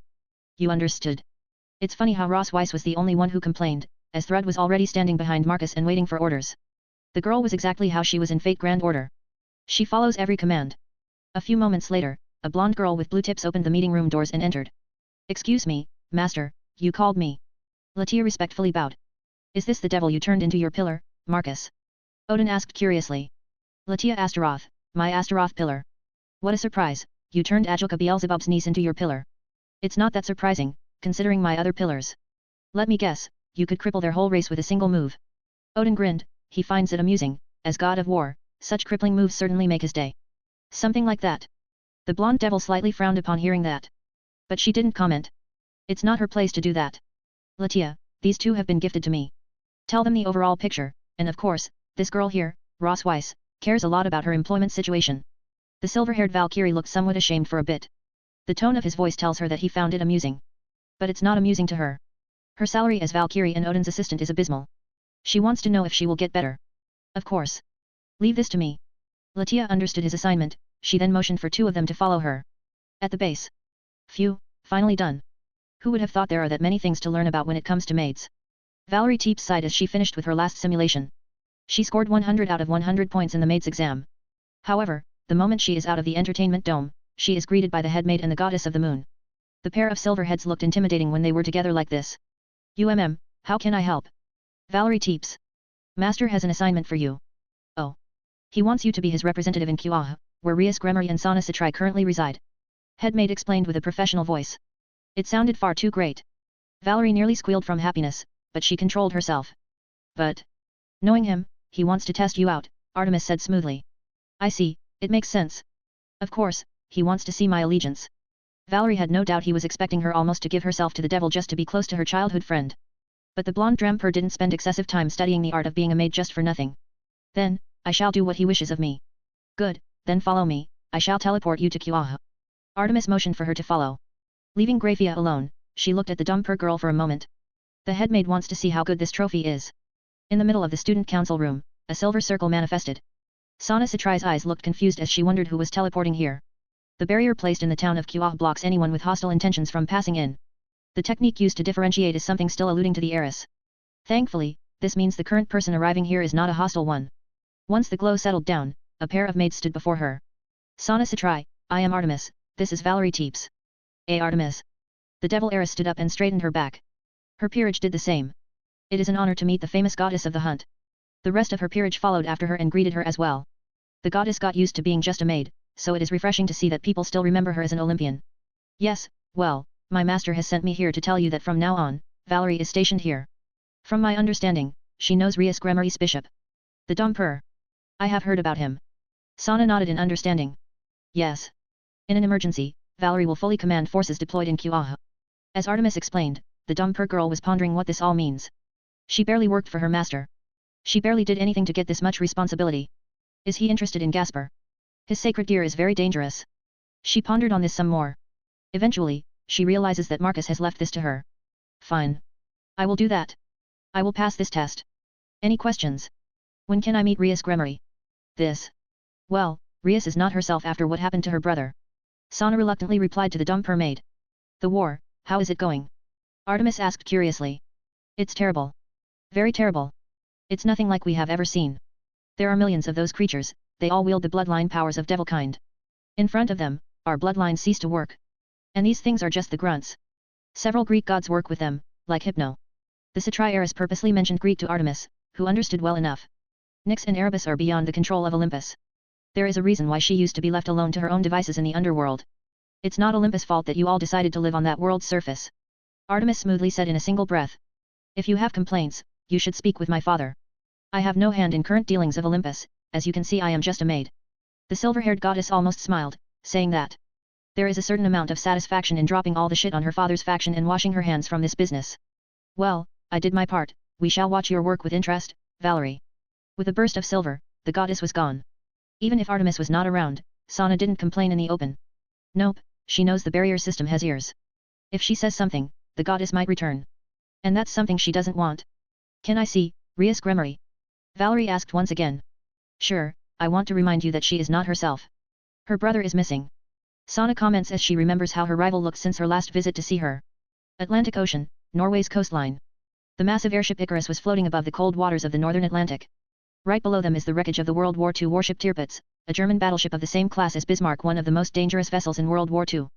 After signing the non-aggression treaty with the Norse, Marcus dropped the chief god and his remaining Valkyries in Scandinavia and floated towards the Atlantic Ocean. But then, he remembered the Royal Navy and Royal Air Force had sunk one of the most dangerous ships just off the coast of Norway. Well, it's more like washed ashore upside down. As far as he remembers, in his previous timeline, Tirpitz ended up being scrapped. This time, it was left alone like this. Well, whatever, he won't ask why. Better for him. The inventor floated down from his airship and used his Chinook powers to walk on the water. His ship girl followed after him. But this was where Marcus looked at her with curiosity. You can stand on water without using any power? He asked with a curious gaze as he was looking at her feet. I don't know. It feels normal. I suppose it's the resonance method used to create me. The aircraft carrier girl said with a knowing look, she was speculating. It's probably your soul and type of mana generated in your body. He pondered out loud. Well, let's go and see Tirpitz. Enterprise nodded as the pair walked on top of the water. The duo walked closer to the partially submerged massive warship. It was no understatement to say that the Bismarck class is an enormous vessel. Around 250 meters long, it was one of the greatest and biggest warships in the world. Only the Yamato class was a little bit bigger. Even then, they had their distinctive perks. Enterprise looked at the enormous ship. There was a particular look in her eyes. I feel loneliness. It's strange, maybe because of the creation process. But I can sense certain things. Your Icarus has a certain arrogance, being one of your airships. But this Tirpitz, she is lonely. The silver-haired ship girl said with a strange look. All of this was new to her. Fascinating. It appears I have opened a Pandora's box of some sort. Instead of being freaked out, Marcus is very interested in this development. He wonders what other little tricks his ship girls have. That's why having Tirpitz refurbished and a biological model built will increase the chances of discovering something fascinating. Marcus walked over and touched the cold steel of the ship. He then activated the storage ring and sucked the ship in. Admiral, there is some remaining steel around this area. Very well, let's collect them as well. After that, we will go to the Titanic. As you wish. Back to Kuaha. Rias looked spacey as she sat in a dark room, looking at a wall on the other side. She has been like this for several hours now. Rias, are you in? Sigh, why am I even asking? I can sense you. Sana exclaimed loudly. What is it, Sana? I am busy. The crimson-haired girl proclaimed with annoyance. Does your busy involve inspecting walls for hours? Don't be a smart ass. Rias snapped back. Right. Well, I have someone who represents Marcus Goldman's faction. A maid walked into the occult research room. The Gremorieris looked at this blonde maid. There was a slightly expecting look. Rias was expecting something. I am Valerie Teeps. You might know me from that time in Romania. You are the one who suggested to take Gasper as my bishop. Yes, that. I am here on behalf of my master, Marcus Goldman. I command his troops stationed here. Rias' eyes widened. Did she just say, command his troops? You command over 2,000 troopers dispatched here. 2,000? I think you don't realize, but the bulk hasn't left the confiscator. The total amount of S.P.B.A is 5,000 and 1,000 rangers. Wow, that spaceship holds that much. Rias and Sana were both shocked by the number of soldiers. The classification is airship, but yes. Say, can we borrow them? Rias asked with a strange look.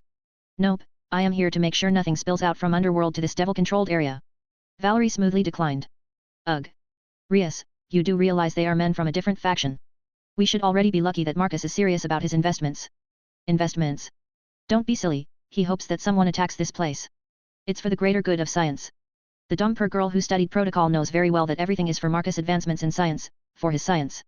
He has sent the confiscator to confiscate anything of value dropping into this area. Yet, but my brother is missing, and no one is doing anything.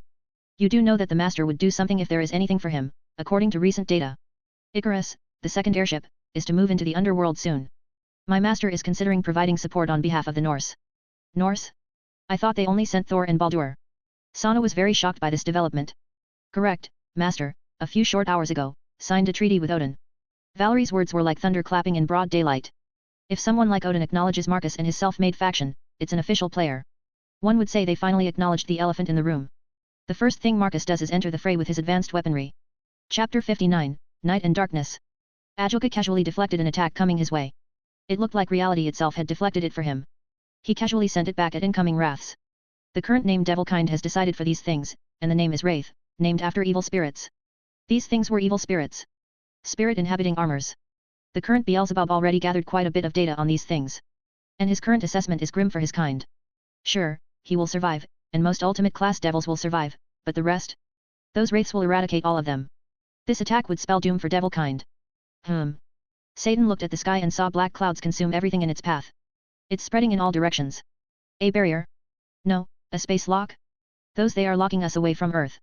The current Beelzebub felt urgency, he needed to destroy this thing. If they were locked away, it would spell a certain doom. Even for him.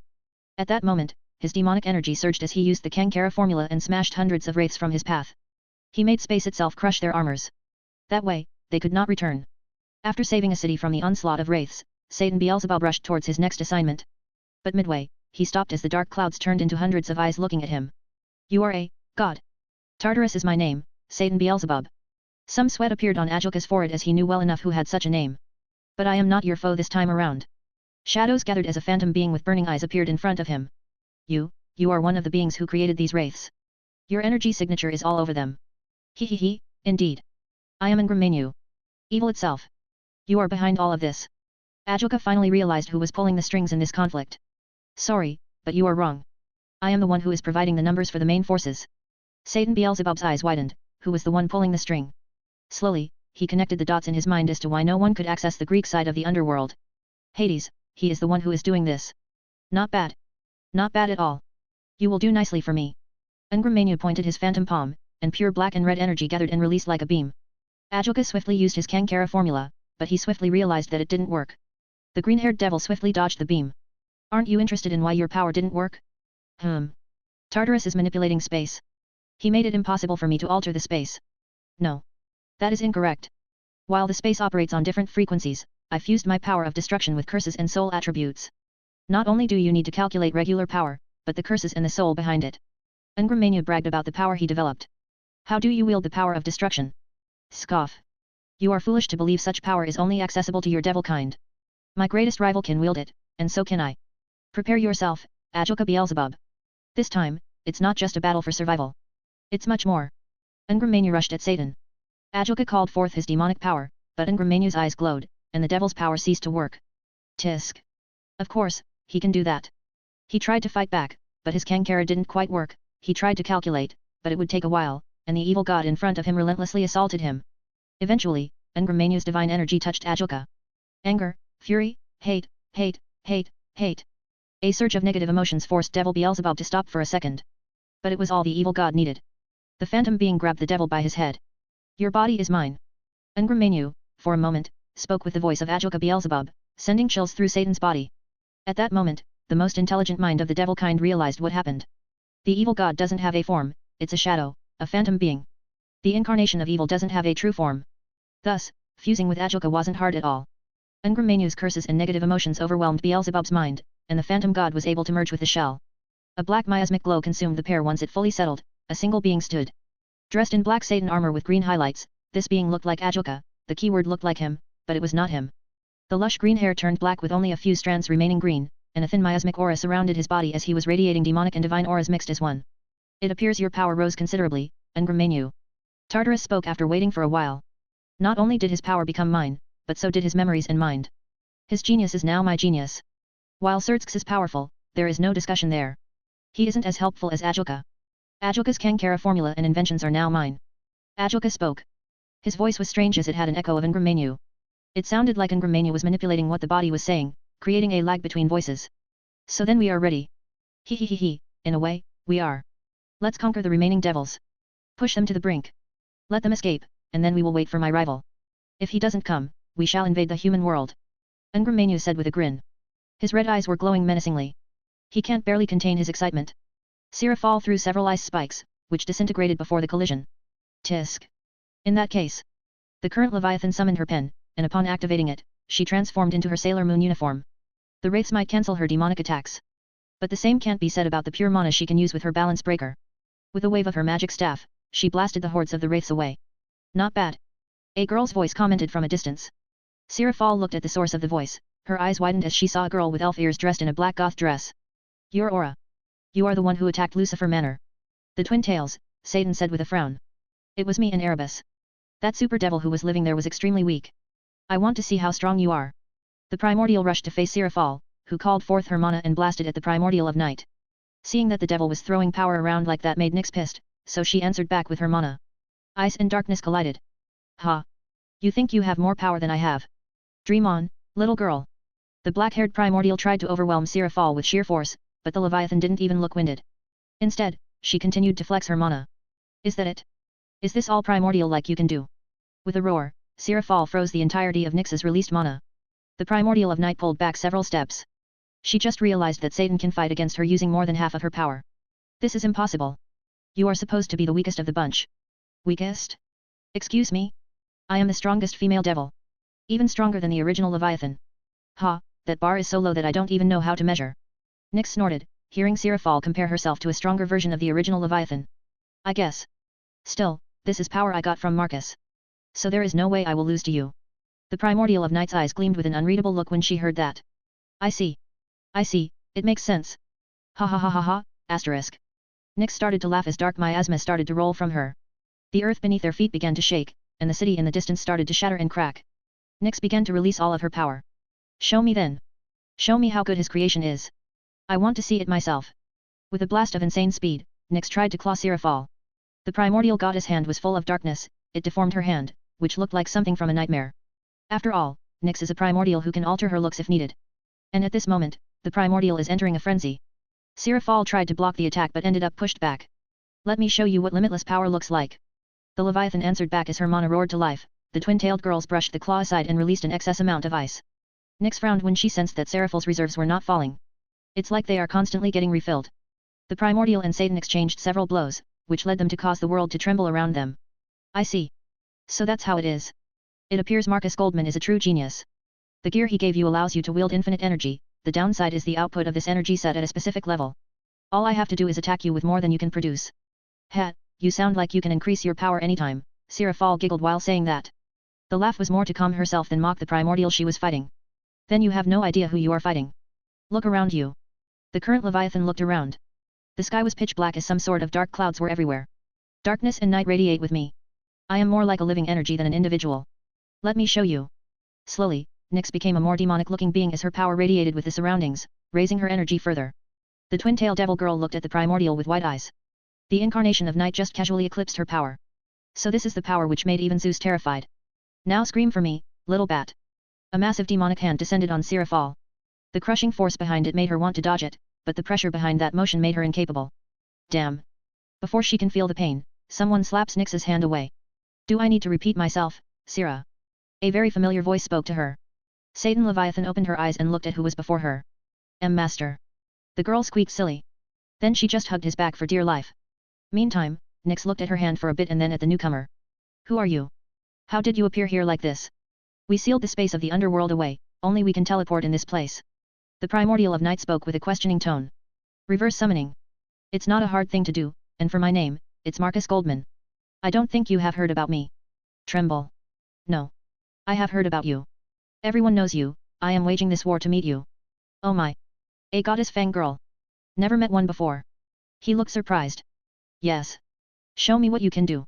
With a furious look, the primordial rushed towards the lab coat-wearing teen who looked like he arrived here from his living room, entirely unprepared for battle.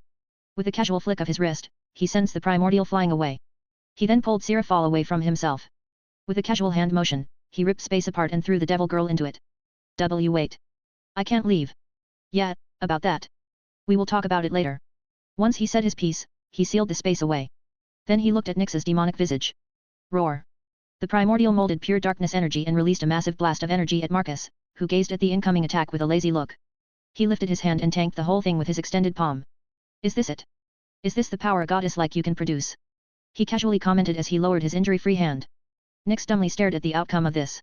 Impossible. How can you be this strong? It makes no sense. I am good at biology. If you study hard enough, you can be strong as well. I see how it is. If you don't want to tell me, I will make you. He frowned when he heard that. Is this girl blind? Nyx rushed at him with even faster speed as she tried to stab him with clawed hands. Her attack rate was absurd, as she was getting faster and faster. But then Marcus grabbed her hand and stopped everything with a simple motion. Then he showed his palm to her face, and purple energy gathered into a ball. Have you ever experienced a Shinnik burst attack like this? It can turn your brain into a mush. Boom. Purple blast consumed her whole demonic form as he released her hand and made her fall to the ground. Slowly, her demonic visage shrunk, and her original looks returned. Marcus landed on the ground and looked at her. Are those elf ears? He stuttered as he recalled the only picture of Nyx ever made in DXD. Well, I guess I will be taking you with me. His Shinnik aura surrounded Nyx and lifted her into the air. With a hand motion, he cut the space open and walked into it. This is strange, someone passed through my abyss barrier 3 times. Tartarus exclaimed with annoyance. You said no one could breach your barriers. Loki complained to Tartarus while waiting for Thor and Baldur to come over. They are having a hard time considering Tartarus barriers. Up until now, no one could. It's my rival. I could sense my rival's presence in the underworld. He was where Nyx was supposed to fight Sirafal Leviathan. Ungramania spoke with a smooth voice. He wasn't moving or going for a fight. No, he knows Marcus Goldman will invade. That's the reason why they even send Nyx to fight Sirafal. Once Sirafal is in danger, he will come, and he did. Now, he will want to fight them for hurting his devil girl. That would lead to a full-scale invasion. The group's plans are pretty flexible. It's either they invade, or Marcus Goldman will invade. It's better if he is to invade because this way, they could have defensive positions. At that moment, Erebus' gaze snapped to the side. Nyx is gone. He took my sister. With a blast of darkness energy, the primordial of darkness blasted towards when the fight should have been. It appears we suffered our first defeat. Ungramania wasn't shocked by Nyx's defeat, in a way, he was happy that such a thing had happened. It means he needs to improve something to counter the loss of a primordial goddess. Ah, yes, the evil pieces. Let's make something out of these. The evil incarnate pondered on the knowledge he had acquired. Ajoka was a brilliant being. His evil pieces are an ingenious invention with a massive amount of potential. And now they have ended up in the hands of an original mad scientist. While Ngramenu is thinking about improving the Wraith forces, Erebus arrives at the site of the battle. His gaze was erratic as he was trying to sense the remains of energies in the air. So this is the energy of Marcus Goldman. Good, good. Very good. I will use this to find you.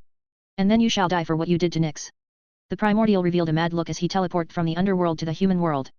That fool. Tartarus sensed the teleportation. Let him go. He will be a fine bait for us to see how good my rival is. Ngramenu sensed the disturbance in Tartarus and swiftly stopped him. Are you sure? They are primordials, and their fighting strength is essential for us. It's okay. We are already at the point where Indra will join us. It doesn't matter if Nyx and Erebus are gone. The incarnation of evil didn't bother much with these losses. As Marcus reappeared in the hangar of the airship Icarus, he quickly got hugged by Seraphal. Master. I am so happy that you saved me like this. The current Leviathan hugged her as much as she could. There. The inventor patted her head, making her start feeling embarrassed about this. She quickly pulled her head away. He swiftly noticed that there was a knocked-out Nyx floating next to him. Master. You brought that troublemaker with you. The twin-tailed devil looked at the primordial with weariness. This enemy is a dangerous one. Of course. Nyx is my biggest fangirl. So I will take care of her. A shiver went down Seraphal's spine when he heard Marcus' hyped voice. One thing for sure is that he doesn't need more hype. Rumble. This energy. It's similar to Nyx. The devil girl looked around. The airship didn't even react to the arrival of another primordial, but the stiffness in the air was there. Yet, it appears Erebus is here. Marcus proceeded to walk towards the hangar's side entrance. He created a Chinook clone to watch over the incapacitated incarnation of night. Once he was at the edge, he proceeded to float and meet the primordial outside the airship. Marcus Goldman. Return my sister to me. Erebus roared with fury. His dark aura was rolling out like a massive tsunami. No, I will be keeping your sister. The inventor ignored the absurd energy radiating from Erebus. The primordial's power rose even more as black armor surrounded him. The alchemist's eyes narrowed when he saw the armor. He could sense different types of energies radiating from this thing. Albion. Drake? What kind of creation is this? The primordial rushed at Marcus with reckless fury. Fist collided with the teen's palm, creating a massive shockwave above the Atlantic Ocean. Is this it? I thought you were one of the oldest and most powerful beings, but you are all talk. The inventor was disappointed with the output generated by the incarnation of darkness. Let me show you what real power looks like. With a pull, Marcus slammed his knee into Erebus' gut. Crack. The armor, like cheap porcelain, shattered upon impact as the pieces of it started to fall into the ocean beneath them. So fragile. Swoosh. Crack. Swoosh. Crack. The primordial couldn't even follow the movements of the inventor, even pain lagged. He only felt pain several moments later, which erupted through his body. With a powerful stroke, Marcus' fist collided with Erebus' chest. The incarnation of darkness felt that his body would implode from inside as he staggered back. Is this it? Are you done? Don't get conceited. I haven't shown my true form. Darkness surged as Erebus proceeded to turn into darkness itself. Well, he tried. But nothing happened. What is going on? My mana is not responding. You are naive. You thought I hadn't analyzed your mana signature. Impossible. My power is darkness itself. I don't care. Even if you are piss itself, you have a signature, and that is something I can analyze. You are naive to come and face me like this. Do you think you are special? Challenge me when you haven't destroyed my armies and creations. I have no time for likes of you. Marcus summoned his ring of destruction and condensed a ball of destruction before releasing it at dumbstruck Erebus. The primordial of darkness was still catching up with what he just witnessed. The beam of black and red was the last thing he saw as he got deatomized. Once the blast settled down, a piece of primordial hand was all that was left behind, which Marcus recovered. Not bad, I might be able to do something with this. He encased the hand in Chinook energy and returned to Icarus. When he landed in the hangar, Seraphal and Enterprise walked over to his side. Is he gone? Yet, for now, at least. Knowing how primordials are living natural phenomena, Erebus could recover. Under my watchful eye, of course. He said while motioning the floating hand. Right. Seraphal didn't know what to say for his reckless actions of having primordial god's body parts. Don't worry, he won't be harassing your kin anymore. Hell, I just took out 2 of the enemy's main combatants, you should be happy. I wish, devils are losing on all fronts. Their forces look as if they don't have an end. Primordials like Erebus are just an extra. As she explained, her eyes went to Enterprise, who listened patiently. And who is this girl? For some reason, Seraphal was feeling more dread. This is Enterprise, remember the ship I recovered from the Pacific? That's her. Ha. The twin-tailed devil mentally tried to put those together. You already completed that project. Yep. He nodded at Seraphal and then looked at the beautiful ship girl. Enti, this is Seraphal, she was the one who gave me the idea to make biological models for ships. You can say it was her idea. The current Leviathan grimaced. It was not her idea. She simply considered it. Out loud? Oh? Then you have my gratitude for proposing such a thing to Admiral. I already enjoy living as a biological being. Alright, you're welcome. I have no idea what this even means, but whatever. Master, about the war. Will you consider joining us? Sirafal swiftly forgot the strangeness of the ship girls and instead asked her master about the elephant in the room. About that. I am already preparing for it. Odin contacted me and asked me to join. We signed a non-aggression treaty and considered being friendly factions. Sirafal somewhat dumbly nodded at what she just heard. Marcus is sort of allied with the Norse? Even the devils couldn't do that. Yet. So, Aurora set course for the base, we can pick up Titanic later. I think we should enter the battlefield in the morning. Understood, setting course for base. The current Leviathan sighed for relief, her eyes gleamed with sadism. Finally. She can pay back for all those freaks did to her home. Ross Weiss was feeling weak in her knees. When Odin said she would like it, he wasn't lying. Her income depends on her performance. The concept of insurance doesn't exist. If she is sick, the faction will fix her, her living accommodations covered, and the possibility to rise in ranks. The more she listened, the more she felt weak in her knees. What the devil girl said all sounded like paradise and not work. However, she realized a simple and obvious detail. It made her blush, she would need to serve one man however he wanted. These circumstances made her curious. Is it something similar to an arranged marriage? Or something like that? Something done by her god, no less. Well, this is something her mind hungry for romance was thinking. Ross Weiss looked at her fellow Valkyrie. The blonde warrior maiden didn't blink at anything the devil girl pointed out. The blonde girl was all duty, and if Odin told her to serve, she would serve without blinking. Sometimes, she is jealous of how Thrud could be such a warrior, with unshaken motivation, never questioning anything, a role model Valkyrie. Do you have any more questions? Latia asked the pair as she explained everything. Will we be integrated into S.P.B.A? Thrud asked with a soldier-like voice. That depends on Master, Latia clarified with a nod. As you are not mates or his pillars, the classification for your position is still unclear. He never considered getting Valkyries to serve him. The blonde devil pondered on this issue. I see. Then, I will ask Lord Marcus once I see him. I wish to serve him the best of my abilities. Thrud, with a soldier-like voice, reminded the devil girl that she was a Valkyrie. Same. Ross Weiss, not to fall behind, swiftly nodded as well. Very well. It didn't take long for Icarus to return to base. The massive airship was floating above the construction site. The spaceport's construction site was enormous compared to the airship's size, which alone can tell Marcus how much difference there is between seeing an image and the real deal. The inventor has not forgotten his trip to space and the sheer scale of things in the void of space. For now, he needs to process the tower and the amount of this it can produce. The spaceport tower can hold 9 Daedalus-class airships. While having a dock is essential, the actual majesty lies underground. The radius of 14 kilometers underground will be a space center which will operate like dry docks which can build ships, space stations, and even foundations for space colonies. Once the construction of new items or ships is complete, they are moved to the surface by powerful magic circles. Marcus is quite excited about his future space journey, more so after seeing the spaceport construction. But first, I must deal with the last generation to move to the future. As he thought about the last generation, he arrived at the Space Center construction site where robotic hands were building 2 Daedalus-class airships. Well, building is an understatement, as Aurora is constantly thinking of ways to improve the speed of the construction. Confiscator was the prototype, while Icarus was a test for new construction methods. By this point, these 2 ships will be streamlined products. Unbelievable, just how fast this place expanded. Sirafal looked around where they were standing at the edge of the construction site. She couldn't see the other side. Only after narrowing her eyes and using her demonic power could she see the wall in the distance. Around 14 square kilometers of assembly lines for space development. Well, for now, we are using this to feed our war machine.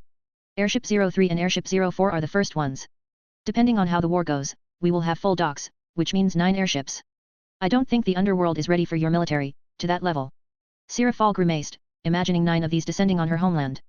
Those front cannons shot power of destruction, a more synthesized version, which is more dangerous and less controlled. And if it's not enough, well, these ships can be retrofitted for space.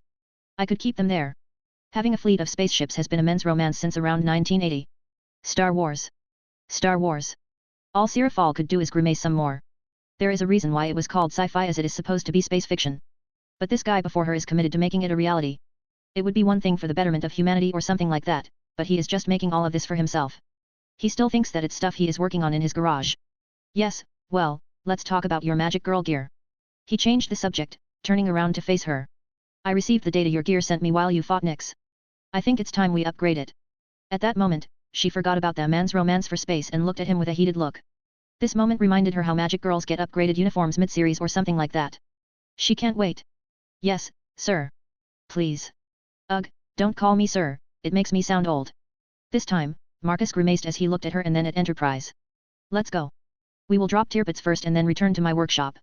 The pair nodded at him as they proceeded towards the maglev station.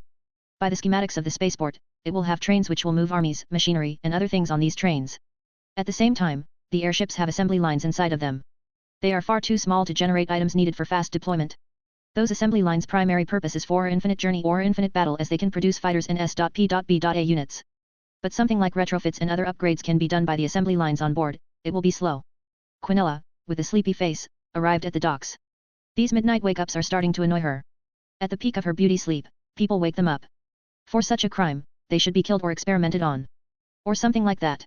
It's annoying that her quality time with her master is being interfered with. As she left the maglev station, she walked over and went to see him. Her eyes ended up on a massive blob of rust, which assembly lines were working on. For now, she ignored it and walked over to his side. The beauty leaned on his shoulder. She ignored Sirafal and the other girl. Master, permission to terminate everyone who gets in the way of our sleeping, she exclaimed with a sleepy voice. Marcus smiled upon hearing that. He moved to her side and pulled her into his hands. Don't worry, we can deal with those perky godlings, and then you can sleep as much as you want. HNN, thanks. Oh, that reminds me. For a moment, she forgot her sleepiness and looked at him with excitement. There are 2 nameless airships. Can I have one? Seraphal's mouth opened as she realized the same. He has not named them or given them to anyone. Well, more precisely, he hasn't given the command of the airship to anyone. Why yet? I want the other one. Sirafal got his attention as well. Only Enterprise looked at them as if they were stupid. Imagine not having a personal warship. How awkward is that? Right, calm down, you two, we can discuss this properly. Marcus didn't expect them to ask for airships. Chapter 60, Entering Battlefield. I suppose I could give you 2 a flagship each. Marcus wasn't against that. It might be even better this way. Any ideas for the names of these ships? The platinum-haired assistant of his pondered for a bit. She then had a look of realization. I know. I think I will name my one Axiom.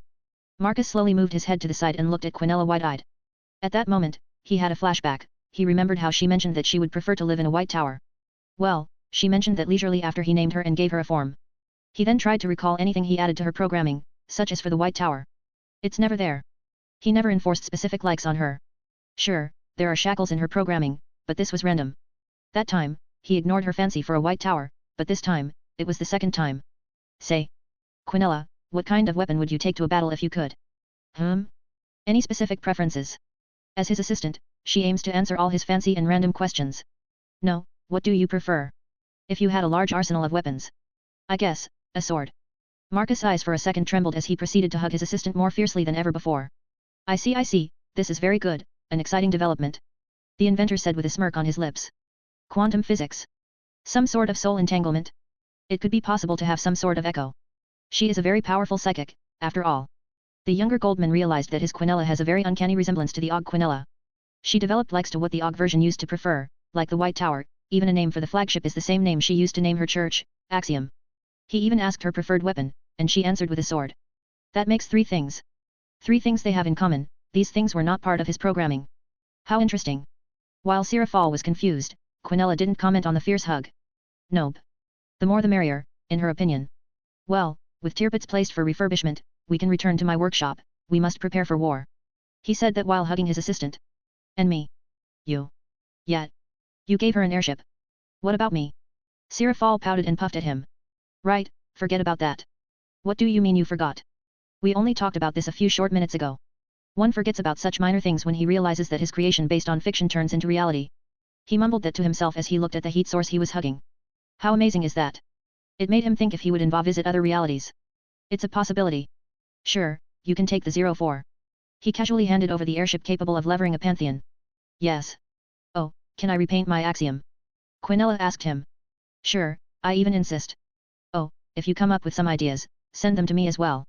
Since you have your airship, I could classify it as an independent battalion. This means original colors and even original machinery if you want. He said with a gleam in his eyes. Now he was interested. He wanted to see how much had been carried over from the original Quinella. Oh, that's great. I can start playing, as Quinella said. She was about to get out of his hug, but then her eyes trembled with conflict. She didn't want to leave. His assistant had a conflicting look. Don't worry, we can hug as much as you want later. He jokingly commented as he noticed the hesitation in the platinum-haired girl. Oh okay. As she swiftly left to have fun. Marcus looked at Sirafal next to him and Enterprise some distance away, gazing at the battleship. We should go as well. Gah. Wait. I need to customize colors and name the airship. You can do that in the Space Center if you haven't noticed, we are in the docks. He eye-rolled at her competitive spirit. Not wanting to fall behind Quinella is fine, but she needs to be smooth as his assistant. Oh, right. As the trio proceeded to walk back, Quinella was already on her way to the Space Center to organize everything for her airship and the battalion she would have under her. Admiral. What is it? What happened? You emit quite a bit of happiness. Enterprise was curious. His happiness level was at a similar level to when she first woke up.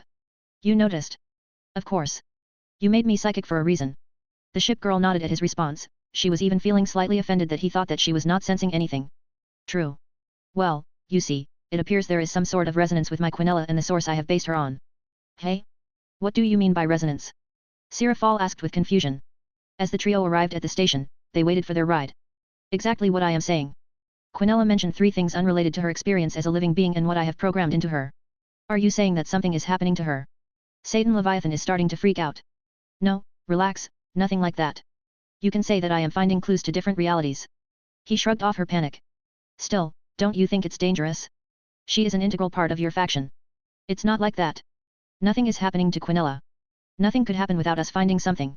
If you haven't realized, the fortifications here are considerable. What I think is happening to her is some sort of quantum soul echo or mirroring from a different reality. Wait. Hold it. Retract that for a moment. What do you mean she is like her other reality version? Explain. Seraphal's eyes started to spin. It was like she got a status ailment, confusion from a Pokemon game. Think this way, I am aware of other places and have based my creation on games, web novels, and stuff like that. In a sense, they could be so identical to their counterparts that they are reacting to each other. But for this to happen, a large amount of power is needed, Admiral. As far as I know, while I might be strong enough to collapse a dimension, I don't know if my ability could reach another reality with a different set of rules. His ship girl was quickly able to follow what he said, she never questioned any of it. I know, but I am not talking about raw destructive power, I am talking about the weight of a soul. I see, so gravity? A different type of gravity. Gah, what are you two talking about? Sirafal was feeling like a baby between these two. Marcus snickered, seeing her reaction. That moment, their train arrived, and the trio boarded it. As they got into their seats, the inventor summoned a window screen and, with hand, motioned to change into what he wanted. Observe. A pair of papers appeared between the devil girl and Marcus. They were white and placed one on another, a small gap existed between them. When you have something heavy, a large black ball appeared on the top of the paper and dressed down, starting to bend in. It starts to cave in from the weight. Oh. That's how planets spin around the sun. Basic gravity, but the same applies to power, soul, and many other things. Think this way, why do you sense someone's forces? How can you tell that it's concentrated in one place? It's because your power reacts to that individual's power. Oh, true, when someone is strong, it has a heaviness to it. Sirafal nodded, remembering people like Sertsk's, Nyx and, of course, Marcus.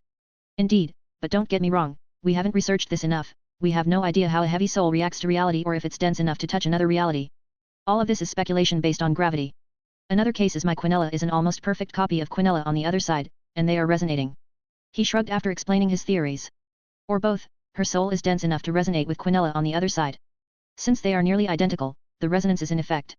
The question is, Admiral, is it affecting them both? Enterprise question made Marcus think. While Sirafal was pouting silly, it was annoying that he was creating beings which could keep up with him.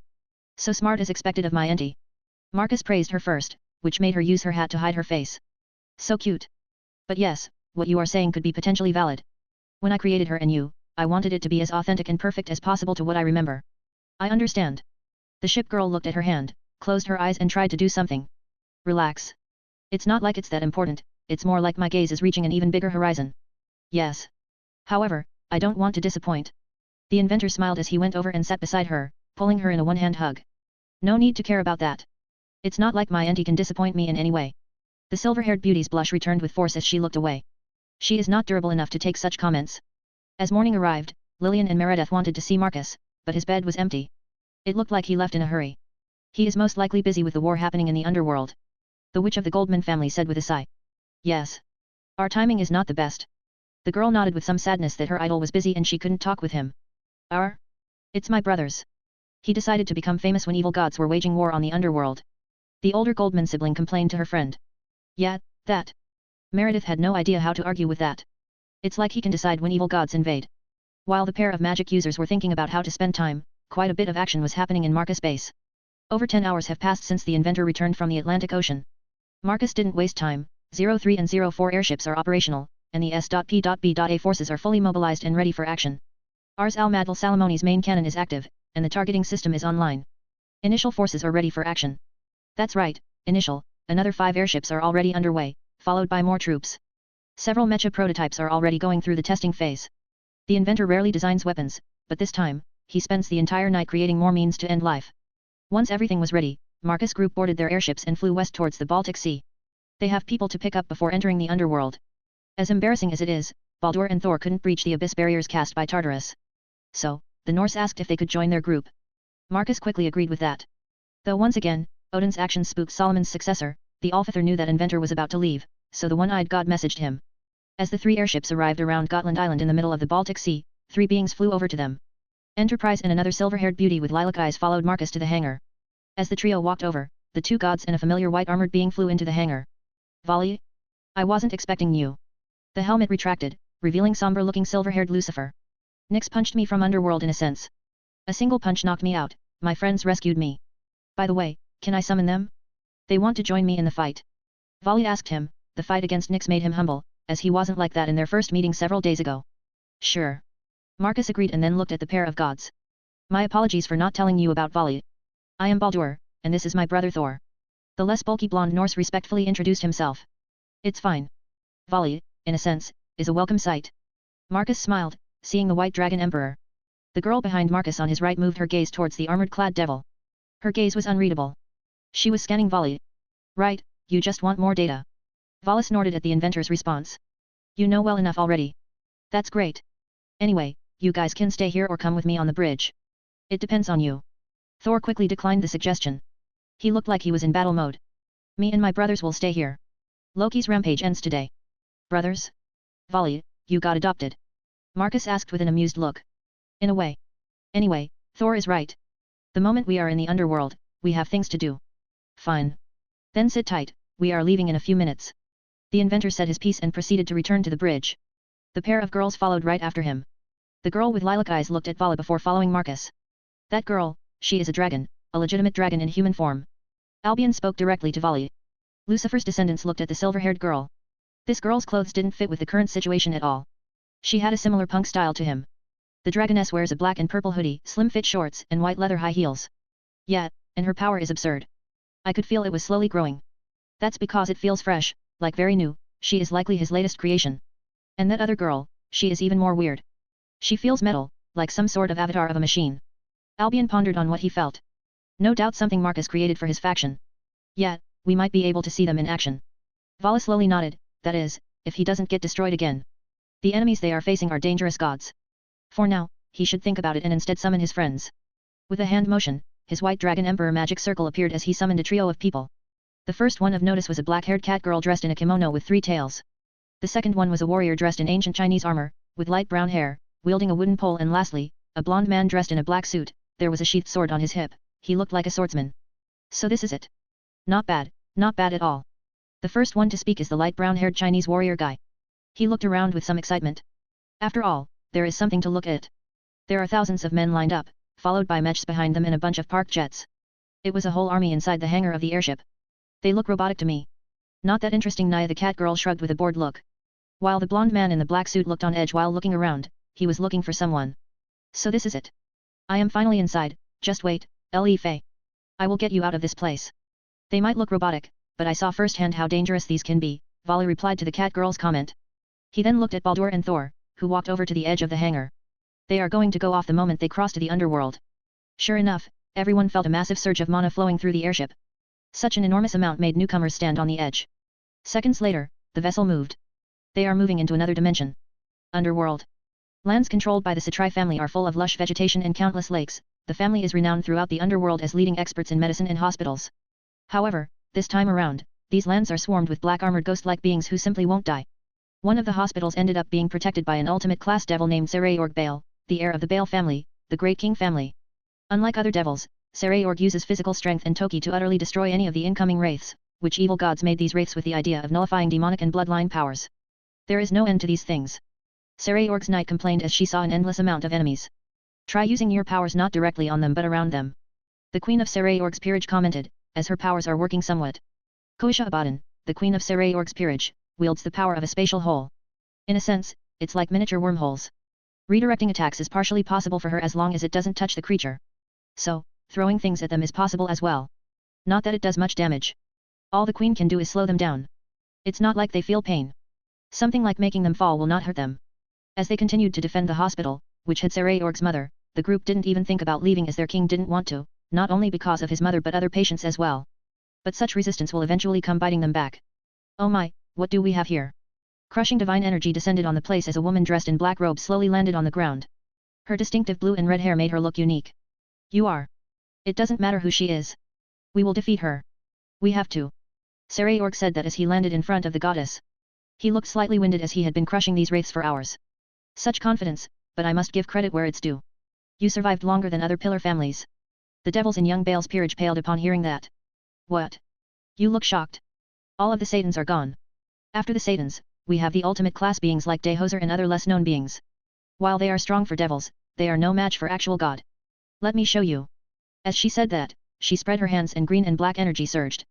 Creatures started to rise from the ground and merge with the wraiths, creating something even more horror-inducing. You are the Norse underworld goddess. Seeing that this goddess can control the dead made the devils quickly realize who she was. Correct. Now die and join their ranks. Improved wraith beings rushed forward. They looked like ghostly horrors, wielding Norse weapons like axes and shields, with a corrupting death aura.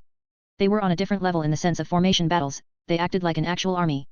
Regulus, let's do it. With a burst of gold, Sarayorg merged with a Longinus sacred gear and formed a golden warrior who rushed forward to fight Hell's forces. As the battle slowly became one-sided, a silver spear slammed into the ground and caused a massive shockwave, sending all wraiths and devils flying away. Only the goddess Hell covered her face from the burst of energy as she could tank such a shockwave. Who dares to interrupt my battle like this? The Norse goddess snarled. She was having a great time.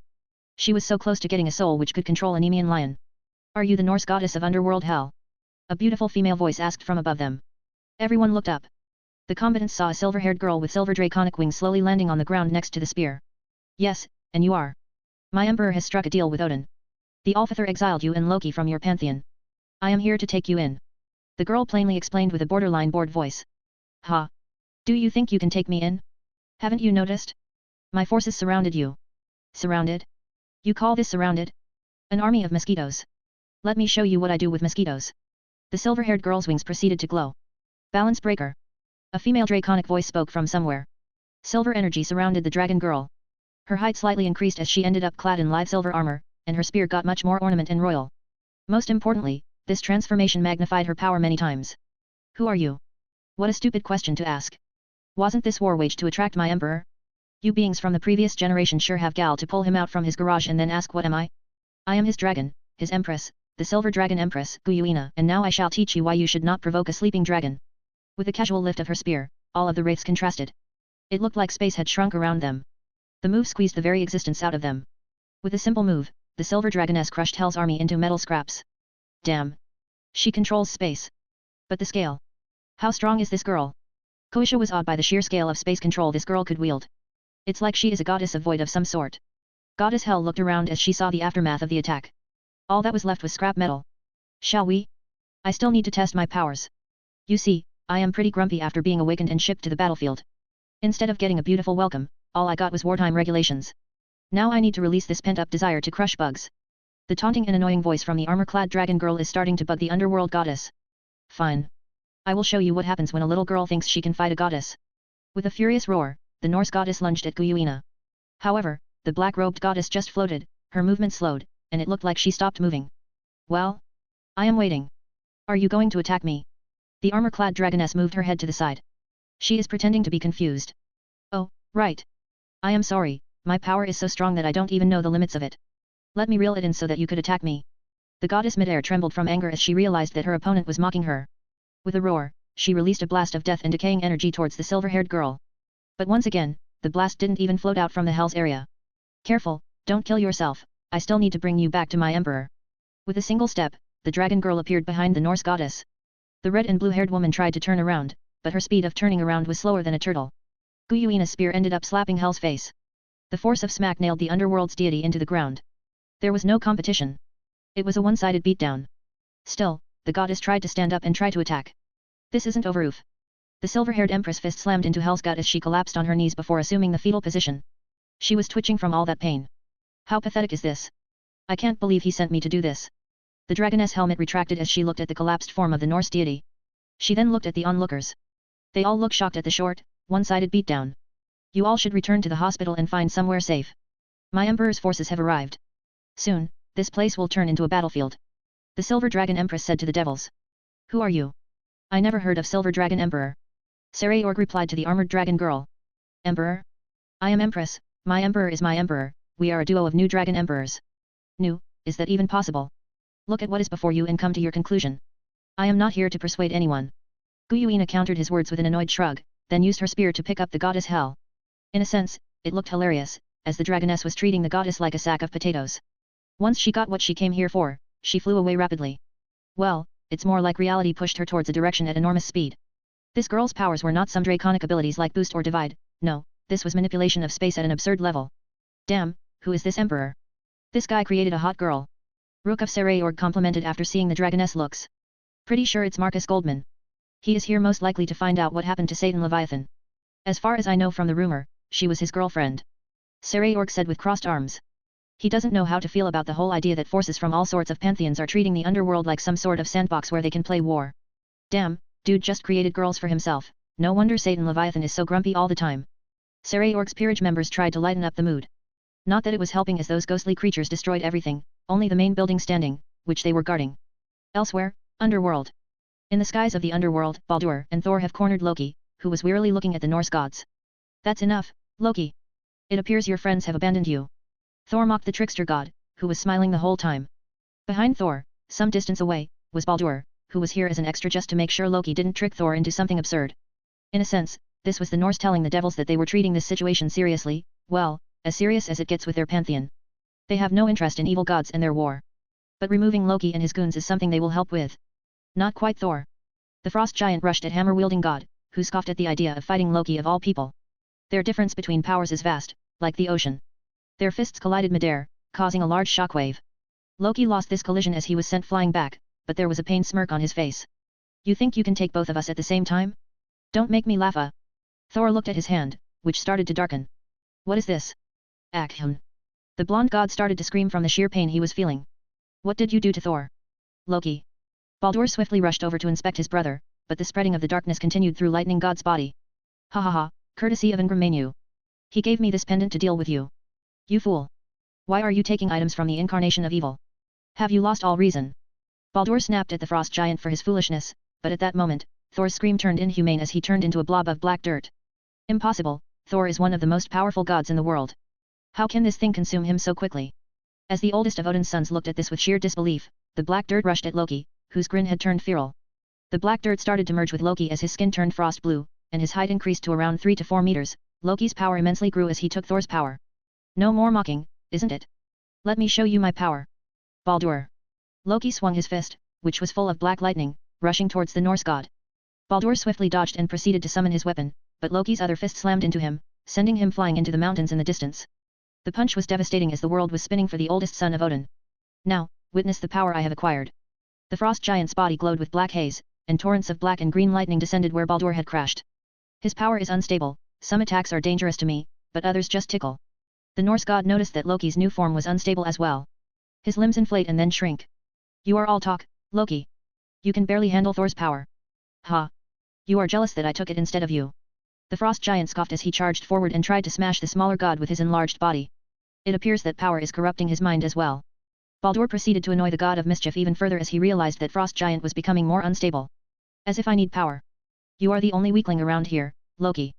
You dare to call me weak when I took Thor's power. With a roar, Loki's fist inflated as he smashed the Norse god into the ground. Baldur coughed some blood from the impact. Not taught now, are you? Loki proceeded to pin the oldest son of Odin to the ground and then started punching the daylight out of him. A rain of fists, full of black lightning, descended on the Norse god. Going faster and faster, the frost giant proceeded to laugh wildly with each delivered punch until he just stopped in his tracks. What is happening? Haven't you realized yet? You took Thor's powers through a curse, and the same curse started to affect you as well. Sure enough, Loki started to melt like a slab of ice left in the desert. Baldur swiftly removed himself and took some space. He watched with fascination and anger how Loki, who had Thor's power, simply melted away, and then the black slob of mud got on crimson fire and burned out. Damn you, Ingramenu. This was all the Norse god could say before passing out from all the damage he sustained from the attacks.